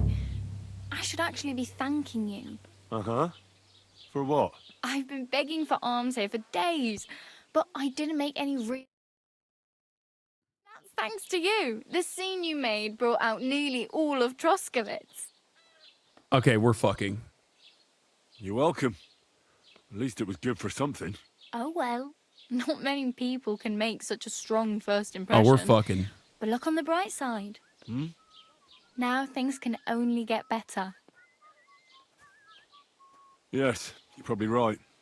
It doesn't get much worse than that. Unless somebody tries to kill me. I have to sex her. I have to sex her. You're still I have to sex this alive beggar. in one piece. It's a new day and the sun is shining. Like Tomcat always says, bruises build character. Do you know anything more about Tomcat? They say he's a master swordsman, but a real joker too. He loves showing off to girls. Do you think Tomcat might teach me? No offence, but compared to him, you're a bit of a lightweight. I don't want to pull wagons, but if you can handle it. Chatter said, bit of a power dynamic. Problematic power dynamics?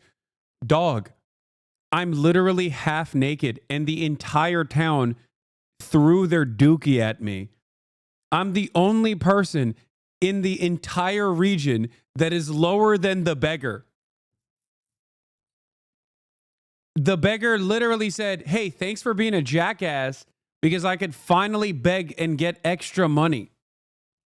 There is no one in this town that is lower than me. Well, and I'd be happy to train a little with him. Well, one of the guards tried to take him on and came back whipped like a dog, moaning like he'd been broken in two. Well, sure. If he's that strong, I'm not surprised. More like some trick he's got that our watch doesn't know. Or at least that's what the problem. Where might I run into Tomcat? In the camp by the tower. That is, by Rock Tower Pond. He watches the camp for the nomads. Should I watch out for them? No, I don't think so. They mind their own business, but strangers usually mean trouble for them, so they're careful. Bro, woman was nice to you for 2 seconds? Yeah, it's sexo run. Tongue. Otherwise, Tomcat will show you some of his other skills.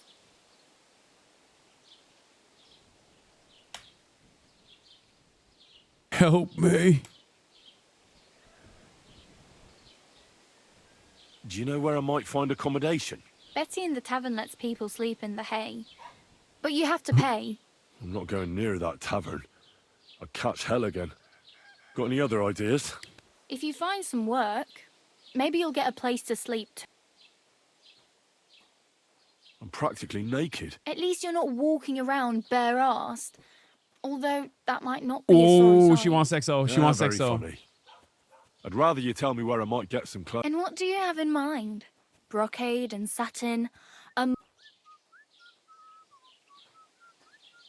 Wait, what the fuck?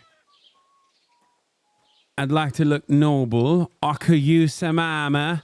I'd rather not stand out too much. I could use some armor. armor. And you are like a knight? Well, yeah. I don't look so good. But I swear I came here in armor, sword at my side, and on a horse. Wow. And where is your armor, sword, and horse now? That's a long story. And it's not a happy tale. Well, you can hardly buy new armor now, but you might find something in the town hall armory. Although you'll need quick hands. I won't steal. Oh, she gave me a lockpick. Thanks. They'll come in handy. These will come in handy. Just don't get yourself caught again. What about I need a horse? Don't exaggerate. Still. There's a stud farm in Semin. And which way is Semin? Southwest from here, not too far. Trauma There's a dumping road won't get goes you right pussy? there from the green. Just That's go what you down the think. hill. Once I'm on you that see pity the walled sex. farmhouse, you're there. Though I'll be a queen before you can afford a horse from Semin. I have no money. I might as well beg on the village green like you. The hell? Here you go. I'll skip supper. It's partly your doing anyway. Oh! Yeah, don't start crying. Hey, you. What's your name? I'm Bara. Just Bara. She's Looks like so you know your way nice. around here pretty good. You're from here, right? I ain't. I'm just passing through. So you're a wanderer. You're something like a wanderer. Nah, I usually find work with someone, stay for a while, and once I say... Then why are you begging here? Sometimes I collect her, but I'd like to go somewhere else. But on the whole, you could say I'm a traveller or a nomad. But don't say it too loud. The locals don't take kind. Why? Because they're different, and it scares people. They travel from place to place and take their home with them. I'd like to see what their She's homes in the look like. herbs. You can go and She's see speaking them. Hasan. I know Just I'm don't reading. stare Come too on, long. dude. I can't listen to her this entire time. Wait, what the fuck? Why did I lose reputation? Why exactly are you helping me? Why? Why? Because you look like you need it. I've been in the ship plenty of times, and I know how appreciated a helping hand is in times like that. Wait, skipping actually causes reputation loss? I have to listen to women? What kind of fucking woke game is this?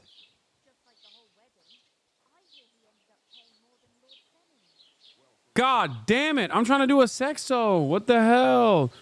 Where are you, Reddit? Where are you headed? If you're only passing through here. For work, to the city. I'm tired of serving landholders. They all promise the moon, but then you're eating stale bread, cold porridge, and She said, Naria no more groschen in landlords. sight. With Fuck the city landlords. folk, it's bound to be better. She said, no lords, no masters. It's time to abolish the enclosures. What do you want to do in the city? I'll find something. I'm not afraid of work. I'm not half-witted.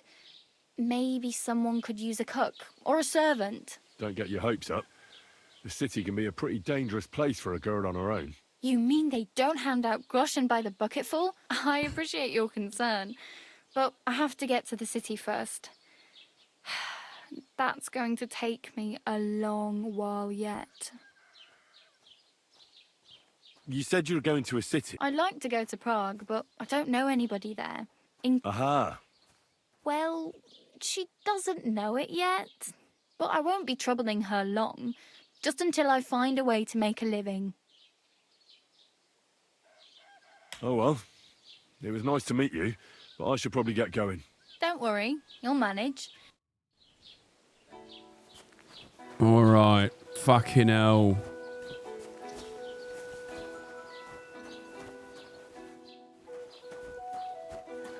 Find dog first, please.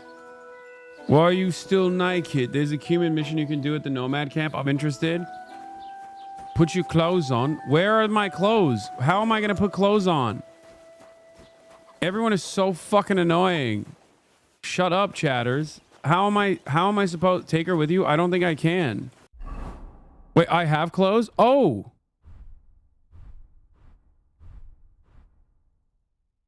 I didn't realize I did have my clothes still.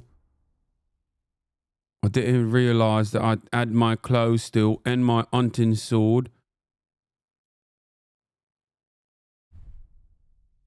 Nice. Fucking hell. Is a apple.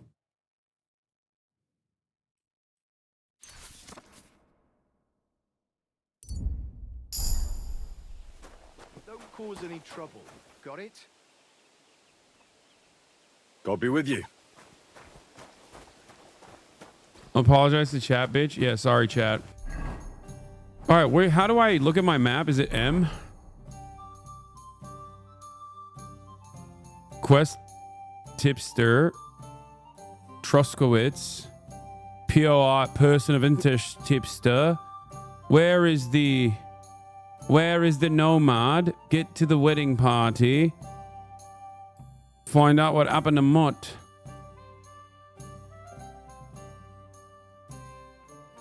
Me lordship.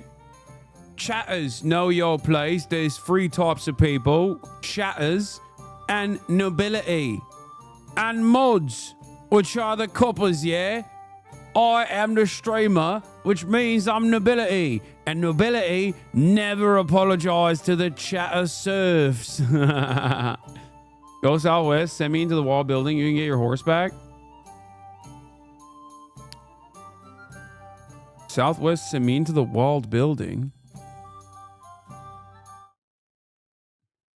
Go to Red Bee Purse, get a permanent bed and chest. That's so far, dog. I need to get my horse first.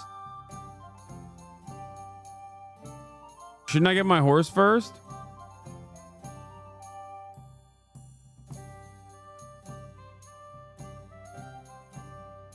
How many tips do you want? All of them.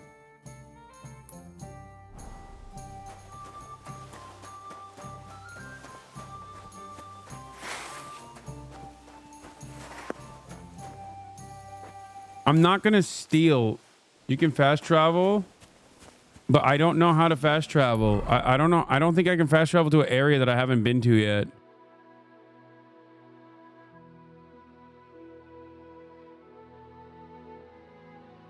Yes, instead of mods, I'm gonna say guards going forward. Guards!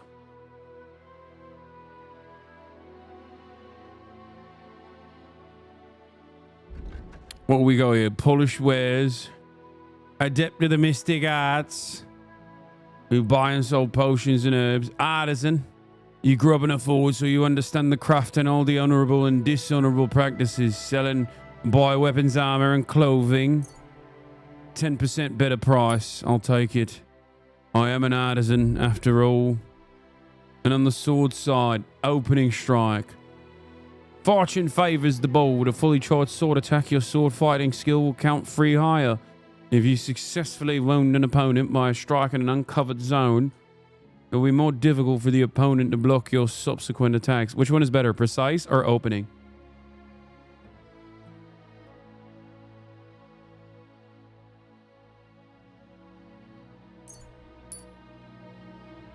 Alright, fucking hell. Wombo combos. Drinking skills. Under the influence of alcohol, you'll be less likely to be injured from falling. This one's better. Nightcap, yeah. Fucking hell. Find out an RP boyo. There's no way to find. Drying herbs. Fresh herbs spoil like their food and their quality affects the potions. But if you dry them in a drying shed, it'll help.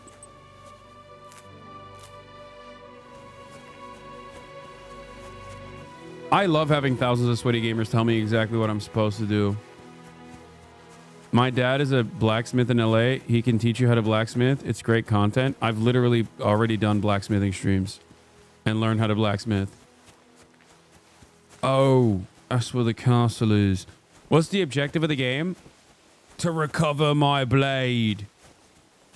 Take my blade and recover it back from the dastardly bastard who stole it from me. It is the only relic of my past that I still maintain. After all, it belonged to my father, who was a blacksmith. Oh, there's a hunting spot. Okay. Can I even hunt here with, like... Like all the animals? No, right?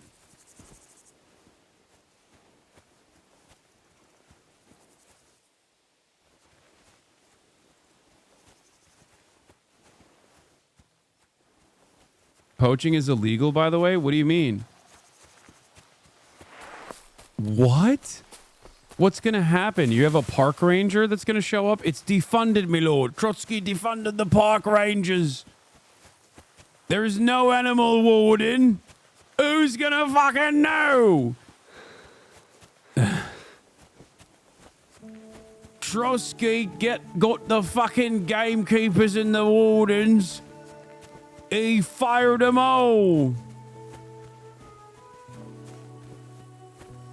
Open map. What do you mean? I'm going to the fucking direction. Supposed to be murdered flautist. Wait, what? I passed a murdered flautist? I did not see that at all. Should I go back to the murdered flautist? Hold on then.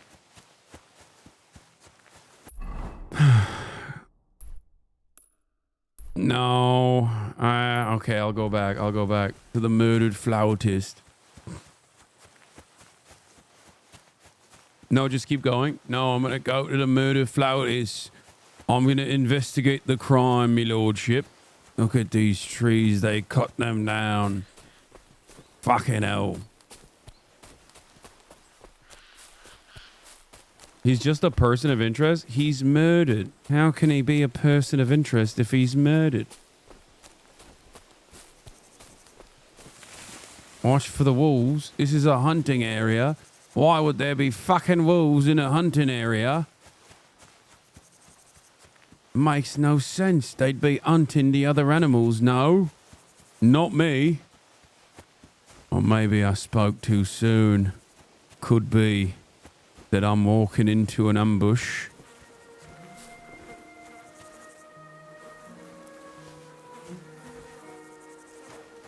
A bohemian cap. Thank you. Not like you're going to be using that anyway, right?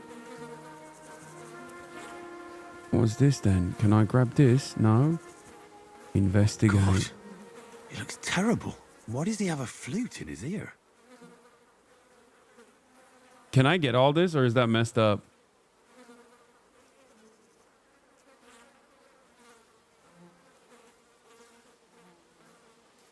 But they didn't take anything from him. Murdered the flautist. A nettle. Let me gather the nettle on his dead body. What is this? Why can't I grab this? It's not a crime if he's dead already. Keep in mind, you can only save with the schnapps or saving and exiting. Yes, I know. I know. I'm just giving it a burrow, you see? Just giving it a burrow, yeah? I'll give it back to him if he ever needs it. The only time he'll see me is in an afterlife. On the other side. No assurances we're going to the same fucking place either. That's right, I'm going to hell. 'Cause I'm gay! I'm gonna do... You didn't take anything? Wait, I did. Wait, shut the fuck up. Did I not take it? No, I did. Groschen, 83. I did. I did. Did I not? I did. Fucking chat. I took the bacon and I took the fucking Groschen. No, you didn't. I did press take it all.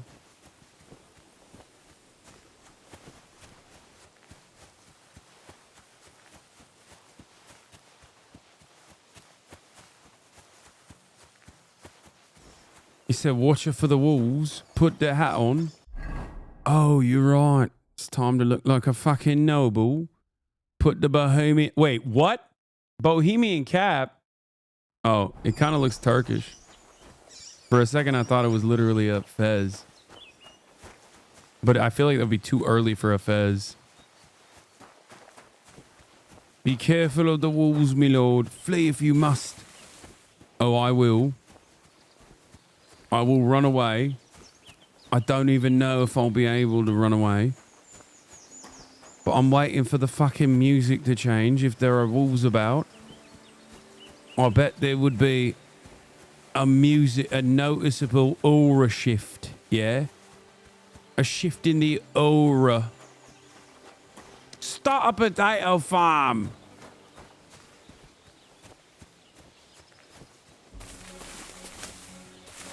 Uh-oh. I'm hearing a music shift in my head. Oh no, I just stepped on Dookie.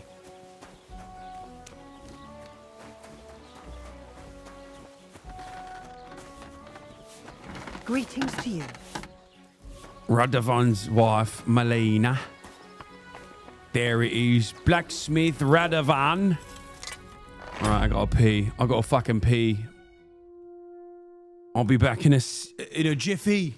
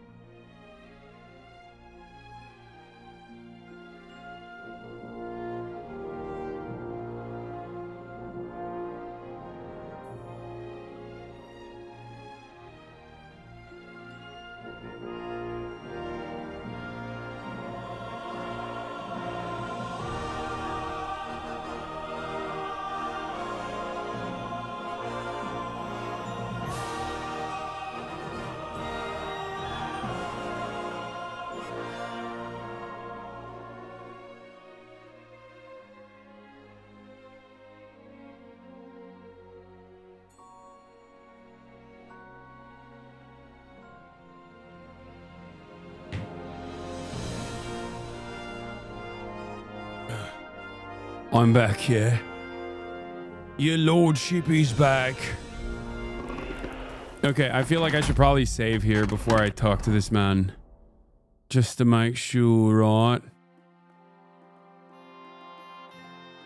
I'll take one of these weak savior schnapps. Wait, that's saved, right?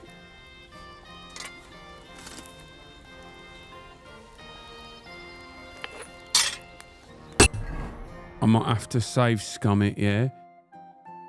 Drunkenness. What does that do?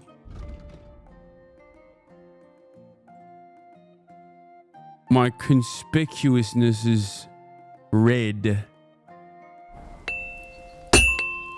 Greetings. I heard you could use a helping hand at the forge. I could. My last two hands, well, they're not worth mentioning. And what with the wedding coming up, the work is piling up. What do they call you? Henry. I'm Radovan. You should know, Henry. The blacksmithing isn't for everyone. Yeah. I basically grew up in the forge. My father was a swordsmith. And not just here we go. Back to his father. Swords for the nobility. For the nobility, eh? Well, that kind of experience will come in very handy for me indeed. As it happens, I have to forge a wedding present for young Lord Semine. A fine sword. So you'll take me on? Hold your horses. I'll have to try you out first. You could forge me a hunting sword as a test, so I can see if you can make a straight blade. Let's get started. Great. Find some iron. You can't make a sword out of butter, but if you don't have your own stuff, you can get everything from the chest in my forge. All right, then. Wait, this guy teaches me a combat move, right, chat? Go over to the anvil and let's get started.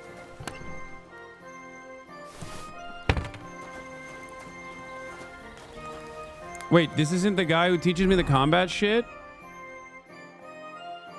Oh, that's the nomad. I thought this was the combat guy. furnace is cold now. Give it a practice try. Some things, like swords, are too long to fit in the fire. You have to heat it up bit by bit. Try poking it around for a bit. Now get the furnace nice and hot. There's a lever above you. Give it a pull. Works the better.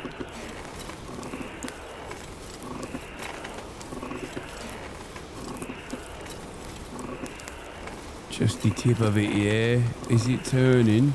Oh, it's getting bright red. I see it. You can tell the temperature by the color, but you won't be able to tell when it's in the fire. You have to take it out from time to time and take a look. Try it out. See? That's exactly the straw color we want. You've got talent, lad. Now heat up the whole thing. Wait, what do you mean heat The up? whole thing is heated up now, so come over to the anvil. Try moving the sword along the anvil so you can get the hang of it. Now take the hammer and try hitting it a few times.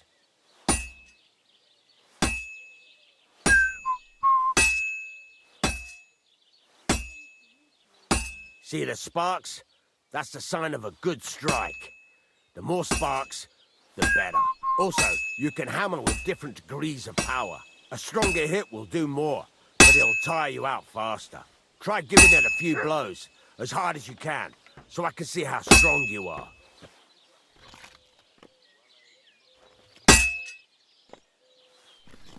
Yeah. Yeah. That's got a nice ring to it. Of course, if it was all about hitting an anvil with a hammer, any dolt could do it. You've got to hammer the workpiece evenly. One hit next to the other.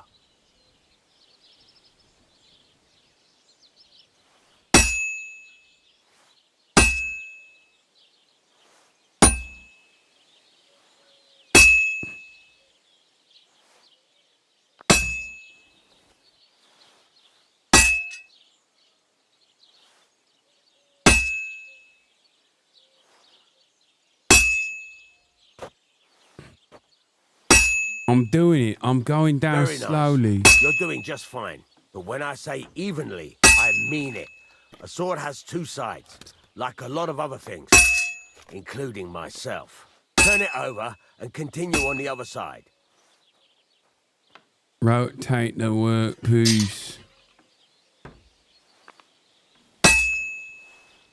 Yes, pling, pling, pling. I'm hitting it. I'm fucking hitting it. Nice. Now try forging it on both sides. The closer it is to being finished, the more it will take on the shape you want. It'll cool off soon anyway. Wait, the closer you are to completion, the closer the shape resembles. Wait, how do I go back to the forge? Hurry up now. It's cooling and you're not doing anything. How do I do it? How do I go back to the fire?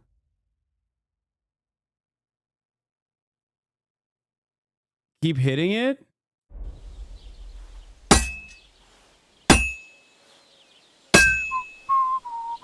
It's cooled now. You can't do it all in one go. You've got to put it back in the furnace from time to time. Sometimes you've got to go there and back all day. But it's all part of the craft. Now, get back to the forge and heat it all up again. Oh. Like before. You want to see those sparks? It means good things.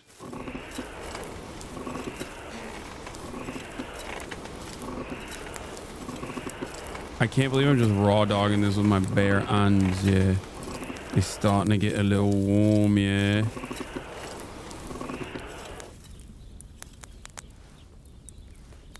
Alright, maybe the tip a little bit. What's the hold up? I've shown you this. The whole thing is heated up now. So come over to the anvil. My blacksmith can't even make a butter knife. See that? Besides the sparks, you can tell a good strike by the sound it makes. Well struck. Sparks. That's the stuff.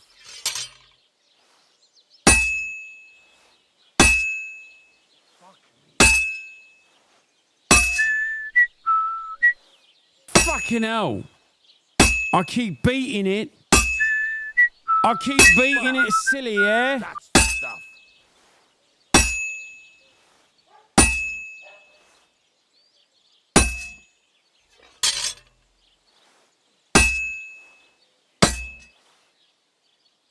See how it's taking on the right shape? That's how you can tell it's almost finished. Now, I've got a piece of advice for you. Hammer to a rhythm. When I hammer a piece to a beat, work goes by easy. Sometimes I'll whistle to myself to keep the rhythm going. Back to the forge, yeah? Hammer to the beat? Impossible.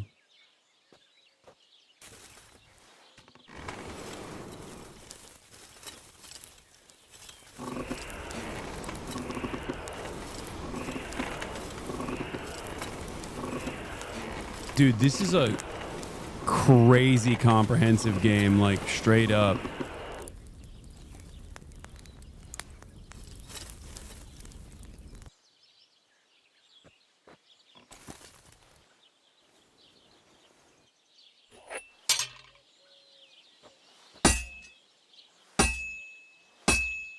That's some nice. There you go. You've got it finished.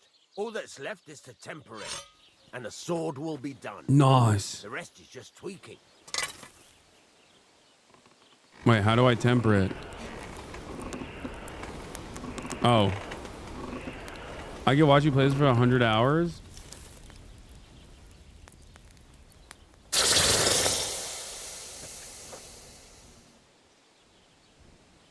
First you make it hot and then put it in the water.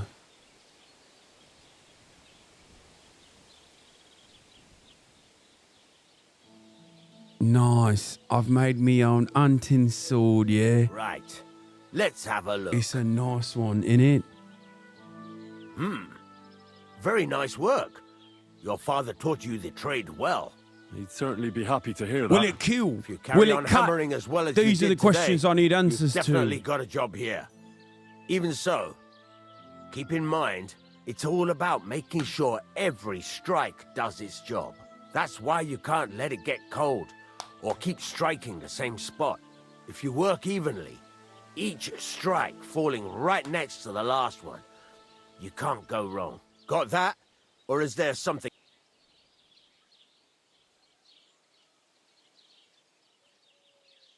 Thanks. That's all I need to know. You can sleep in the chamber by the woodshed. And there's a and of course, you can use the forge anytime you want. Yes. Any questions? Where can I get material? You can buy some essentials from me. But Oh. if you want to make a fancy sword with lots of... This is just a village, you know. The locals ain't after luxury. And they can't afford it neither.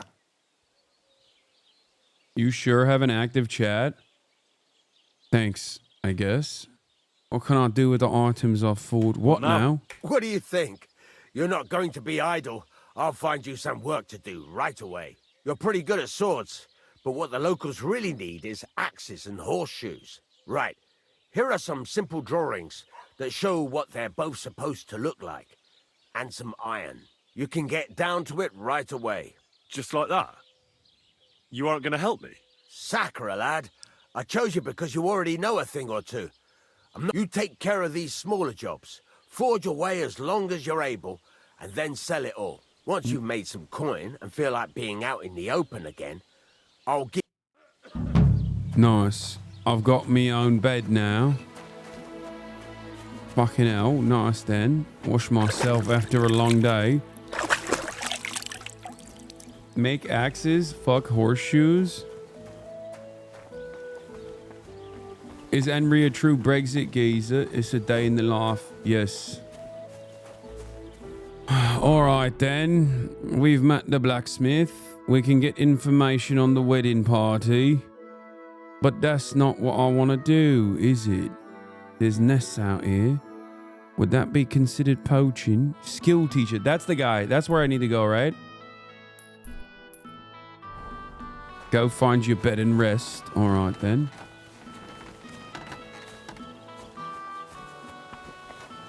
No, that's the archer. Don't cause any trouble. Got it?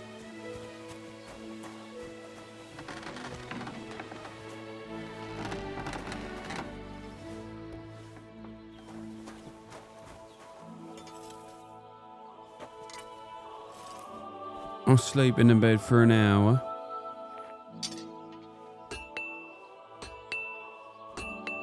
I'm lazy, I'll do it for 2 hours, yeah?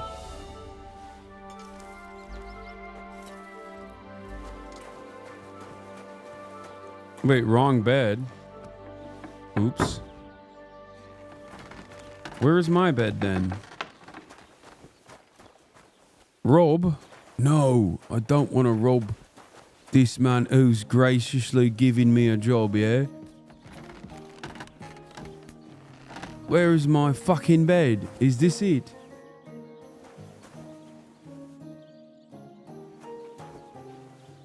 No. Lockpick?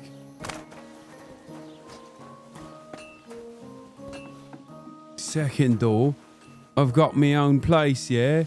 And a leather apron and the armorer's kit. Nice.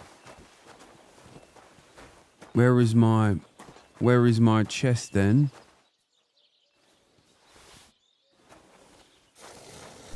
This is it. Wait, what? This is not mine, is it?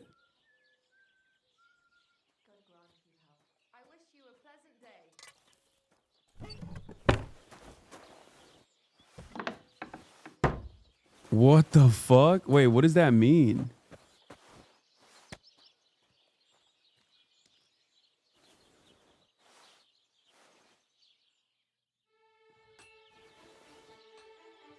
Oh my god, I've got the fucking pay to win bonus, yeah?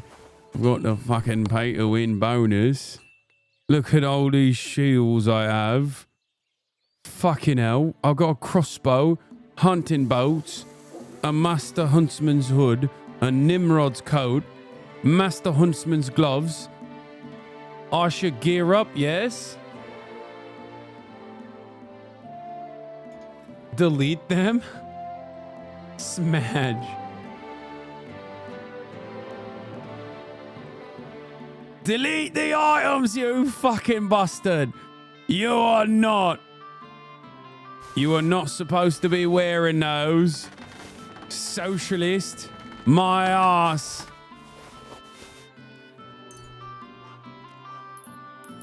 I'll take 20.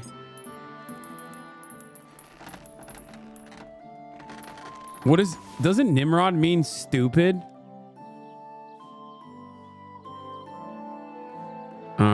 Which shield should I use then? How about the shield of summer? The shield of spring. Bottom right, Nimrod. Alright, no longer do I need... Oh, this is my hunting sword. This is the hunting sword I made. Very nice. And I'll take the shield of spring too. And then I'll put the ranged on my secondary. With the hunting bolts, right? And I'll wear the Master Huntsman's hood. And the St. Hubert's hat. And a fucking leather apron. Or should I wear the Nimrod's coat? I feel like both of these are nice. But don't know which one's better. The Nimrod is a biblical hunter. Wow. Master Huntsman's gloves. Master Huntsman's boots. And a Huntsman's O's. All of a sudden.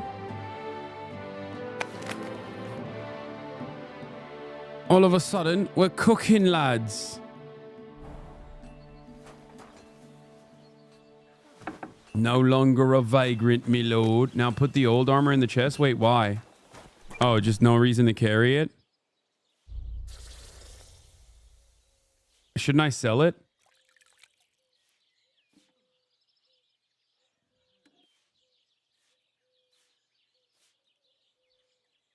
I was gonna sell it, yeah. Leather apron and leather gloves boost crafting by 5+ each. Good to wear when smithing.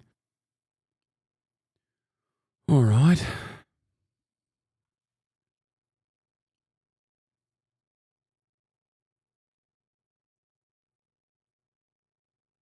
I hope you get a hate thread for this. Pay to win. No.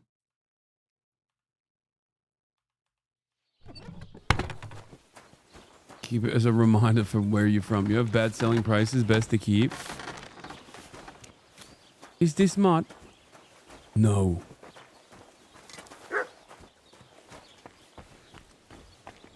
Okay. So now I'm a noble. That's a fine maypole. What is that? What is a maypole? Oh, this is like fast travel, right?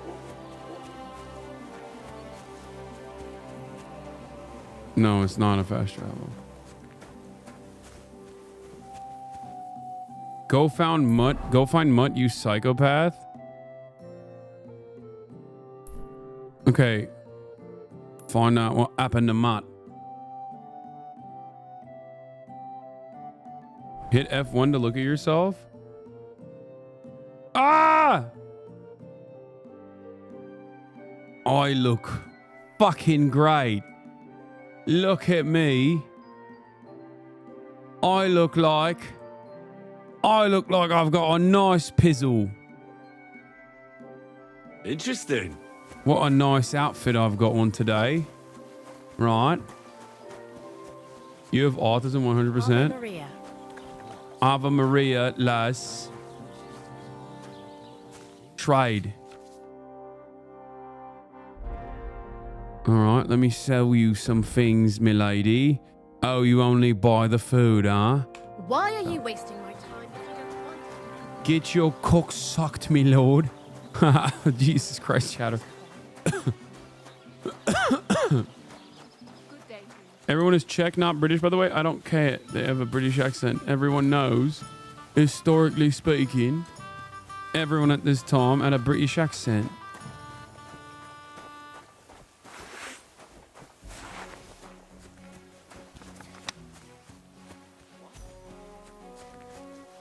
You learned camping.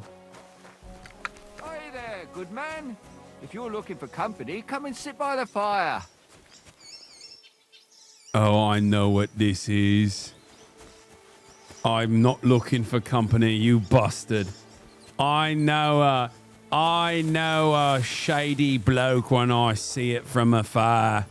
You want to steal my money by using the weighted dice. I need to go back to my camp to get the trusted weighted fucking dice. And then I'll come back, I will. I'll come back with a vengeance.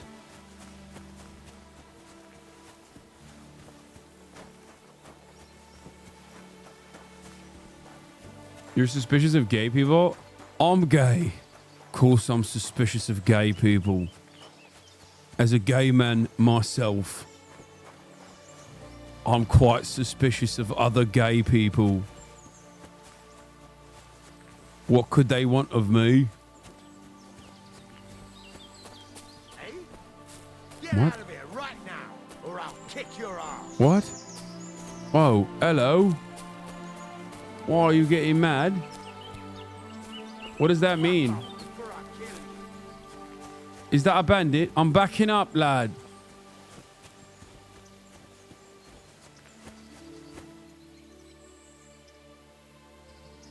Should I kill him?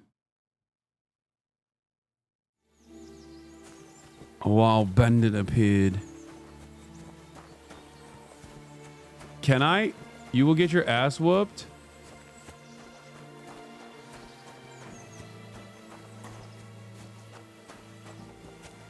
They will fuck you up? I mean, if there's numerous... I don't know if there's only one.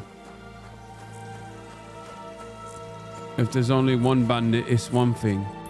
But if there are multiple bandits, then I'm going to have a hard time, ain't it?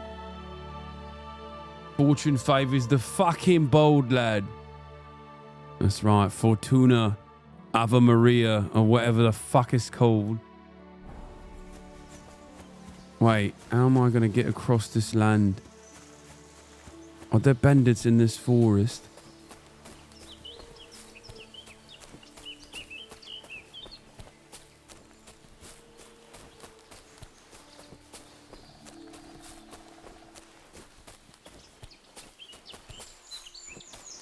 Follow the road, bro. I'm literally going directly to the location that I'm supposed to be going to.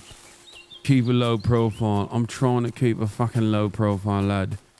Go to Samin for your horse. Where the fuck is Seaman? This is a great game to do side quests on the Steam Deck. Can you even do side quests on the Steam Deck? Can you play this game on the Steam Deck? Oh, mushrooms. Nice. Fucking hell. Found some shroomies, yeah? A little bit of fungi. For a fun guy. For a fun gay. Traveling through bushes damages your boots. Wait, what?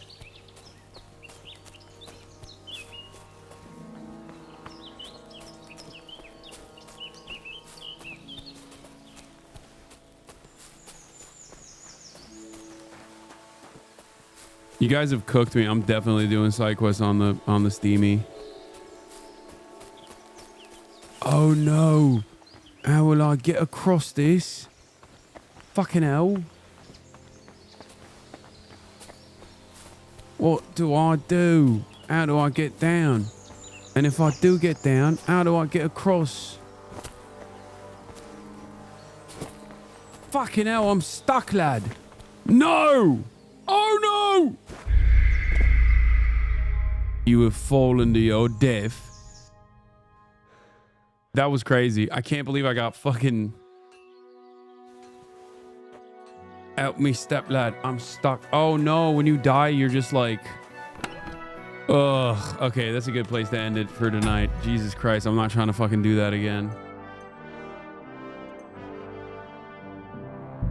All right. That's a... I got one-shotted by gravity and I'm out, you know?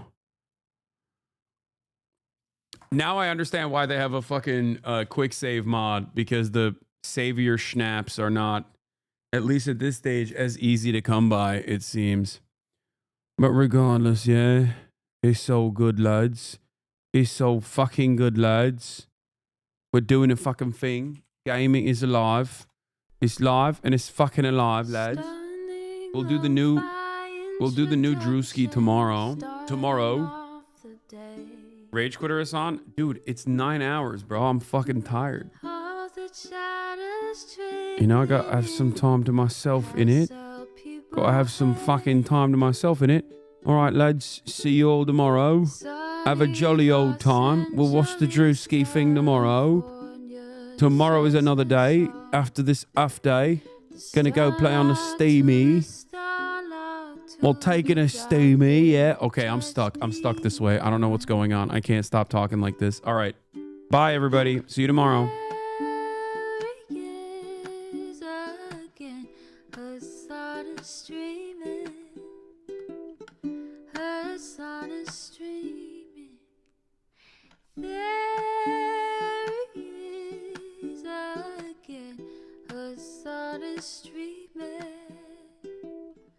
Hasan streaming,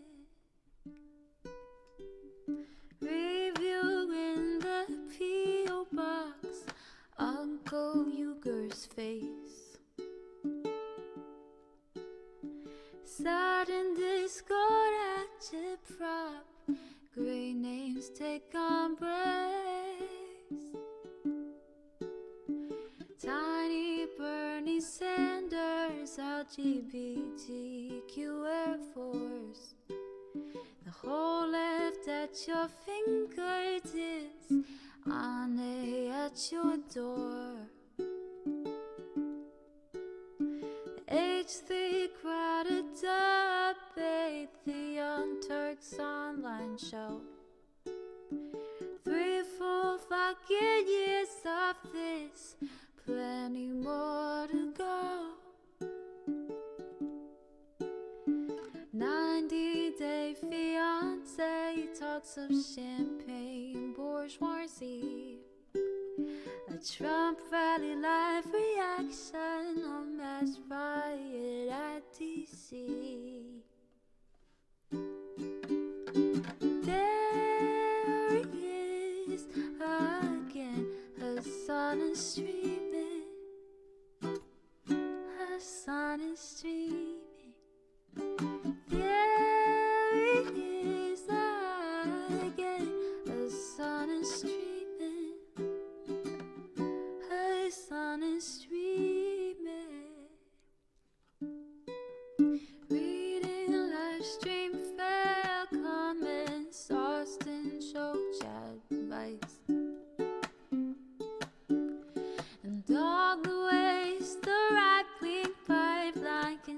you in a line. JCS react, Lord, frame gets broken, cover blown. A full-blown mass pandemic, monster streaming at your home. Total radicalization coming out to find. The system you were taught to trust in was broken the whole time.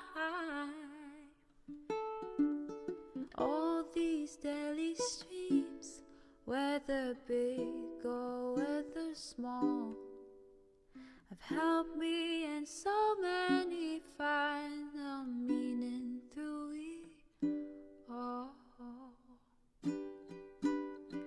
There he is again, Hasan is streaming, Hasan is streaming.